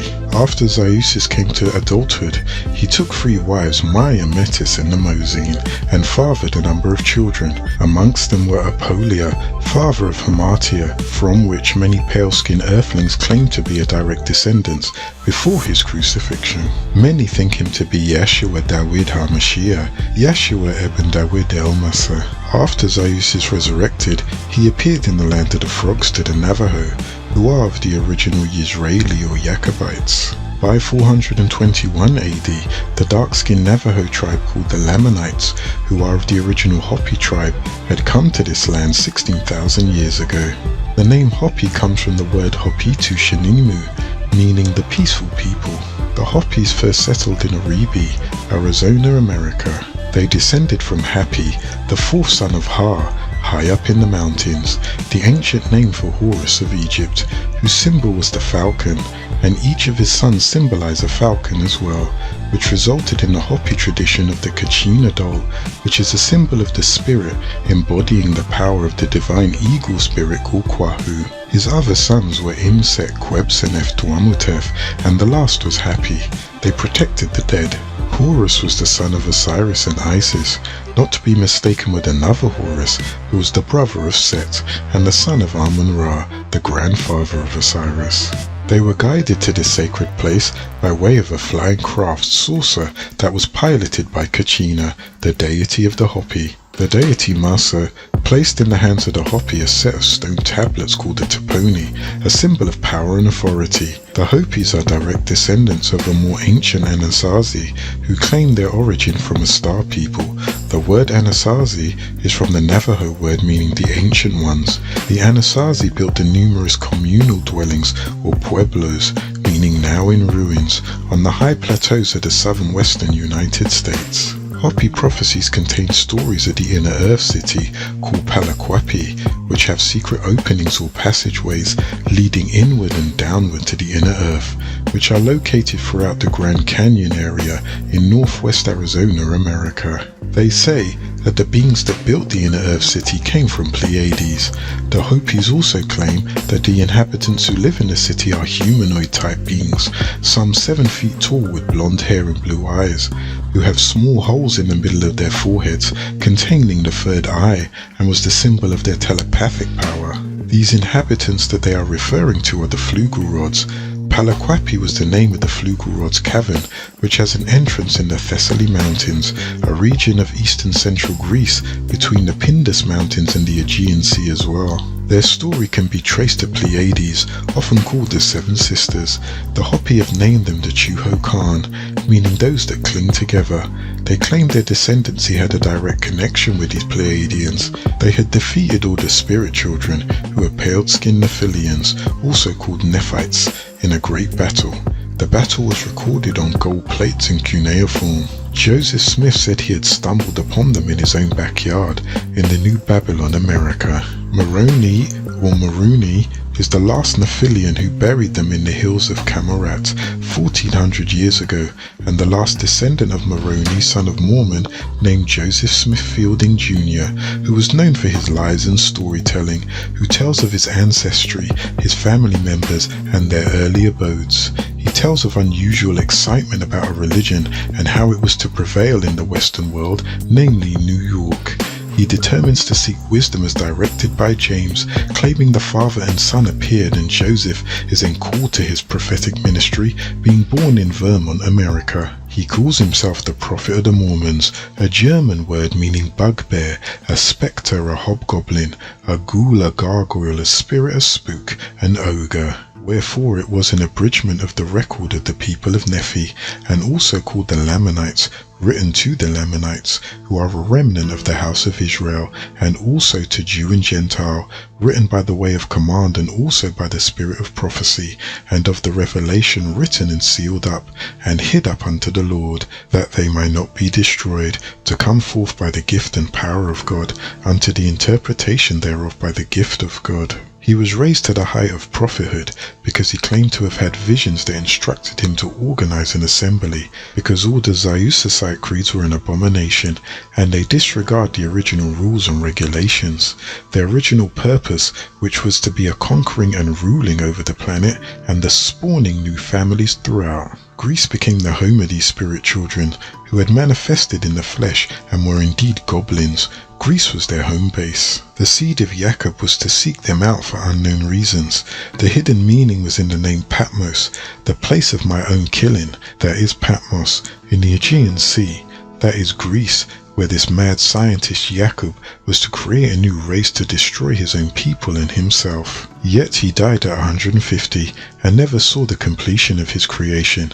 They were all to be healthy, strong and good breeders. This new god Yakub made the flugel rods by genetic splicing called grafting. Today they are called Guz or Jews, to show forth his power and his wisdom, declaring himself the righteous. And he made a people genetically and mentally weak to give them the power to rule. Then he intended to eliminate them and show and prove that he is God, always was and always will be. So his mother left Shambhala during the shadow hours. She surfaced and sought out the home of Fukar's brother Yixork, who lived in Becca. This is where the story of Plato of the 7 men in the cave comes from. These are the 7 brothers, namely Fukar, Yixork, Amo, Hasse, Rama, Aksad and Tunde. Let me show you in a figure how far our nature is enlightened or unenlightened. Behold, human beings living in the underground cave, which has a mouth open towards the light. Here they have been from their childhood and are chained, so they can only see what is in front of them. Behind them a fire is blazing, and they are not allowed to turn their heads. So, like ourselves, they see only their own shadows, the shadows of one another or of the objects they possess, which the fire throws on the opposite wall of the cave. Further, this prison has an echo which is heard from the people on the outside. The prisoners within have always fancied when one of the passers-by cast a shadow. To them, the truth is literally nothing but shadows. Of true images, they know nothing. Look again now. You see what will naturally follow if the prisoners are set free and come to realize their error. At first, when one of them is liberated and suddenly compelled to turn his head and look upwards towards the light, he will suffer sharp pains. The glare will distress him. He will be unable to see the realities of which is in his former state of illusion. He saw only shadows.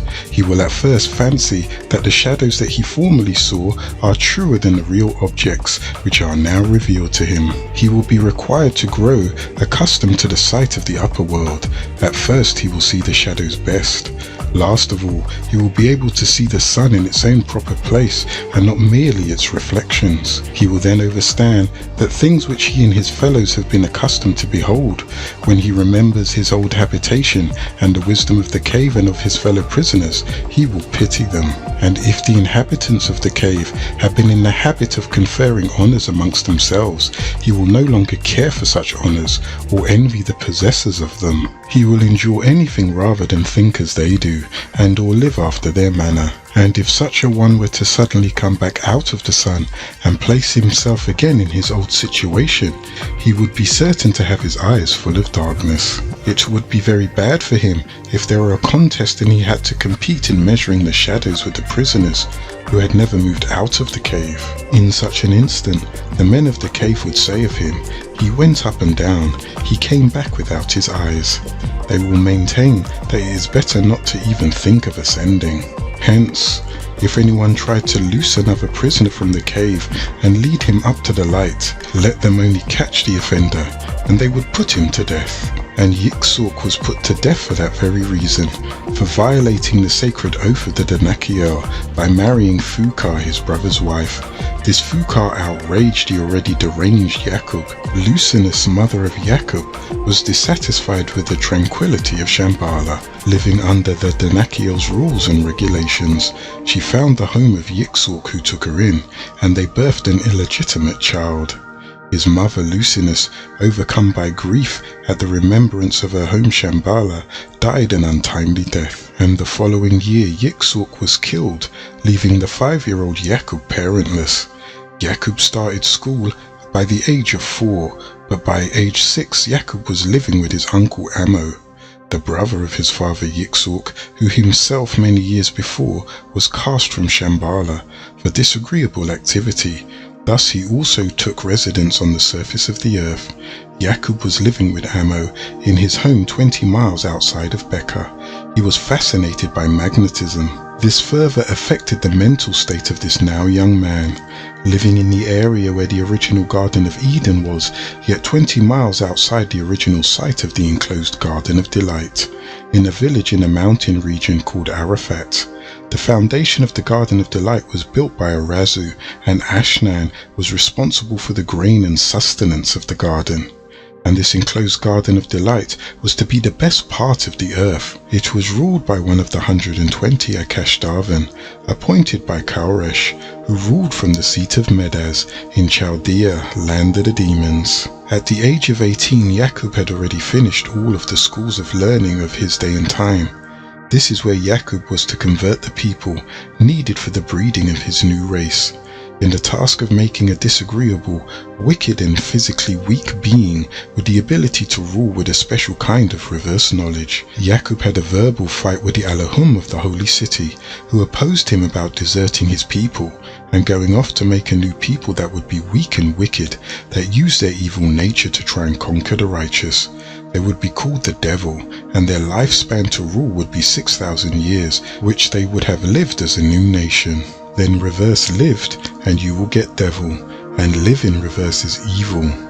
Why reverse? Because this nation was born with dyslexia, and they wrote from left to right, as opposed to the original right to left. Long before Yakub was allowed to begin his undertaking, the word spread of his plan. One of the Alahum stepped forward of the righteous nation, named Malak, whose job was to try and convince him not to undertake this evil act. It resulted in a physical fight against Yakub. This lasted from 6 p.m. during the shadow hours, straight on past 12:01 a.m. the next day. Thus, it is said that they fought up until the next day. Yakub had his right leg disjointed. Yakub inquired of his Alahum, who was a mortal man in physical form, at the end of the fight, "What is your name?" only to be told, "It is not written for you to know my name." This fight took place in Pinal, located on the north bank of Jabbok, close to the Jordan, for Yakub came face to face with an El. From that day on, Yakub was crippled, walking with a limp, carrying a cane. This man opposed the fact that Yakub left the camp during the shadow hours, and he was trying to cross the lake of Jabbok, a stream which intersects the mountain range of Gilead and falls into the Jordan of the east, about midway between the Sea of Galilee and the Dead Sea, with his assistants, doctors, nurses and cremators, which by shadow hours they deserted all the rest of his family. And this Malak declared that he would break both his legs before he let him pursue this undertaking, in the making of this new breed of people from his own genes, being an original Negroid and brown Mongoloid germ. The Negroid black germ from his blood the Danakiel, and the Mongoloid brown germ from his blood of the Teros, who had mixed with the Pleiadians long ago. The conflict broke out, and the fight ensued, and when Yakub's leg was dislocated, he held on to Malak as the wicked troops of Shakar was coming over the horizon. Malak said, "Let me go, and you will have the blessings of the god of the Babylonian Ishtar, the god of the Egyptians Ra, and the god of the Sumerians El. You will have their blessings, just don't pursue your undertakings. You shall be called Ishtar, Ra Amun-Ra, and El Elah." That represents the three most powerful gods on the planet at the time, Isis, Ra and El. Thus he became known as Israel, touched by the hand of an Alahum. "You say Yisrael." Yakub agreed, yet deceived him, saying to all that he had got the blessings which had given him the consent to continue across the stream of Jabbok, and to continue in his undertaking on his journey to Pelion, a peak of northeast Greece in eastern Thessaly, in the Isles of Patmos, an island of southeast Greece, in the Dodecanese islands of the Aegean seas, where he was going to create his people and make them weak and wicked, and give them the power to rule for 6,000 years. Yakub was captured. As Yakub made converts in and around the holy city of Becca, persecution set in. The authorities became afraid of such powerful teachings, with promises of luxuries and making slaves of others. As they began making the arrest of those who believed in the teachings, the officers would go back and find, and to their surprise, others were still teaching and believing it. Finally, they arrested Yakub. However, it only increased the teachings. They kept persecuting and arresting Yakub's followers until they finally filled all the jails, called a prison or a sajan, beneath the desert sands. The 120 appointed Akashtafan officers finally reported to the new ruler named Koresh that there was no room for the prisoners. They had no more room for Yaqub's converted followers, who were enraged for his abuse. They dragged Yaqub from his cell to the middle of the city. There they built a stone pillar in the center of the town and called it the seat of Satan, called Al-Ula. They tied Yaqub and asked the people of that city, should he be worshipped, praised or stoned. They chose to stone him and called him Shaitan. Yaqub's followers rioted in the prisons. All the jails were filled, and they said, when we go back into the streets, we found them still teaching. This is what was reported to King Koresh. What shall we do with them? The king questioned the officers on just what his teachings were, and the name of the leader. They replied, Haggai. When the officers had given the king the answers to everything, the king said, this is not the name of that man. The name of the man is Yaqub, the Negroid scientist, an alien to our land, a mischief maker in the land. This Shaitan was predicted by our Magus 15,000 years ago. On entering the prison, the king was shown to Yaqub's cell. The walls were lined with sketches and plans of his future experiments. The ruler said, so you are Yaqub? He said, yes, I am. The king said, Yaqub, I have come to see if you could work out some agreement that would bring about an end to this trouble. What would you suggest? Yaqub told the king Koresh, if you give me and my followers everything to start a civilization as you have, and furnish us with money and necessities of life for 20 years, I will take my followers and we will go from you. The king was pleased with the suggestion, and request made by Yaqub was sent to Mithridath, the money exchanger, and it was agreed to take care of them for 20 years, until Yaqub's followers were able to go for themselves. After learning who Yaqub was, believing him to be Shaitan or the devil himself, they were all afraid of him, and they were glad to make almost any agreement with him and his followers. This is the history or future of Yaqub and his people, the Asiatic black man and woman, black people with 6 ether straight hair of Hindu descent. Upon his release, Yaqub was not allowed to preach, yet his head prophet called Haggai prepared his followers. But for his master plan, he needed to convert loyal followers that would obey him regardless of who or what. This was executed by the loyal ones. Before his secret project could begin, there must be a great many people converted to his beliefs. He first traveled 20 miles inland from his uncle's house to the holy site, where the tree of knowledge did sit. There he started to preach in the streets of Becca again, making such host of converts that the authorities, increasingly concerned, finally exiled him. He and a small band of his followers, the doctors, nurses and cremators, crossed northward up over the Jordan and over to Egypt, which was originally called Tar, meaning land, and also Tamari, meaning land of Ra, where they took the ships to the Aegean Sea to await the arrival of his guinea pigs. He died of a brain tumor at age 150 before they arrived, but his scientists were prepared. The scientist, or his wise men, El-Hakamat, of his day, said it couldn't be done. He departed, for they planned to kill him and exile his followers. However, those who supported his undertakings prepared the greatest fleets of ships to sail. Haggai, with his 59,999 followers, sailed on a journey for a home in Ganawa, there to stay for 50,000 years, or until a new cycle. This journey took him and his prophet Yaqub's followers completely around the continent, but not before there was a great falling away and dissatisfaction amongst his, Yaqub's followers. In fact, about 9/10 of them were dissatisfied, for many did not want to leave their homeland. Great ships were prepared at the dock port in Sudan called Sauda, the outer field. The Asiatic black men, who were followers of Yaqub and lived in the best part of the planet Earth, were banished for following this alien in disregard of the laws of their own land. The time came for them to seek a new homeland of their own. Yaqub promised them a land flowing with milk and honey, and streets paved in gold. On this journey, rumors spread from ship to ship that Yaqub's scientists were doing blood tests and experimenting and even throwing overboard those they couldn't use. Panic-stricken, they began to jump ship at several ports. Shezbazzar, calling himself Haggai, jumped ship in Cape Town, Being without guidance, they wanted to go home and repent. These descendants of the dissatisfied had no remorse against their ancestors, the Chaldean Hindus. They just wanted to return to their homeland of Asia. Their leader, Zerubbabel, known also as Sheshbazzar, became the name of this lost tribe, and Haggai. Thus, having boarded the ships, 600 heads per ship, making 100 ships, unbeknown to them, it would take them around the whole continent of Genoa. Oduduwa, which is another name for Sheshbazzar, he led the tribe of Shabazz on a pathless journey. The journey was to take place called Oyo. The people there referred to his followers as Yoruba. They called him Obatala. His priesthood was called Orisha. Each was called an Oba, or a papal. He was the first pope. They sailed around the whole of Genoa.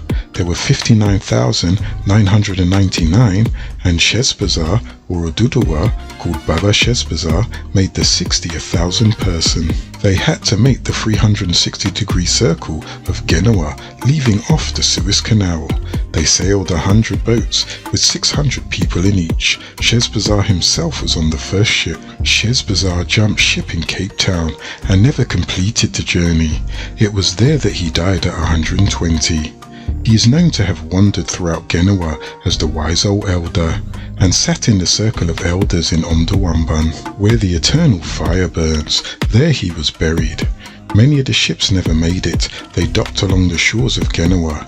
The original name of Africa was Genoa or Ganwa, and they often mixed up the name of Kuthites with the name of Kushites. These Kuthites were mixed Hindus, having straight hair, and they were the original black man, not to be mistaken with the incarnated gods who already lived in Genoa and had woolly hair.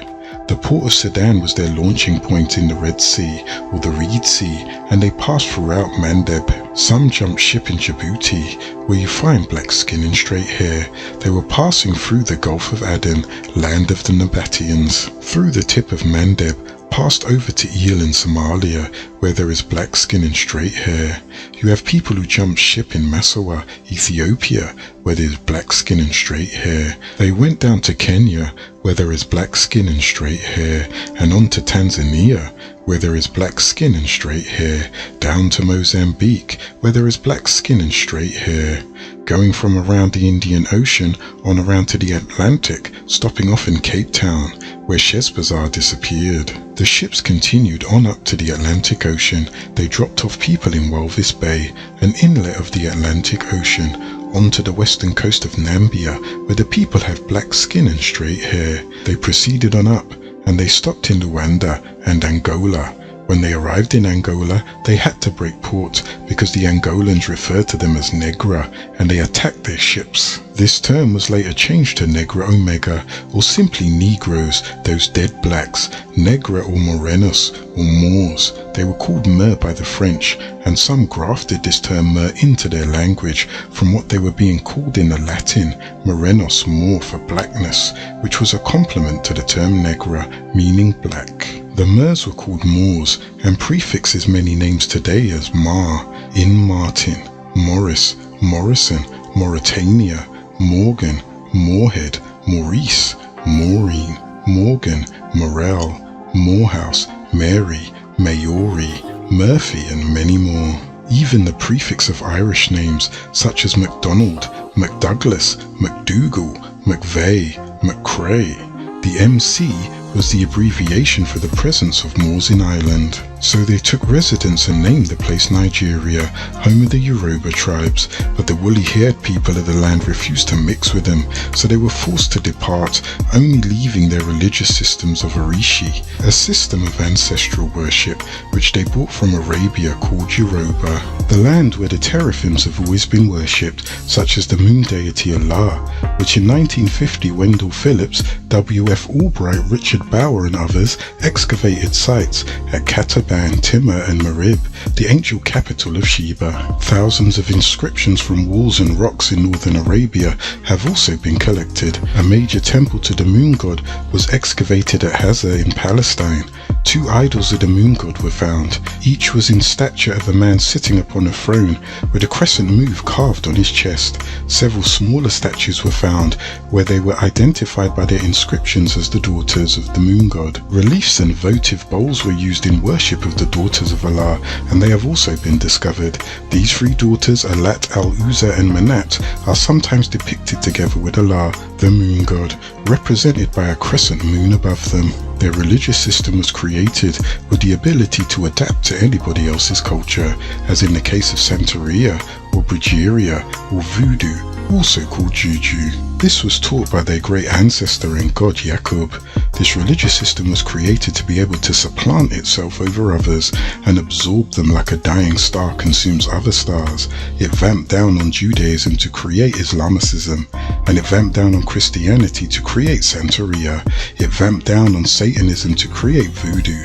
Then the ships continued up the Atlantic Ocean to Sierra Leone, where there is black skin and straight hair. Straight on up to Mauritania, where there is black skin and straight hair, to Morocco, where there is black skin and straight hair, pass through the port of Tangier, where there is black skin and straight hair, onto the Mediterranean Sea, where they stopped off in Algeria, where there is black skin and straight hair, and then to Tunisia, where there is black skin and straight hair, and stopped off in Tripoli in Libya, where there is black skin and straight hair. In Alexandria of Egypt, where there is black skin and straight hair, they supplanted themselves on the seashores of Mother Ganawa. Mixing in and taking control, these black skin and straight hair tribes never ventured into the heart of Ganawa, but controlled the ports and seacoast. They fathered the slave trade of the woolly-haired from Zanzibar, giving the slave the original name Zinji, from the Native American word Zini, meaning black-skinned, before Negro, but not before Mer, that became Moor. The lost tribe of Shabazz are still the majority on the seacoast around Mother Ganawa.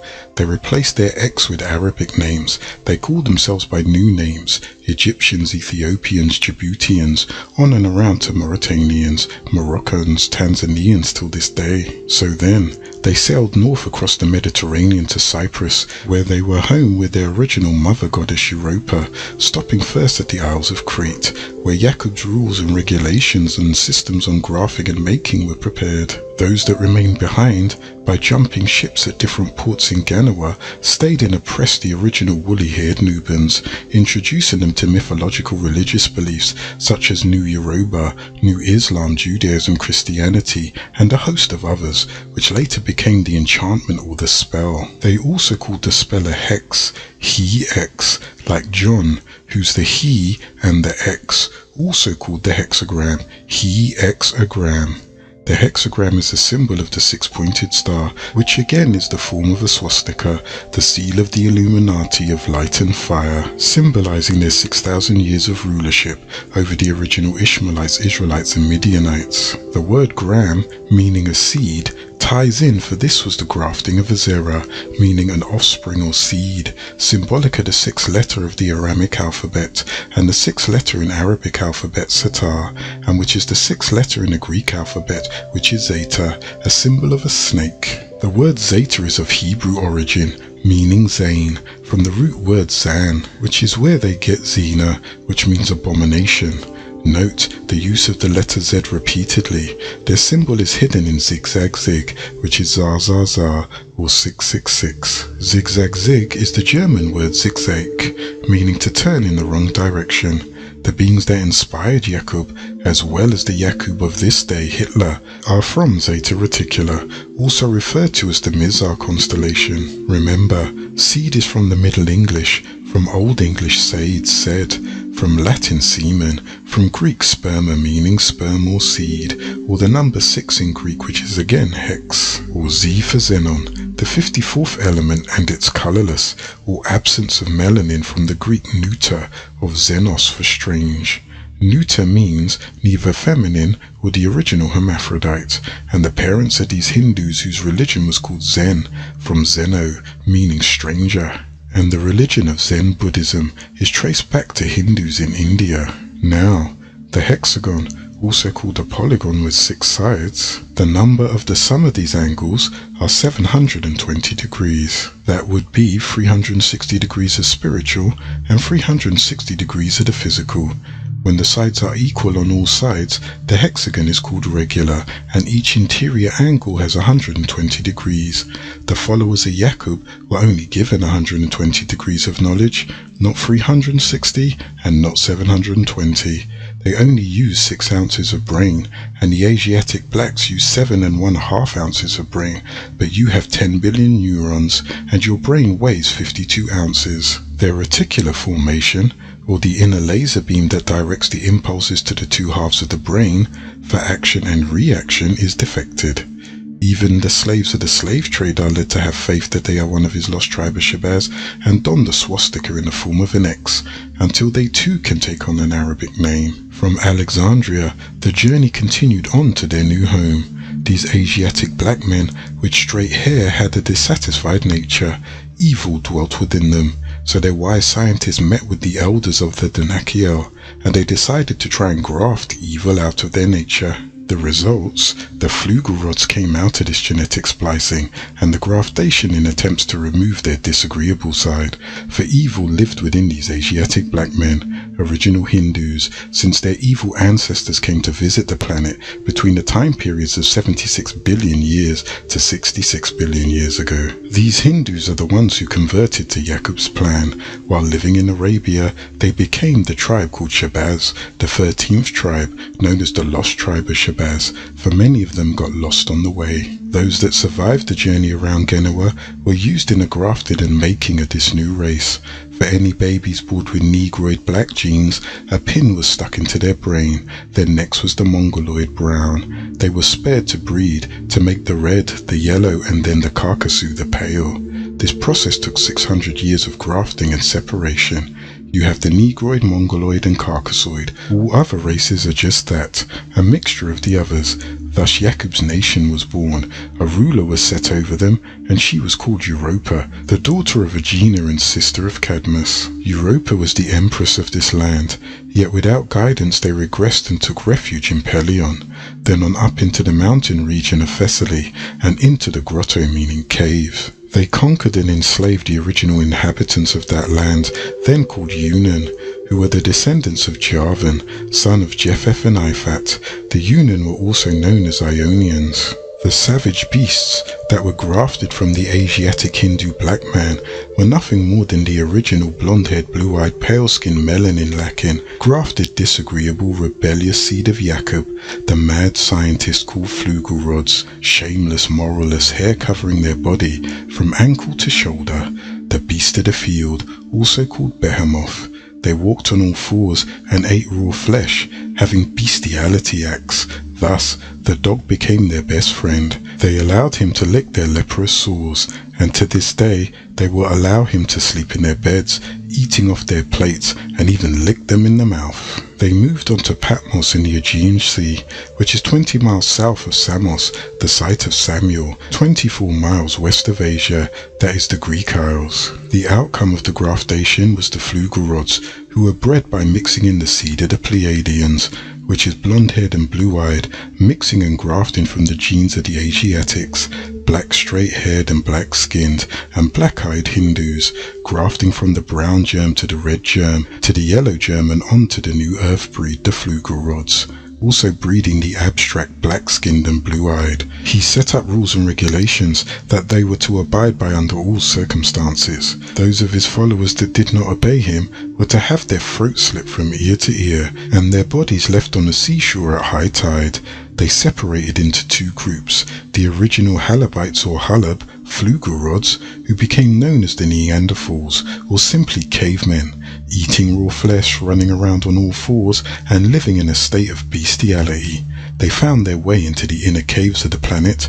Many of them took residence there, while others in time used the technology and terrorized other innocent tribes. Those that did not jump ship were grafted out of existence, as opposed to the flugel rods named Europeans after their female leader that rebelled, who was also named Europa, daughter of Aegina, sister of Cadmus, also known as Zeus. This Europa gave birth to Zeus, another Zed. That's the second Zig, the first being Zuen. Zeus had 3 sons, Minos, Rhadamanthus, and Sarpedon. She, Europa, eventually betrayed Zeus and remarried Asterius, ruler of Crete. At her death she was deified as a fertility deity by Zeus. With this technology, they were given the power to rule for not less than 6,000 Earth years. They entered from the east side, where there are harbors called isthmus. into the grotto or grot, which means a cavern. One of the entrances to the Flugelrod's cavern home was called Palakwapi. This is also where the scroll of Revelations was revealed to Yohanna bar Zebedee, that is, John son of Zebedee the Divine, in the year 96 AD. All of these are names used today. You may find them on your maps. On the original journey, the Asiatic blacks were divided into 3 classes. They lost 95% of their people. 10% of that original, 95% became the betrayers, leaving 85% confused, and only 5% to make it to the final destination. The journey was a 360-degree circle around the mother continent. Originally, they departed with 100 ships, which left carrying 59,999 passengers, and Sheshbazzar himself making a total of 60,000 passengers. Yet, only 3 ships arrived at the final destination, carrying 600 people on each. A total of 1,800 people arrived in Patmos, where the great scientists were going to spend 600 years trying to reform these disagreeable people by grafting the evil out of their genes. After futile attempts, they all agreed that it could not be done.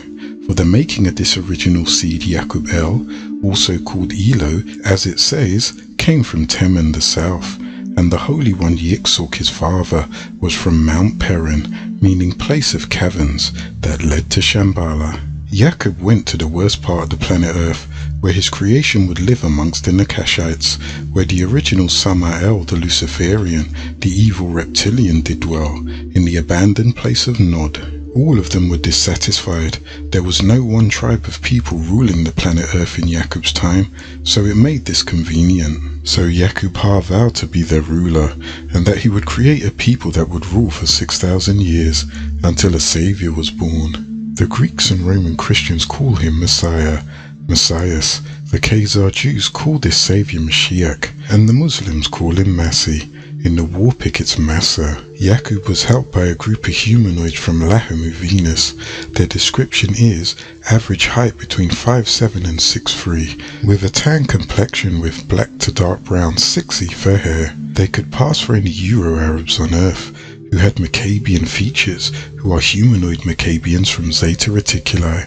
They have mixed in with humans and have been here for many thousands of years, producing what is commonly known as little people, extremely short human beings who are neither pygmies nor midgets. The Lahamuarians would use the Maccabeans as their servants. They have been visiting this planet for thousands of years. They refer to their planet as the early morning star. They vowed to send a Venerian as a savior to the new Asiatic black man. To him, he would appear in the person coming from Arabia. His mother will be called Mami, who is of the Chaldean gods, the Kuthite, and his father will be Alphonse, from the Greek Alepho, meaning anointed, or Alphas, or Alfonso, Old Greek for leprosy, from Alphos meaning white, absence of pigment, albinism, a form of psoriasis. They'll spell his name Alfonso and declare he is a Kushite. He was one of the original incarnated deities, not man. This Venerian they will call their god incarnate. He will leave them an agreeable humanoid Ramadian as a teacher named Krill. They were talking about the making of the Jew, the original ones. Sheshbazzar means worshipper of fire. The color of their flag is the sun, with the moon and the star, which is a representation of the whole universe. This seed moved behind the Caucasus Mountains on up into Russia and became known as the Khazars, the woolly-haired seven-ether Orientalists of the sea called Asiatics, were known as the Ashkenazims. These are your original grafted devils that Yaqub created. They are your Flugelrods, original Khazars, and your Asiatics, Ashkenazims. Their symbol being the universe, the moon, called Kamar or Kamar, the sun and the bright morning star. They used the crescent moon and the pentagram, that is the 5-pointed star. The original Jacobites used the hexagram. They called it Mogan David, the Star of David, or the Star of Bethlehem. They endowed their creation with 120 years of life. It took 120 degrees of knowledge to accomplish this over a period of 600 years of those who were under Yaqub's rules and regulations. There are those that use the pentagram, a 5-pointed star formed by 5 straight lines connecting the vertices of a pentagon and enclosing another pentagon in the completed figure. Or those that used the hexagram, a 6-pointed star, formed by extending each of the sides of a regular hexagon into equilateral triangles, and those that used a heptagon, a polygon having 7 sides, each believing that their star represents the supreme power of force that controls all aspects of existence. However, stars are born and die. Stars have limited brightness, thus as a symbol they would indicate a limited amount of intellect. Crescents are merely one stage of 4 stages of a moon. Thus, a star and a crescent is a symbol of limited information and time, and deception, because a star can never sit in the crescent moon, for stars are millions of times larger than the moon. Even the octagon, with each of the 8 points of the symbol, represents the sun, and is on a 15-degree angle, and 8 times 15 equals 120, 1/3 of the whole, which is 360 degrees of information. This being 120 degrees, representing the awakening and the civilizing between each of the 8 points, and is a 45-degree angle that represents 360 degrees of knowledge of the physical. Then there is 360 degrees, which is knowledge of the spiritual, which they do not have. This symbol was worn on the chest by the great scientist Yakub, who was born hydrocephalic, which is having the head the size of 2 of his tribe members, the Danakio and the Teros. Yakub's scientists would brand each of his followers with a symbol called in the Warpic Awath, the original symbol X, of which you already have a great overstanding of, and is your modern-day cross. It became the swastika, a symbol that can be found all over the world, having 4 outer 90-degree angles and 4 inner 90-degree angles, equaling 720 degrees. Their religion was based on phallic worship, symbols representing reproduction. They prostrated themselves on all fours in remembrance of their lowly state when they were walking on all fours, living in caves and worshipping their earthly fires.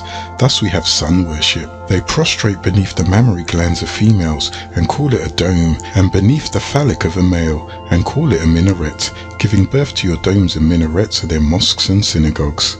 The X numerical value is 10, and it is a symbol of the 10th letter of the Aramaic alphabet, which is the Yod, symbolizing that they were originally under the agreeable Yahwehians, or the 10th letter of the Assyric alphabet, which was Ra, and symbolized Ruach, the soul of creation.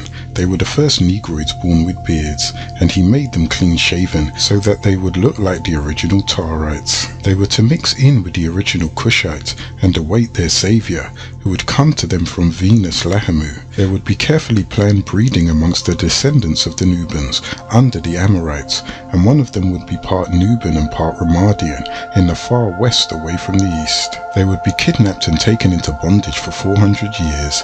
You find the symbolism in the book of Exodus of the Torah, which was plagiarized by Tammuz called Yahweh. It became the law and enforcer of the spell of ignorance, called the spell of sleep. Therein you will find the story of Yakub, cloaked in the Jacob and Esau story. This Jacob was born in the year 1918 BCE and died in the year 1771 BCE. One of Isaac and Rebekah's twin sons, and the biblical story of Jacob is a symbolic story. He is the son of Abraham and his first wife Sarah. His name is Isaac. He fathered the biblical Jacob. He is also the progenitor of the 12 tribes of Israel. It was this mentality that fathered the so-called Jew, the father of tricknology, from the original Yakub story, which they read and have faith and incorporate into the new law, which they call the protocol of the learned elders of Zion. Yakub's mischief makers in the land now rule the surface of the planet, an evil and diabolical plan to control everyone, and like any other magnetic force, you will find that analikes attract and likes repel. This is also true in regard to the people. Nagaru and Karkasu are unalike, so they will attract. This is done through integration in order to destroy the Nuban, for Nubans dealing with Nubans repel. Why? Because likes repel, and this causes fighting and separation. This is one of the reasons why Nubian people, the descendants of the Nubans, can never come together to unite and overthrow the devil. The Jew, who is not a true Israelite, is the remainder of those released out of captivity. Surely I know about your tribulation and your poverty, always begging for money. Nevertheless you are rich in blessings and resources, and there is great blasphemy against you by those who say, Surely they say they are of Judah, and they are not of Judah. They are the community of the physical evil one, Reptilian, the dragon Nakash, or Satan, Shaitan, son of Zuen. From there they went back to Jerusalem and rebuilt Solomon's temple, which was done by a mixed people, part original Israelite and part Babylonian. This mixing occurred during the 136 years of captivity and was the start of the Jews' devilish teachings. It was predicted of him by the Maggers 15,000 years ago that he would make a devil. He is also named the first male of his creation Adam and his wife Lilith, so he was born with a determined idea to make people to rule for 6,000 years. Originally there was no tribe called Shabazz. This was the name of a man whose name was also called Zerubbabel, leader of a mixed tribe of Judah. Shabazz's name was taken by men in respect, and they called themselves Shabazz, and him they called Daddy Shabazz, who went back to Genoa. The name Shabazz is thought to be an Arabic word, however it is actually made up of two words, Shah, which is Persian word for king or ruler, and Baz, which is the Arabic word meaning falcon, or in the Warpic Bauz, which is the head of the Horus, the symbol of the son of Osiris and Isis, who in Sumerian was Ishtar and Dumuzi. This Horus was Tammuz, or Yahweh, later to be known as Christ, from the Hindu Krishna, their Messiah or Massa. However, the name Shabazz comes from the word Shezbazzar, which literally means sun worshippers or fire worshippers. Shezbazzar was a Hebrew form of his name. In the Babylonian language, it was Shamash ben Siri Bablisser, meaning, O Shamash, protect the father and builder of the seed of Babylon. Shamash was the Sumerian Babylonian sun god. Even though he was called by the name Shabazz, he was in no way affiliated with sun or fire worship. Yet, fire worship became the religion of the Flugel rods, who depended on it for heat and light while in the caverns, but not Shambhala, for there are 8 caverns. Therein you'll find the Teros, the Dawani, the Diros, and the Shuyuk, the elders. The making of a new race. In order to breed a being with a balanced nature, the scientists saw that the Homo erectus needed intelligence and sense. By using the blood of the 6 ether Homo erectus, along with the blood of the 9 ether Anunnaki. It was Enki's idea to make these new beings to work in the mines. It was suggested that his wife, the scientist Ninki, use her body as a part of the experiment to create what is called Homo sapien. After Homo erectus was bred, the next step was to breed him into a Homo sapien or human being.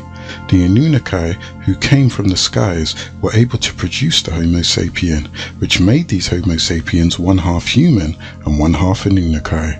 These Anunnaki were agreeable and disagreeable, and the Homo sapien was created after the likeness of these Anunnaki, called Yahwehans, Yah agreeable and Way disagreeable. The scientists saw that they had to give the Homo erectus intelligence and common sense in order for them to survive in their absence. So the seed was planted inside of Ninki, who was the wife of Enki. She gave birth to the Lulu Amalu, called the primitive worker, and her child was the first hybrid able to procreate. This experiment took place in the laboratory called Shimti, which is located in the mothership called Nibiru, that which crosses the skies. This lab was placed on the planet Lahmu, Mars. The Kishites and the Havilavites complied to the request of the scientists. They were called El Amun Mul Wahadat, the faithful ones. The Kishites and the Havilavites were a mixture of the supernatural beings that existed in the Nile River, of the barren and rocky land of Nubia, a desert region, an ancient kingdom in the Nile River Valley, southern Egypt and northern Sudan. They were associated with goodness and benevolence only. These beings were known amongst the Nubian tribes as El Bahir Malakat, the river angels. They are known today as the little beings, or the Ramadians. They stand 4 foot tall and weigh about 40 pounds, having 5 fingers, and originally bred by the Anunnaki to scout worlds for them. They are benevolent. They are not to be mistaken with the Maccabean Greys, who are malevolent. The Maccabeans are a biogeneric breed from the cow and other species here on Earth, as well as mechanical and computerized technologies. Their skin color is a grayish blue, and the texture is smooth.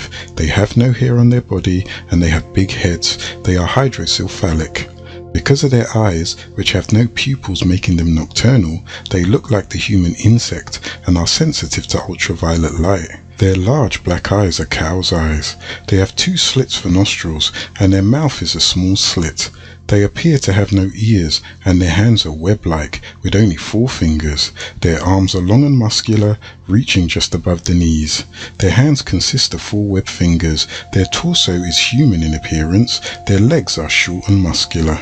They have no reproductive organs or reproductive capabilities. They are bred by the cloning process, and oftentimes they abduct human women, only to remove the fetus to breed their own species. They are called Ramadians, or Malakat al-Bar. Thousands of years ago, when the Malakat al-Bar, also known as Ramadians, the little beings, were released to the work of the Anunnaki, the reptilian captured them and ruled them. This is how the Maccabians were bred. They used the cow's nervous system to breed them. They messed up their reproductive system by mixing them with cows. This is why the Hindus of today worship the cow. And in the Muslim world, the largest surah in the holy book, the Quran, is entitled The Degree of the Cow, or Heifer, and the Snake. Their feet are like that of a dinosaur or frog. The Ramadians lived in the underwater castles in the river. They were both males and females. The females were the Banat al-Salihin, daughters of the virtuous or pious, and the males were the Walad al-Salihin, sons of the virtuous or pious. They were associated with the 4 categories of human preoccupation: fertility, cultivation, marriage, and health.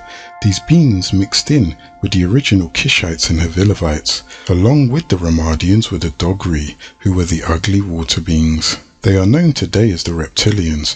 They came from one of the stars in the constellation of Orion.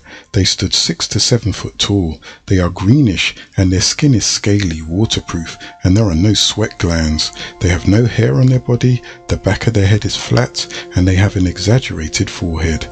Their faces look like a lizard, but somewhat human. Their eyes are cat-like and large, jaundice yellow. They have gills like the rest of the reptilians. Their mouth is wide, having no teeth. Their jaw is wide in relation to human proportions. Their arms are long and thin, just reaching above their knees. Their hands are webbed to the tips, consisting of only 3 fingers with an opposing thumb.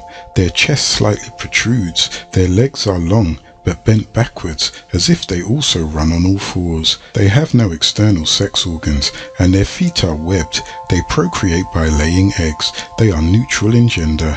With thousands of years of contact and abductions, these entities have succeeded in creating synthetic DNAs and RNAs. They have become masters of cloning and genetic splicing. Yet all this is done out of the governing hands of reptilians, who have ruled these beings for many thousands of years, and have made themselves the dependent upon which these beings depend. There are over 70 species of what is called greys, and 16 species of reptilians, who have either visited or have made permanent residence on this planet Earth. The takeover is inevitable unless you unite. Once the delegation had convinced the 2 great rulers of the Taharites and the Automites to procreate, speaking to them on behalf of the Anunnaki, they moved them to the holy place Nippur in Gadash. The genetic breeding took place in Gadash. Once the male child was born to Autumn and Lilith, the rulers of the Autumite tribe, they named him Cadman, meaning up front, and Zakar, rememberer, also called Adam, the father of the Adamites, the earthling of the reddish-brown ground. 3 years after that, the female child was born to Tar and Aneth, the rulers of the Tarite tribe. She was named Nakeba, meaning tribal leader, and she was to be called Hawa, mother of all these new living beings, who would now be able to have children. The Adamites were created to be the successors over the others that were cloned over the 600-year period. It took 400 years for breeding, 4 generations in all for the cloning and genetic splicing. That's 10 people per 100 years, which comes out to 40 people over a period of 400 years. 100 years before the 400 years for the preparation, that is, the collecting of the choice species for the breeding and the building of the Earth-based laboratories, it took another 100 years for civilizing and education after they had bred them. The Kuthites were sent out of the land of Gadesh to return to their own part of the planet Earth, Sorda, the outer field, to the east, the wicked town of Nod, which was now ruled by Enlil after the dethroning of his brother Enki, who set up the wicked city of Nod. Yet he, Enlil, never sat on his brother's evil throne, and Otum became the Khalifa of Enki, and Dina, known as Ishtar, was the female deity with the son Tammuz in her arms, and Ishkur, which means mountainous, far mountain land, whose title was Baal, master or lord. He was also called Adad, beloved, and he was called Tesher by the Greeks, meaning storm deity. Yet all of them feared Anu, Eli, and Elian-El. This Anu, Eli, and Elian-El created Shakar, and the symbolic meaning of his name is dawn, and Shalem, the symbolic meaning of his name is the dusk, or evening and morning, or the son of justice, who controls what is called time on this planet Earth. This Shakar gave birth to Helal, and this Shalem gave birth to Warlock. Also, Anu, Eli, and Elian-El created the seed of Enlil, one named Baal, who was also called Hadad or Adad, who gave birth to the son, whom they call Eliun, to rebel later, and is worshipped as El by the Canaanites, who fathered the religions called Judaism, Christianity, and Islam. This is the El of Judaism, the Eli of Christianity, and the Ilah of Islam. Hadad also had a brother named Yam, and another Mot, and a sister named Anat, which is not to be mixed up with Udam's daughter in Gadash, where Eli and Elian-El is really loved and respected. And the Anunnaki family of Udam and his mate Mami just had a daughter Anat, who were of the Muslimun, or agreeable Allahum, living in the part of the earth called Mu, which was still then in the holy land of Gadash. This family was to wean and rear Nekeba, also called Hawa and Eve, until the age of 18. Then she was to breed with Cadmon or Adam.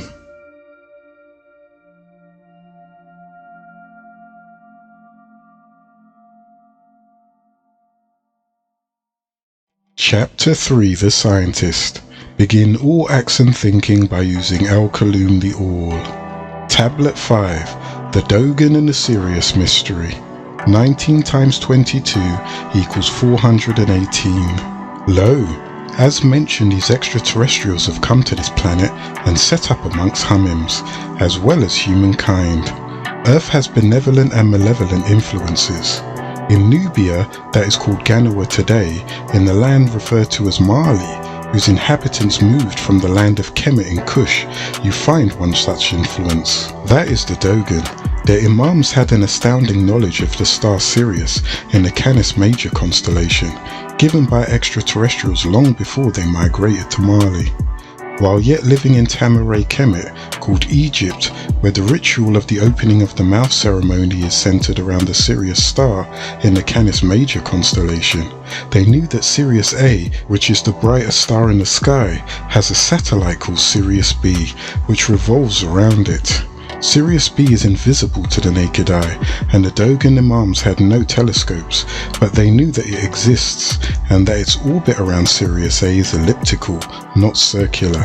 They knew the position of Sirius A within the orbit, and that the orbit takes 50 years. Sirius B was not discovered in the West by telescope until 1862 AD, and was not photographed until 1970. The ancient Egyptians had an advanced knowledge of astronomy, and they knew about Sirius B, which is why the 3 Great Pyramids of Giza are lined up perfectly with the Orion star constellation. They made their map face south towards Sirius. The 3 Pyramids of Giza were originally built by Adapha with the help of extraterrestrial beings. Adapha was in tune with the celestial beings that originally erected the pyramids. They are visitors from other galaxies. One of the Great Pyramids was built to preserve all of his friends' texts during the period of the flood. The Giza pyramids today were constructed by the pharaoh Khufu, also known as Cheops, and his son Khafre and Menkaure. Khufu reigned for 23 years and had many sons and daughters. He sponsored several building projects, and monuments bearing his name can be seen all over Egypt. Khufu also sent mining expeditions to Sinai, Nubia, and the Arabian desert for their mineral wealth. In later times, Khufu's name was engraved on scarabs. The most famous of these are related to the Westgar papyrus. Khufu was an able and energetic ruler, during whose reign the land flourished and the art reached perfection. Khufu left the land in such a stable economic position as to enable his son Khafre to reconstruct the second pyramid, a monument almost as colossal as that of his father. Khufu was responsible for only one accomplishment of magnitude, yet the size of this one is so gigantic that it overshadows all of his father's military and trading exploits, and has brought Khufu's name and fame down undiminished through thousands of years. So much has been written about the Great Pyramid of Giza. Not only is it the largest monument of its kind, but it is the result of excellent workmanship and accurate planning and proportionate beauty. The Great Pyramid has four major internal features: the underground chamber, the Queen's Chamber, the Grand Gallery, and the King's Chamber. The King's Chamber is made from Aswan granite. There is an entrance to a 2x18 shaft north from the King's Chamber, and the southern shaft both extends through from the outer casing of the pyramid. And there's a northern shaft from the Queen's Chamber which does not reach the outer casing. It's closed at both ends. The pyramid form has a certain austere beauty, and the tawny gold of the stone is capable of bewitching, and there's subtle variations in the colour as the sunlight changes. The complex of the Great Pyramid has a valley temple that is, even today, almost completely untouched. Built of limestone, the work and skill almost equals that of the Great Pyramid itself. It is adorned with statues, sculptures and reliefs. The Great Pyramid itself stands 137 meters high at present. Originally, it stood 146.59 meters. Including the casing, the Great Pyramid is estimated to consist of 2,600,000 stone blocks, averaging 2.5 tons each. Some even weigh as much as 15 tons. The weight of the pyramid is so great that it had to be built with relieving chambers, designed to take the weights of the pyramid's upper portions off. The greatest thing about the Great Pyramid is it is the first and last of its kind. No other pyramid before or after it has matched it in size, beauty nor magnificence. The shafts originally pointed at something in the heavens. The position of the stars today is not the same as in the time of the ancient Egyptians, due to precession. Due to precession, the angle of the southern shaft of the King's Chamber is 45 degrees. The shaft lined up perfectly with Orion's belt. There was one Egyptian statue that stood erect, and there's only one constellation of an erect man, and that is the Orion constellation.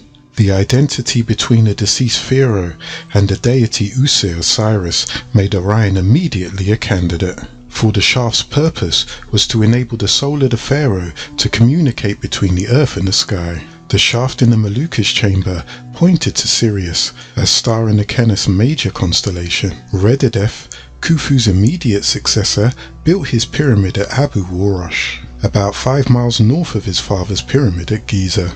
Because he did not agree with the way his father ran his kingdom, he chose this distant lonely site, high on a lofty spur of the plateau. Another son of Khufu, Khafre, succeeded Rededef, who reigned for only 8 years. He reconstructed the second pyramid at Giza, which has the most preserved complex of the Giza field. Its valley temple is so close to the Sphinx that it was at one time known as the Temple of the Sphinx. The valley temple is built around a core of massive stone blocks of local limestone, covered with finely polished red granite. Alabaster was used for the floor of the building, as well as the walls of some of the smaller rooms. Flanking the mortuary temple are 5 rock-cut boat pits. Most of the casing has worn away, but that which remains retains such a high polish that it reflects the moon at shadow hours. It attained a height of 43.5 meters with a slope of 53% 10 inches.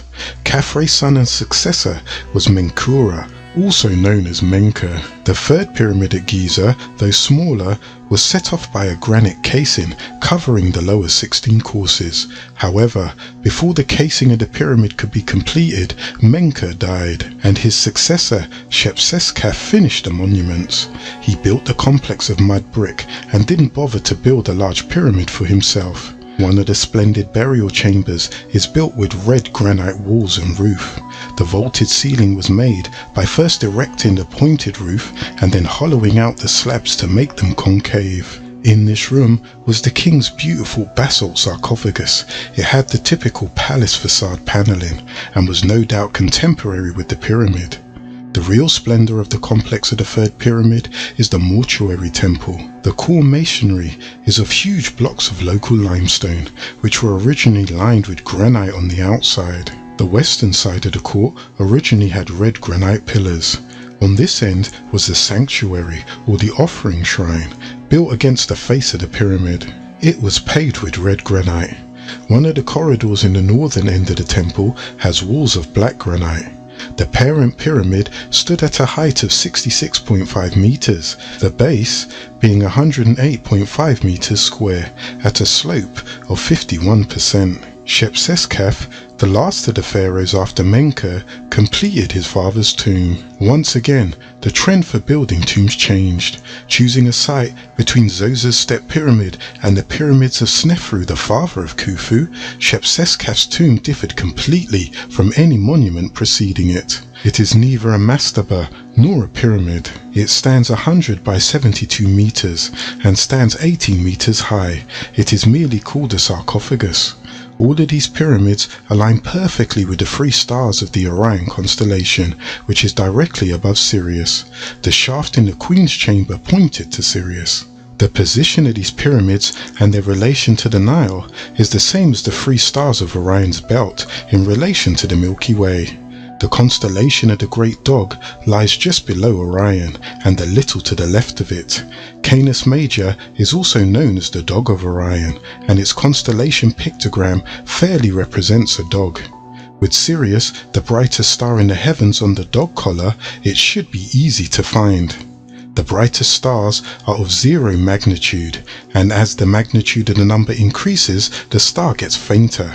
Thus a star of magnitude which is 4 is less than a star of the 2nd magnitude. 1st magnitude stars are very bright. Sirius is also called the dog star. Yet another of its names is the Nile star, and it refers to the time 5,000 years ago when the ancient Egyptians worshipped it, as recorded in the 114 scrolls of Ahmed. In the 53rd degree, the 49th verse, it reads, "And surely he, Yahweh, is the Rab of Al-Sharar, Sirius." This is the very star that you Arabs worshipped. Each year when the dog star rose just before the hot morning sun and was visible for a little while at dawn, the Imams knew that the Nile would soon overflow and that they would see the Milky Way arching across the sky. This they knew was the celestial Nile. The Nile would overflow and spread the life-giving water on the waiting crops which had been planted on the riverbanks. The flooding of the Nile coincided with the reappearance of Orion. The deity Usa, whom the Greeks called Osiris, represented Orion, and to the left of him was the star Sirius, which represented Aset, also called Isis, and together they would light the skies by shadow hour. Giant temples were built for them, with their corridors orientated towards the point where the dog star would rise, as with the golden city of Wanahi or Kodesh, which is built to them in this day and time in the Egypt to the west. So this was the ancient Egyptian name for Sirius, as it was spelt by the Greeks. Sirius was the most important star in the sky to the ancient Egyptians. The Egyptians had a Sothic calendar, and the ancient Egyptian calendar year consisting of 365 and 1/4 days, a cycle consisting of 1460 years or 365 days in the ancient Egyptian calendar, and the first appearance of Sirius on the eastern horizon just before the sun. After 70 days in the Duat, the Egyptian name for the underworld, was what is called the helical rising of Sirius, which is seen as Sirius and the sun joined together at the moment. This event occurred once a year and gave rise to the Sothic calendar, the ancient Egyptian calendar year consisting of 365 and 1/4 days. The helical rising of Sirius was so important to the ancient Egyptians that their gigantic temples were constructed with their main aisles passageways orientated precisely towards the spot on the horizon where Sirius would appear on the expected daylight hours, as with us Nuwarpian Moors today. The light of Sirius would be channeled along the corridor to flood the altar in the inner sanctum, as if a pinpointed spotlight had been switched on. One such temple to the star Sirius was the temple of Aset at Dendora. Usir, as the husband of Aset, was identified with the constellation Orion. Nephis, the sister of Aset, represented Sirius B, the dark companion star that is described as a circle around Sirius. Anupu, whom the Greeks called Anubis, the son of Nephis and Usa, represented Sirius C. The Egyptians wanted to build a heaven on earth, thy kingdom come on earth as it is in Orion heaven, and we have done the same. When a pharaoh died, he was mummified, then encased in an outer shell, like what was done by Aset, who is also called Isis by the Greeks, to the deceased body of Usir, who is called by the Greeks Osiris. One of the great ascension rituals is the opening of the mouth ceremony. When a pharaoh died, his consort and still mortal son must cause new life to stir in him. At the exact moment of the early rising of Orion, the pharaoh must be reborn as an Elohim. You are taught that the word pharaoh means great house, from the Latin word phara, from the Greek pharaoh, from the Hebrew paro, from the Egyptian par-o, par meaning house and o meaning great. However, this word comes from the word pharaoh, which comes from the root word phar. The word pharaoh comes from the Latin pharos, from the Greek pharos, meaning lighthouse. Pharos is a former island in the Bay of Alexandria, Egypt, famous in ancient times for its lighthouse. The Metaphysical Bible Dictionary defines Pharaoh as the sun. Pharaoh's being in Egypt shows us that the light of the sun of righteousness is veiled by our life on the lower or sense plane. So, the word Pharaoh does not mean great house, it means lighthouse. The son and the wife performs this ceremony with an az.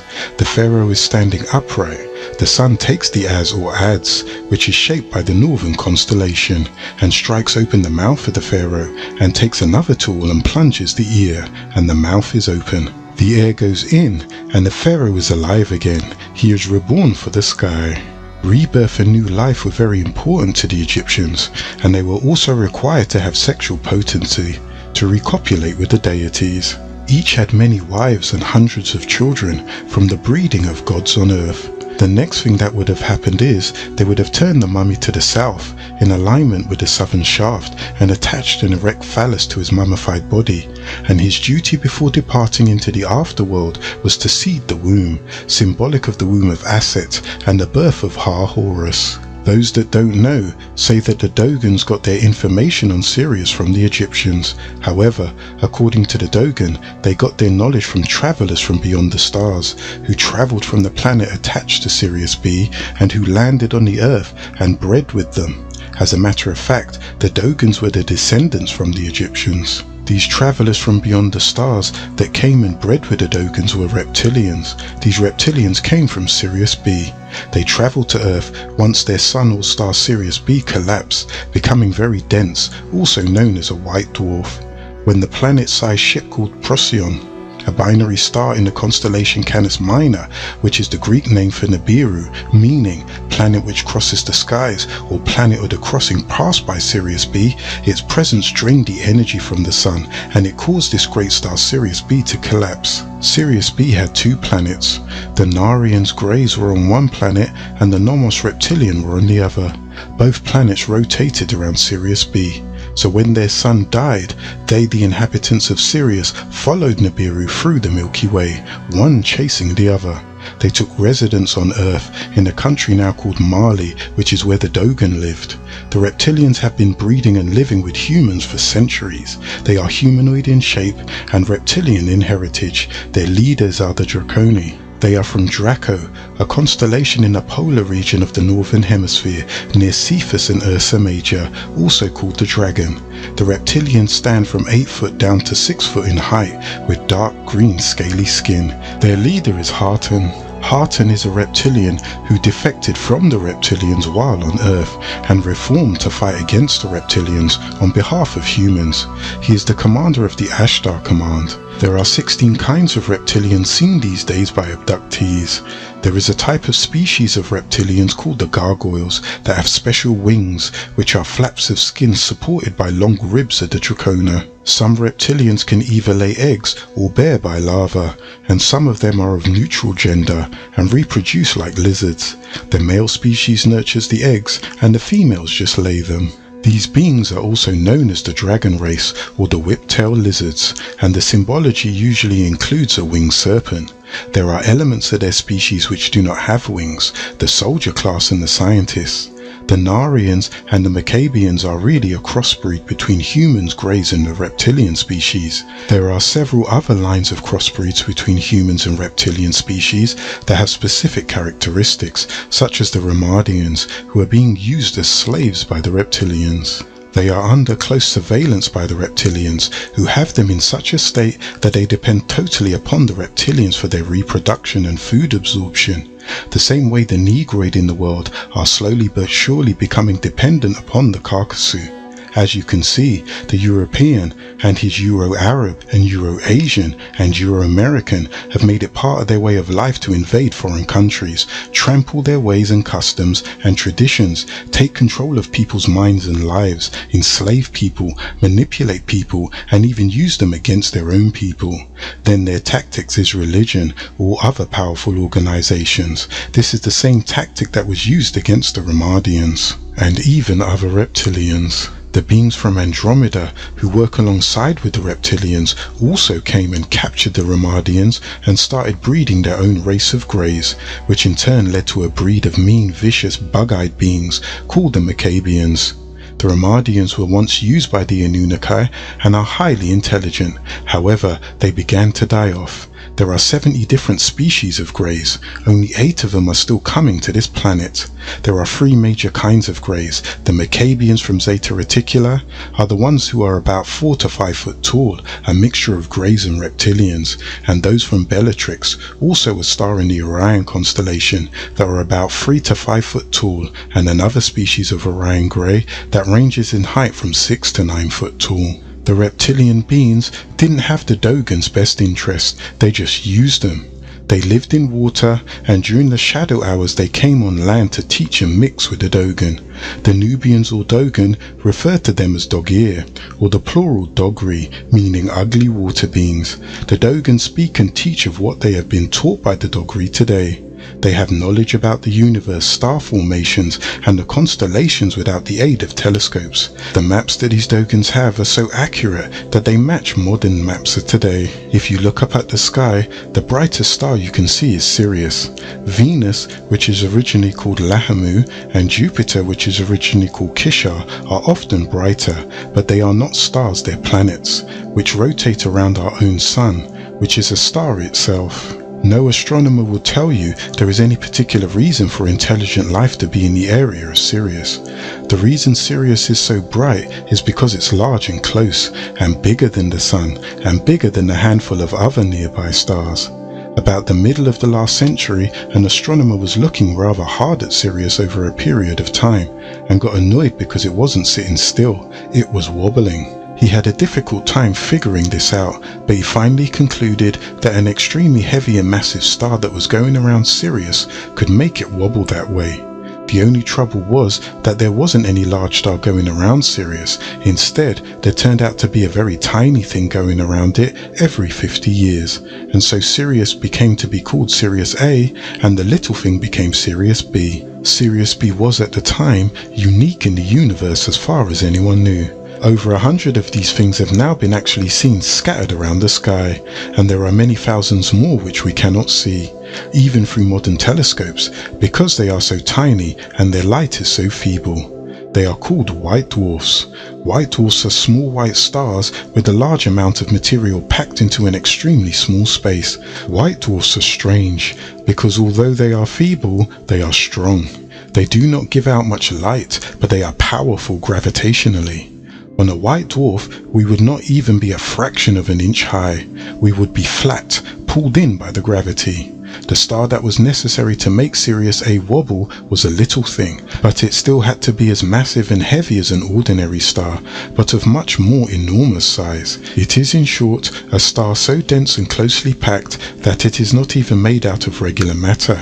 It is made out of what is called degenerate matter, or super dense matter, where the atoms are pressed together and the electrons squashed. This matter is so heavy that it cannot be thought of in any familiar terms. The Dogans believe that the most important star in the sky is Sirius B, which cannot be seen. They call this tiny star Bo Tolo, Tolo meaning star, and Bo or Po is a cereal grain, commonly called fonio in West Africa.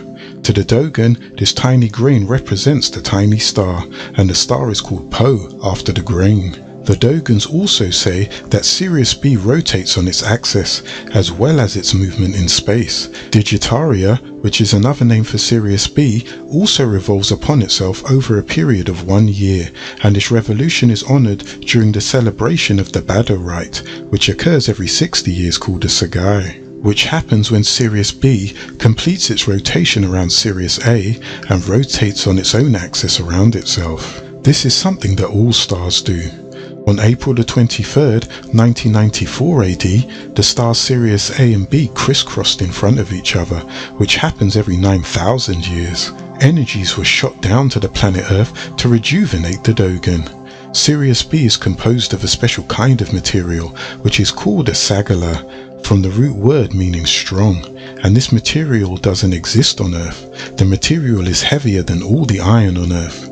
Sirius B is made of a super dense matter of a kind which exists nowhere on Earth. All this forms the most sacred and most secret tradition known to the Dogon, the basis of their religion and of their lives. The Dogons also say that there is a third star in the Sirius system, which they call the Emir star, which they compare to the Digitaria. They say that it is 4 times as light in weight and travels along a greater trajectory in the same direction. They say that the Emir itself is the sun of women, a little sun. The Dogon have knowledge that the planets revolve around the sun. Planets are called Tolotenes, meaning stars that turn around something. The Dogons refer to our solar system as Ogo's placenta, whereas the system of the star Sirius and its companion star and satellites is referred to as the Nomos placenta. Nomo is the collective name for the great culture and founder of the civilization who came from the Sirius system to set up society on Earth. The Dogon have recorded this information given by the Nomos long ago. Nomo is an individual and Nomos is the plural. The Nomos were amphibious creatures known as reptilians. The name Nomos means the masters of the water, also called instructor or monitors. The Nomos have to live in the water. The Nomos' seat is in the water. The landing of Nomo on our Earth is called the Day of the Fish, and the planet he came from in the Sirius system, which is known as the pure Earth of the Day of the Fish. The Nomos landed in an ark. The ark landed on the Earth to the northeast of Dogon country, which is the direction of Egypt in the Middle East, where the Dogon claim to have come from originally before going to the Mende. The Dogon described the landing of the ark as the word of Nomo, which was cast down by him in the 4 directions as he descended, and it sounded like the echoing of 4 large stone blocks being struck with stones by the children. It was a thundering vibration sound. The ark landed on the fox's dry land and displaced a pile of dust raised by the whirlwind it caused. The violence of the impact roughened the ground as it skidded. The Nomo is said to be the monitor for the universe, the father of mankind, guardian of its spiritual principles, dispenser of rain and master of the water. Not all the Nomos came to Earth. The one called Nomo Dai, or the great Nomo, remained in the skies or heavens with Amma. He is their vicar. He manifests himself in the rainbow, which is called the path of the Nomo. He is the guardian of the spiritual principles of the living creatures on Earth. There are 3 other distinct kinds of Nomo, each personified as an individual. There is the Nomo Titiane, messenger or deputy of the Nomo Dai, and he executes the latter's great works. The Nomo who came to Earth in a spaceship are of this class. A 3rd class of Nomo are the Nomos represented by the O-Nomo, Nomo of the pond. He will be sacrificed for the purification and reorganization of the universe. He will come in human form and descend on the earth in an ark with the ancestors of men. Then he will take on his original form to rule over the waters and give birth to many descendants. The 4th Nomo is the naughty disruptor named Ogo, or Nomo Anagono. He was about to be finished being created, but he rebelled against his creator and introduced disorder into the universe. Eventually he will become the pale fox, which is the image of his fall. In many ways, the fox resembles the Egyptian deity Set. The Dogons believe that the original germ of life is symbolized by the smallest cultivated seed, Digitaria exilis, commonly known as Fonyo, meaning little. This seed, quickened by an internal vibration, bursts the enveloping sheath or skin and emerges to reach the uttermost confines of the universe. At the same time, this is unfolding matter, which moves along a path which forms a spiral or helix. Just as on the vegetal plane, which is the plane of growth, 7 seeds came out of the Digitaria exilis first, so in the same way as it's done on the astral plane. From the first star came 7 others bearing the same names of the 7 corresponding seed. The preceding events took place inside an enormous egg, a Dunotal, a world situated in infinite space and containing the appointed model of the creation, Nomo, the son of Amma. This egg was divided into 2 twin placenta, each of which should have contained a pair of twin Nomo. In one placenta, however, the male person did not await the usual period of gestation appointed by Amma, but emerged prematurely from the egg. Moreover, he tore a fragment from his placenta, and when it came down through space, outside the egg, this fragment became the earth. This being Yurugu brought the Fonyor with him, intending to make a world of his own. This irregular procedure at the outset disorganized Amma's order of creation.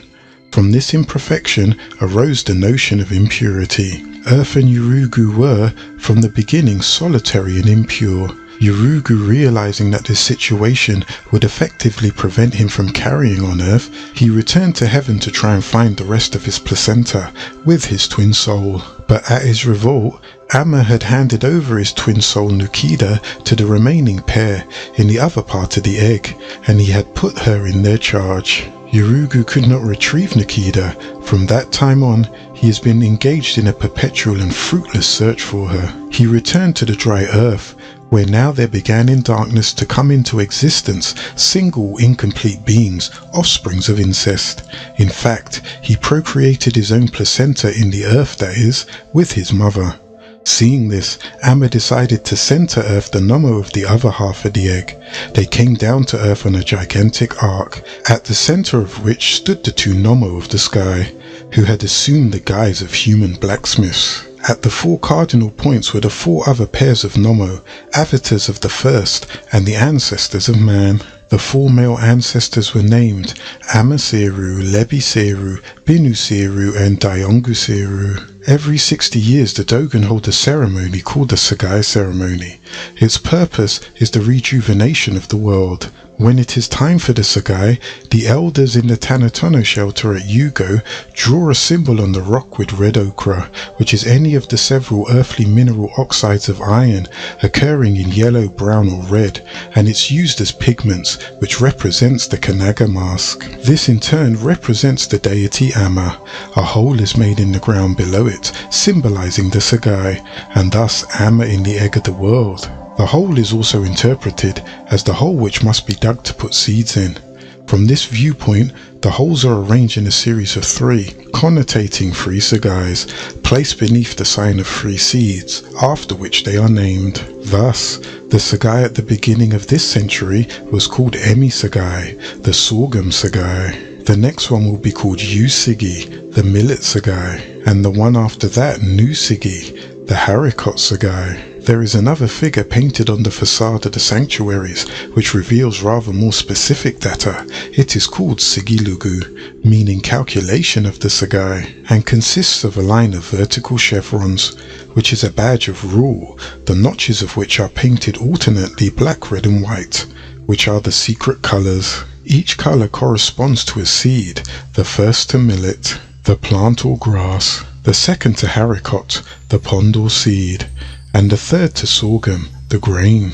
The Dogon act as understudies for other more complex practices, and the knowledge to do with the Sirius system.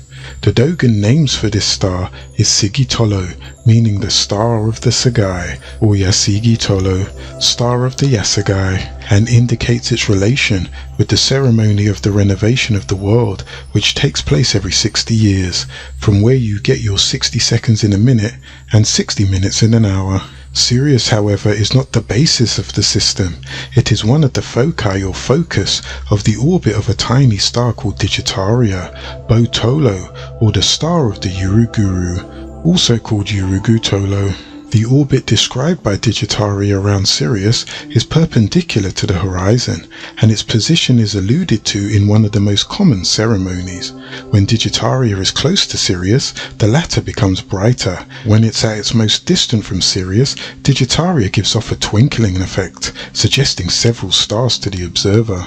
This trajectory symbolizes excision and circumcision, an operation which is represented by the closest and furthest passage of Digitaria to Sirius. The left part of the oval is the foreskin or clitoris, and the right part is the knife. A horizontal figure rests on a vertical axis, which connects two circles, Sirius and Digitaria. The center of the figure is a circle T, which represents the trajectory of Digitaria. The line E is the penis, the hook B is the foreskin. There are two horns hinged on the circle, and reproduce once again the two parts of the trajectory, the knife and the foreskin. Thus, the Sirius system is associated with the practices of renovating people.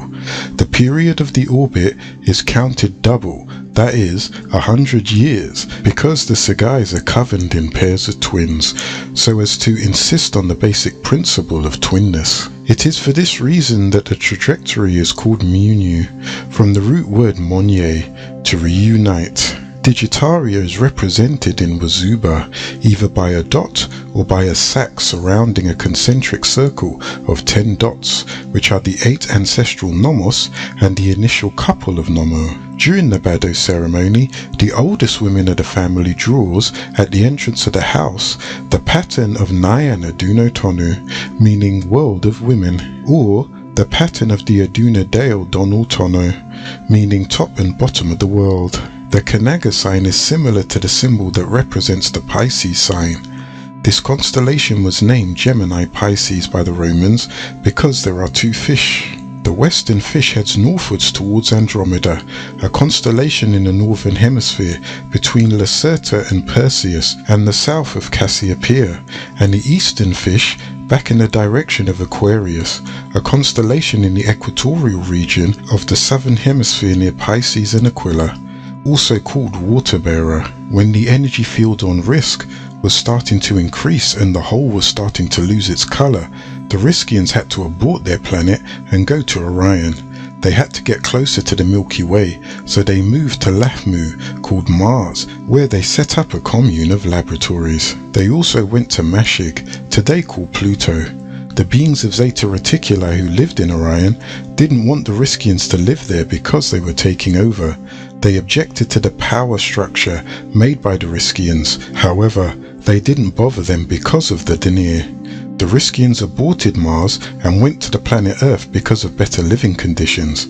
Some went to Aldebaran, a double star in the constellation Taurus, 68 light-years from Earth, and one of the brightest stars in the sky. Arcturus, the fourth brightest star in the sky, and the brightest star in the constellation Bootes, approximately 36 light-years from Earth and Pleiades, an open star cluster in the constellation Taurus, consisting of several hundred stars, of which 6 are visible to the naked eye. However, they were at war with beings from Andromeda Rigel, a bright double star in the constellation Orion, and Aldebaran, and they took control of these star systems from the Riskians and all their technology. These beings from Andromeda Rigel and Aldebaran attacked and defeated the Riskians that were there because they were not warriors. They were colonizing to prepare a place for the beings from Ilion until their star system could be mended. Both of these star systems were there long before the Nordic Aryan beings came there. These Aryan beings call themselves Pleiadians, deceptive as they are. They, to this date, are influencing the minds of humans. Their link on Earth in latter time was to the Third Reich, under a demon referred to as Adolf Hitler, who was influenced by the 80th of the 200 fallen beings, whose name being Hitler, a disagreeable being who seeks to rule the planet by defected albino leprous beings. A woman named Madame Blavatsky, who was born under the name Helena Petrovna von Hahn, branched off and headed the Theosophical Society. She was a well-known witch. 2 witches who were also psychics named Maria Ostich and Zigram. The Thule Society and Madame Blavatsky came together and selected Adolf Hitler in the year 1930 AD to be their contactee or a man on this planet Earth.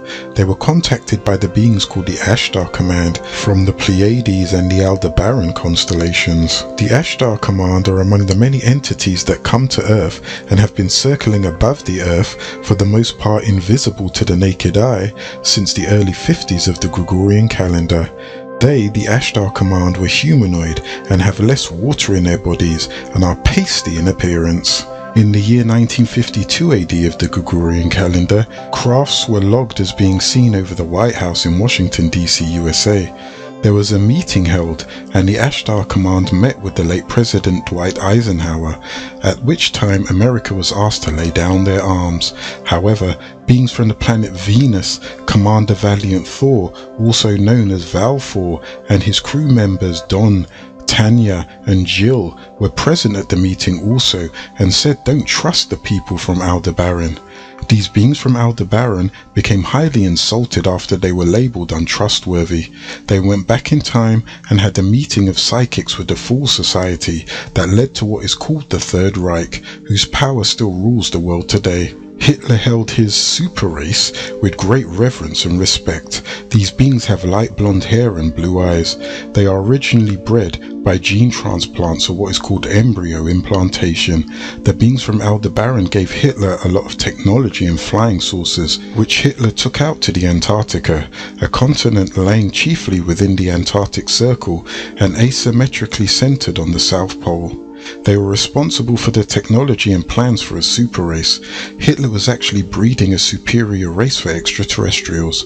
This group from Aldebaran is also responsible for your neutrinoid race. They forged visitations to hide their links from Billy Meyer of Switzerland to the Third Reich and Zionist ties under a Zionist named Claude Vorelhorn, born in Vichy, France, on September the 30th in the year 1946 AD, who calls himself Ra'el. A good eye sees it simply lacking the is for ISIS, which would make it Israel. Israel, where this individual Claude Vorelhorn, who calls himself David, the name of the real Messiah, set his embassy in the state of Israel. Make note that when the prophecies of the Messiah is recorded in Psalms 89:20 and Jeremiah 39, in both cases the Aramaic word Dawid means beloved, which stems from the root word Dud.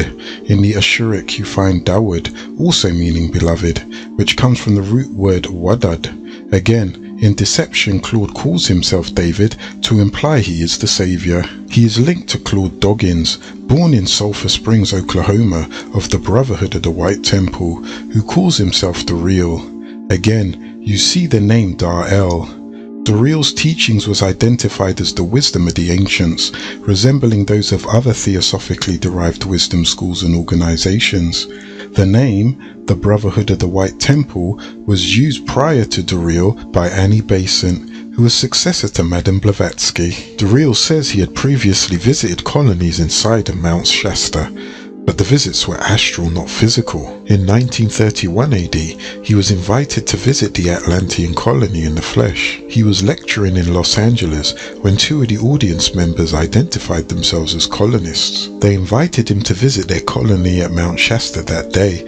He was taken down into the caverns beneath the earth. Doriel says he had a personal contact with the Sumunin, Deros. The symbol of Doriel's organization is the six-pointed star and a swastika, the movement being called the Raelian movement under a French Jew. The symbol has taken many forms, having the same root in deception of the Aryan race, and it can be found today as the Ku Klux Klan or the White Brotherhood, breeding groups such as the Aryan Nation, the skinheads, the white supremacists, which will eventually turn on the government. The Aryan race, as they call themselves, whose image they worship as being blonde-haired and blue-eyed, pale-skinned superiors, who Ra'el claims that the original fathers, who he calls Elohims, which is of course Jewish or a Hebrew word for gods, came from very far away.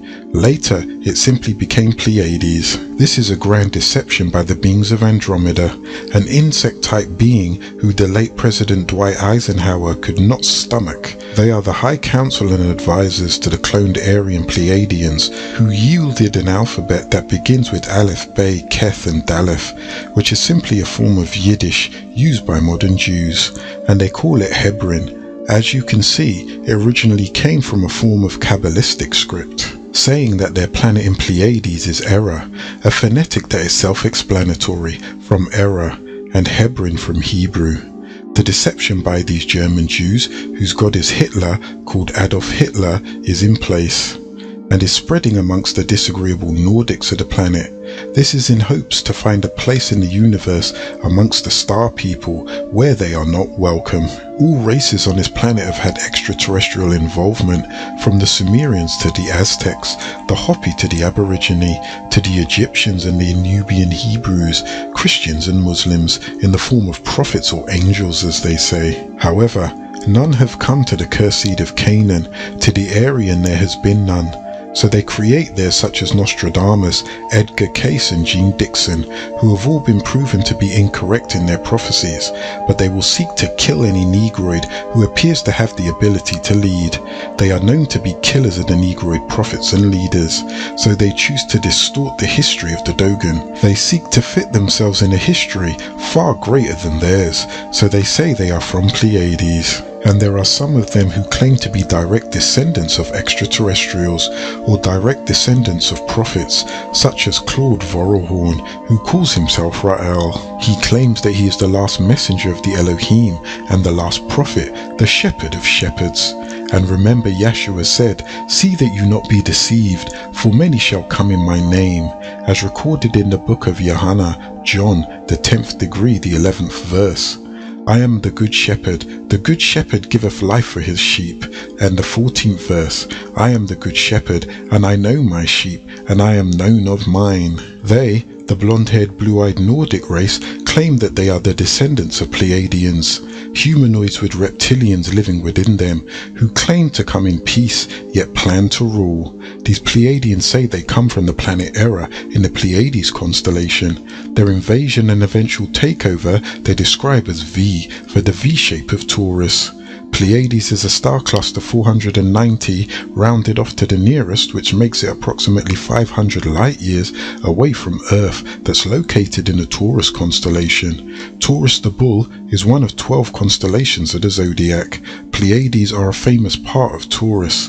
The V-shaped head of Taurus is usually referred to as Hades, a relatively nearby cluster, which is another way of saying Hades, meaning the underworld or hell. This shows you that these Nordics claiming Pleiades are actually saying that they come from hell. The symbol for Taurus is a bull. The Greek symbol for Taurus is Tau.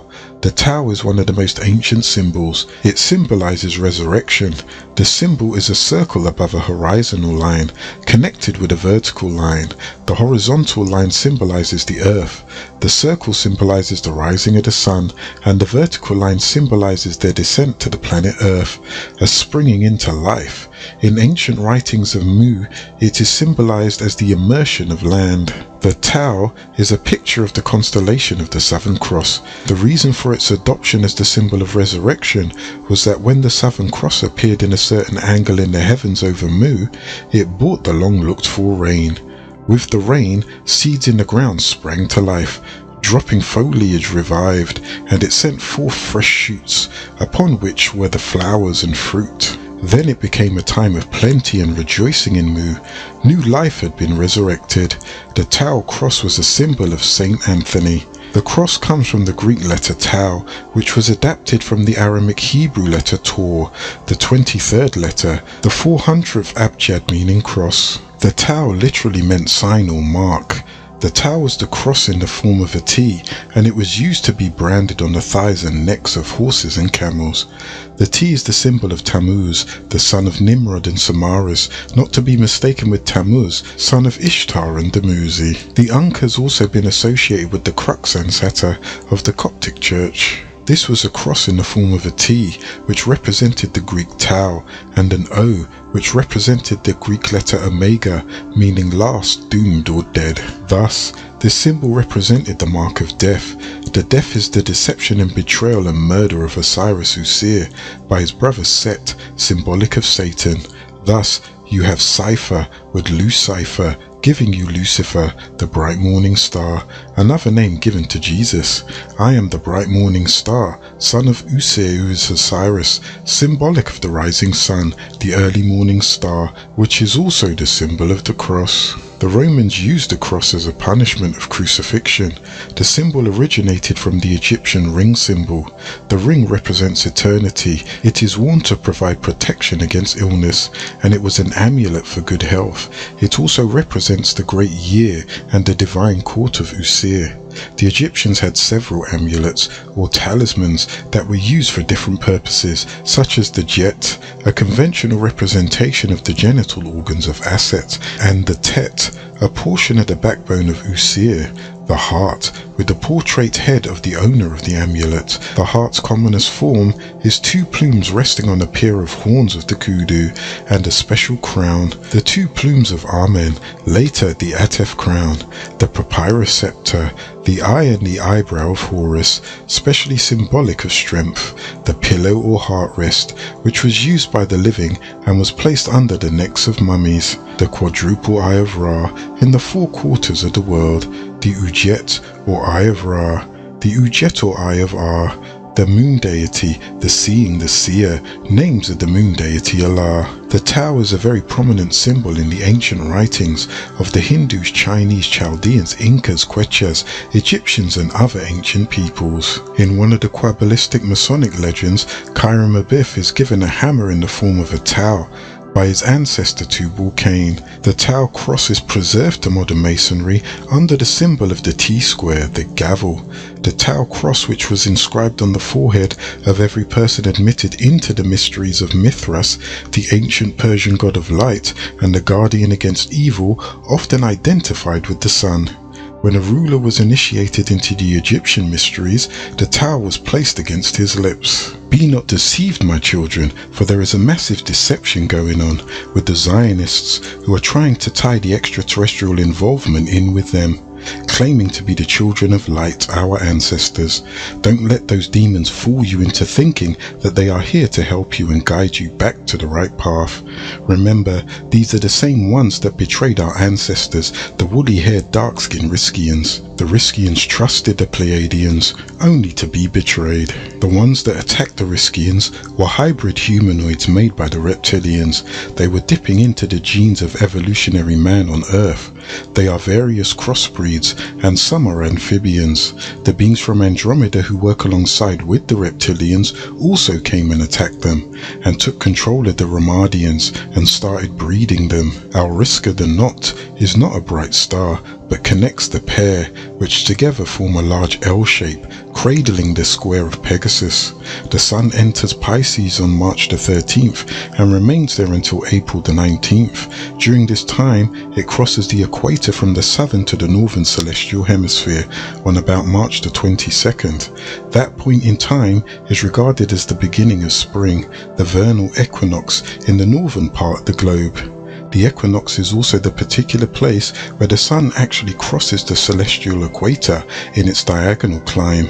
It may be remembered that this point marks the 0-hour position in right ascension, from which the 24 hours in right ascension are counted.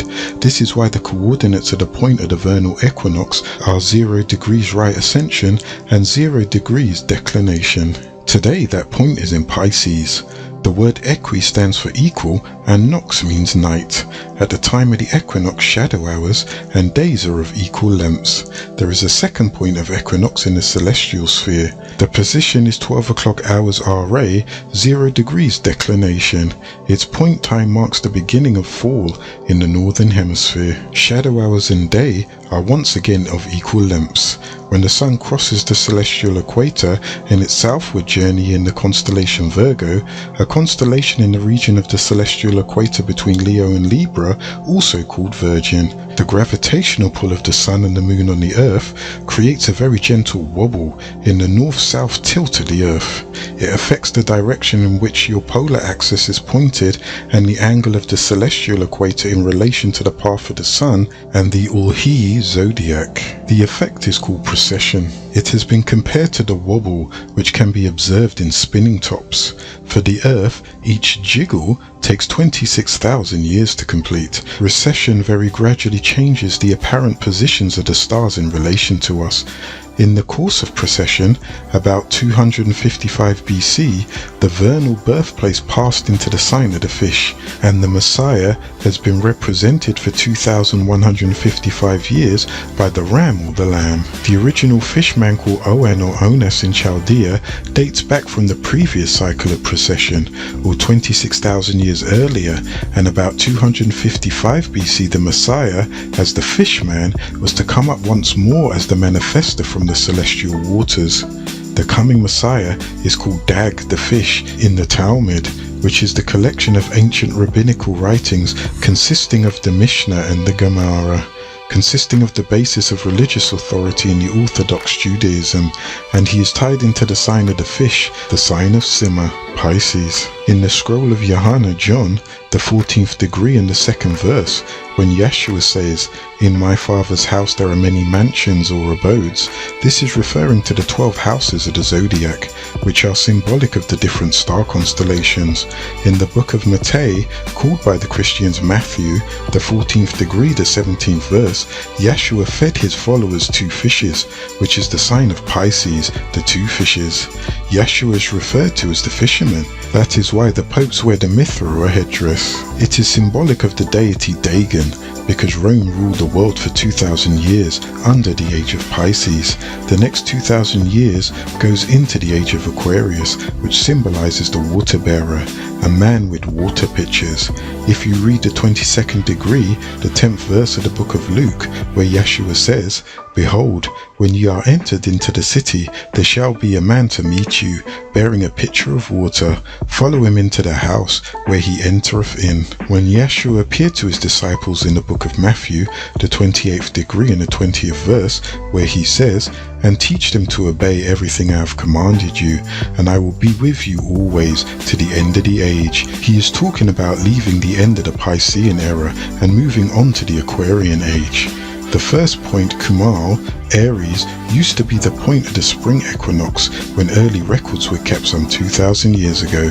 Since then, it has moved into Sima, Pisces, and about 600 years from now, it will drift into Gu, Aquarius. Now, we are heading into a new era, which is a period of time as reckoned from a specific date, serving as the basis of its chronological system. We have moved from the era of water, the Piscean era, to the era of air, which utilizes laser beams, video, fiber optics, etc.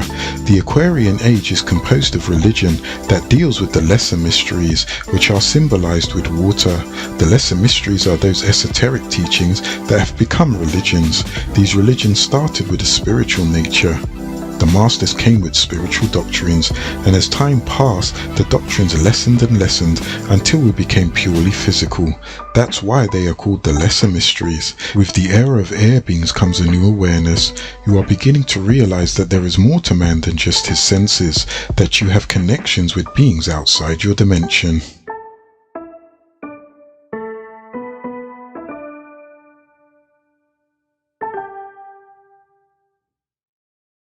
Chapter 3, The Scientist. Begin all acts and thinking by using El Kalundi All. Tablet 6, The Hogan. 19 times 1 equals 19. Lo, the chief of the district amongst the different tribes of Dogon, namely the Dion, the Onyo, the Domno, is given the title of Hogan, and the same designation is applied to the single chief of the Aru. Primarily, the Hogan is the representative of his group, which is divided into 7 age classes, and he himself was constituting an 8th. These 8 classes symbolize the 8 ancestors and are represented in each village by 8 elders, who possess the necessary knowledge and who act as a corporate body, having been constituted as such by means of various rituals. Thus, the chief stands for the group as a whole. The chief does not rule alone, but is assisted by a council. Every Hogan is the successor of the Lepi Suru, and as such is responsible for one of the two seeds of which the Lepi Suru had charge, to which the female sorghum grain, which is some sort of substitute for all cultivated seeds, and thus sustains the soul and the vital energy. It is the typical seed and the symbol of the cultivation which purifies the unclean soil of Yurugu. The Hogan is also the head of the Imams, who represent the other 7 principal seeds. The motion of their souls are in harmony with the rhythm of all the cultivated plants, and therefore the Hogan is ruler of all the land, laid out in cultivation, and all of the rituals connect with it. But since the seeds are the earthly images of the stars, the Hogan controls the cosmic rhythm, and it is thus the personification of the universe and the regent of the Nomo on earth.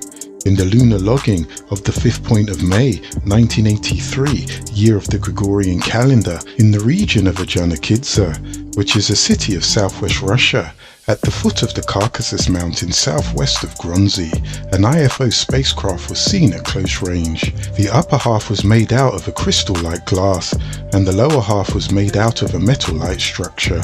On the side of the spacecraft there was a strange symbol, a crescent on its back with a full radiation of light joining just over the crescent. This is a sign known to various shamanistic cultures of the Near East Africa and Brazil as a sign of teaching from the greater sun system, just like the squash blossom necklace of the Native Americans, which is a replica of the ancient sacred symbol of the Moors, the inverted crescent and star symbol.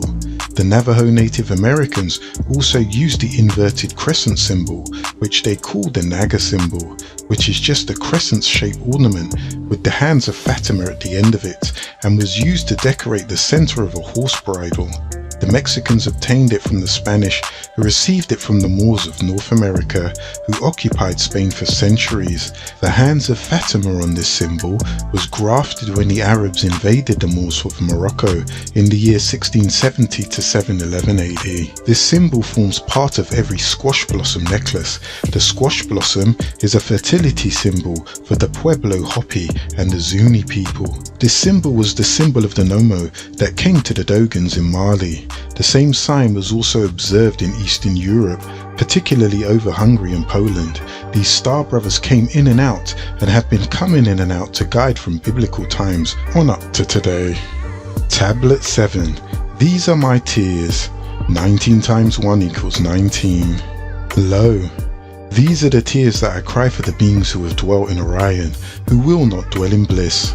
Anu, your voice speaks the truth in your heart once again, that I may help those who conceal what they know to be true. The disagreeable Allahum, who came down to the planet Earth from the constellation of Orion, originally from the planet Procyon, for they too need my help. Help me to help the human beings, the Hummims, who are striving to become agreeable and Unakai closer to you. They do disagreeable things, and they abide by the rules, and they partake in the wickedness and fornication of the wrongdoers, as if you are not conscious of it. These are the beings who originated from Procyon, and have resided in Orion, and their descendants. Help me to help them. Help me to clean them, not of the disease that lurks within, but of the sins of their hands and feet, which keeps them pointing and walking, as if to say they cannot see Anu, who is also called Allah, but they do. Please take their hands off the faces of my foolish brothers and sisters, daughters and sons, the negligent, because there is no might, no power except by Anu, Elion Elion El, Allah, the supremely exalted. Escape with it from a bliss in his troop, and his men and his party as Satans, physical reptilians, devils and his demons and his helpers, and all the human beings and the jinn and their evil, and the disagreeable beings from Orion. No might, no power except by my Saviour Anu, the supremely exalted. Keep way in the iniquity of those who want to treat me unjustly. No might and no power except by Anu. Make miserable the effort of him who wants to treat me unjustly from all creatures of Anu. No might, no power except by Anu. Stop the aggression of him who assaulted me from all the creatures of Anu.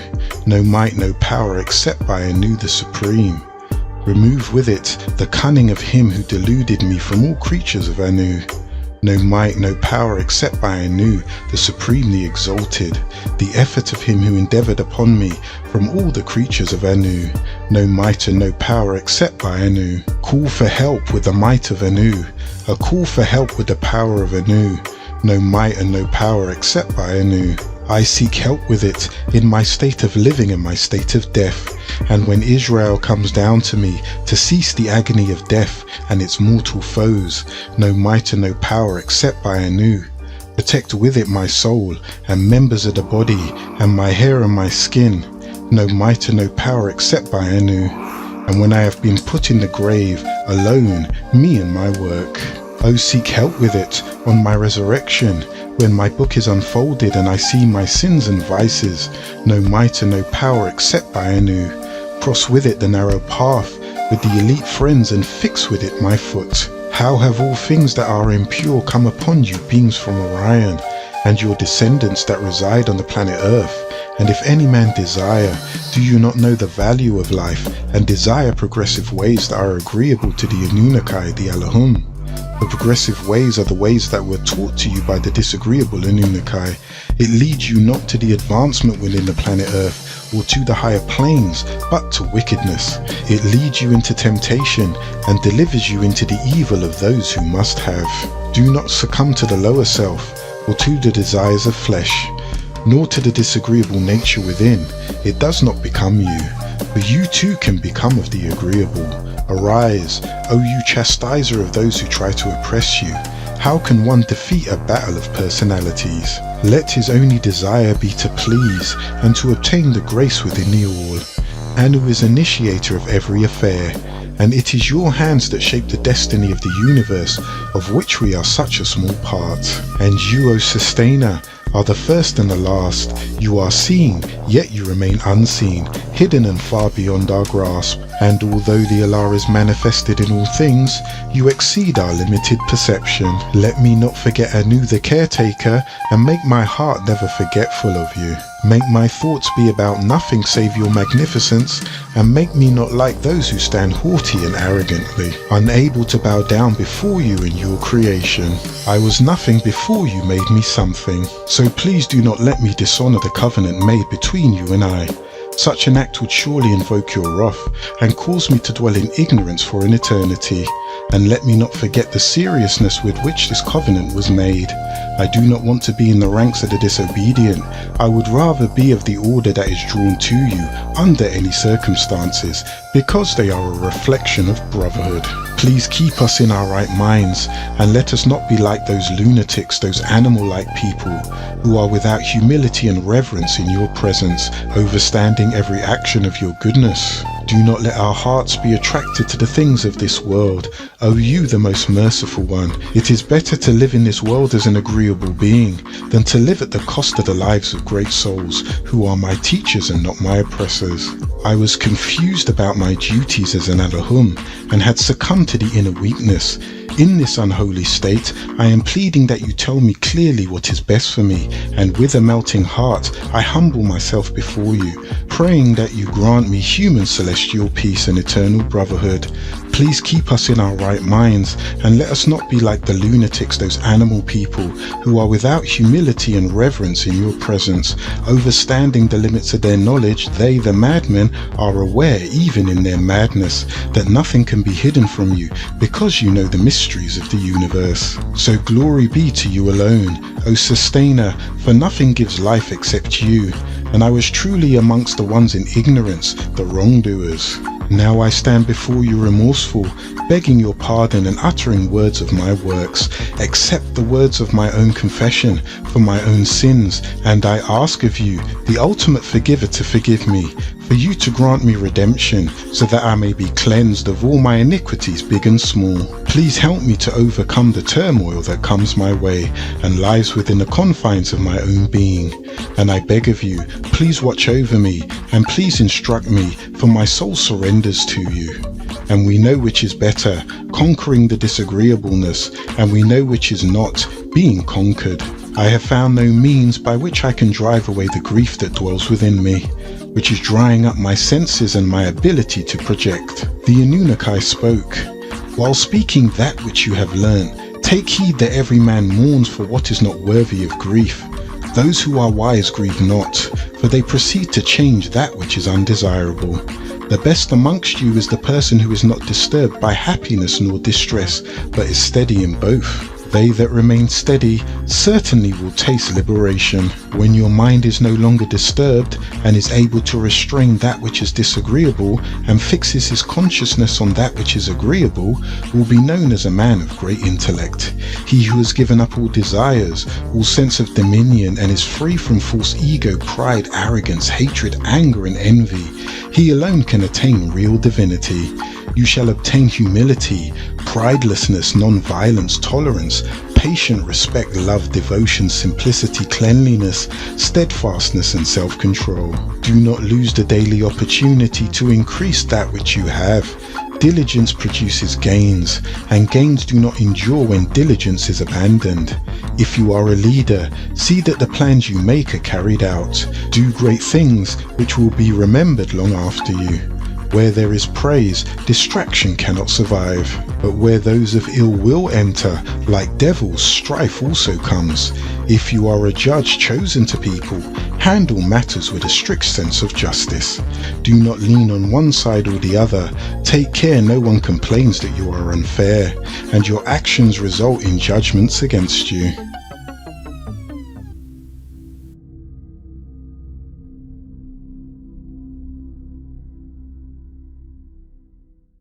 Chapter 3: The Scientist. Begin all acts and thinking by using El Kalun the All. Tablet 8. The Garden of Paradise. 19 times 2 equals 38. Lo, Cadman and Nekabo was indeed in the image and after the likeness of the Anunnaki. Love moved upon Mother Ninti. For her creation of these new children, she began to love. The purpose and meaning of their creation now changed in the heart of Ninti. I plead, release them from their enslavement. It was granted. El Elo of the Anunnaki wiped away all the tears from their eyes, and there won't be any more death after that. Nor will there be any weeping, no more crying, and there won't be any pain after this, because that which was of old times is passed away. The Garden of Paradise, which is the Palace of Anu, is the 19th galaxy Ilion. These are the chosen from those who have true faith by way of the command of Anu, and they will reside with him in his garden. There are those chosen who trusted in the words of the All-Wise, those who are the ones that will reside ever in the Garden of Anu with their families, and their devoted fathers, with their beloved mothers, and also with their brothers, and their sisters and their friends, in the Garden of Anu. They that will be in the Garden of Anu together. Oh look, there are all the messengers of the Saviour coming. Look at the beautiful Allahum, the Anunnaki. All of them live together in a great garden of Anu, the Garden of Paradise. What is more beautiful or splendorous than the streams of the inner peace that flow? The Garden of Anu. They who are the ones that prefer to reside in the Garden of Anu. The Garden of Anu. There are those who work to perfect themselves. It is they who dwell in the Garden of Anu eternally, in a beautiful palace with an endless open pavilion, that every imaginable design displaying the exotic flowers, plants, birds and butterflies from all corners of the galaxies. Many of the species would be impossible to describe because they are unknown on Earth.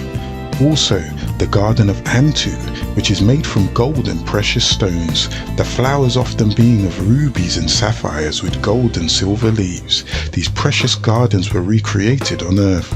Also, I heard a supreme voice from the sky saying, all gratitude and praise is due to the source and salvation.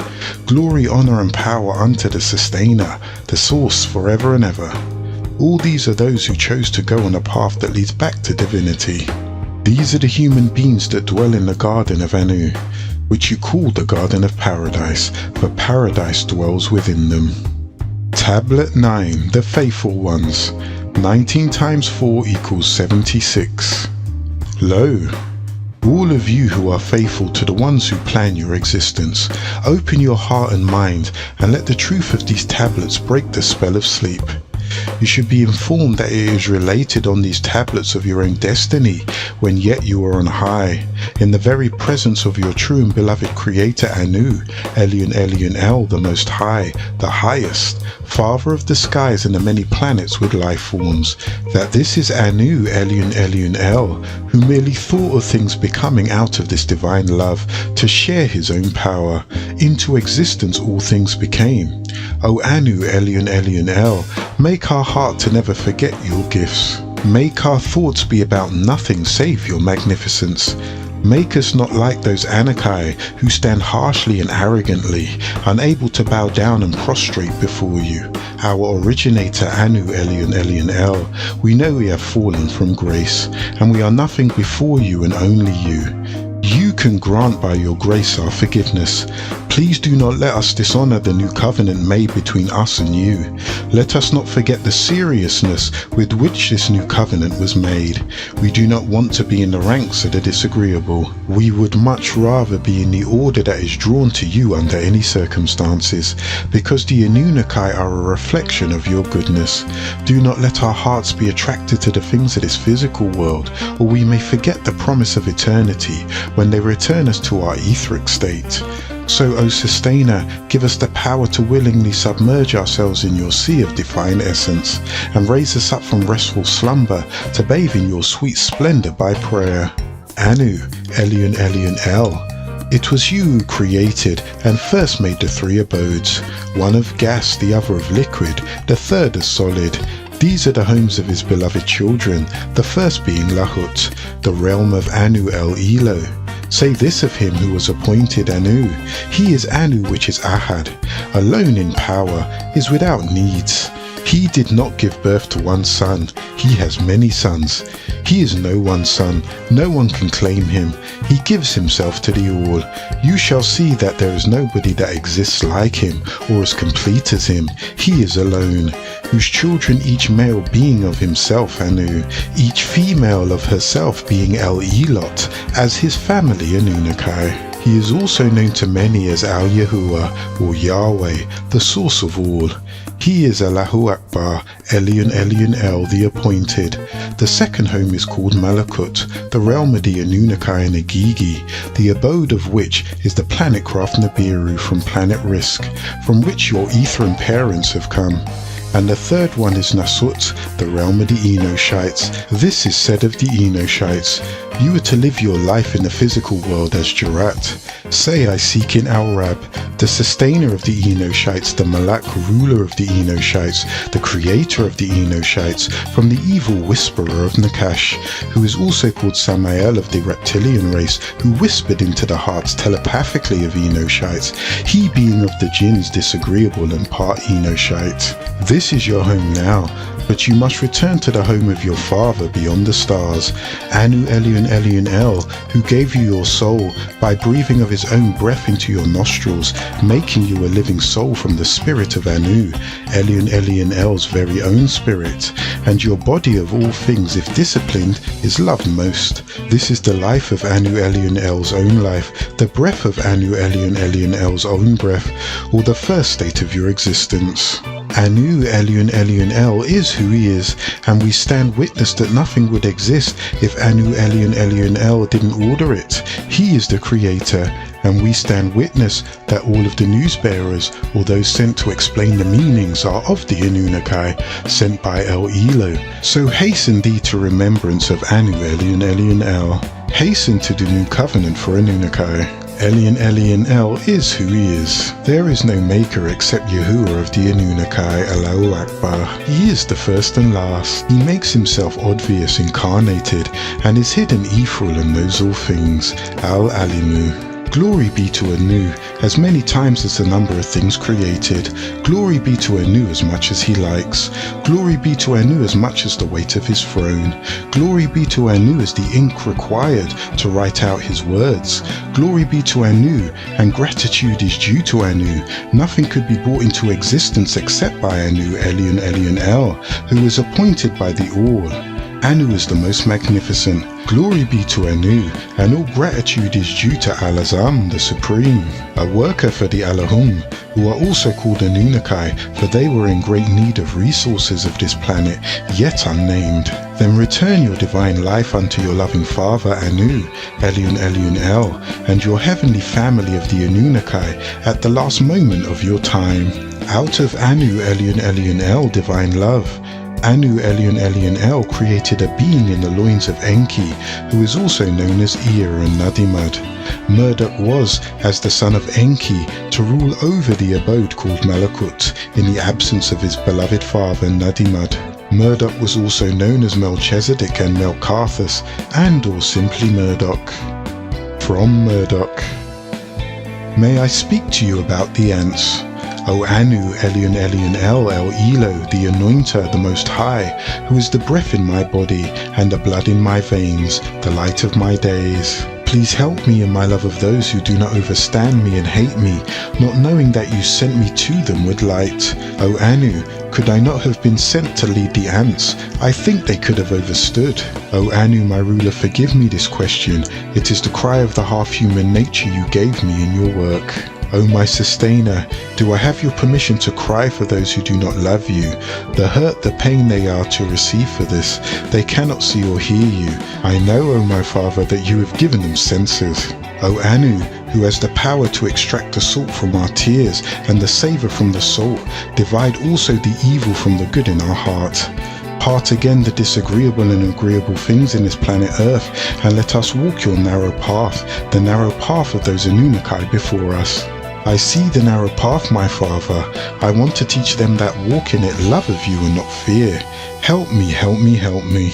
Oh, I see you have glorified my name, Melchizedek Marduk. I have been sent by you to them, but they do not have faith. Surely I love them so very much. Thank you for your time. Again, green is what it is to be. To bask in your pure light was as refreshing as the birth of birds, the signs of summer. Your voice whispered the truth in my heart. Even help those who conceal what they know to be true, for they too need my help.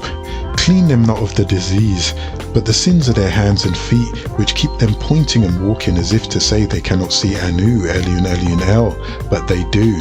Oh, I see you have glorified my name. Please take their hands off the faces of my foolish brothers and sisters, daughters and sons, the negligent. Let me blink for the whole world, and when my eyes are open again, let me know only the facts that can lead me closer to you. Provider of all things that we see and cannot see, plus what we miss and try to miss. I speak to the whole world. I am here for you to bring the lamp to light your way to the all. Look this way, look this way. I am here. Love Melchizedek, the appointed. Marduk was also known as Melchizedek, the ruler of Babylus in Phoenicia, Syria.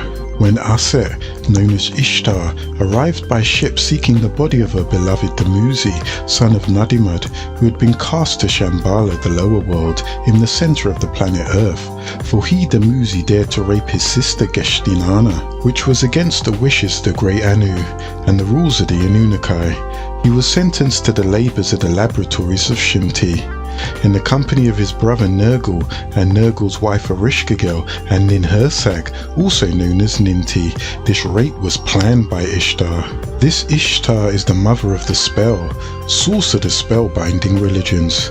This Marduk, twin to Balat, the agreeable, is the very son of Enki Nadimad and Damkina. This is the genealogy of the heavens before they were in the planet Earth. This is Marduk or Malachi, was of the pure green light of the Zodokites, from the order to stop the works of the spell on the seed of the planet Tiamat, named after the spellbinder. Next was the cloning or genetic breeding and fashioning of a Lulu Amalu, called a primitive worker named Adam or Cadmon. Yet he was not the very first of his kind to be born on the new part of the planet. He was just another Adamite earthling. Cadmon the Adam was to have the spell of Kingu, the spell of sleep, the 6,000-year spell of ignorance of who and what they were. And this first manifested because of spiritual darkness that you have been made to live in for the last 6,000 years. All the Adamites have slept for the past 6,000 years, giving him the title Enoshite, a being that would forget and not know things. El-Insan or El-Naz, which means to forget, from the Greek amnesia, forgetfulness, from amnestia, amnesia, to forget. The Enushites are the flesh of the being bred from the genus Homo, which was the first prehistoric humanoid. At this point, the Anunnaki completed the creation of the diverse forms of life.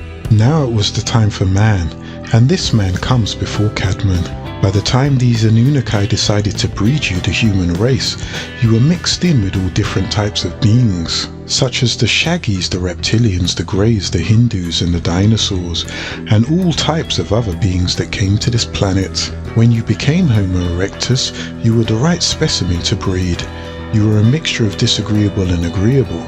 So the first Adam was a mixture of the Tarites, the original pygmies of the sea and mud, and the Shaggies, Hindus from Cassiel's star constellation of Orion, one of the galaxies which is beside the throne of the Most High, the 19th galaxy of Ilion. Producing Homo erectus 6 ether and Nadam, the blood of the male, Homo erectus, and by the female Anunnaki 9 ether, he Cadmon, being of the Alahum, known as the Anunnaki into Homo sapien in total skin. He became born of his father Antum in the planet Earth as ruler over the Nasut, the third abode. This Cadmon is to be the Caliphate successor, and his name was on the lips of every Alahum. Cadmon, Cadmon, Cadmon, the son and Caliphate successor of the ruler Antum and his wife Lilith of the Kuthite tribe of mixed beings in the planet Earth. For he was to remember the first world and its falls, Anu, Elion, Elion, El, whose name is to be praised in the heavens, and all the planets with all their life forms. Only listen to those who praise him. So they all say, to our sustainer is due all praise. Glory be to our sustainer, Anu, Elion, Elion, El. Glory be to our sustainer, Anu, Elion, Elion, El. And he appoints for us in this world an Anunnaki known as a Yahweh, an Adonai. You Enoshites are to say, glory be to El Elo. We are grateful to you, and blessed is your name, Elion, Elion, El Allah. There is no good besides from you. He appointed Elo Yahuwah, for he is indeed who he is, and no others share his powers in the planet Earth. His disciples called Zodokites, or his family the Anunnaki, or El Malakat angelic beings, were to organize this plan for mortals. The chosen one of them, named Enki, or Israel Zadok, given his wings, was to head this assignment. He was of the old race of Sarufat, agreeable Yahwehians, for the positive reaction, or 180 degrees of positivity. And this Israel Zadok, son of Anu and Id, also needed a being of the 180 degrees of negativity from another race called Garubat, disagreeable Yahwehians, for the true nature of Enoshites to be burnt in him as willpower. This is how it was recorded, and this is how it will be.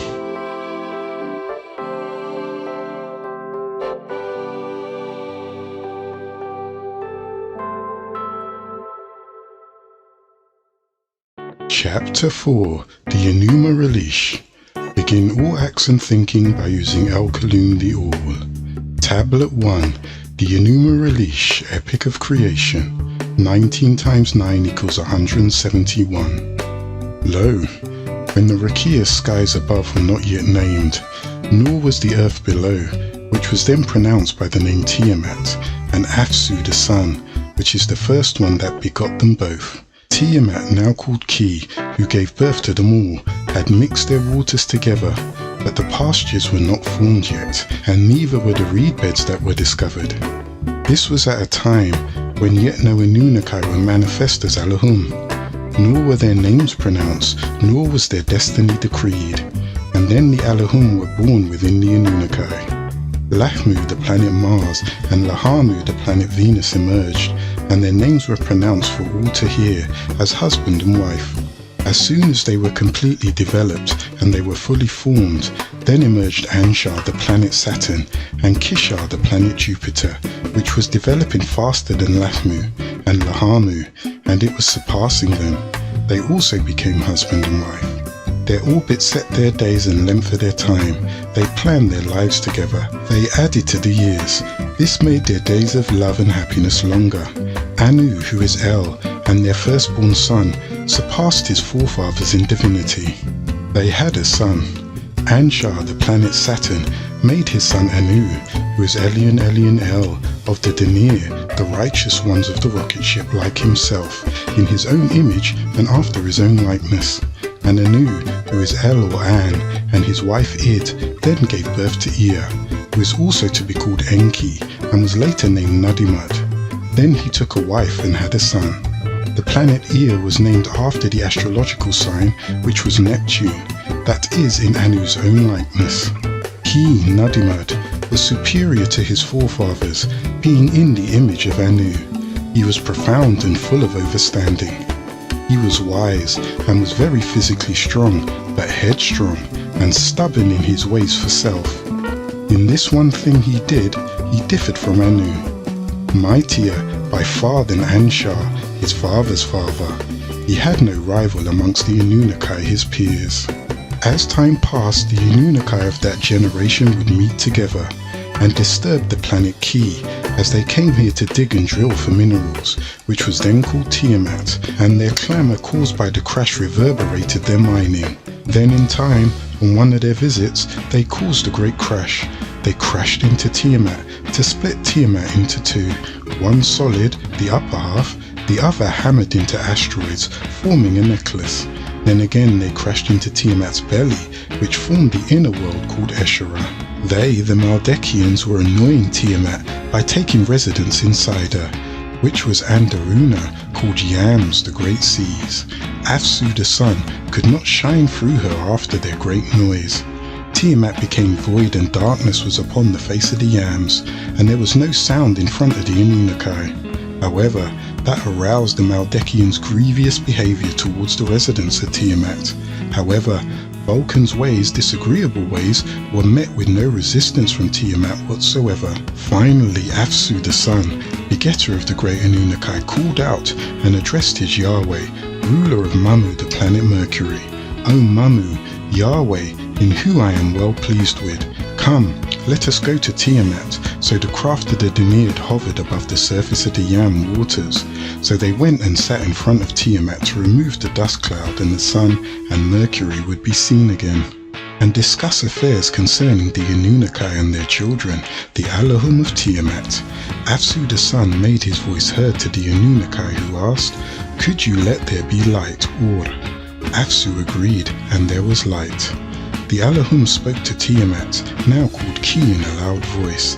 The light of the sun shining upon Ki again is agreeable. He divided the light in the atmosphere from the darkness outside Ki's atmosphere.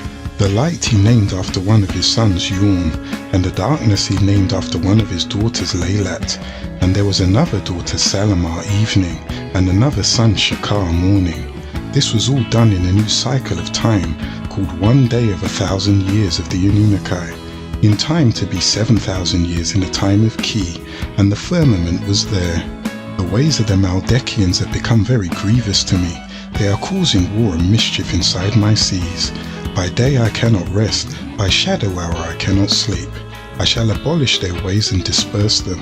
Let Salamar's way of peace prevail over Shakar's way of trouble, so that we the Elohim can rest peacefully. As the sun appears to come up in the Shakar morning, it's the beginning of chaos, but in the evening there is peace when the darkness comes. When the inhabitants of Tiamat heard this, their ruler Salamar was furious, and she shouted to her lover. She shouted dreadfully, and she was beside herself with rage. But then she suppressed the evil in her belly. How could we allow our planet, which we ourselves created, to perish? Even though the Maldekians' ways are so grievous, we should bear it patiently. We should not break our peace by killing anyone. The Yahweh of Mamu, Mercury, replied and counselled Afsu the sun. The Yahweh who ruled Mercury did not agree with the counsel of his earth mother Salamar. O Father Afsu, put an end to their troublesome ways on orb called Ki, so that she may be allowed to rest by daylight hour and sleep by shadow hour. Afsu was pleased with Mamu. His face lit up with joy at the destruction he was planning for the Anunnaki and his own sons, the Elohim. The Yahweh of Mamu Mercury, he hugged him. He sat up on his lap, in which he orbited him, and he kissed, which eclipsed him again and again. Thus Mercury orbits the sun. But everything they plotted between them was related to the Anunnaki and their sons, the Elohim. The Anunnaki listened and wondered about restlessly. They fell silent. They sat quietly. Nadimad, son of Anu, the superior in overstanding, the wise and capable Enki as he was to become known, who knows everything, had found out their plot, and he made for himself a design of everything, and laid it out correctly, and he made it cleverly, and his pure spell of Leviathan was superb.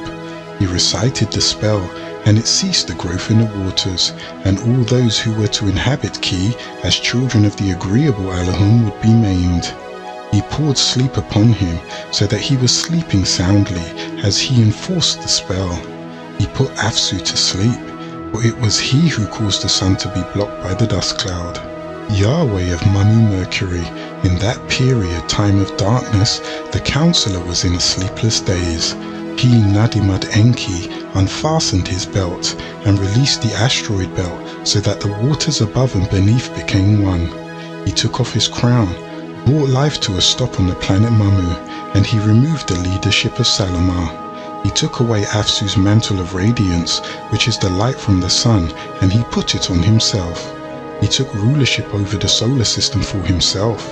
He held Afsu the sun down and slew him, and he blocked the light of the sun to Ki, and tied up Mamu Mercury and laid him across him. Mercury lost its original orbit. He set up his dwelling on top of Afsu the sun, and he took rulership of the entire solar system, and not just merely the planet Ki. And he grasped and controlled Mamu Mercury as he held him by a nose rope. And when he had overcome and slain his enemies, Ian Neptune set up his triumphal cry over his private quarters. He named them Afsu, and assigned temples of Ra, the sun deity. He founded his own residence there. Nadimad and Damkina, his lover, dwelt in splendor. In the Chamber of Destinies, the Hall of Designs, his, Nadimad's son, the cleverest of the clever, sage of the Anunnaki, was born, and inside her womb was pure like Afsu, the originator. His name was Murdoch, and he was created inside pure Afsu. Murdoch was born to Nadimad and Damkina. Damkina, his mother, bore him. He suckled the breasts of the agreeable Anunnaki. The nurse who reared him filled him with awesomeness. Proud was his people, for he was a piercing star. Mature his emergence, he was powerful from the start. Anu, his father's begetter, beheld him, taught by Anu himself, his grandfather, and he was cousin to Adonis Tammuz, son of Ishtar and Dumuzi, among whom he reared. He rejoiced, beamed, his heart was filled with joy. Anu, who is Elion El, made him so perfect that his Anunnaki position was twofold, for he had 720 degrees disagreeable and agreeable within his nature, when all others have 180 in their nature, twice 360 degrees in all.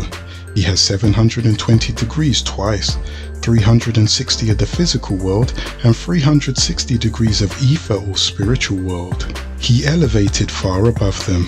He was superior as a teacher in every way.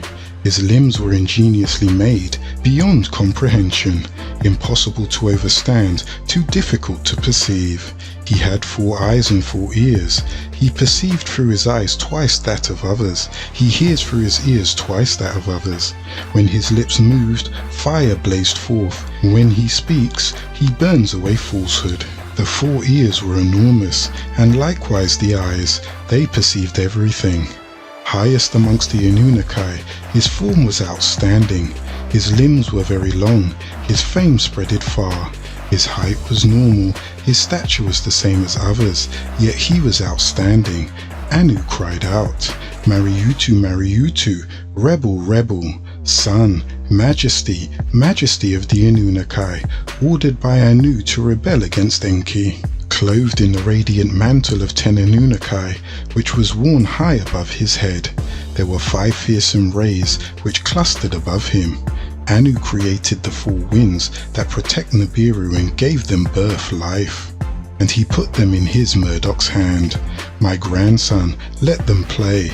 He fashioned dust and made the whirlwind carry it. He made the flood wave and he stirred up Tiamat. Tiamat was stirred up and heaved restlessly in daylight hour and shadow hour. The disagreeable Anunnaki were unable to rest, and they had to suffer. They plotted disagreeableness in their hearts, and they addressed Tiamat, their mother, saying, "Because they slew Afsu the sun, your lover, and they blocked the sun's rays from embracing the earth with its loving warmth and vitality, and you, agreeable Allahum, did not go to Mamu's and Tiamat's aid, but rather you would sit in silence through its dark period. He has created the 4 fearful winds of Nibiru to stir up your belly on purpose by opening Escherah, and we simply cannot sleep. Was your lover Afsu the sun not in your heart? Yahweh of Mamu Mercury who was captured. No wonder you sit alone. Are you not a mother, Tiamat? You heave restlessly. But what about us who cannot rest? Don't you love us? Your grip has weakened, and it is slack, and our eyes are sunken. Remove the yoke of us restless ones, and let us sleep. Set up a battle cry, and avenge them. Conquer the Maldekian enemies, and reduce them to naught. Tiamat listened, and the speech pleased her. Let us act now on this, and bring it to pass as you were advising. The Anunnaki inside Escherah will be disturbed, because they adopted the ways of the disagreeable one Enki, and his host were the Allahum who begot them. They crowded around and rallied beside Tiamat. They were fierce, scheming restlessly shadow hour and daylight hour. They were working up to war, growling and raging. They convened a council and created conflict. Mother Huba, who fashions all things, contributed an unfaceable weapon. She bore giant snakes and reptilians in her seas. With sharp teeth and unsparing fangs, disagreeable in heart and rebellious in nature, she filled their bodies with venom instead of blood. She cloaked ferocious dragons with fearsome rays of power, and made them bear mantles of radiance, and made them appear like Allahum. Whoever look upon these reptilians shall collapse in utter terror. Their bodies shall rear up continually and never turn away. She stationed a horned serpent, a Masusu dragon, and Lafmu, the planet Mars, which was the first home away from home of the agreeable Anunnaki. The false Ugalu demon, a rabbit dog called Anubis, and a scorpion man called Iblis, aggressive Umu demons called Tanin, a fishman called Dagon, and a bullman called Enkidu, and all offsprings of Maldek were bearing merciless weapons fearsome in battle. Her orders were so powerful they could not be disobeyed. In addition, she created 11 more crafts, and she launched them at Nibiru, over the Allahum, her offspring, who had convened a council for her. She promoted the ruler Luna, who is Sheski Kingu, ruler of the moon, and made him the greatest amongst them. She conferred upon him leadership of the army, and thus those who worship the crescent moon attribute it to Dina. She gave him command of the assembly to raise the weapon to signal engagement and muster combat troops, and overall commanded a whole battle force. She set him upon a throne and said, "I have cast the spell of Leviathan, the great Tanin called Shaitan, for you, and made you the greatest of the Anunnaki's assembly. I have put him into your power. Rule over all the Anunnaki. You shall be the greatest, for you are my only lover. Your command shall always prevail over all the Anunnaki." Then she, Ishtar, ruled Luna over the deities in that solar system. She gave Kingu the tablets of destinies and made him clasp it into his breast. Your utterance shall never be altered, your word shall be law. When Sheski, also known as Luna, ruler of the moon, child of Tiamat, was promoted, he received the Anu power. He decreed destinies for the Anunnaki his sons and said, "Those issues that come forth from your mouth shall quench fire. Your accumulated venom that reaches any and all shall paralyze the powerful." Tablet 2, Enuma Elish 2, 19 times 7 equals 133. Lo! Tiamat assembled her creatures, and the reptilians of Maldek, the controllers of Ki, and collected battle units against the reptilians, her offspring.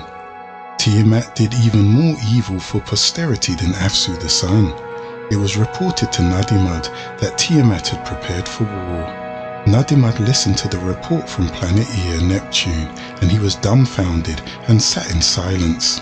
When Nadimad had pondered and his fury subsided, Nadimad made his way to the planet Anshar Saturn, which is his grandfather's planet. Nadimad came before Anshar, the father of him who begot him, and he began to report to him everything that the Maldekians that ruled Tiamat had planned. Grandfather, the planet Tiamat who bore us is rejecting us. She has convened a council and is raging out of control.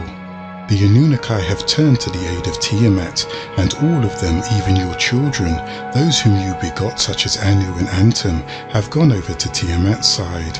They crowded around and rallied beside Tiamat. They were fierce, scheming restlessly Shadow Hour and Daylight Hour. They were working up to war, growling and raging. They convened a council and created conflict. As was stated earlier, Mother Huba, who fashions all things, contributed an unfaceable weapon.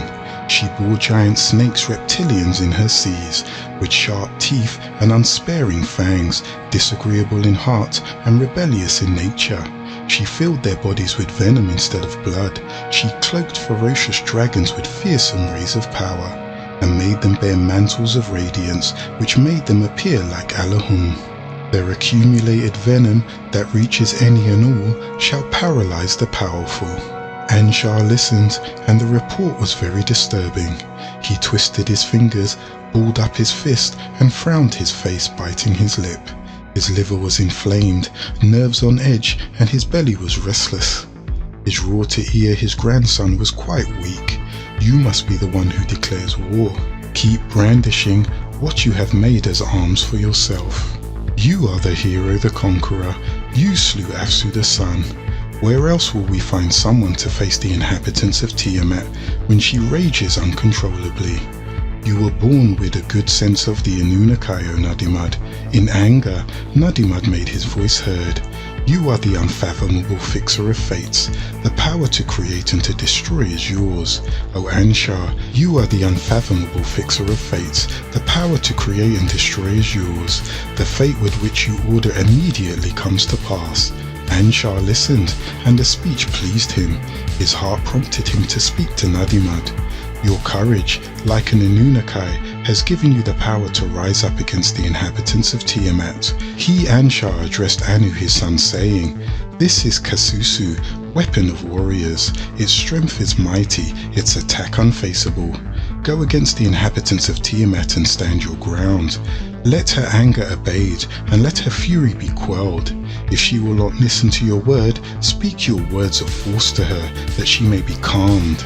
Anu listened to the speech of his father Anshar, and took up the path to Tiamat, and made his way straight to her. Anu set out and came to Earth. He was trying to find out the strategy of the inhabitants of Tiamat. He discovered it, and he turned back. He entered into the presence of Anshar, the father who begot him. He humbly addressed him. O Anshar, you are too great for me. She laid before me with the palms of her hand on top of me. Anshar was speechless and stared at the ground. He gnashed his teeth in anger and shook his head in despair at Nadimad. Now the Agigi assembled all the Anunnaki. They stayed silently for a while, tight-lipped. Will no other Anunnaki come forward? Is fate fixed? Will no one go out to face the Maldekians, who inhabited the seas of Tiamat with courage?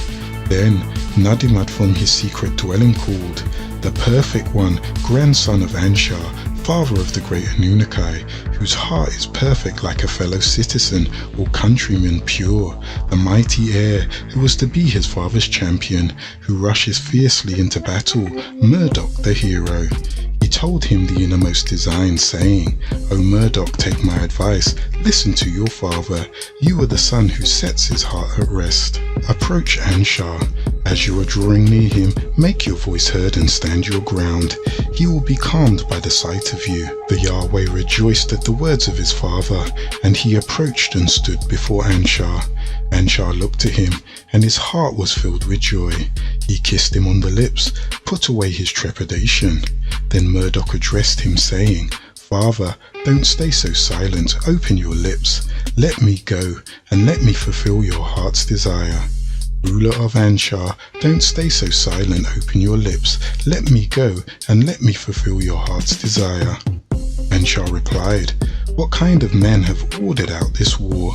My son, don't you realize that it is the inhabitants of Tiamat and Ishtar, ruler of womankind, who will advance against you with arms? Murdoch answered, Father, my creator, rejoice and be glad. You shall soon set your foot upon the necks of the inhabitants of Tiamat. Anshar replied, Then go, son, knowing all wisdom. Quell Tiamat with your pure spell. Set forth immediately in the craft to the sound of lightning, a storm chariot. Let its mission not be to drive them out, but rather turn them back. The Yahweh rejoiced at the words of his father. His heart was glad, and he addressed his father. Yahweh of the Elohim, fate of the great Anunnaki, if indeed I am to be your champion, if I am to defeat those who have occupied Tiamat and have your lives, convene the council, name a special fate, sit joyfully together in Upshu-Ukunaku. My own utterance shall fix the fate instead of you. Whatever I create shall never be altered. The decree of my lips shall never be revoked and never changed.